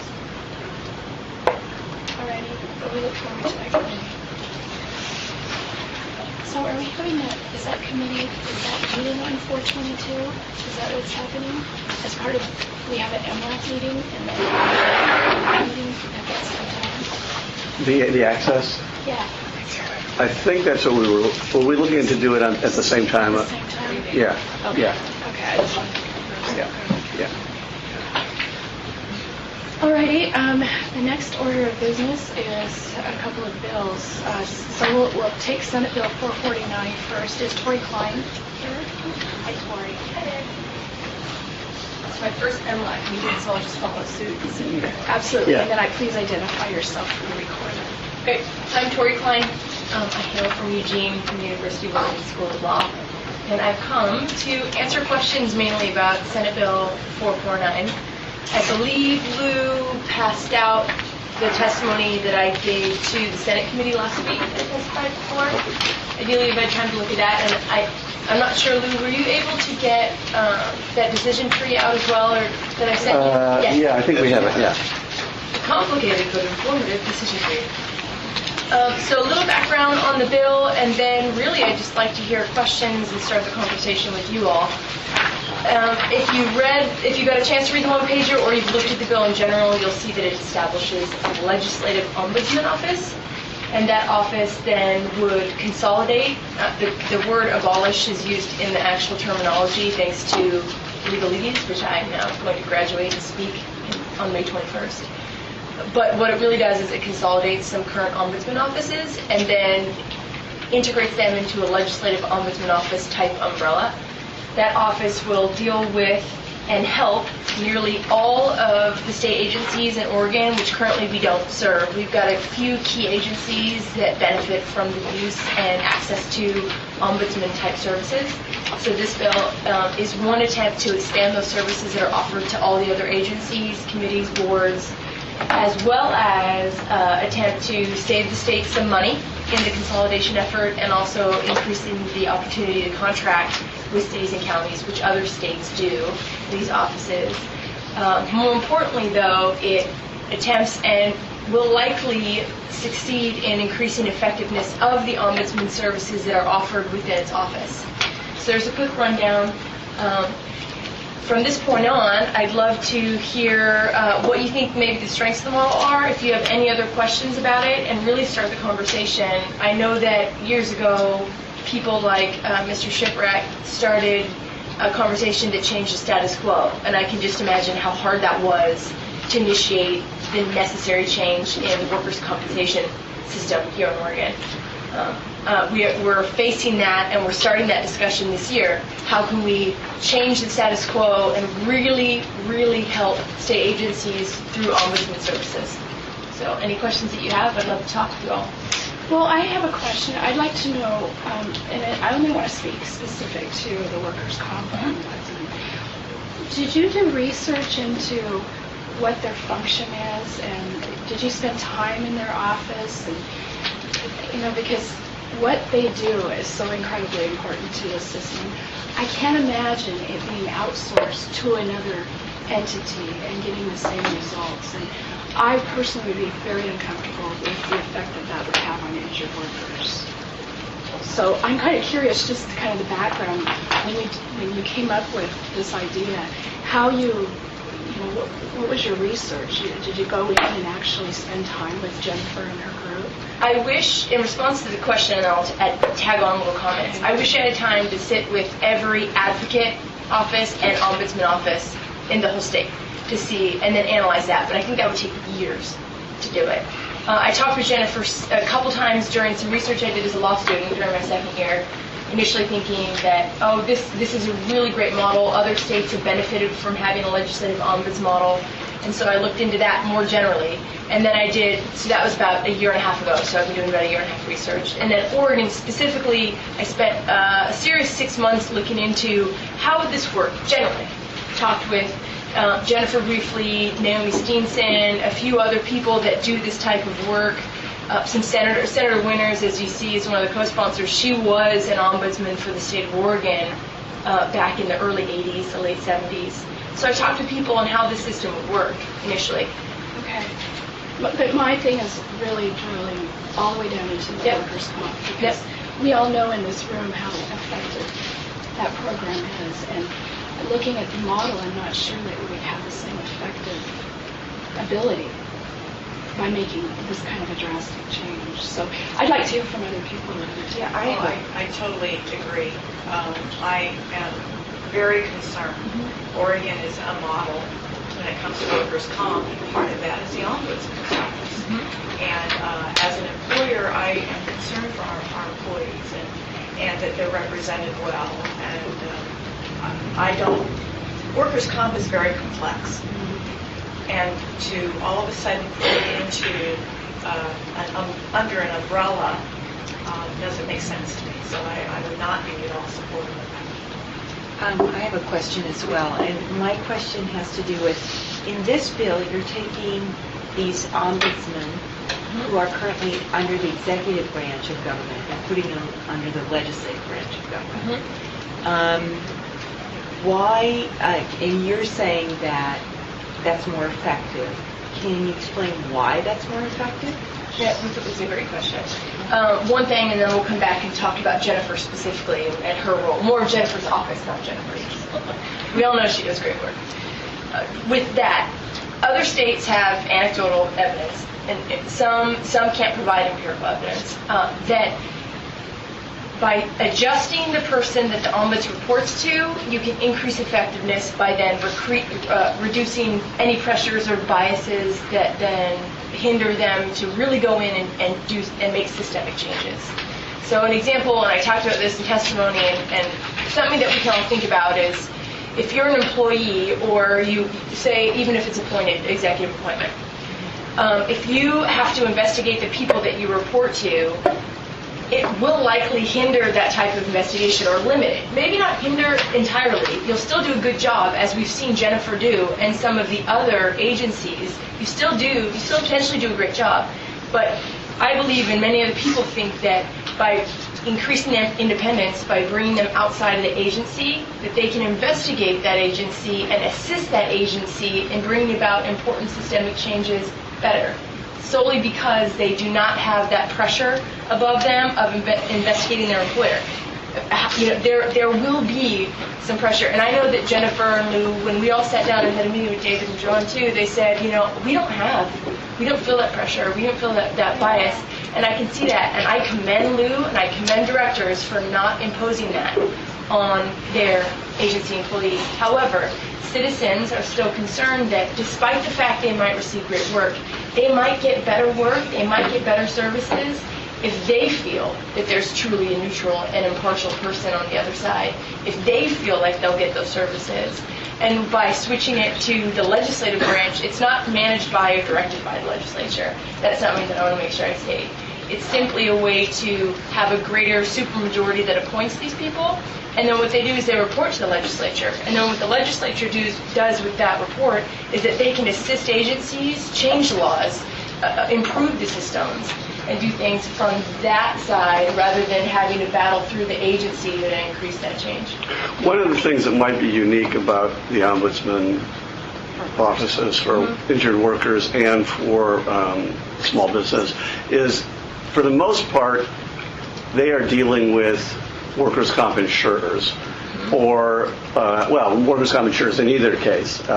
Occasionally there's an issue with the agency, but for the most part, it's not our agency that they are advocating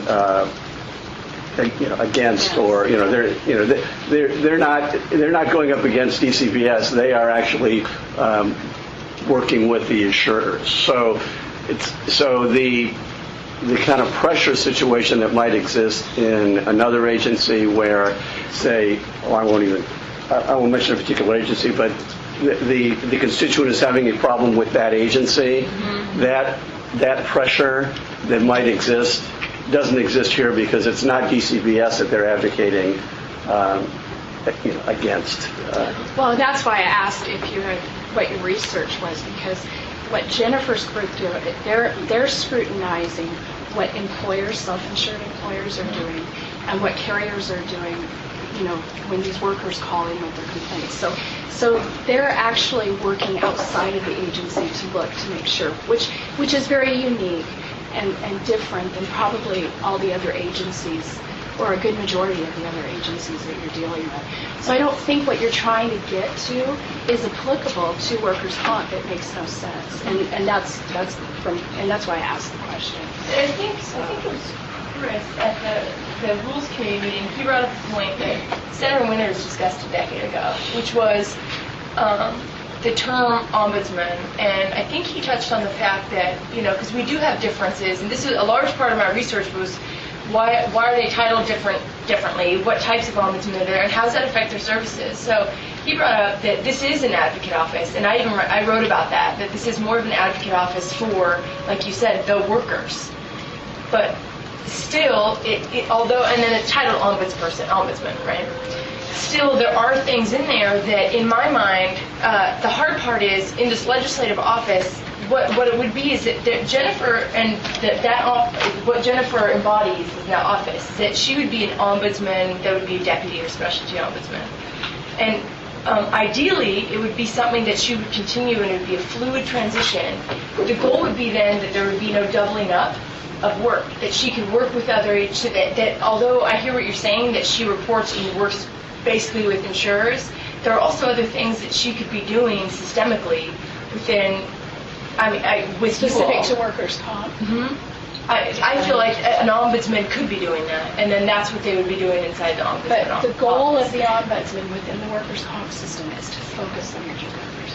That is her job, and we have never talked about adding additional job duties to her position. Madam Chair, I don't want to debate the bill again. I got a couple of questions that I'd like to ask. I'm looking at your flow chart so I know exactly what it is. and how the intake process happens and whether a complaint's made, and then you run through a scenario down here and it talks about in your middle section what happens if says does it involve a private party, so on and so forth. It drops down and says no. Well, then you have the second criterion. It starts out, does it involve the governor, judge, judicial decision, legislator, or their staff? Then it goes down through a criteria of yes or no, and it kind of sends a direction of where the ombudsman would head. In your item 4 here, it says, is the matter trivial, frivolous, vexatious, or not made in good faith? I'm not sure where the objective standard would fall there with a bias that whatever person is hearing it on whoever their boss is. I mean, in reality, if the legislature is their boss, and down in Section 8 you have here another piece that says, adequate investigation, I'm not sure whether the ombudsman would be able to tell the legislator, oh, that's frivolous or vexatious when they register the complaint.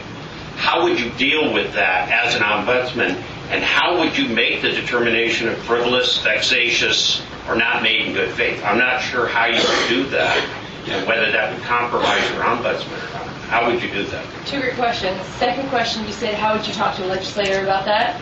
Very tactfully. I would just assume that, and that's why the ombudsmen have to be very qualified to have this role. And my assumption is a lot of them are, and a lot of them will be, otherwise they would be appointed. But to your first question, I can't necessarily speak to that because this bill is a proposed model. But what I can say is that other offices that do it have objective criteria that they lay out, with their ombudsman declare. And I believe in the Senate bill, it talks about some of the options that they might say we'll decline to pursue or decline to investigate due to this, that, or the other reason. But in my mind, being a law student, it makes me think of, a frivolous lawsuit. Some people that are in that field, they just know. You know when if you take an ethics exam, which I took on March 5th, it something knows. You have your limitations of, are you bringing up a frivolous claim that you'll never win? Or is it something that really, there's no laws that are out there that you're arguing that could be applicable?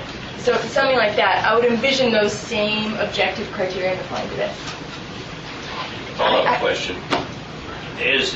Do you see any limitations with this type of system for the ombudsman? How so? I'm sure there are always limitations. Well, I mean,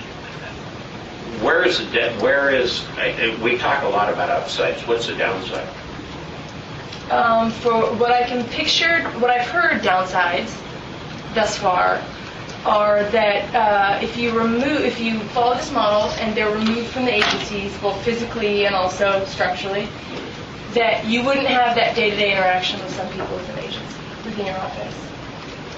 The way to fix that, or at least alleviate some of those concerns or fears, is that you still have the office, you still have the people up here nearby, so that you can contact those. Another thing is that in the bill, you give first priority to the previous office to be appointed as deputies. Ideally, those people that would be appointed would still retain those exact same good working relationships. Just because you're outside, that you're shifted or transitioned out, doesn't mean that you then never talk to those people again. Because we're all people, we're all humans, we all want to do good things for the citizens that we serve. Okay, thank you. Scott, And not meaning to pile on, but I want to talk just briefly about the value that the ombudsman play in my role as the director, and some of the concerns I have about moving that function over to the legislative branch of government. And I think Lou touched on one part of that is for the most part, the work that the two ombudsmen do in this agency relate more to employers and providers of services, insurers, providers, and in some cases employers, and less with the department itself.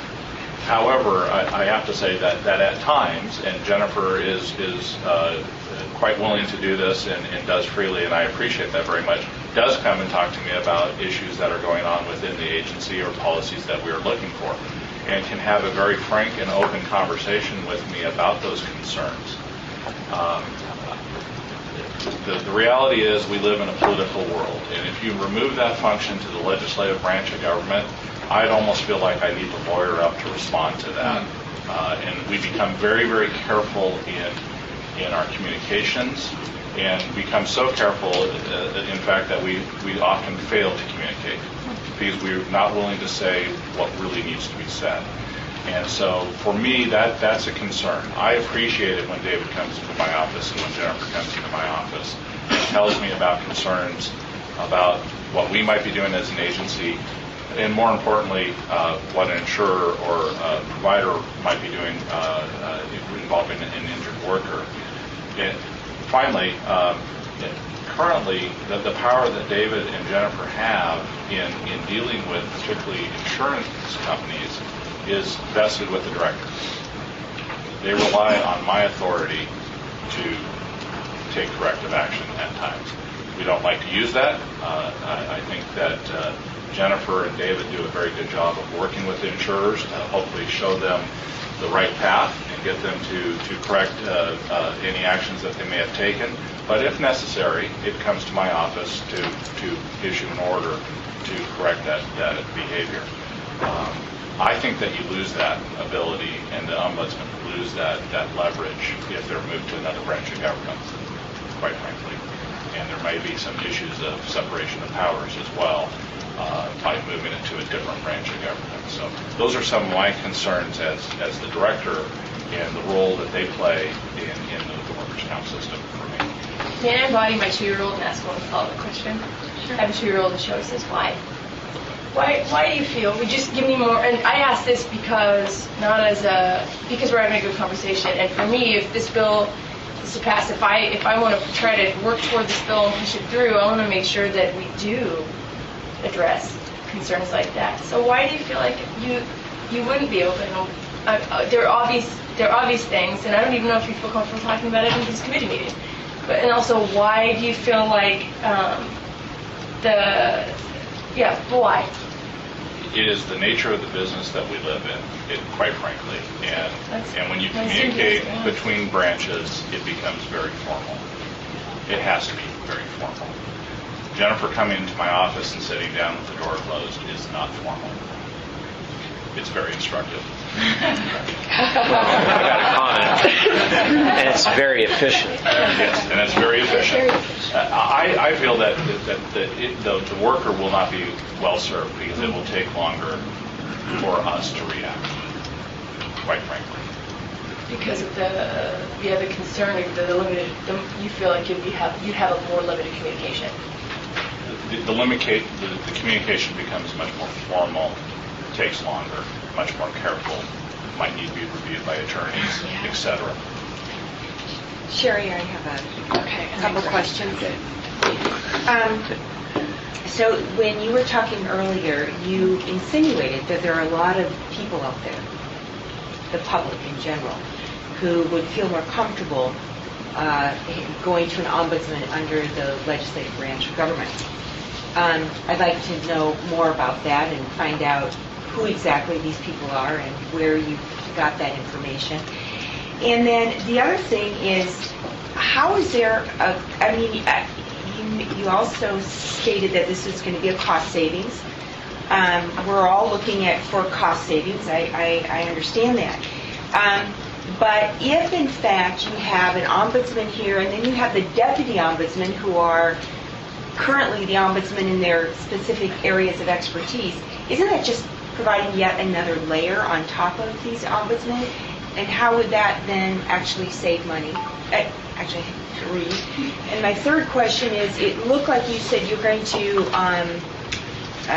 tax counties and cities. Was that it? How are you going to pay for this? Not taxing. So no. Yeah, no. Okay. I did not say that word. Okay. Yeah. All right. So how is this going to be paid? Oh, we'll go 3, 2, 1. Okay, that sounds good. That's the easier question. Other states contract. They offer cities and counties to come and say, you know what, we really benefit from having an ombudsman come in and help this issue or help this service or this board or this committee. So Alaska does it. Arizona used to do it. So right now, Iowa, Nebraska, Arizona, Puerto Rico, Hawaii. One other that I'm blanking, but that's not So important. the poorer counties wouldn't have probably the ability. It just depends on, I wish that, no, I actually don't wish So that. then if it was a financially. statewide, okay. It's an option that other states have done if they've been successful doing it. Okay. So it's a way that it could work out. To your second question, you said cost savings, the model. So if we compare, I'd love LFO to speak on this, but they haven't had time to do it, the fiscal office. But what I did was a general comparison from, a law student's perspective that does not like numbers, but talked with a few other people about doing this. And what I did was compare other states' budgets and their office size, and compare it to what we have here. So if you look at, I think Hawaii has nearly the same budget as their entire office has, I think, 10 employees. So they have a lead legislative ombuds, and they've got deputies that have specialty areas if necessary. you've got your general admin staff, policy analysts, IT tech people, anyone that we've seen overhead costs for, right? Everyone's under there. It's the same exact budget that we have for our workers' comp office. And then also in Iowa, they have 15 people that have their budget's a little less than our workers' comp office alone. So those are things that I was looking at, saying, what are the budgets currently within the proposed consolidated offices? How do those compare? I know states differ. I know money speaks differently in each state, but it's the only even research that we've done to say this has the potential to save some money by sharing and not doubling up on those key staff, admin staff, policy analysts, the same people that are listed. And then your first question. So, Tori, before you leave that one, where would the source of the money come from for Oregon? It depends. It depends. So then you'd have some general fund dollars that were able to be funneled in that are currently then given out to some of the other ombuds offices or from other agencies. Then you also have some. It's a complicated discussion when you talk about the fees that are allocated to then support offices like workers' compensation ombuds, part of the Children's Advocate Office. So that's a bigger discussion. So your proposal would transfer that funding over to the legislative branch? I can't say yes, but I mean that's part of the fees might come from something like that. But that's a much larger discussion, and I know that that's a greater battle that I need to finish law school before I can even start talking about that. So that's something that would have to be addressed prior to passage.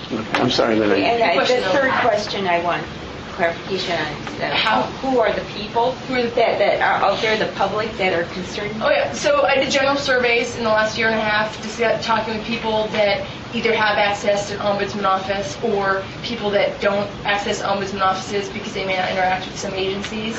What surveys? Just general, like, have you ever done Monkey? Survey Monkey? Who did these surveys? Oh no, they were informal surveys, and then also talked to some ombudsman offices and then got some of their anonymous suggestions or concerns they've heard from some of their constituents. So what was your, I apologize. I'm on? Okay. So I'm going to take it to a head count because we're talking about concept of moving this from executive to legislative supervision of the program. So do they project how much dollars would be saving on employee base? Like, can you bring it to numbers of employees? Like, if you have deputies and you have administrative staff that's supporting, administrative assistants and IT that support one office, take it to a head count number. Are you talking about, is there going to be a reduction of half the staff or a third of the staff? Or I can envision if it goes forward as written, which I'm not sure, there are also potential amendments that could be done. They would probably be about, if I say this, you can't quote me on it though. I can envision in my perfect world from the research, probably about a 10-person office. 10% reduction? 10-person office. I have no idea how to answer your question. I will be perfectly frank. To say that I have not spent great amounts of time, I have not had the amount of time to go and look, and LFO hasn't gotten that information. Okay. Well, part of my concern is that we're just talking about, Jennifer's office does a great job. It's not just Jennifer. Yes. And there are people who specialize in workers' compensation that work with Jennifer that have knowledge that you might lose. And Jennifer would be using people that have no idea about workers' compensation who are administrative support to her as a deputy. So it wouldn't be allowing her to help herself with staff that are knowledgeable. Depending on what she relied on the staff for, yes. So anytime you do a consolidation, you're going to lose knowledge base,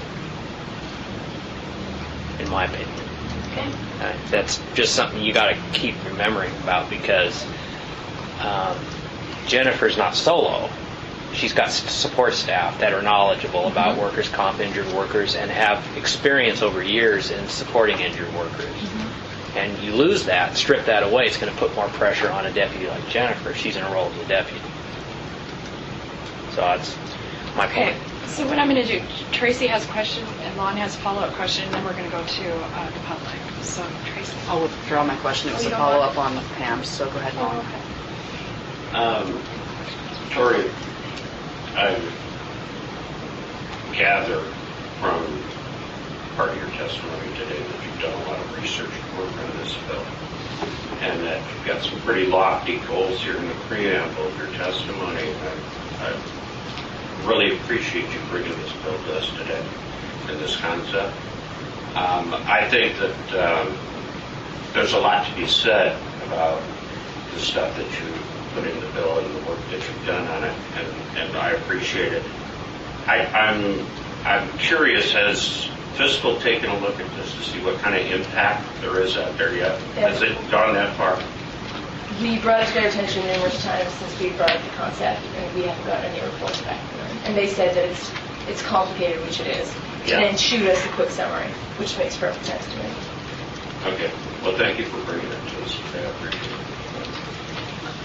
Before we open, I wanted to thank you all. My goal was not to be in here with the politician hat. It's really honestly a student hat that thinks this concept's really great, the ombudsman concept in general. And to have the conversation with you all, it's useful for me to hear your perspective, and I really appreciate it. Well, and we appreciate your passion, and we wish you a lot of luck in your career. I'm sure you're going to do a great job. So we're going to take public testimony on this bill panel. Thank you so much. Thank you.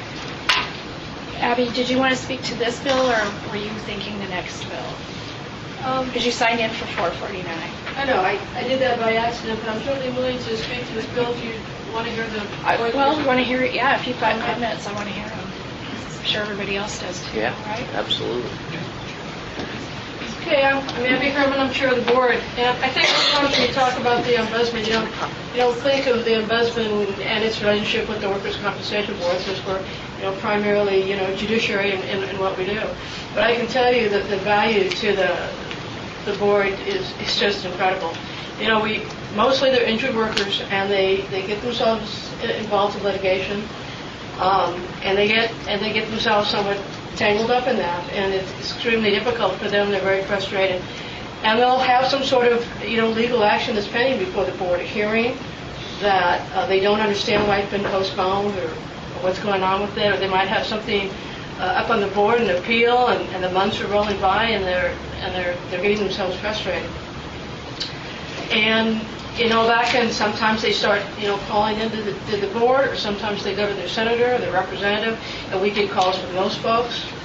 And when that happens, we rely on Jennifer to help out. We can't really engage in a full conversation with that injured worker who's probably represented, and they're in litigation with the employer and the insurer, and we're looking for some way to help this person out, but we're pretty limited in talking about the merits of the case with that person. And so, I call Jennifer, and I say, we have a very frustrated individual in our system, and perhaps you can provide some assistance. And so Jennifer kind of takes the ball from there, and what she does is incredible. She's able to talk to these people and tell them how the system works, tell them what their options might be, and sort of really diffuse the situation. And so that person can have a good experience with the Workers' Compensation Board once they know a little bit about some of the things we do and what they can expect as their case progresses through the system. So, and I would dearly hate to see that kind of resource not be available to us. I don't know what we would do. I think some of these injured workers would get lost and not have a resource to go to. I appreciate that. I send a lot of injured workers with that have questions. They may not think they're getting the right answer to Jennifer as well, so I appreciate that. Anybody? Comments? Questions? Thank you, Abby. Chris? Thank you. And Crystal? Take your chair off. Madam Chair, committee members, I'm Chris Davey with Safe Corporation, and here today to speak in support of the Injured Worker Ombudsman and also the Small Business Ombudsman, who provide great services to injured workers and to policyholders in trying to figure out how the system works. We testified before the Senate Rules Committee last week, and not to belabor the point that I think it's already been made here, that there seems like a case of mistaken identity, because ombuds functions are apparently different in different agencies, and clearly the services provided by the Injured Worker Ombudsman and the Small Business Ombudsman is that interface between the players in the system and the insurance companies, and they perform an excellent role in sorting things out, explaining things, mediating, and so on. I don't think that's necessarily the same function that is performed in other state agencies, and so they may have been scooped into this bill simply because they had that title, but really that they don't perform that function. The bill talks about investigating agency activities and subpoenaing records and making surprise visits to state agencies. I mean, that isn't what the ombudsman can do within the workers' comp system. Crystal Sherman is a claims adjuster with SAFE, works with the ombudsman's office regularly. She helped me in testifying to the Senate last week, and she's going to say a few words about the value that we see for injured workers.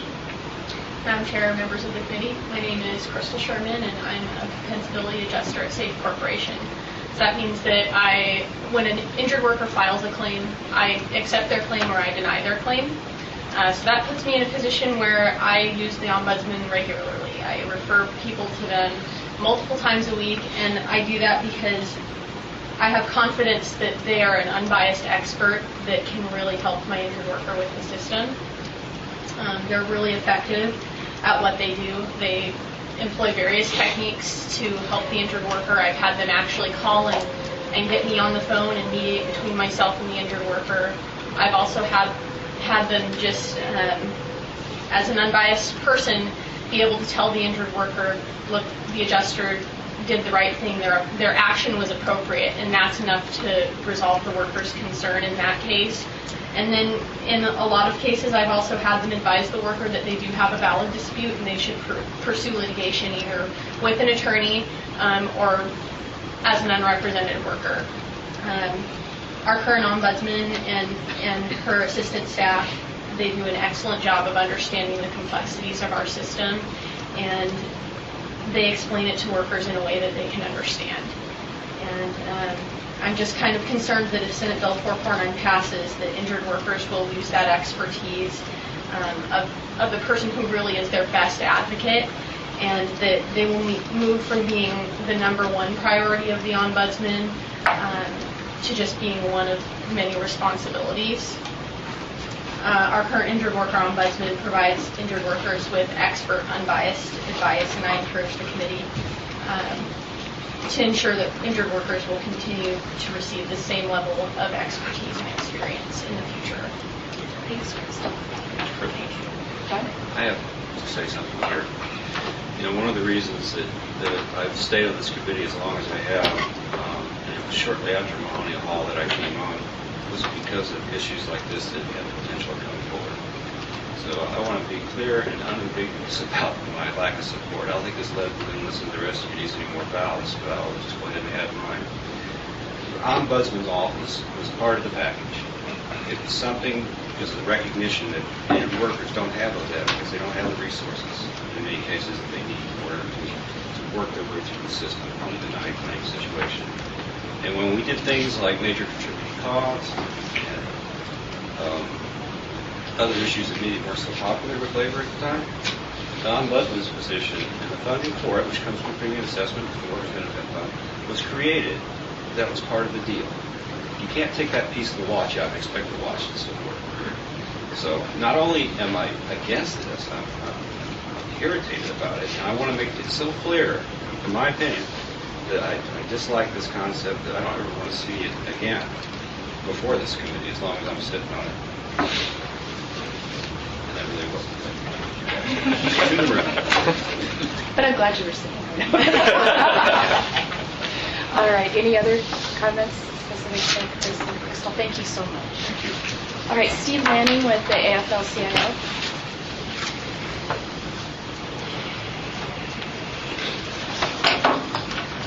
Madam Chair, members of the committee, I'm Steve Lanning with the Oregon AFL-CIO. We testified against Senate Bill 449 in the Senate Rules Committee as well, speaking mostly about the Ombudsman for Injured Workers Office and the inclusion of it in that bill. We probably refer more folks to the Ombudsman for Injured Workers Office than any other referral calls that we make between injured workers and their families and union reps. And everybody said great and wonderful things. And from what we can tell, the office is doing a great job.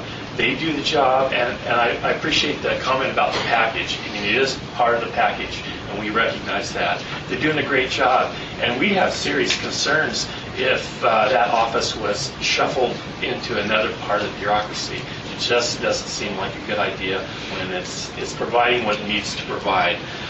We recommended to the Senate Rules Committee, if they're serious about moving it, I don't think they are, that they amend that piece out and move forward.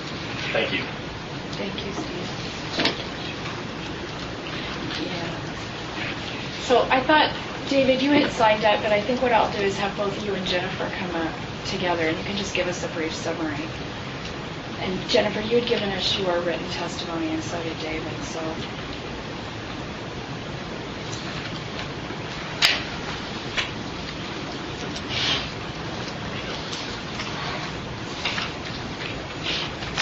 Madam Chair, members of the committee, my name is David Walkie. I'm the Workers' Compensation Small Business Ombudsman. It's obvious to me that people are more familiar with Jennifer's services with the workers' comp system, with all the accolades she's been getting. They're headed for you. I'm a little jealous. I'll just provide a little bit about my background and the services that our office provides and the constituents we serve.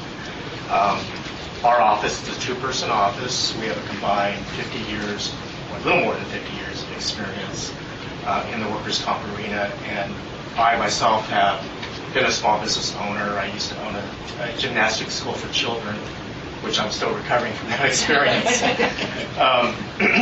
We get about 3,000 to 4,000 contacts annually. It depends on the economy. Sometimes it's busier some years than others.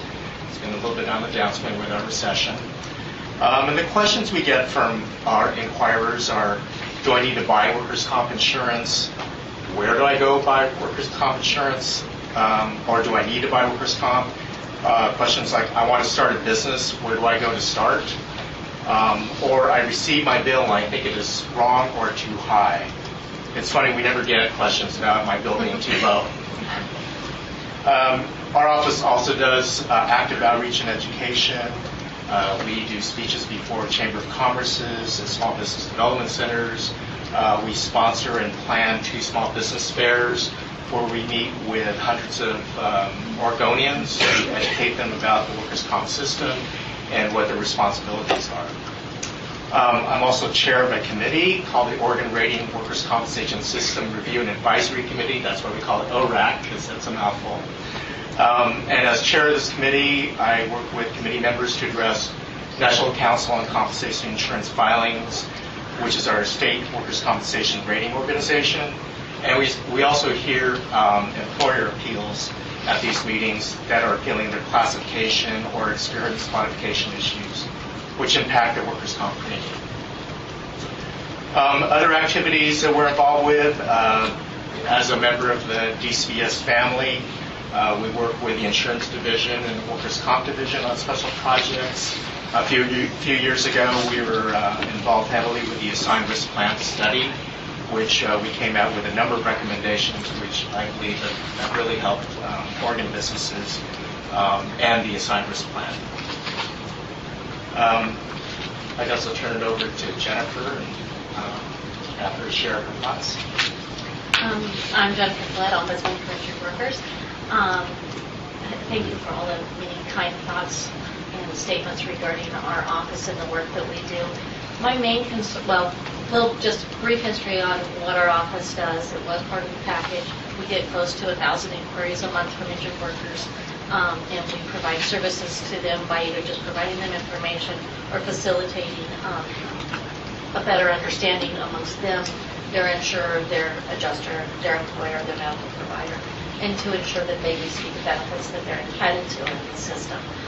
With that said, my concern with Senate Bill 449 is about the help for injured workers. The way that it appears to be structured is that the type of issues that we see would fall in a very low priority on the decision tree. In fact, they wouldn't even get past the second box.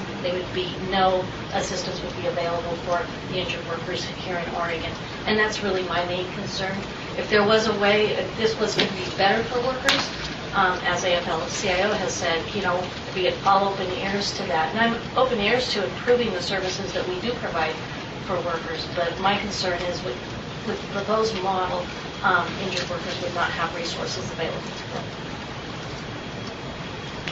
Thank you. Madam Chair, members of the committee, I'd just like to add one more comment.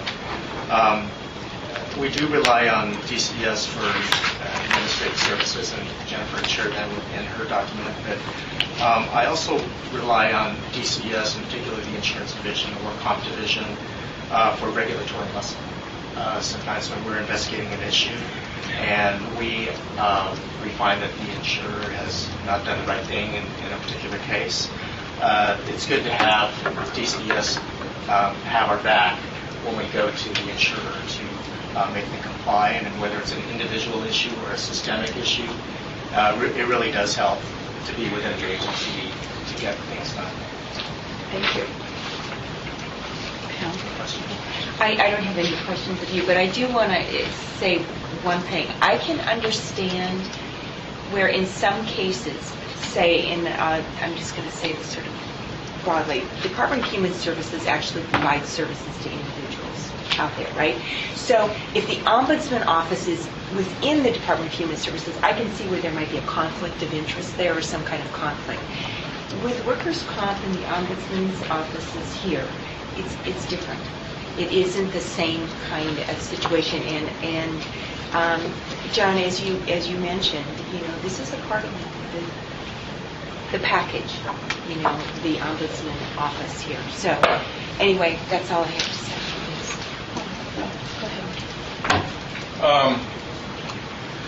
Well, ever since I've been around here, I went to the Ombudsman. It was Maria before Jennifer, and Jennifer, to me, is the most important person for everybody around here.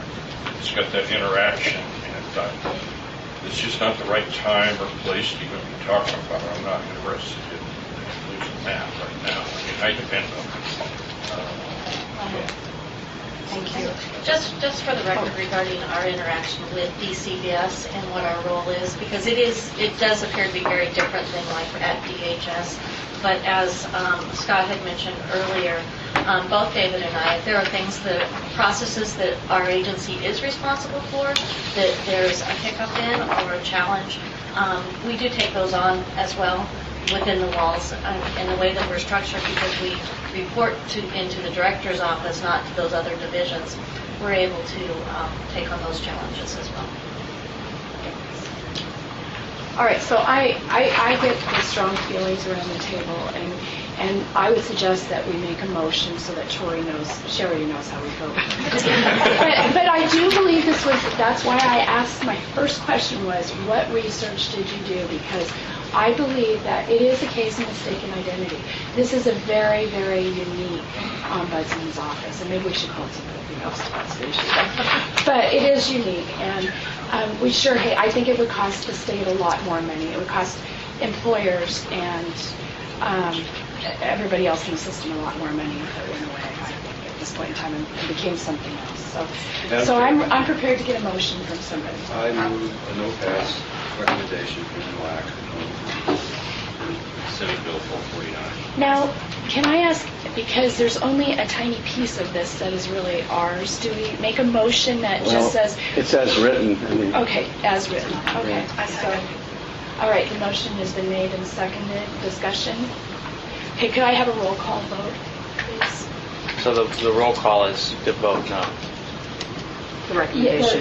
As it's currently. To recommend that not be approved. Okay. I just say yes vote. Thank you. Okay, just because I have a head. It's a no pass recommendation. Yes. Okay, yes.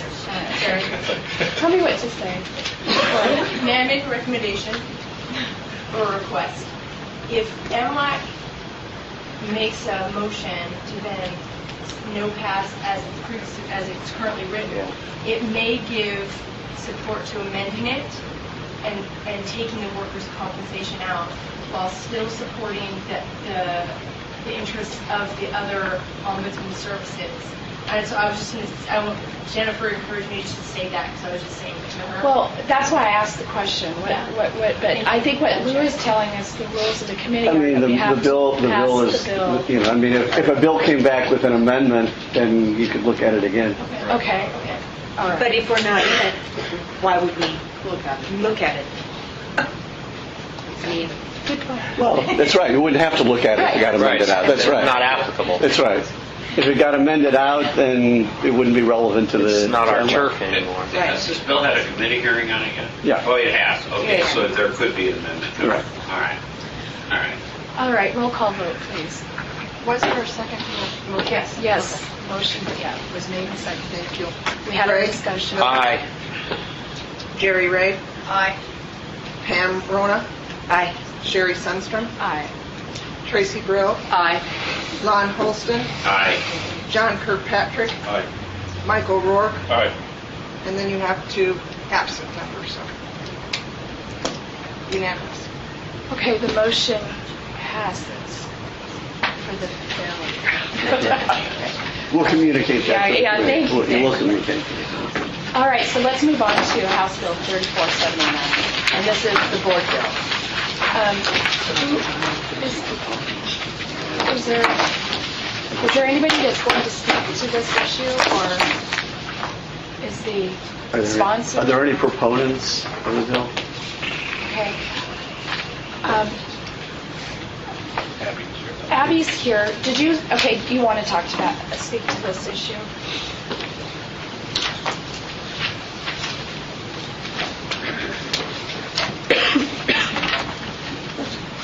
I'm Abby Herman, Chair of the Workers' Compensation Board. Thanks for allowing me to give you a few comments here about House Bill 3479. This bill imposes some very significant changes on the board, and so I want to go over some of those. Maybe by way of background, for those not really familiar with how we're set up, maybe I could go over that just for a little bit. The Workers' Compensation Board is an independent adjudicative agency within DCBS under the shared services model. And I've included an organizational chart that you should have gotten electronically. It might help you show how we're laid out. So our ALJs, they hold hearings, workers' comp law and the OSHA laws, and they also do mediations. And then we have a 5-member board. It's governor appointed, it's Senate confirmed. 2 members have the experience and background of workers, and then 2 of our members have the experience and background of employers. Then there's 1 public member. Now they resolve workers' comp disputes. They deal with own motion matters. They decide third-party cases. We get some crime victim cases from the Department of Justice, rarely. They approve claim disposition agreements, and they review these disputes in a panel configuration, meaning 1 worker member and 1 employer member, they come together to form a panel, and then they mutually decide what they want to do with the dispute. And if they run into trouble, then it comes to the public member who serves as the tiebreaker. In addition, the board members, they also do rulemaking, and those are the administrative rules of practice and procedure before the board. So turning more to this bill here for ease of discussion, I've broken it into 3 parts. The first part has to do with the board review attorneys. Now these are the folks that assist the board members in resolving disputes. What they do is they do legal research and they draft up orders following the instructions of the board members. Now the Staff Attorney Corps is composed of a managing attorney, and then we have 2 senior attorneys, and then we have 7 staff attorneys, and then we also have a paralegal that just works on own motion cases. So if this bill should pass, this is what would happen. The bill requires that no staff attorney, law clerk, or paralegal that's employed by the board may serve more than 4 years, and they may not be reappointed. Now, it's a bit unclear as to how you calculate the 4 years of employment. It might be that you would start the count as of the effective date of the bill, which would be January 1st, 2012. However, another interpretation would be it would apply right now. And I suspect that was probably the intender of the drafter. So thinking the worst case scenario, what that would mean is that we would be required to terminate the employment of the 2 senior staff attorneys, 4 staff attorneys, and the paralegal effective January 1st, 2012. 6 months later, as of July 1st, 2012, we would be forced to terminate 3 more staff attorneys. So at that point in time, with the exception of the managing attorney, the entire board review legal staff would have been terminated, their employment, not subject to reappointment under the bill. The consequence of that is we would have to begin immediate recruitment of these people, and we would have to begin an extensive training program of these folks. Right now, it takes us about a year to really bring a staff attorney up to speed. The workers' compensation laws is complicated, and the writing is pretty demanding, and that's why it takes about a year to really get someone up and going. So to summarize, and this is from my perspective, the proposed bill would strip the board members of the skilled and legal staff. We anticipate recruitment and training would be ongoing and unceasing. It's doubtful that we would ever be able to replace the expertise that is walking out the door. And I should mention our existing staff attorney corps. These are long-term employees, and they represent about 100 years of employment just at the board. What we would end up with would probably be new graduates from law school, law students, people probably waiting for better opportunities because this is no longer a career, and perhaps people that are unable to get legal employment elsewhere. So let me turn to the second part, which is the administrative law judges. All right, now we have 26 and 4 staffed officers, and they travel throughout the states doing the hearings and doing mediations. Presently, the statute allows for public comment on ALJ performance. Our new hires, we consider them probationary for 18 months, and before we make them permanent status, we allow the public to, provide us with any input they'd like us to consider before we make that final selection. Then thereafter, every 4 years, employee ALJ employment is reviewed by myself and by the board members. And then also we do an annual survey. It's anonymous. It goes out to all the workers' compensation practitioners, and they are allowed to, in an anonymous way, comment on individual ALJ performance in terms of knowledge of the law, judicial temperament, capability to handle hearings, diligence, sufficiency. And then these results will be published online for all of the Workers' Compensation Board section to review. The bill also touches upon the termination of an ALJ.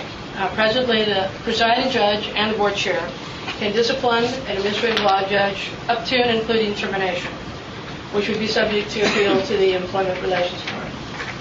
Now, should this bill pass, this is what would happen. We will not be required to solicit public comment on probationary ALJs or on ALJ 4-year reviews, and there's no longer any requirement to do any sort of annual survey of the practitioners. The proposed bill also removes the agency's ability to terminate an ALJ. Instead, the bill puts the onus on the Employment Relations Board. They would make the determination of whether the administrative law judge should be dismissed. So this is how it would work. Should WCB request Employment Relations Board to take action, they will determine whether or not to hold a hearing or to dismiss the ALJ. The ALJ that is subject to this process has the decision-making ability to not release the hearing record to the public. And then finally, it removes the right of appeal by the agency, the Workers' Comp Board, or the ALJ to challenge the Employment Relations Board decision of the matter. So, again, sort of recapping, the proposed bill diminishes the public's ability to provide management with feedback, either good or bad, concerning ALJ performance. The reaction of stakeholder groups to these changes is unknown. proposed bill also takes away the Workers' Compensation Board's ability to terminate an ALJ for whatever reason. The final part of the bill concerns the board members. So let me go over that with you.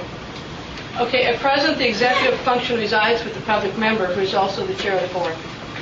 The statutes define the chair's responsibilities quite clearly. He or she shall supervise and manage the Workers' Compensation Board and the Hearings Division.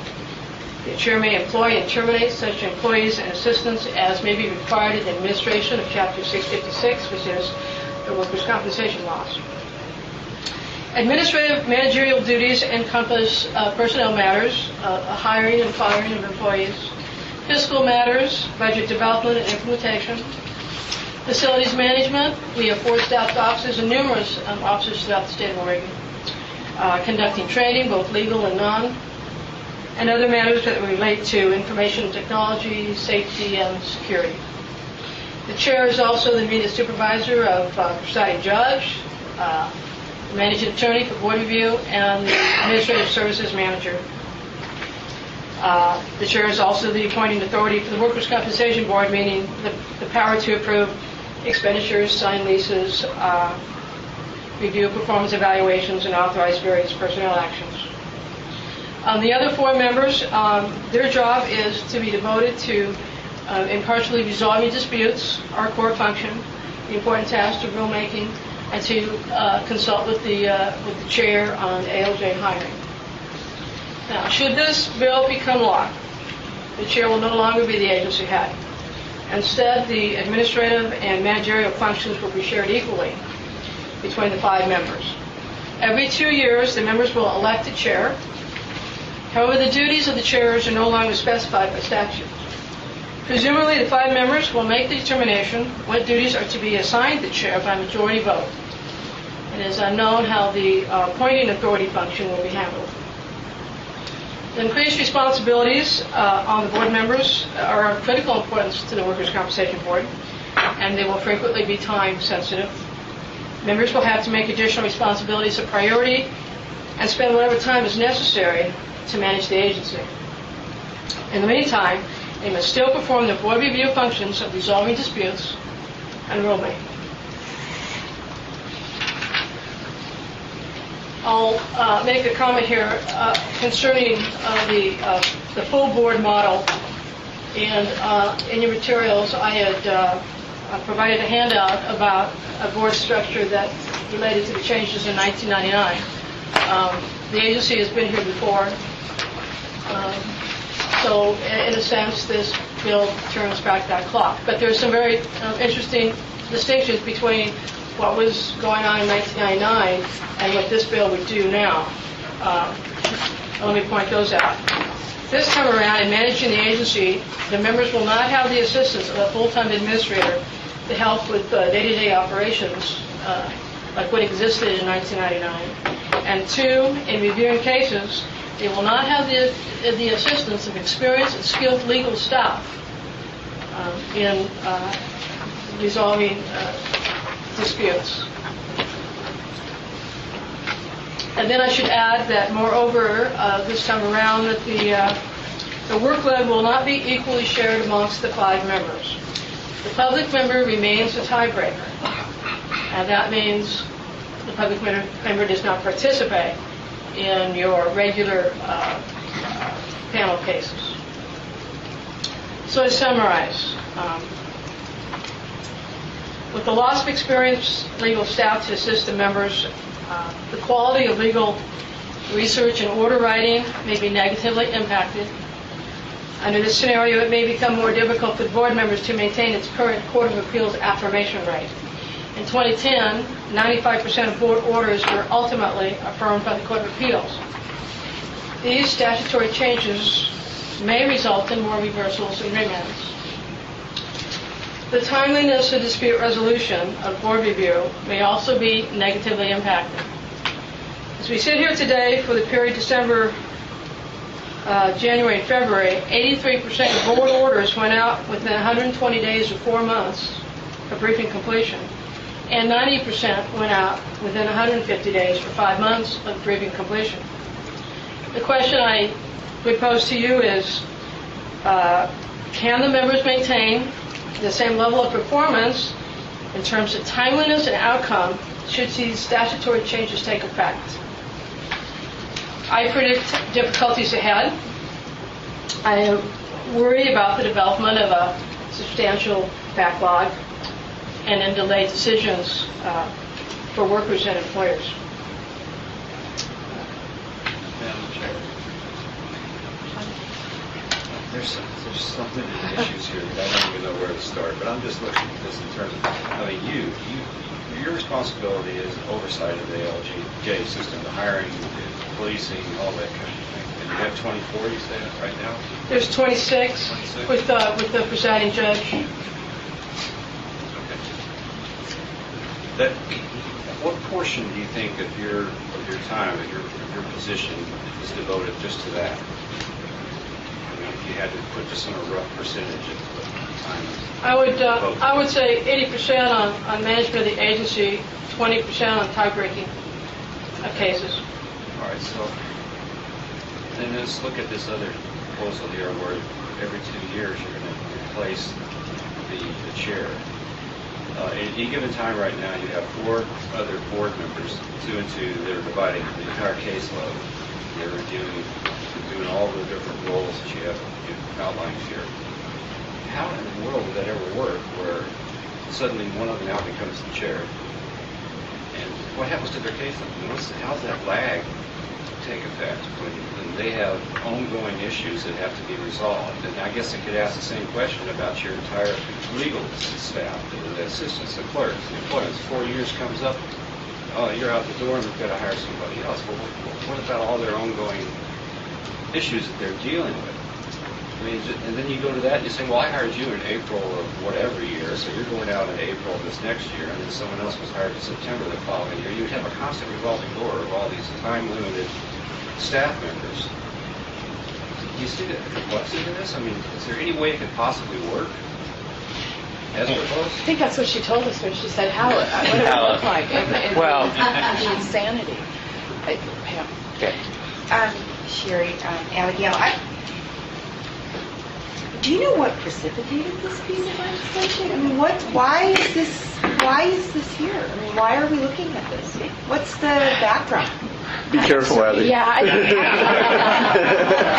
the proponents in the room of this bill? No, I'd like to ask them that question But I myself. think it's fair enough to say that somebody brought this forward that wasn't happy with the current model. So I think. Well, clearly, but I mean, is it one individual? Is it several individuals? I mean, I want to have some background here because it doesn't make a lot of sense to me personally.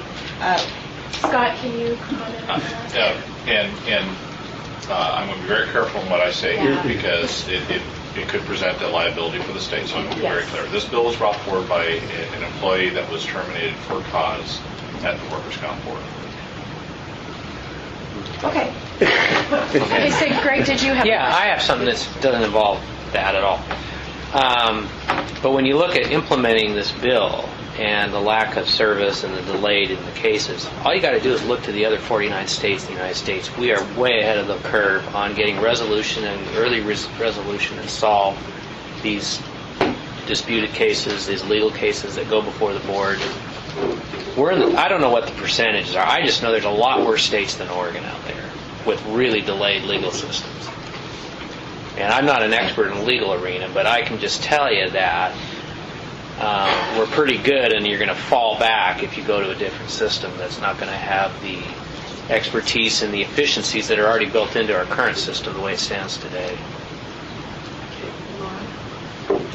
I remember back before 1999 and some of the issues that surfaced during that time, including the backlogs.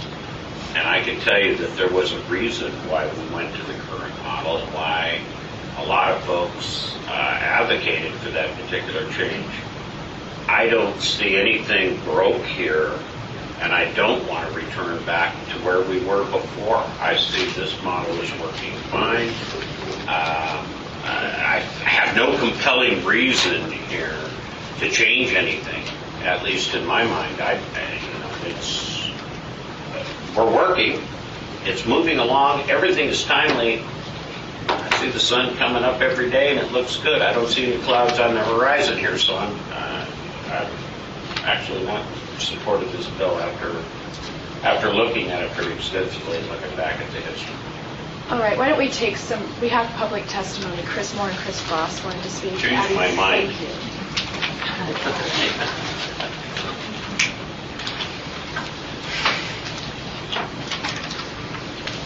Good morning. My name is Chris Moore. I'm an attorney from Eugene, law firm of Moore & Benson. And I just have a few real brief comments on this bill. We proposed the bill. I'm proposing the bill on behalf of Oregon Trial Lawyers Association. I'm not going to spend very much time on this because I don't think I really need to, but the first point I guess I'd like to make is the bill presents, at least to my eyes, some tremendous policy changes, and it's being done kind of at the last minute. The people who practice in the system were not made part of the discussion about the bill, and I think that would be a useful input to have. I don't mind talking about almost anything, but we ought to have some time to do that.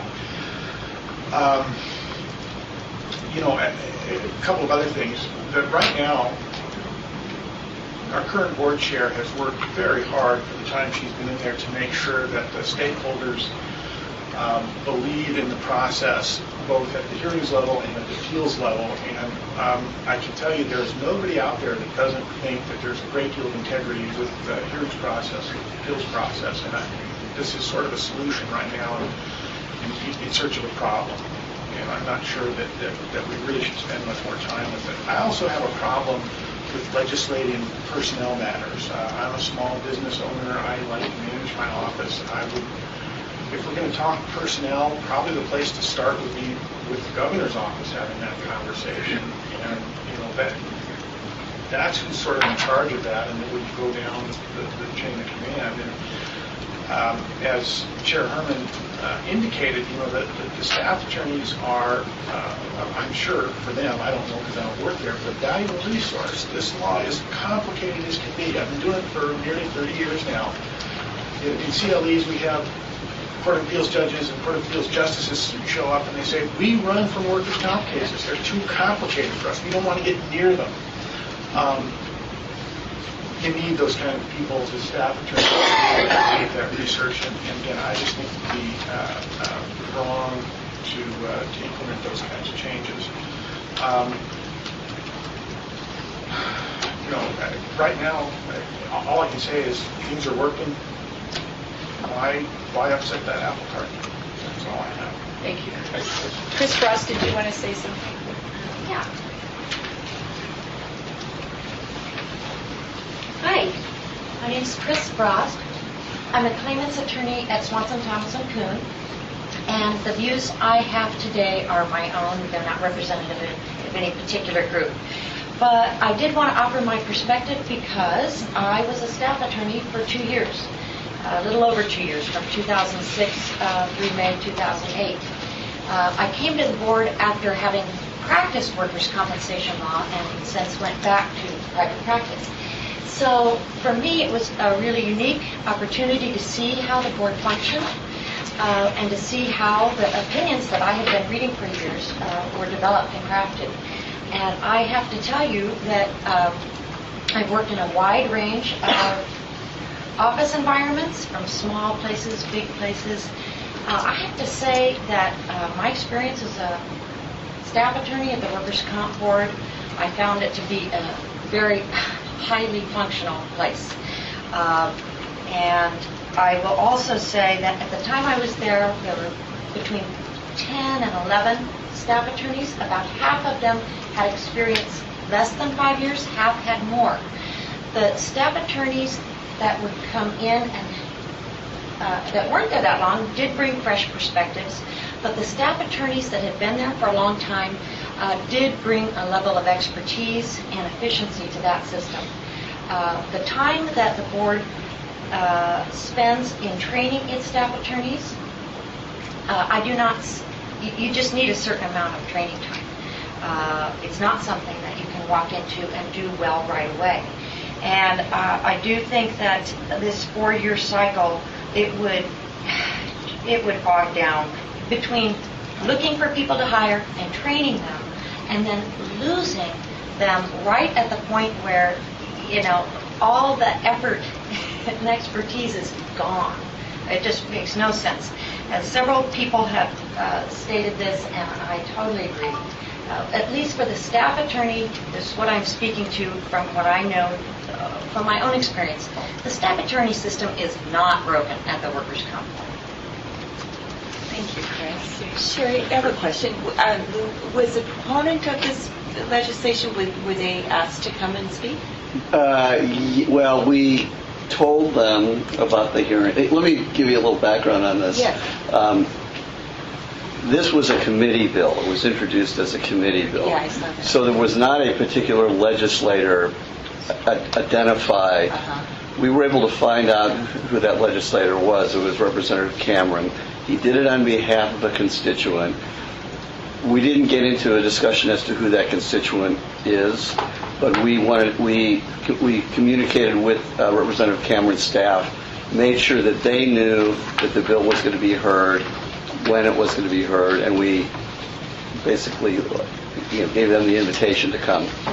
I was communicating with him as recently as a couple days ago. He had communicated that to the constituent.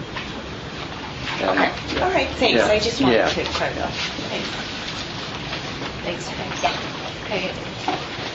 All right, I kind of have a feeling what you guys want to I think you need a motion on this. Yeah. And actually, this bill, Representative Schaffler was particularly interested in knowing how MLAC feels about this bill, because he would decide whether to hold a hearing based upon MLAC's views. Madam Chair, I'd like to make a motion that we do not support House Bill 3479 as it's currently written. Second. Okay, the motion's been made and seconded. Any discussion? All right, roll call vote. Greg Miller, Aye. Jerry Ray, Aye. Pam Rona, Aye. Jerry Sundstrom, Aye. Tracy Brill, Aye. Lon Holston, Aye. John Kirkpatrick, Aye. Michael Rourke. All right, the motion passes for the bill. All right, thanks. Now, I don't think we have any other public testimony, but does labor have something they need to do?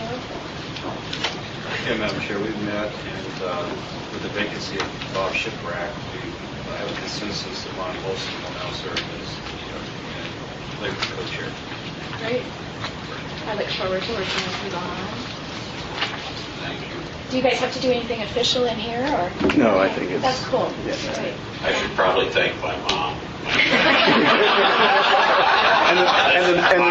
And the members of the Academy. One other just a piece of business. The governor is going to be sending a letter to MLAC reaffirming his commitment to the process, and that he will not support any workers' comp bill that is not supported by MLAC.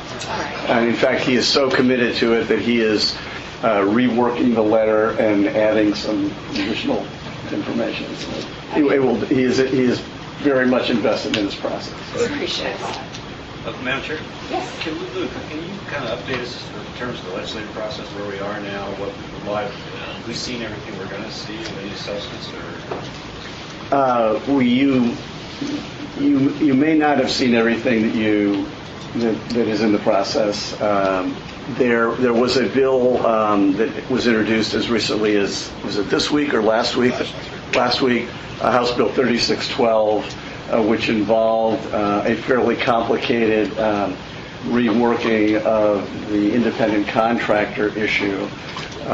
In fact, John and I were in a meeting yesterday, and when several of the people in the room heard that MLAC had not heard the bill, they expressed horror.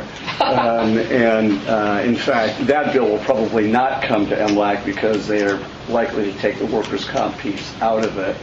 I would say that even though today The committees need to post their work session agendas, and we should have a pretty good idea what's still alive. As you know, things can pop up fairly late in the process because things can come up through the Rules Committee. But I would say that the level of activity on workers' comp bills has decreased considerably. So what are we looking at for an agenda for the 22nd? I mean, just general. That's a very good question. I don't know that we have anything in terms of legislation. I don't know that we have anything that would need to go on the agenda. Well, I'm wondering, I'm wondering if maybe just that the subcommittee should meet, and I don't know if the full committee has to meet. We would probably know that within the next week. I don't know. I'm looking to Kara for some guidance on that. I mean, there's nothing that we can see right now that would need MLAC's. Yeah. I think the plan was just to have the access subcommittee meet on the 22nd, unless this day proves to be more interesting than it has been so far. Right. There's nothing that we have seen at this point that's in play that would need MLAC's review. Okay. So we'll for sure plan for the access subcommittee, and then if there's something, we'll know before the end. Right, exactly. Okay. And then, Chair, the last item that's in our package is That was just an FYI. They asked to CC MLAC, so when they CC MLAC, we give that to members of the committee. Okay. All right. Okay. Yeah. Thank you so much. Yeah, where's the gavel?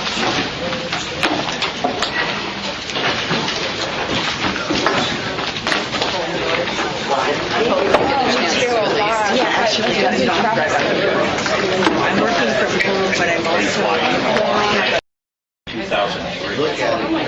Yeah, so he's going to get it back today. MLAC Access Subcommittee meeting Friday, April 22nd, 2011. I found this Super Bowl. Call this to a meeting to order, and what my suggestion is going to be is that you and I co-chair this because it's such an important issue. You don't want to flip for it? What I was going to do was just announce it while you were out of the room. But since you're here, so I just think it's a critical path that we're taking, and I think that we should work on this together. Absolutely. As the two co-chairs. So having said that, I'm going to let you run it. Oh, thanks. Well, I'd like to call the subcommittee to order, and I would also like to introduce John Mullis. He's the new member on the labor side of MLAC. Thanks for being here, John. Thank you. You may not be exactly saying thank you anytime here in the future, but we'll leave the future to itself. Okay. I'm not really sure exactly How we want to proceed of bouncing the schedule around, but it says committee overview, and I don't have a name next to it. I think that's the department. The department's yeah. Okay, so Barb Smith's going to come and fill everybody in. all right, sounds good. Let's go. I don't want to pressure you any. My name is Barbara Smith. I'm workers' comp manager of the benefits section, and I've been interim manager for the medical section. We'll soon have a new medical manager, so in about less than a couple of weeks. Who's that going to be? Mike McNichols. Is that right?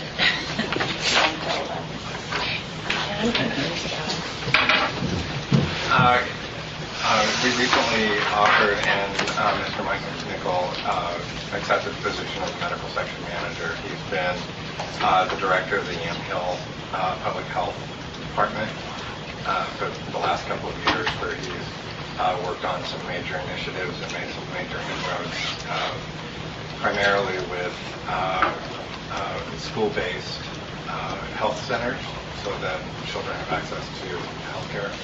And given his strengths and his leadership, we think that he'll be able to jump in and look at all the initiatives that we have in the and the projects that MLAC has going on and the medical advisory committee, then he'll be able to fit in really nicely and move projects along very quickly and efficiently.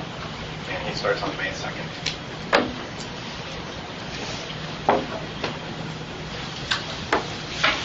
Well, I believe you all have this memo that we put together just to kind of introduce the topic and to give a high-level suggestion of a possible project plan for you. And I'll just kind of go through what we put in here. Over the past months and the year, the most recent years, we've become increasingly clear that we may or do have a problem with injured worker access to medical treatment. And the department reported on the Hassle Factor project, which started in, I think, 2009 and has, will continue to go on in the division. Some of what you anecdotally told us about your own experience, as Kathy has done, in knowing that some of the medical providers in River won't see injured workers.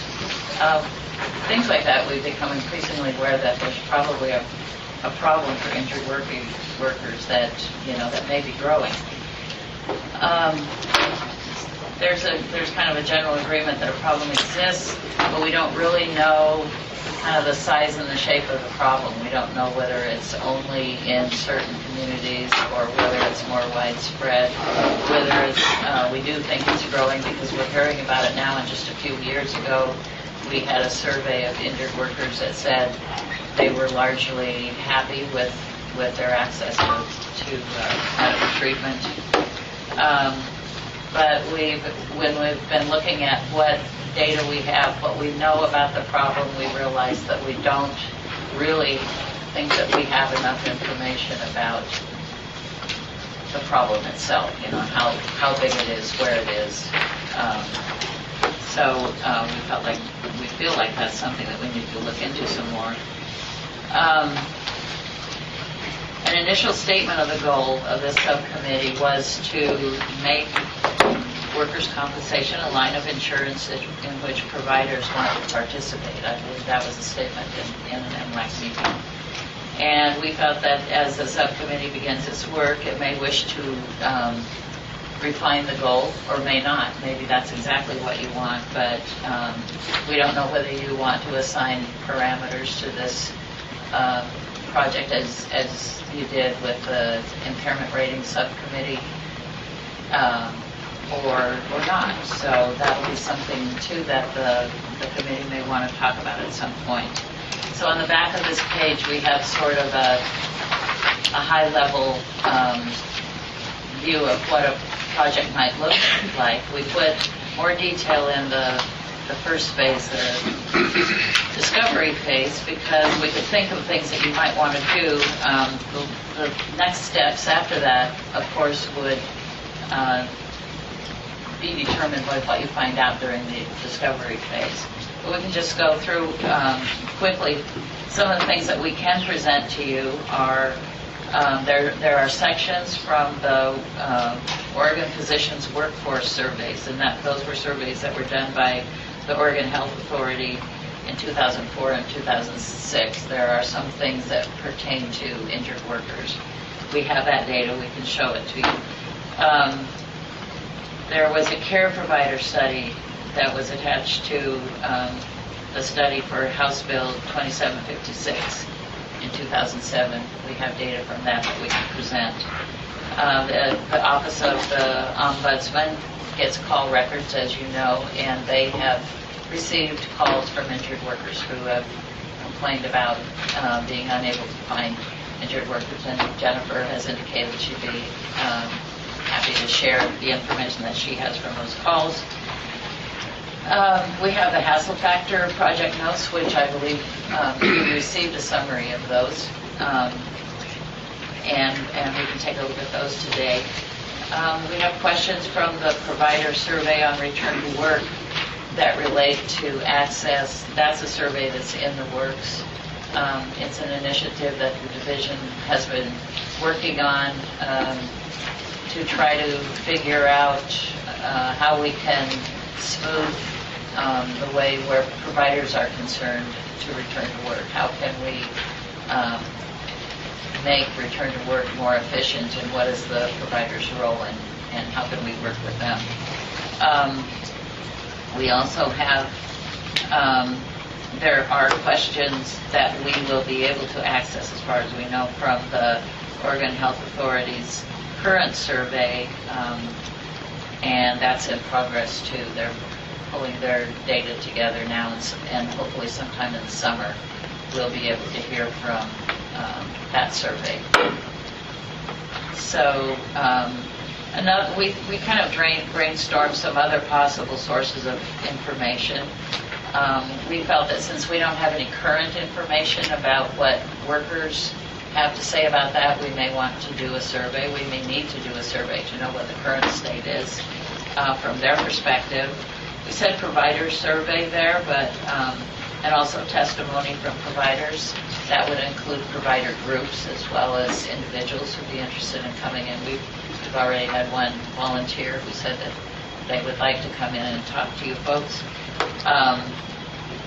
Testimony from MCOs, testimony from insurers, self-insurers and OSIA, and also workers' attorneys. And I don't know, you may have ideas about others that we haven't put on here. Certainly anything that you feel that you need, we will be happy to try to get for you.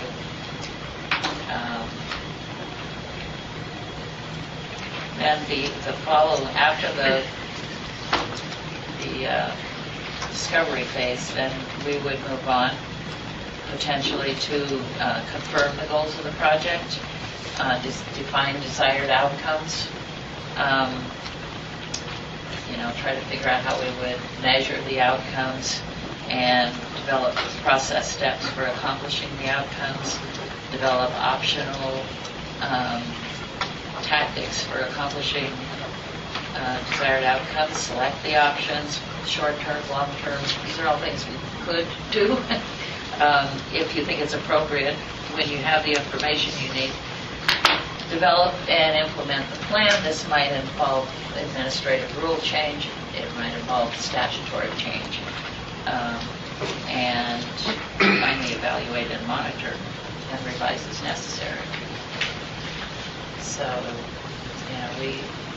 we're interested in hearing what, your response to this. If there are things that have occurred to you, we think some of you have probably been thinking about what you'd like to hear and who you'd like to hear from. So, we'd like to get your feedback on this and see how we can help you do this study. Yeah, Lana and Sherry, I'm just wondering if, for me personally, it would be really helpful to know when a person accesses the system, what is it? What are all the forms that are required by a physician? What is the process the physician or his or her office has to go through? What are all those administrative steps? They say this, it's sort of this ambiguous, I don't know what that means, and it's an administrative hassle. What is it specifically that is the hassle? I want to know what the steps are, what it is. Are there redundancies that aren't necessary that's being required of them? I would like to know that so I could really understand the situation myself. So if I was in that position and I'm thinking, is this reasonable? Is it really necessary? We won't know that, I don't think, unless all of us understand what it is that the providers are required to do. So if I could, and I'm very visual in that sense, if I could see, a chart that sort of shows, okay, this is an individual who accesses a physician who has and it could be different kinds of claims. It might be a real quick claim that goes through fairly easily, but there might be, if it's a more complicated claim, so what are the other processes and procedures that physician has to go through in order to get paid, in order, to do the kind of communication that's required and that sort of thing. And so you're saying that maybe have 2 or 3 different scenarios. Yeah, because you're going to have different situations, clearly. So, one that's a more complicated situation where a person is a long-term person, and then, because I don't know. All I know is this sort of ambiguous thing that says that it's a hassle. It's an administrative hassle. Well, I'd like to know what that looks like. And then we can really drill down to what's really necessary. Are there redundancies that don't need to be there? And that's what I'd like to see. Well, I have a question about that, Lon, because we have, and that brings up a good topic. There is already the hassle factor committee, and so maybe what we need to do is have the hassle factor committee that's been dealing with what Pam's talking about help us to understand what they've decided is, hassles when it comes to the paperwork. You also have the physical therapy committee going on. So we have these other committees that are going on, and we probably need to talk about how that's all going to work, because I don't want us doing one thing and we're going down one path and they're going down another path, and I think everybody needs to be working in conjunction together. So we don't have multiple committees going on and everybody has different goals in mind. So I think hopefully that, because you have the hassle factor committee. Right, Barbara? You're looking at me like, I'm not sure what we are doing. We do. In my mind, I'd like to kind of know where those committees are in that process. I mean, in people that I've talked to, whether it's the administrator of the doctor's office or the workers' comp specialist, I'm not sure how much input they've had on these committees, but certainly they're right at the center of that universe, so to speak, because they deal with the doctor, they deal with the forms, they deal with the stakeholders. There's a big chunk of that, and I don't know enough about those committees of where they're at, who they've already talked to, and I think that might be helpful too, because I don't want to ask them a question and they haven't got there yet. And I'm sure that they've probably got a vast amount of knowledge already accumulated that's going to help us. Because Pam, I'm on the same page as you, as Sherry, and trying to let's take a look at that. We've got on here testimony from the self-insurers, OSIA. That's important to have that input, because certainly they've got their side of the coin too.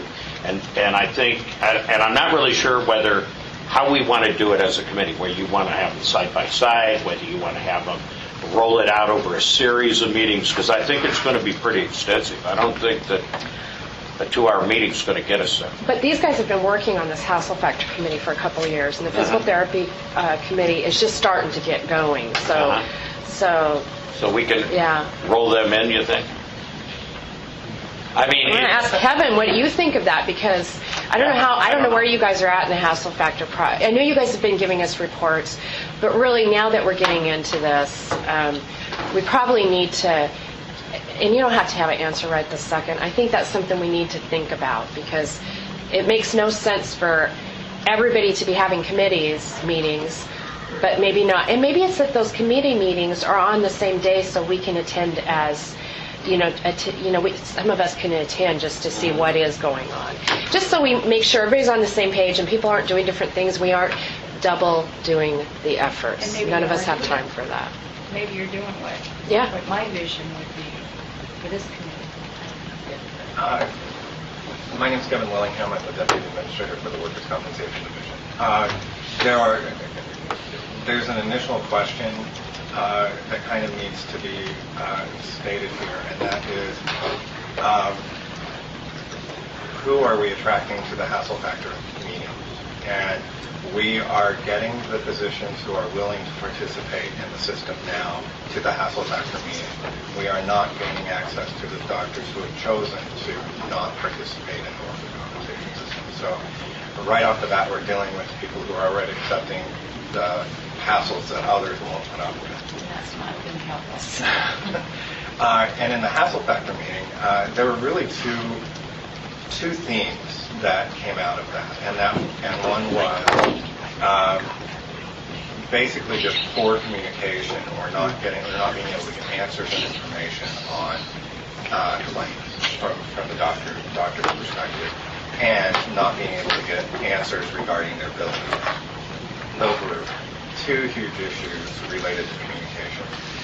The other also related to communication, but related to electronic transactions and being able to bill electronically, and then we expanded that a little bit further so that it would include transmitting forms and other paperwork electronically, so they don't have to print it out and put it in the mail and be different from Medicare or private health insurance. There are some differences that we have difficulty getting away from.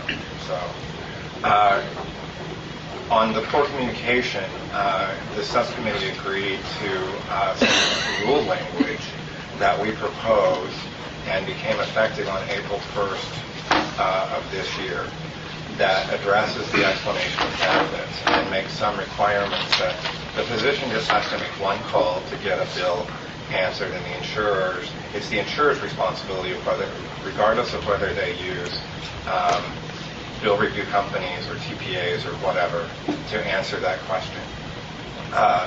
They don't. The individual, they just have to answer the question within 48 hours, or provide a response within 48 hours. If they need more time than that, they can do that. But the doctor will not get shuffled from the bill review company to the insurer to the TPA won't get shuffled around, keep making phone calls and saying, I can't answer that question. It's designed to get them an answer to the question. And some clearer language to direct providers and their office billing staff to the fee schedule and the rules on payment, so that they can easily access that and know whether or not they've been paid according to the fee schedule or not. Because oftentimes the reason will be paid according to fee schedule, and doctors' offices don't always know that. So now we've given them a resource to get that information for themselves. And there were some other agreements that were made under that. The suggestions from that group and the consensus decisions from that group went through the overall rules process and were adopted as the Hassle Factor Committee proposed. The e-communication or electronic communications project is on our schedule, but it hasn't started yet. Primarily because we're trying to get through the big wave of the legislative session, just because of our reduced capacity to handle as many projects as we put it on hold. But we do anticipate that it will go on, and I think Bob even said at the last meeting how important e-communications is or e-billing is to the physician community. And that's primarily who's driving this. We do have some other groups who are really saying we want to go to e-communication. The physical therapy study is, we collected the data, cleaned up the data, and the information management division is currently in the process of completing their report related to the data that we've received. So that committee has not met again. Well, my understanding is it's not going to be ready till July. I think we got an email yesterday. I think that's what it was. Right, Fred? July? That's correct. Okay.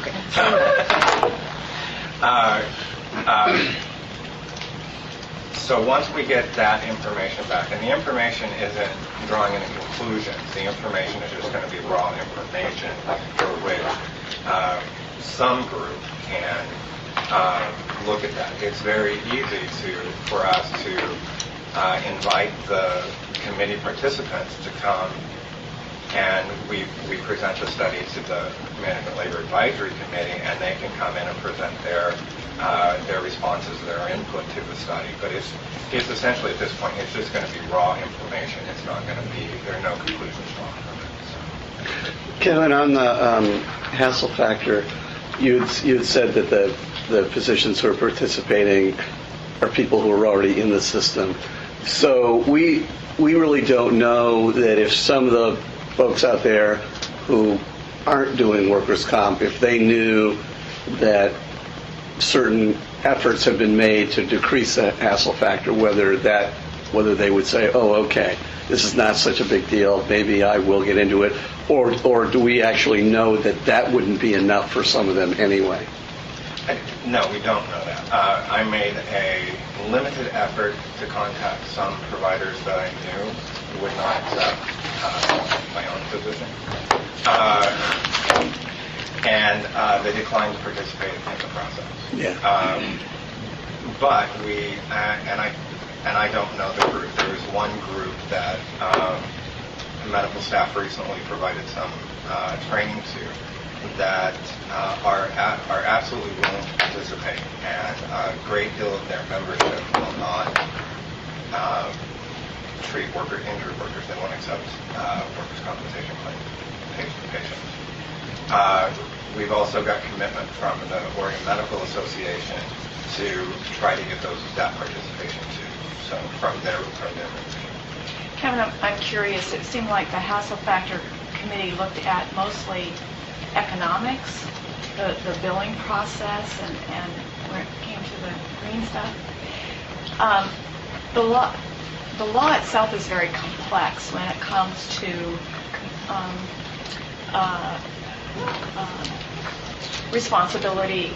Doctors play a big role in determining whether an employer is responsible, combining conditions and all that stuff. Did you hear that is a reason that doctors don't participate? Or did the committee open it up to all possibilities, or were we just looking at the money issue? We dealt with the issues that the providers who are participating brought to us. It did not expand beyond that.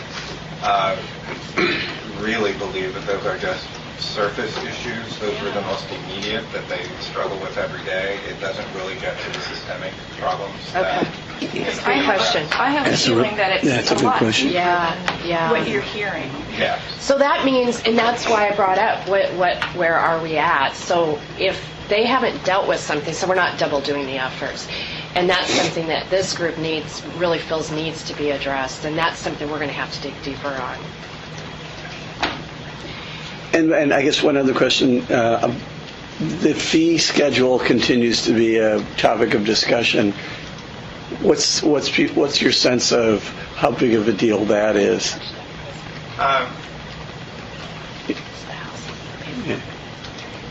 We know from one provider group that they are raising an issue of increased fees. I'm not aware of any other provider group that is right now pushing for increased fees. There was, effective on April 1st, we made one change that would decrease, would pay for a service that doesn't have an established fee schedule. Prior to April 1st, it was paid as billed. We made a change that was effective on April 1st. They are now required to be paid at 80% of bill. And we did have input from the external advisory committee that 80% is usually an industry standard. So we have gotten some input, but it's that they don't like it, but it's not. It hasn't been overwhelming. I'm thinking maybe 1 to 3 people provided testimony at the rules hearing that it was a problem. So very little resistance to that. But one provider group is definitely wants us to put for the 2012 fee schedule review wants us to add increased compensation as an issue. Is that across the board, or no? It's just for that provider group. On discussion. Okay. Something else I'm curious about is, we've talked about maybe the providers as a whole, but I don't think we've drilled down, and something I think we need to drill down into is what types of providers are workers having a hard time getting into? Because I think if it's an occupational health provider or a family physician or a chiropractor or an urgent care, I don't think it's hard to get into those. I think where we're having the difficulty is the specialists. Not for you. I know you have an issue, and I'm not sure that, but I think it's regionalized. Yeah, and I think that's another thing that we have to look at is, we can't put everything into a box. We're going to have to take each situation case by case. Okay, and then there's the other thing I find interesting. So everybody knows, I finally went to a doctor because I had that horrible cold. and it was really easy. I found this wonderful little facility called Zoom Care, and they're popping up everywhere in Portland.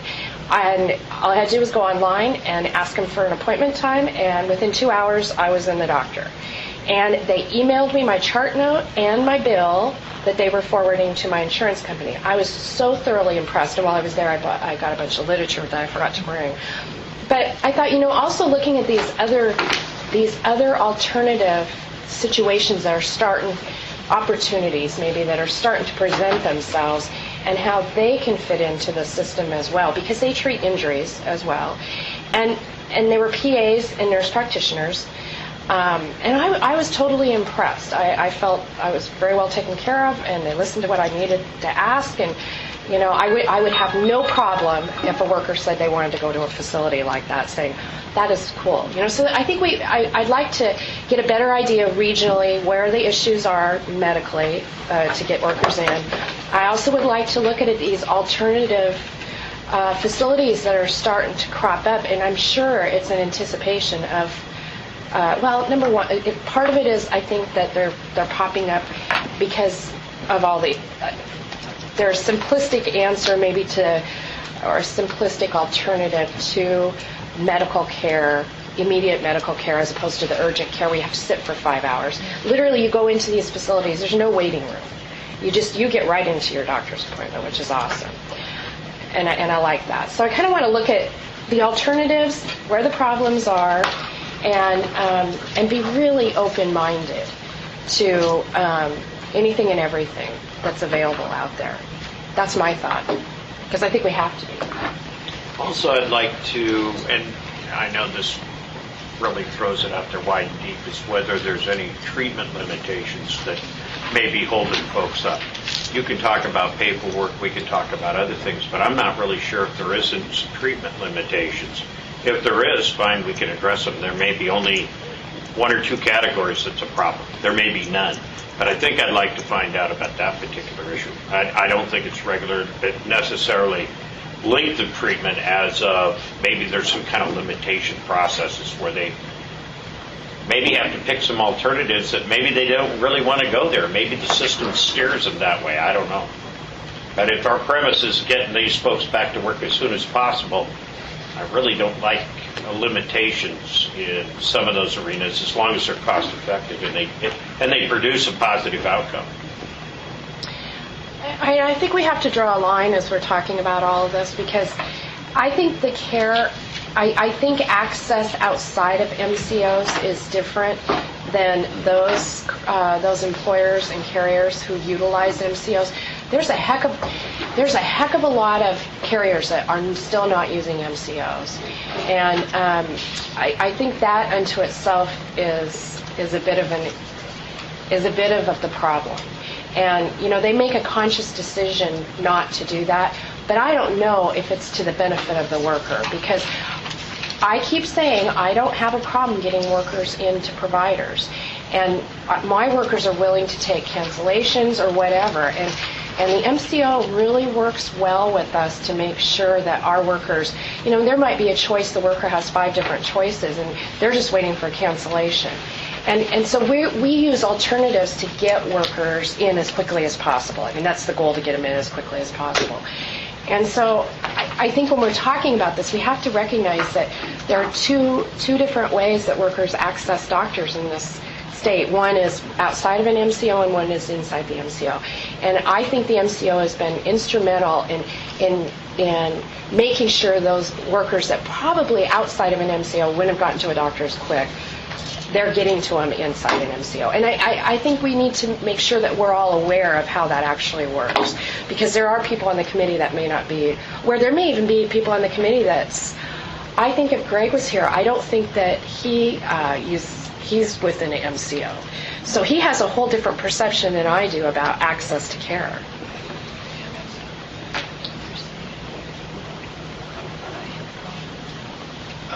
John, what do you have to offer? Throw him to the wolves. Throw him to the else. There's one other study that the medical section and the information management division, I don't know if it's underway or if it's prioritized to be done as soon as they have resources to do it. But they will be doing, as we mentioned a few months ago, outpatient costs have exceeded MDs or physicians as the highest category of costs in workers' compensation. So what the medical section and the information management division is going to look at is determining what's responsible for those costs. And one of the things that they'll be looking at is workers that access emergency room care more than once. And so the question is, are workers using emergency rooms as their primary care through a work-related injury? So that's additional information that in time we'll be able to provide this subcommittee. There's a couple of items on this proposed project plan that I think the division it'd be useful for the division to get some direction, maybe not this meeting, but certainly as soon as possible. And the ones that come to mind to me are the surveys. If the subcommittee wants to do anything like that, there's a lot of lead time that goes into figuring out how you want to do that. Maybe that's not something that the subcommittee wants to do, but if you do, that's something that takes quite a bit of lead time. Typically, what kind of response would we get out of a survey? Generally, what IMD is going to do is they'll pick a sample, and if anybody back there, if I do anything wrong, just jump up. What they're going to do is pick a sample from the universe, and from that they'll they'll send out surveys. The sample is intentionally large, and then we'll follow up with surveys to ensure that we get a response rate that gives us confidence in the results. So, and I would assume that that's somewhere between 95% and 100% confidence. Well, one of the ones was the injured worker, and unless you're in the midst of it, you don't respond to these surveys. And I have a good example of this. I had, all these people that were dying in my family last year, and hospice was so fabulous, and they keep up with you for a year. I have not responded to their surveys because it's like, oh my gosh, it's like, so long and lengthy, and I'm a very responsible individual, and I haven't done it. We know this. So we think about injured workers after the fact. It almost would be you'd have to query the ones that are in the midst of an injury to see how they've had, what their experience has been. That might be the most difficult one. I think you're going to have better luck with providers. I agree. I think the provider survey might be more valuable. And at least a couple times I know the division has sort of done road tours where gone to different. Actually, that was going to be my suggestion. Yeah, I don't think we can sit here in Salem and get the information. No. Right. So there's at least a couple people on the subcommittee who are in different parts of the state where we could maybe get the county medical association to help bring. Or Jerry had mentioned, why don't we have one of our meetings in their area and invite them and to not the table. not only the docs, because it's going to be hard to get them to testify, but I think we need to look at the business managers for the larger clinics who know what the docs are talking about and what they're concerned about. That's a good point. So the folks that I've talked to, you can't get into a doc. I couldn't talk to a doc. It was always the office manager. And the business manager. They've got the pulse. Yeah, They know what's going on. they run the office. Yeah, they know what's going on, and they're the ones that probably ultimately help the doctor with that decision. Exactly. And as Kathy noted, some of the providers don't even know they can treat in workers' comp, like the nurse practitioners in her area, and that's probably statewide. We could look at scheduling, 3 or 4 meetings across the state to get that kind of input. Yeah. I'm John Schultz, the administrator of the Workers' Compensation Division. I just wanted to jump in here. because I think we're going to be required on this project to do a lot of different things. And some of them will probably provide more information and better information than other efforts may provide. We really are in the information gathering, discovering phase of this project. There's a lot of information out there. It's coming from a lot of sources. As we began to develop additional possible sources of information, a phenomenon that often occurs with that is that information provides some answers, but it also poses additional questions. And I think that's something we need to be aware of, that's the nature of that sort of research. What we at the department want to be in a position to do is to provide the committee with as much information as we can, so that you are in a position to move ahead with this project, beginning to develop what some of the options could be that you want to dig into more deeply, which might mean continuing to get more information before decisions are made. We definitely want to provide you with options to look at, so that you have a variety of mechanisms that you can evaluate as to whether or not you want to bring them into the workers' compensation setting. You all know that we're in an absolutely unique and rather fantastic time in regard to medical care in our country. There are a lot of issues that are being played out. Maintaining ourselves in the information gathering and the discovery phase, learning as much as we can about what's out there. And I've just been sitting here this morning taking notes, and there's lots of good ideas that have been talked about this morning about who need to get more information and understand these issues better. That's exactly where we want to be right now. I think we need to spend a significant period of time bringing in as much information as we can, but that's for a purpose.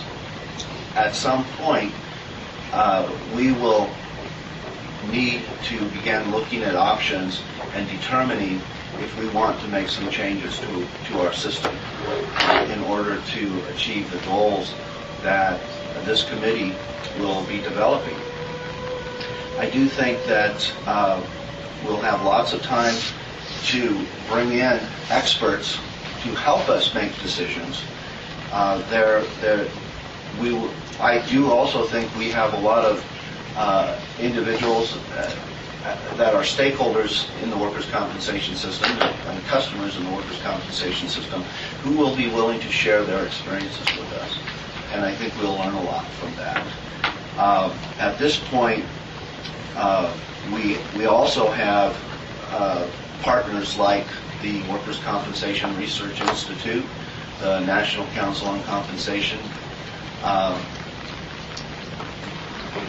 insurance, thank you, compensation insurance. What was that I for?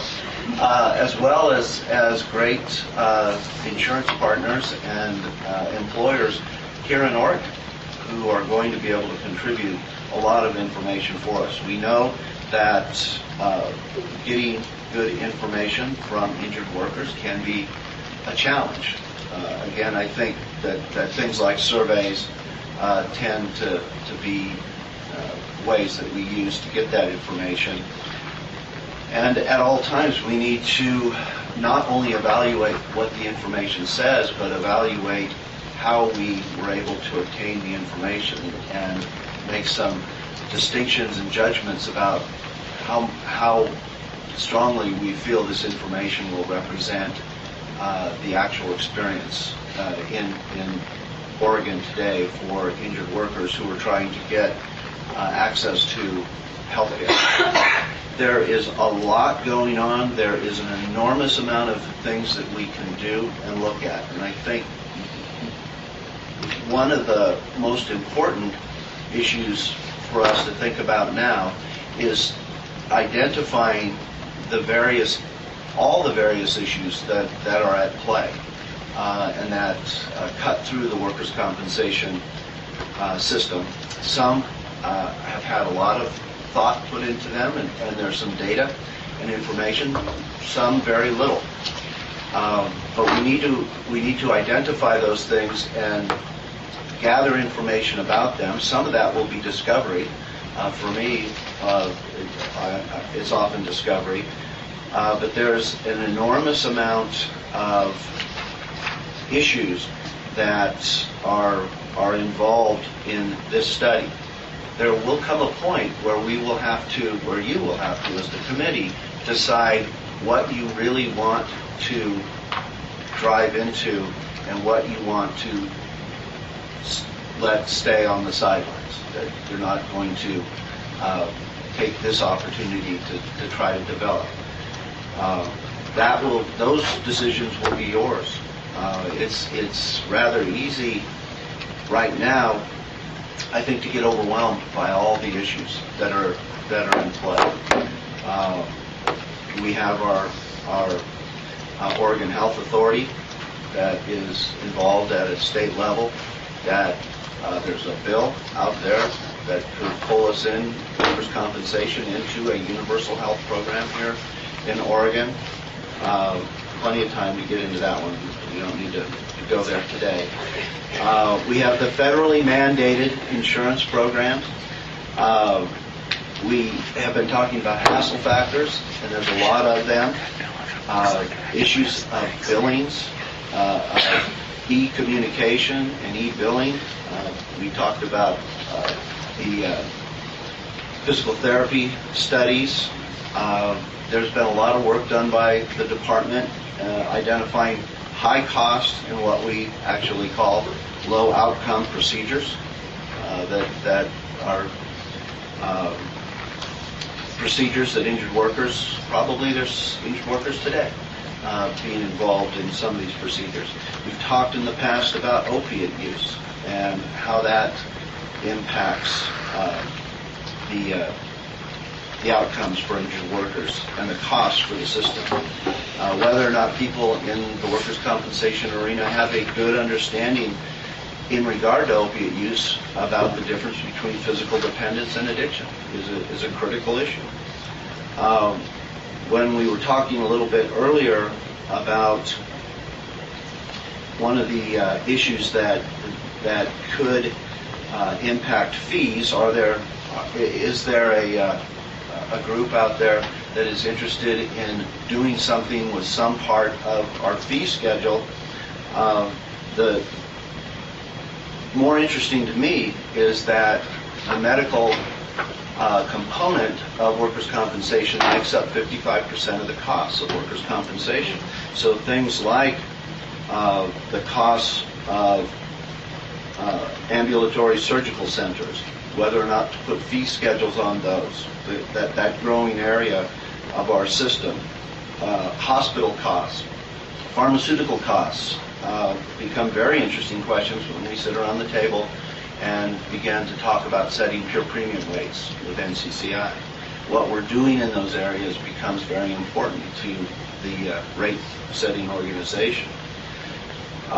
What types of providers are workers struggling to get into? It's a great question.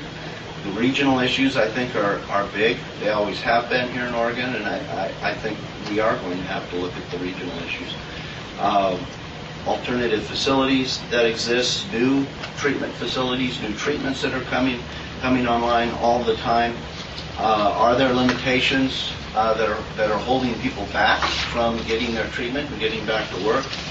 MCO versus non-MCO access, questions you guys are bringing up, I think are exactly the questions you should be bringing up. And what our job is primarily consisting of, at this point, is to help organize a way to look at all this disparate information and influences on our workers' compensation system such that you can do the best job you can in making Oregon's workers' compensation medical system work for the two customers that it's got to work for, the workers and the employers. So this is a big project. There's a lot. That's why Lon and I are going to co-chair it. Yes, it's a big one. It's a big footprint. I do think that We might have to have coffee once in a while. my call today would be No, we can't. remember We volunteer that, people to this committee. remember where you're at in the project. We are in the information gathering and discovering phase. There's a lot of information to be gathered. There's a lot of questions to be asked. Asking these questions are good things to do.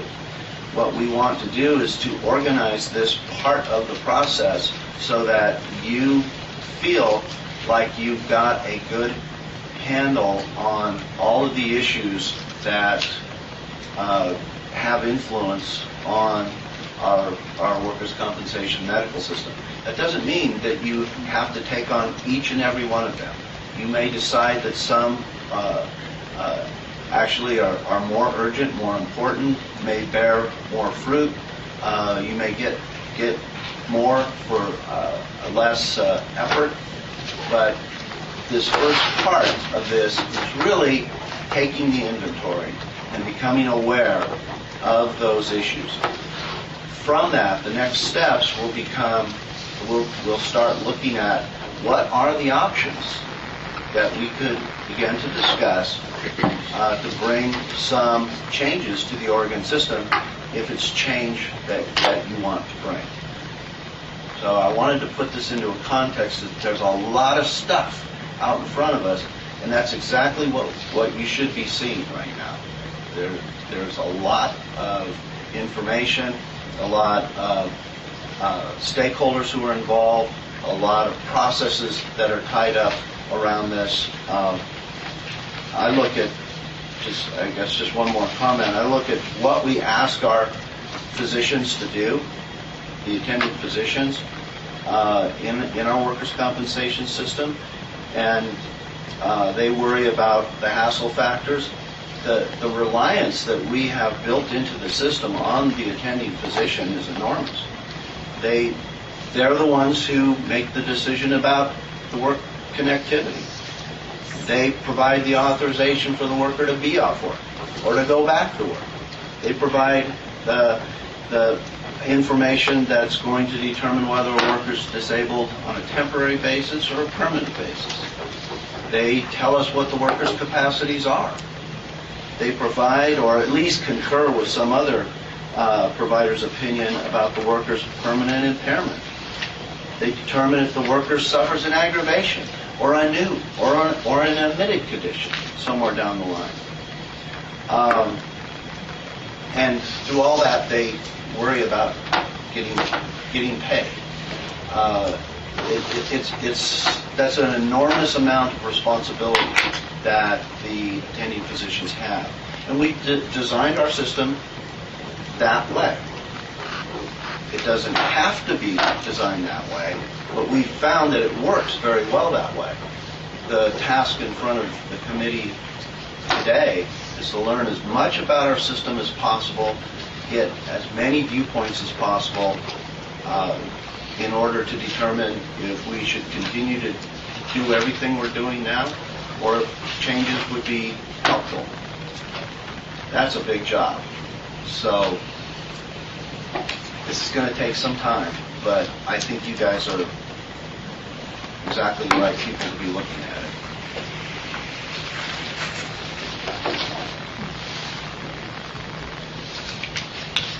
So I think that is that the end of the review?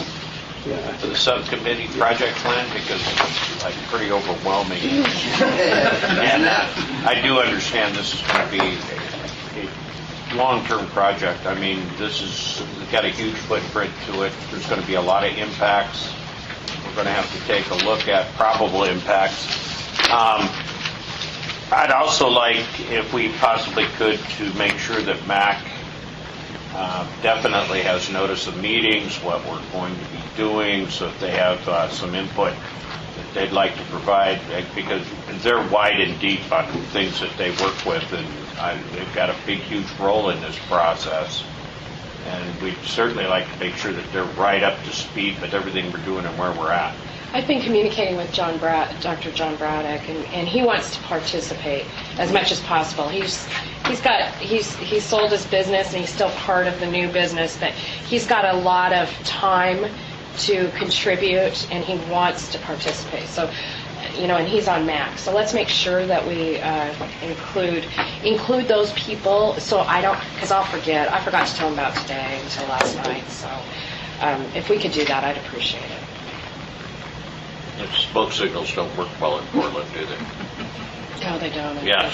Not with the smog. Yeah, that and the clouds and everything else. So, I have a question. Yes, Pam. Yes. John, you were saying that our system relies heavily on, physicians to make a variety of determinations in terms of disability, whether or not a person's able to go back to work, and all that sort of thing. Do you know of any other system that is used other than the primary care physician for those matters from other workers' comp systems in other states? Not really, but that doesn't mean they're not out there. It just means I'm not aware. Okay. But we could definitely take a look at that, about what other states do. That's often a very reasonable question that gets asked when we look at, is some part of the Oregon system up for review? How do other states do it? Yeah. Yeah.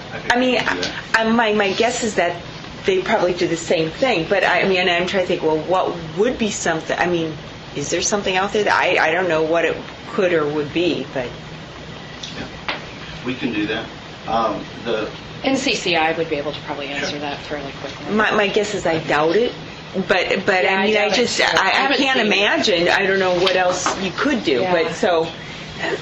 but if we're going to be reviewing, we should ask that question. I would say. Well, from my perspective, you're getting a lot of input, and it can end up being like drinking water through a fire hose. It can just be too much, too fast. So we want to be able to provide you with the information you want at the pace that you can work with it. So getting information from what other states do in regard to the role of the attending physician, or whatever they may call it, determining ways to perhaps have joint meetings with the MAC to start delving into some of the questions that you want to talk about. Those become specific steps for the foreseeable future, and we can suggest other steps, or you can tell us what steps you want. Well, Pam had asked for a little presentation about kind of the flow, the flow chart. I would like that with a few different scenarios. That would be very helpful, just to help educate me on that. And that's from the care provider's perspective. Right. What the attending physician has to go through, what steps. So, one thing that has occurred to me since I represent an association that has many members throughout the state is that I could do a survey of our members to see if they're having access problems for their injured workers in their different areas. It could be very short and sweet, because anything that is too long, they're like you, Sherry, it's the last thing that they're going to do. But anyway, I was sort of thinking about maybe how I could do that to get to help to inform, at least in terms of long-term care, which is just as acute care and in hospitals in particular, back injuries and those kinds of things are very big. Yeah, huge. I'd like to get, so I'm just kind of thinking out loud here what I might be doing just internally to get a good read from our membership about what's going on in terms of access for them and if they see that as a problem. You probably could augment that with reports from the MCOs. They recruit in their geographic service areas and sometimes have reported difficulties in recruiting, and to get an update on that would probably be pretty helpful for you to get an idea of, okay, where are the geographic areas where access may be starting to play out and in what types of providers. Yeah, just to get a good idea of how big this, it's been a while since some of the surveys have been conducted, so what's happening like right now, what's going on? And I think in the short term, if we're going to do a provider study, and if we agree what that looks like, I think when you send that study out, we should prepare a benefit to providers for providing care to injured workers, and get it out there because, like, I have to go back to Kathy's example that she has providers that don't know anything about, understand workers' comp or want to treat it or whatever, and they may be totally misinformed about workers' comp because, you read about all the fraud, and all we hear about workers' comp in the news seems to be fraud. I get news alerts all the time across the nation. Either it's employers or it's workers. You hear more about the bad, but John outlines some really good things about workers' comp, and it highlights how much I appreciate the providers and what they have to do, and that is that they're keeping these workers from ending up on Social Security disability. And Oregon is so good about return to work, and I think if we can provide something about the benefits and making sure that all the, because we'll find out there's a lot of providers that don't even know anything about workers' comp, and they've stayed away from it because they have a stereotype in their mind and they want to stay away from it. So I think if we're going to agree to a study, I'd like to see us try to do complement that with something that's positive that goes in that envelope with the study. And feedback. I also I feel that any kind of study or any kind of an effort like that, if you can bring in the OMA to be a part of, like to work collaboratively to get that survey out and to get them to encourage their members to actually answer the survey so we get a good survey results. And that's a good point because, is it Courtney? Yeah, Courtney said that she wanted to participate. I'm sure she's busy over at the Capitol. So we want to make sure that we include her along with the MAC people on the meeting notices. It might be a way to get the association representatives to bring in a few of their leading providers. For example, the OMA has a workers' compensation committee that could come in and share, here's what I like, here's what I don't like, and just start gathering the information. Whatever you do, don't change this. Whatever you do, please change this type of input from them, which that would provide a lot of fodder for discussion, I'm sure. Mm-hmm. I like that. If there's going to be a survey, I, as a member of the MLAC committee, would like to see it before it goes out. Well, no, we would be helping put it together. Okay. I can't imagine. That's what we've done in the past. We've all come to an agreement. I think of what we're just about ready to embark on. When we talk about medical service providers and that the workers' compensation costs are only 1 or 2% of the patient caseload, and the size of the footprint and the impact is huge. Even though the caseload is so small, the impact is huge. And to find that we're sitting here today discussing this on the hassle factors to try to increase the number of physicians or medical providers out there to be able to treat these workers. It says two things. One thing, it says, gee whiz, it's a big footprint. The other thing says it's only 1 or 2%. We've done a pretty good job in this state reducing the number of injuries, too. I think that is real important that we recognize also. I think that, all of, whether it's OSHA, whether it's us, whether it's the employers, whether it's the workers, everybody has done a pretty good job at getting us at 1 or 2%. And we want to just make sure that we get that 1 or 2%, maybe down to 1%, get them treated and back to work. So I think it's only appropriate to recognize that particular piece and how big the footprint really is of what we're doing here today. So in terms of building an agenda for the next meeting, it sounds like it would be good to have someone from the division walk through a flow chart so that everybody's on the same page. Maybe we could bring in some folks from the OMA Workers' Comp Subcommittee to talk about their experiences, and then work on kind of an input plan, which might be surveys, but it also could be, meetings, regional meetings.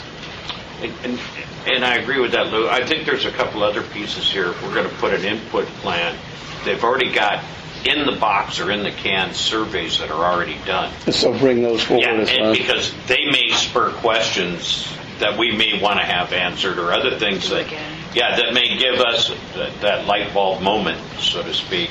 And we won't know until we take a look or see them laid out. So basically review what we've already got as part of the discussion. Okay. Yeah, they help move us to where we need to be with some of that. Okay. Is there anything else that people would want for this next meeting that would be?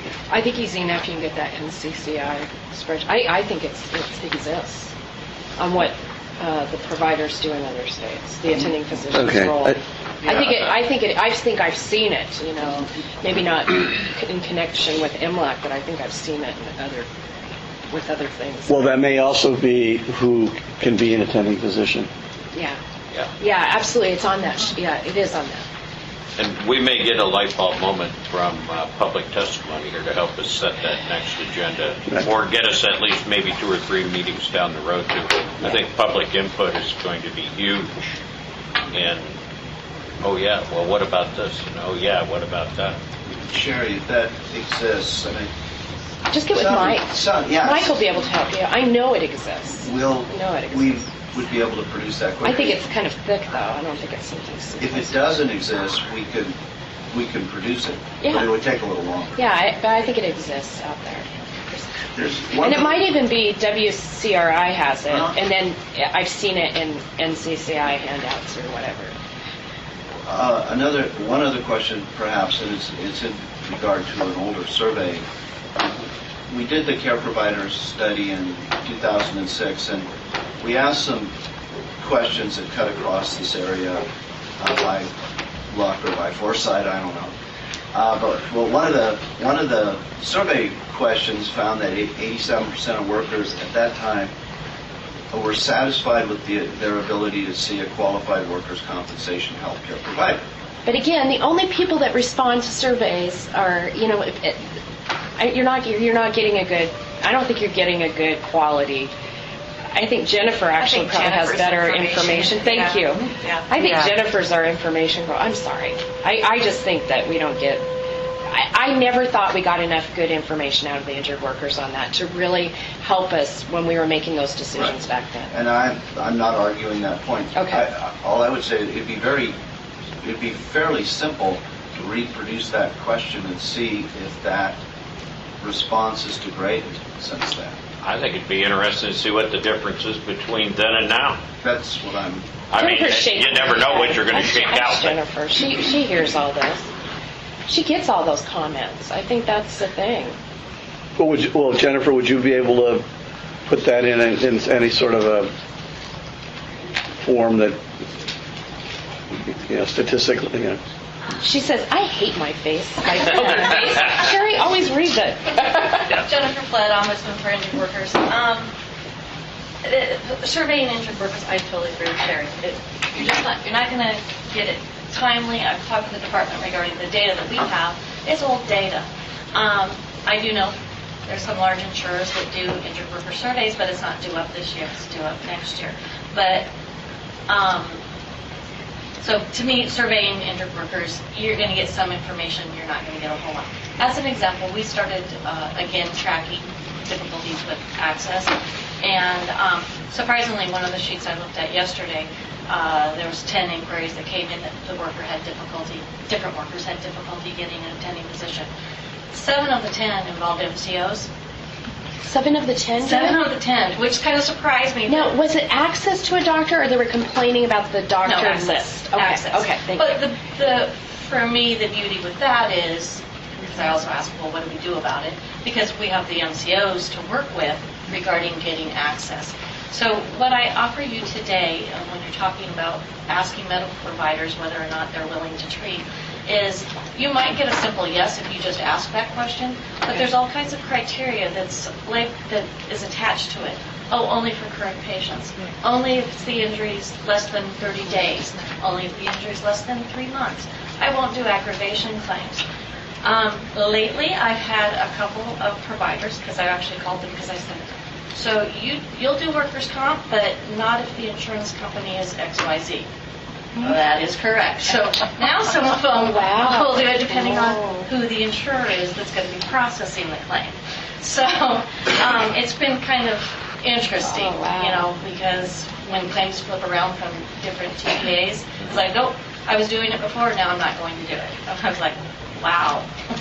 We're talking some large employers too. So, Jennifer, and something else that's an issue, especially with the MCOs, and we only have, I know we have one that's statewide, but is that the recent one that recommissioned or whatever? Are they statewide? So far, they're working on one GSA. Okay, so they're just one GSA. So we really, when we talk about MCOs, we have to also recognize we only have one MCO that covers almost all the GSAs. Is that right? Hasina? There's one. All the GSAs they cover, OHS covers. Okay. So really, there's only one that covers all the GSAs. And then sticking with access issues, I have to bring this in, and it's like talking out of both sides of my mouth, because we also have the issue of directing care. And to me, these two issues have to be looked at kind of hand in hand, and keep in mind the directing care issues, because talking to workers who their employer is directing them where to go, they're not having problems getting access, but they're also not having the knowledge that they have the right to choose where they're going. So that's where, you can go to the med clinic and they're going to accept you in. Well, there might be some other layers involved in that decision too. I'm not saying that that's necessarily bad, but it's just one of those things No, where, that's a good question. you might ask folks, well, we have no problems because my employer tells me where to go. So Jennifer, do you think that the information you have is so anecdotal that it's not useful? It is very anecdotal because it's just the workers that are calling our office, which is very small compared to the entire universe. I personally think that I would be curious what a survey would look like if we were able to survey workers who have just been injured on their job. They're right in the middle of it, which is not WCD data. You'd have to go to the insurers for that type of survey. Because that's when they're having a problem. That's when the issue is. That's when it'll take time to do it, I would think. I wouldn't mind asking. I think it'd be fun to ask. I'm curious now to ask my workers, because I deal with, we have I think it's about 3,000 contractors that we're insuring on our CSIP programs, and each situation is very unique, and we don't have 3,000 injuries by any stretch. I think I have 24 open claims, but it'd be interesting to find out because I haven't talked to all those workers. We'll just have Hawkins do the survey. Yeah, there you go. Well, and from the insurer's perspective, I don't know if this would, to me, it's probably difficult to get the information, but if you've got a worker who isn't getting treatment, that's a pretty good sign. Maybe they're having problems getting into the doctor. Yeah. Sometimes there's not, and I don't mean this in a mean way, but There's not necessarily a motivation factor there on the insurer side, because if there's not a doctor, there's no authorization and time loss. There's not a lot to do on the claim other than it's sitting there. And I'm not saying that people are just going to let claims sit there, but it's kind of getting things rolling along. Mine's the initial appointment. Yeah. And the MCO's issues, because a lot of them aren't initial, they get enrolled afterwards. And it's wonderful to work. I mean, the MCOs have been great with working with the worker. They can't do anything for the worker if they don't know they're having a problem. Correct. Okay? Correct. So then when we've gotten involved, they're really good at, let's go through the list. Because what happens is the workers will get the list of the doctors, and then they'll start calling, and they'll get this criteria. Well, yeah, I do workers' comp, but only this, and this. Well, you brought up something good there because, I've worked with several of the different MCOs, and each one has a little bit of a variation. And one of the MCOs, they follow up to make sure the workers are, the way we're running our program through them, they follow up and make sure workers are attending their provider visits so they can get the chart notes right away. So immediately, we're aware if somebody has missed an appointment. But that's the only time I've worked with the MCO that has done that. The others, I'm oblivious. I've been oblivious. So I'd be curious about that too. Because each MCO kind of sets up their own rules and guidelines, and each employer or carrier is paying for different levels of service and attention to detail within the MCO. So that can have an impact too on within the MCOs. That's why I said there's stuff that goes on within the MCOs, and there's the outside the MCOs. So we have two different types of parallel systems going on in the state that we have to be aware of, and I'm not sure everybody at the stable's aware of that. So. And then the other little piece is some of the information that we get. It's not necessarily the provider's issue or the insurer's issue. Some workers are not going to be able to find a physician to see them more than once. Yep. I have a few of those. And then we just deal with that. Those are the ones I have called Jennifer. That must be why I get there. Jennifer, will you take care of this, please? Yeah. And unfortunately, sometimes when there is a need for medical treatment, it does end up being the urgent cares or the emergency rooms. And, actually, we can work through those cases, but we do get those. I'm not saying that there's a lot of them, but in the information that comes into my office, you're probably going to get more of those than you would in the general survey. Yeah. Right. One add-on to Jennifer's comments, which I think are really well put, is to remember where we are in this process, and we're very early in the process. There's going to be a lot of decisions that we will need to make as we go through the process. I would suggest at this point we be more inclusive of strategy versus exclusive, and provide ourselves as many options as possible. And there will be a point at which time, because time and money and just common sense will begin to exclude a lot of options and approaches, and we'll need to do that. At this point in time, we want to get as many voices at the table in as many ways as we can, and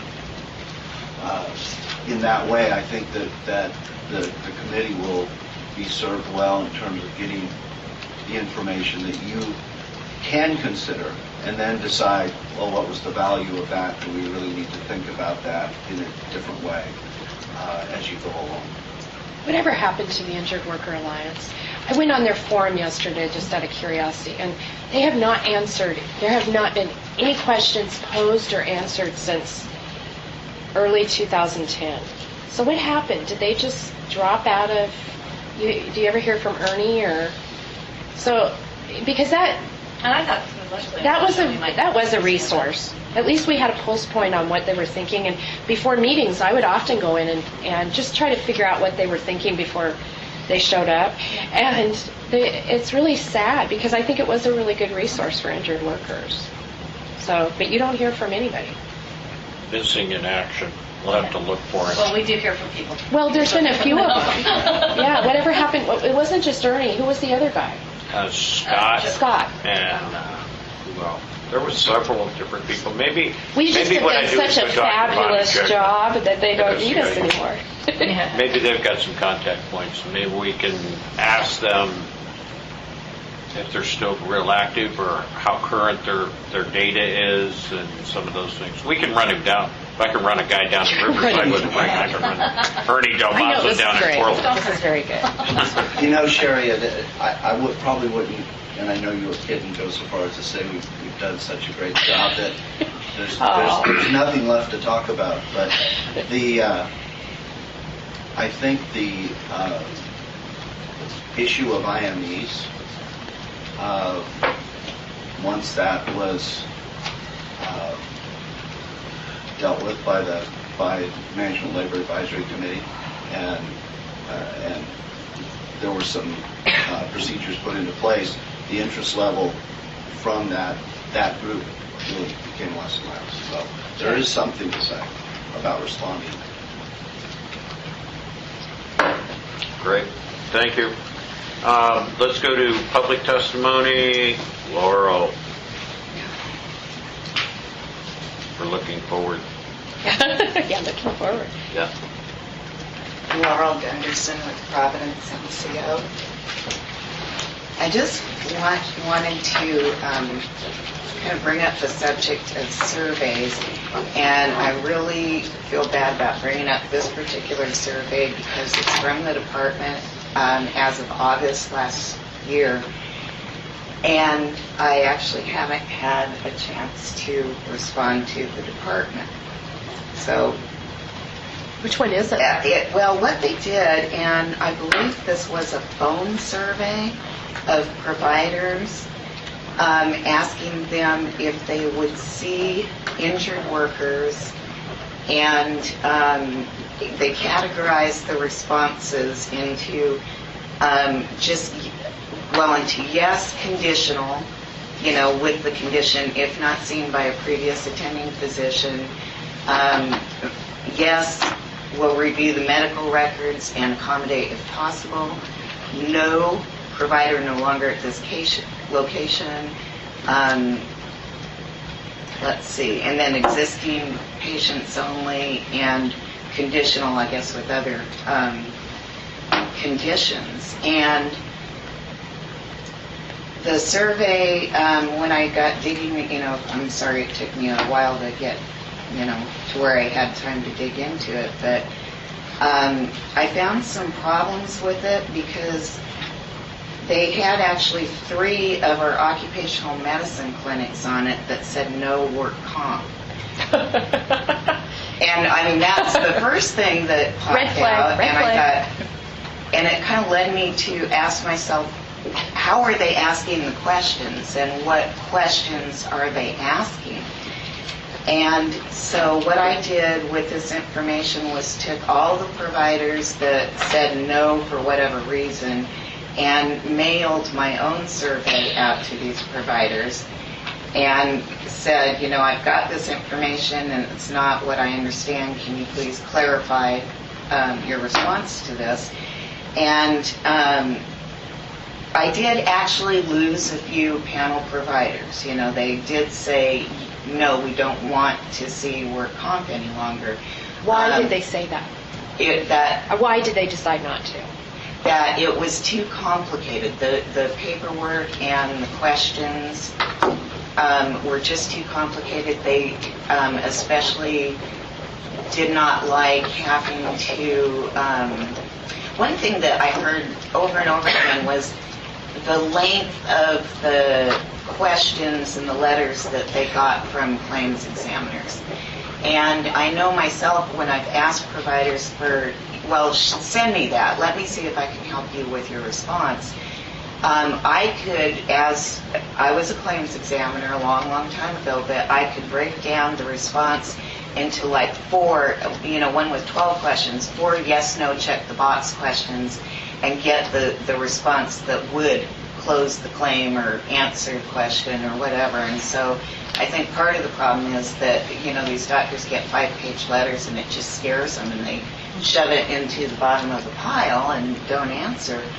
But it was most, I didn't hear so much about reimbursement as just the complexity and all the correspondence and phone calls that they had to deal with.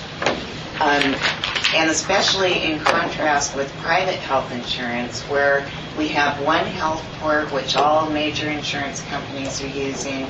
The doctors have a very simple form that's electronic, and if they have to seek pre-authorization for a procedure, they can do it easily. However, over the years, the major insurers have really decreased the number of procedures that they have to seek authorization for.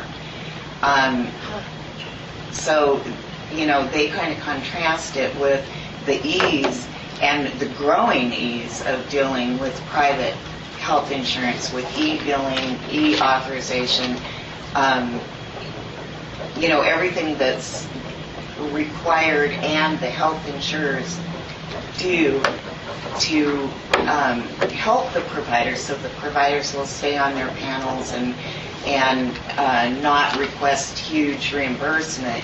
If they can the insurers can make it easier for the provider's going to say, yeah, I'll accept, less reimbursement because you're easy to deal with, and that's real world. So I would just suggest that, in these surveys, which I got very different answers for most of these providers than the department did. Well, maybe not most, but more clear answers, like what exactly, are your conditions to see injured workers. And, many, I found it's not an access issue, but it's an issue with being the primary care, the attending physician.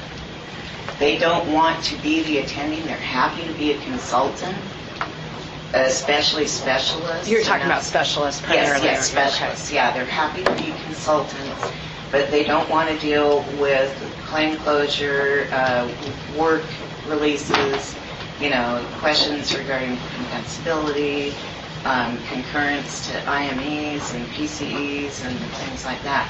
So I think the issue really is the status as the attending physician. If that was made simpler, we'd have more participation, I think. And also, you might want to just kind of explore something else the private health insurers are doing, and that's pay for performance.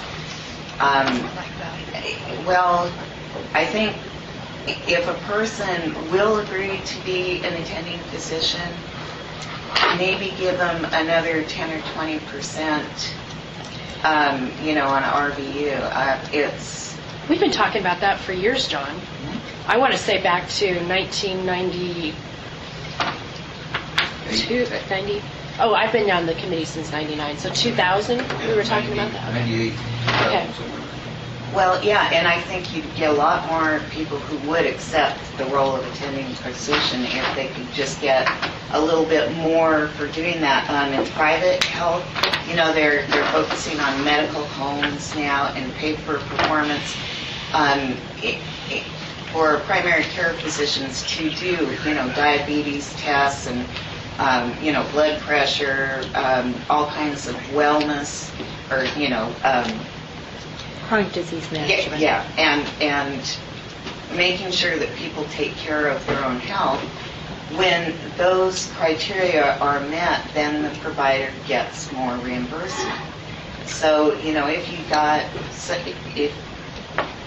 if you are asking physicians to, address compensability and address work releases and things like that, maybe there's a way to pay them a little bit more money to draw them in to want to fill that role. I think, our problem is not, if it's regional, what I see, I mean, we do cover most of the state, Do you? not all Okay. of the That's state. okay. Yeah, we cover most of it, just not, far eastern Oregon and way south coast, but we are looking to expand soon too. But, given your physician population, I haven't had that much trouble finding physicians who will treat workers' comp or will be attending physicians versus, Portland or high populated areas. It's just that there are less physicians in those areas. And our problems with recruiting have been, alternative care providers that just don't exist. They aren't there. So it's not. How about nurse practitioners? How are you able to get nurse practitioners that will be attending?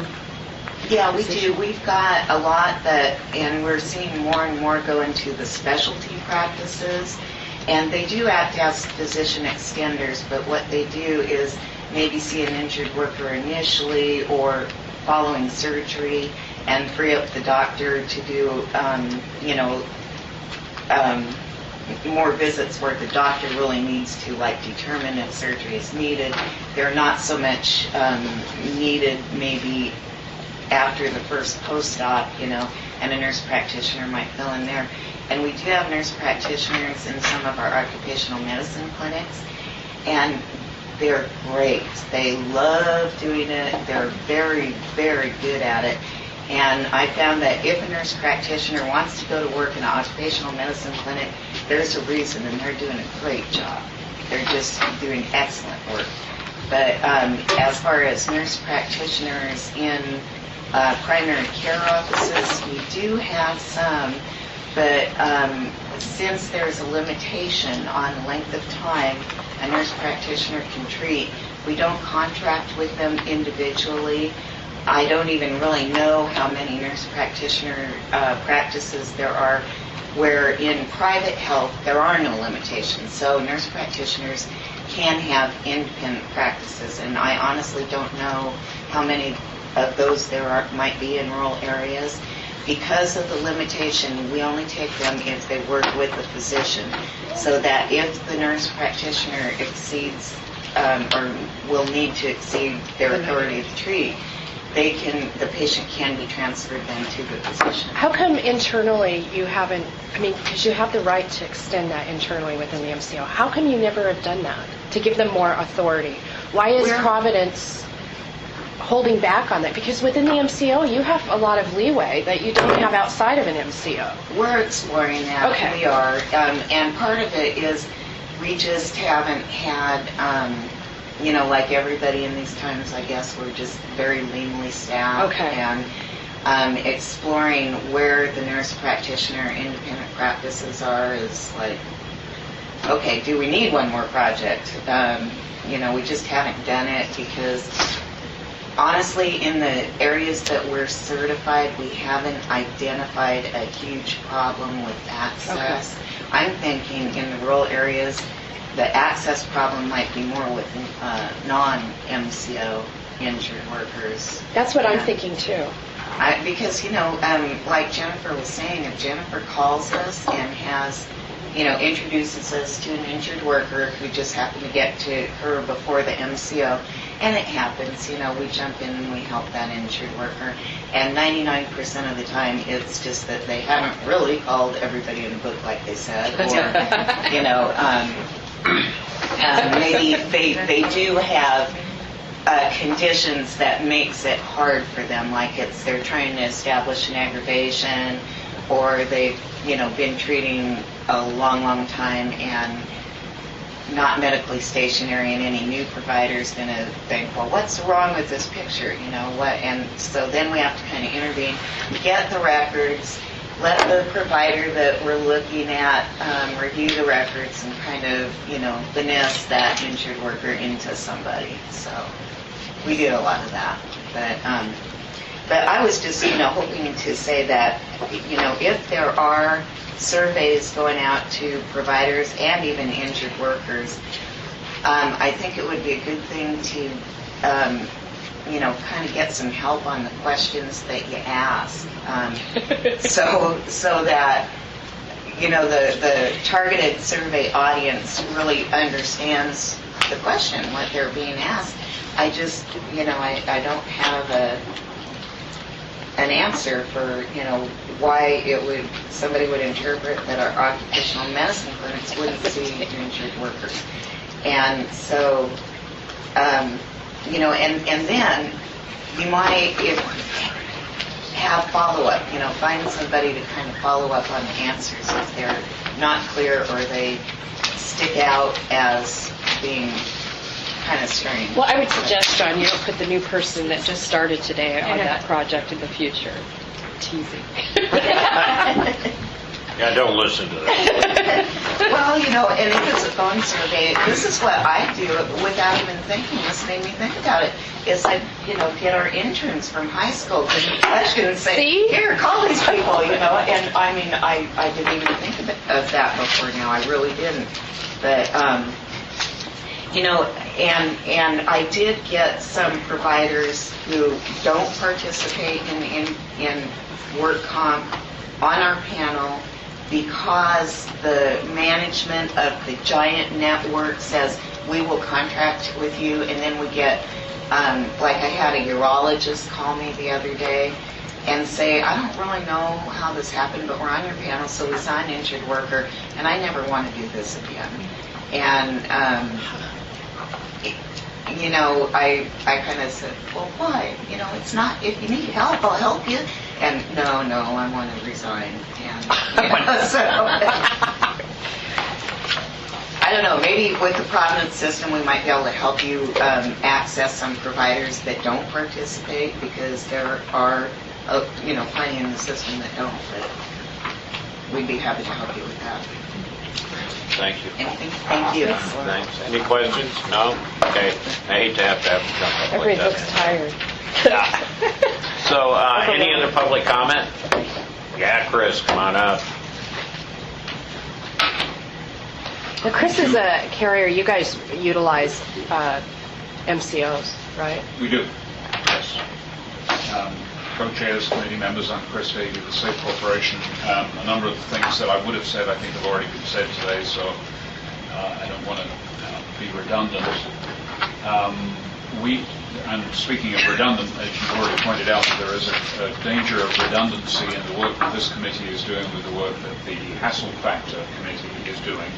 And I do want to let you know also that we have an ongoing strategic plan at SAFE where we identify things that are important for us to work on. And one of our projects for this year is called Increasing Medical Provider Options for Injured Workers, and I'll just read you the description. We partner with the medical community and our managed care organizations to reduce the hassle factor for medical providers and improve injured worker outcomes, identify and develop education, communication, and streamlining opportunities that will enhance relationships and increase the base of medical providers who are willing to treat patients in the workers' compensation system.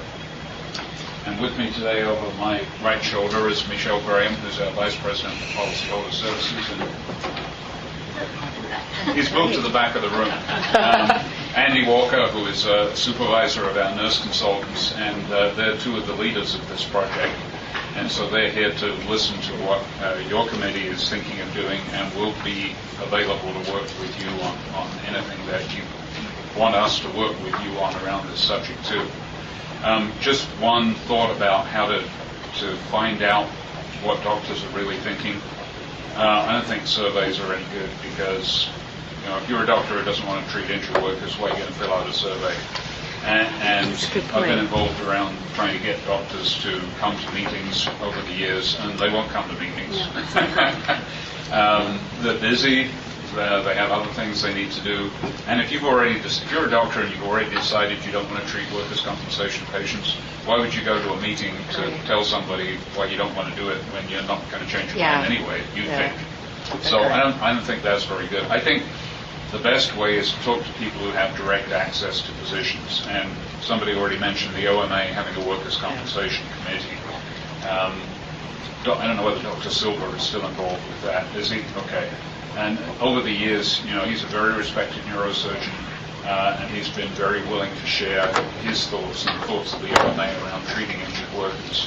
And so he would be a good resource, and I'm sure the OMA is interested in helping out with this too. MCOs, obviously, they talk to doctors. We can hear from them. The other thing that I would suggest is that this is a problem that's developed probably over the last 20 years or so. I think 20 years ago there was never a question of whether workers could get access to physicians. And then we started to hear that doctors were sort of linking that to the rate of reimbursement, that they weren't getting paid enough in order to compensate them for the hassles. And now we're really seeing it come into reality that a lot of these physicians are not treating injured workers. And we could make a list very easily of the people who used to treat workers who aren't doing it anymore. I'm thinking one of the problems also is some of the consolidation of medical practices around the state. If you go to Medford or Eugene now, I think essentially you've got one orthopedic practice, but all the doctors have consolidated it to that clinic. And if the committee of the clinic administrator decides that they don't want to treat workers' comp patients anymore, then that just wipes out the whole city.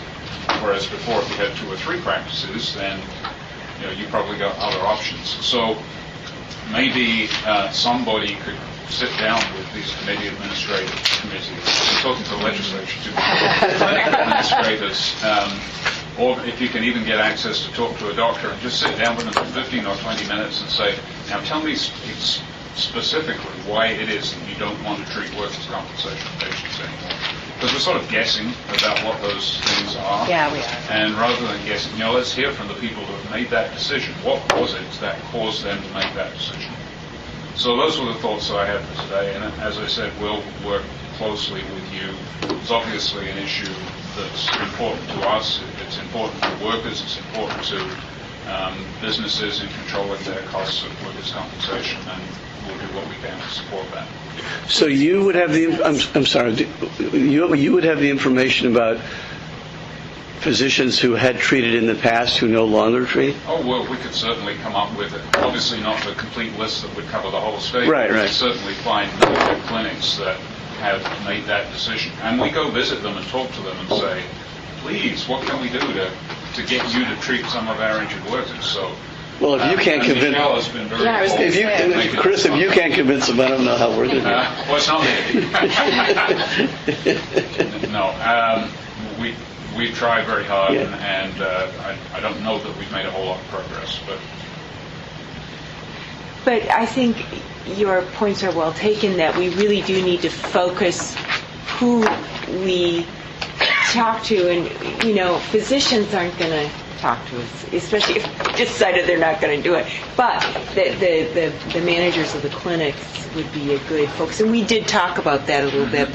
But if we could focus on those individuals or those physicians' clinics that used to do workers' comp and no longer do, and actually ask them. And even if we got just a few key ones around the state, I think we'd really glean some very good information from that. Yeah, and I would think that it wouldn't be that hard to get a short appointment with a clinic administrator. And if you want to talk to a doctor, you probably have to pay them. So, there has to be a little budget around this, too, that to get a half-an-hour appointment with a doctor might cost you $150, but if they get paid for it, they're more likely to do it than if they're just doing it for free. Or pay for their green fees, maybe. I just got a bill. It was 15 minutes, $187.50, just to have a phone conversation. So, there you go. Those aren't the ones to reduce. Yeah, those are not the ones to reduce. Any other questions? Thank you, Chris. Appreciate it. Thank you. Any other public testimony? Thank you, everybody. Hey, with the folks that are in the room, we appreciate all the help you can give us. Anybody you can find out there who has an interest in this subject, who would like to come forward and testify, I would like to encourage you to kind of nudge them a little bit if you could. I know that handcuffs is not the way to show up at one of these meetings, but some nudging would help. So we'd appreciate that. Committee discussion, next steps. I think we kind of did that. Yeah, but, I thought we did. Well, I think what might be useful is for the co-chairs to have a discussion about what the next agenda should look like. Okay. And I can't remember whether we had talked about, when we had talked about setting another date. I guess the question is, do we think we can have enough information before June? Oh, Or are you thinking May? yeah, let's, Yeah, okay. Yeah, let's do that. Okay. Okay. So if there is no more testimony, the committee will, at least the co-chairs will try to put together an agenda for the next meeting, and the determination of the next meeting, watch the internet, watch notices from the department, will be there shortly. So with that, I'll drop the gavel. Thank you for being here today. thanks. So